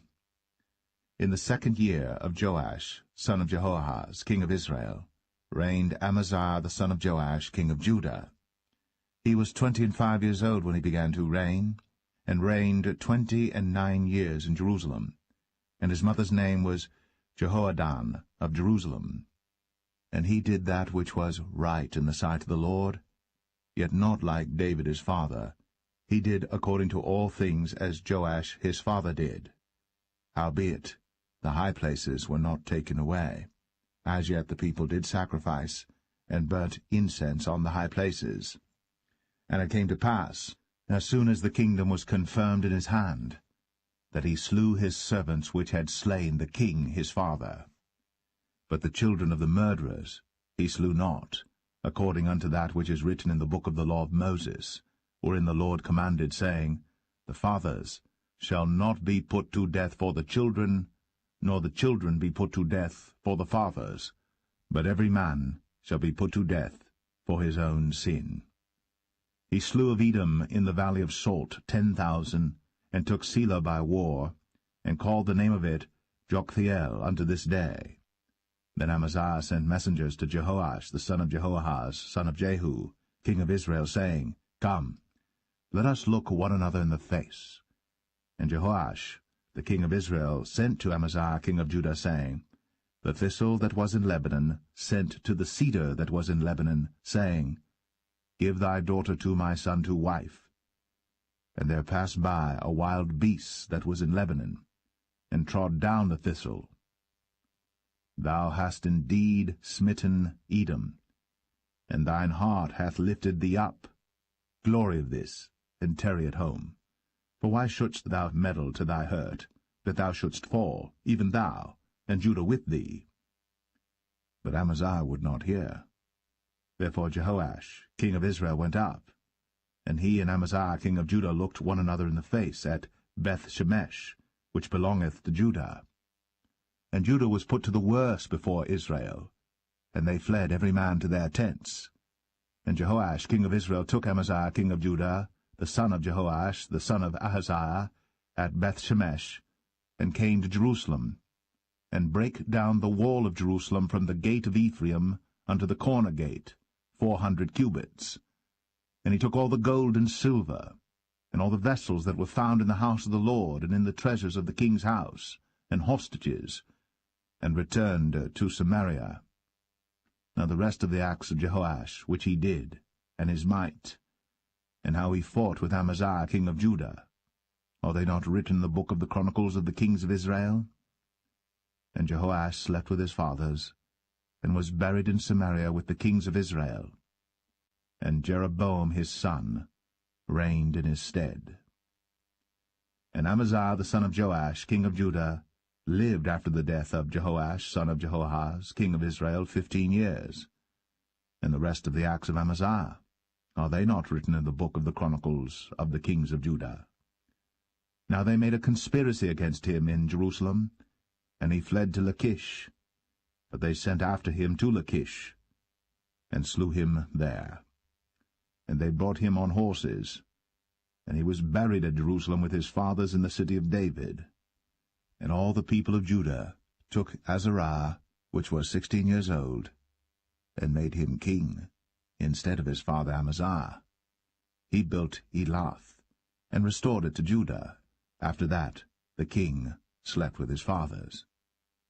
In the 15th year of Amaziah the son of Joash, king of Judah, Jeroboam the son of Joash, king of Israel, began to reign in Samaria, and reigned 41 years.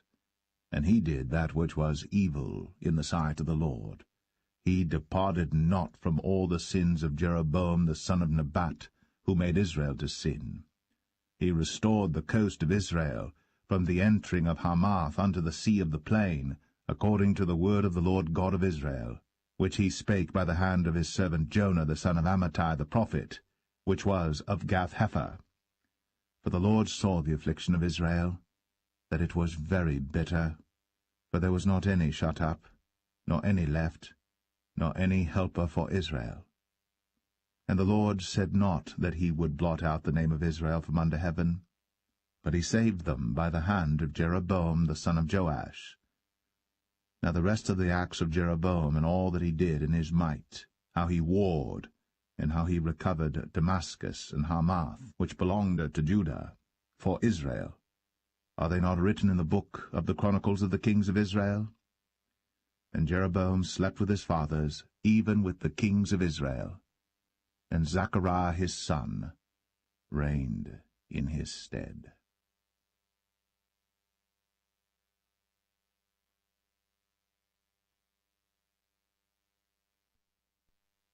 2 Kings 15. In the 27th year of Jeroboam king of Israel, began Azariah son of Amaziah king of Judah to reign. 16 years old was he when he began to reign, and he reigned 52 years in Jerusalem, and his mother's name was Jechaliah of Jerusalem. And he did that which was right in the sight of the Lord, according to all that his father Amaziah had done, save that the high places were not removed. The people sacrificed, and burnt incense still on the high places. And the Lord smote the king, so that he was a leper unto the day of his death, and dwelt in a several house. And Jotham the king's son was over the house, judging the people of the land. And the rest of the acts of Azariah, and all that he did, are they not written in the book of the chronicles of the kings of Judah? So Azariah slept with his fathers, and they buried him with his fathers in the city of David, and Jotham his son reigned in his stead. In the 38th year of Azariah king of Judah did Zechariah the son of Jeroboam reign over Israel in Samaria 6 months. And he did that which was evil in the sight of the Lord, as his fathers had done. He departed not from the sins of Jeroboam the son of Nebat, who made Israel to sin. And Shallum the son of Jabesh conspired against him, and smote him before the people, and slew him, and reigned in his stead. And the rest of the acts of Zechariah, behold, they are written in the book of the chronicles of the kings of Israel. This was the word of the Lord, which he spake unto Jehu, saying, Thy sons shall sit on the throne of Israel unto the 4th generation. And so it came to pass. Shallum the son of Jabesh began to reign in the 39th year of Uzziah king of Judah. And he reigned a full month in Samaria. For Menahem the son of Gadai went up from Tirzah, and came to Samaria, and smote Shallum the son of Jabesh in Samaria, and slew him, and reigned in his stead. And the rest of the acts of Shallum, and his conspiracy which he made, behold, they are written in the book of the chronicles of the kings of Israel. Then Menahem smote Tiphsah, and all that were therein, and the coasts thereof from Tirzah, because they opened not to him. Therefore he smote it, and all the women therein that were with child he ripped up. In the 39th year of Azariah king of Judah began Menahem the son of Gadai to reign over Israel, and reigned 10 years in Samaria. And he did that which was evil in the sight of the Lord. He departed not all his days from the sins of Jeroboam the son of Nebat, who made Israel to sin. And Pul, the king of Assyria, came against the land. And Menahem gave Pul 1,000 talents of silver, that his hand might be with him to confirm the kingdom in his hand. And Menahem exacted the money of Israel, even of all the mighty men of wealth, of each man 50 shekels of silver, to give to the king of Assyria. So the king of Assyria turned back, and stayed not there in the land. And the rest of the acts of Menahem, and all that he did, are they not written in the book of the chronicles of the kings of Israel? And Menahem slept with his fathers, and Pekahiah his son reigned in his stead. In the 50th year of Azariah king of Judah, Pekahiah the son of Menahem began to reign over Israel in Samaria, and reigned 2 years. And he did that which was evil in the sight of the Lord. He departed not from the sins of Jeroboam the son of Nebat, who made Israel to sin. But Pekah the son of Remaliah, a captain of his, conspired against him, and smote him in Samaria in the palace of the king's house, with Argob and Arieh, and with him 50 men of the Gileadites. And he killed him, and reigned in his room. And the rest of the acts of Pekahiah, and all that he did, behold, they are written in the book of the chronicles of the kings of Israel. In the 52nd year of Azariah king of Judah, Pekah the son of Remaliah began to reign over Israel in Samaria, and reigned 20 years. And he did that which was evil in the sight of the Lord. He departed not from the sins of Jeroboam the son of Nebat, who made Israel to sin. In the days of Pekah king of Israel came Tiglath-Pileser king of Assyria, and took Ion, and Abel-Beth-Maachah, and Genoa, and Kadesh, and Hazor, and Gilead, and Galilee, all the land of Naphtali, and carried them captive to Assyria. And Hoshea the son of Elah made a conspiracy against Pekah the son of Remaliah, and smote him, and slew him, and reigned in his stead, in the 20th year of Jotham the son of Uzziah. And the rest of the acts of Pekah, and all that he did, behold, they are written in the book of the chronicles of the kings of Israel. In the 2nd year of Pekah the son of Remaliah, king of Israel, began Jotham the son of Uzziah, king of Judah, to reign. 25 years old was he when he began to reign, and he reigned 16 years in Jerusalem. And his mother's name was Jerusha, the daughter of Zadok. And he did that which was right in the sight of the Lord. He did according to all that his father Uzziah had done. Howbeit the high places were not removed.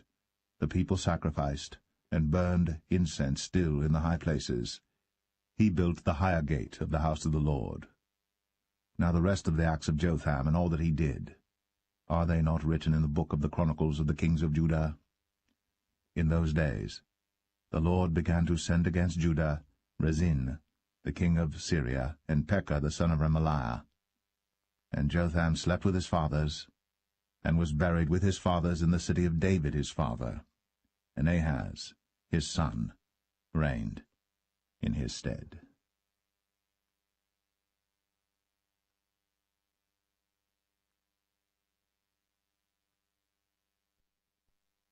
Second Kings 16. In the 17th year of Pekah the son of Remaliah, Ahaz the son of Jotham, king of Judah, began to reign. 20 years old was Ahaz when he began to reign, and reigned 16 years in Jerusalem, and did not that which was right in the sight of the Lord his God, like David his father. But he walked in the way of the kings of Israel, yea, and made his son to pass through the fire according to the abominations of the heathen, whom the Lord cast out from before the children of Israel. And he sacrificed and burnt incense in the high places, and on the hills, and under every green tree.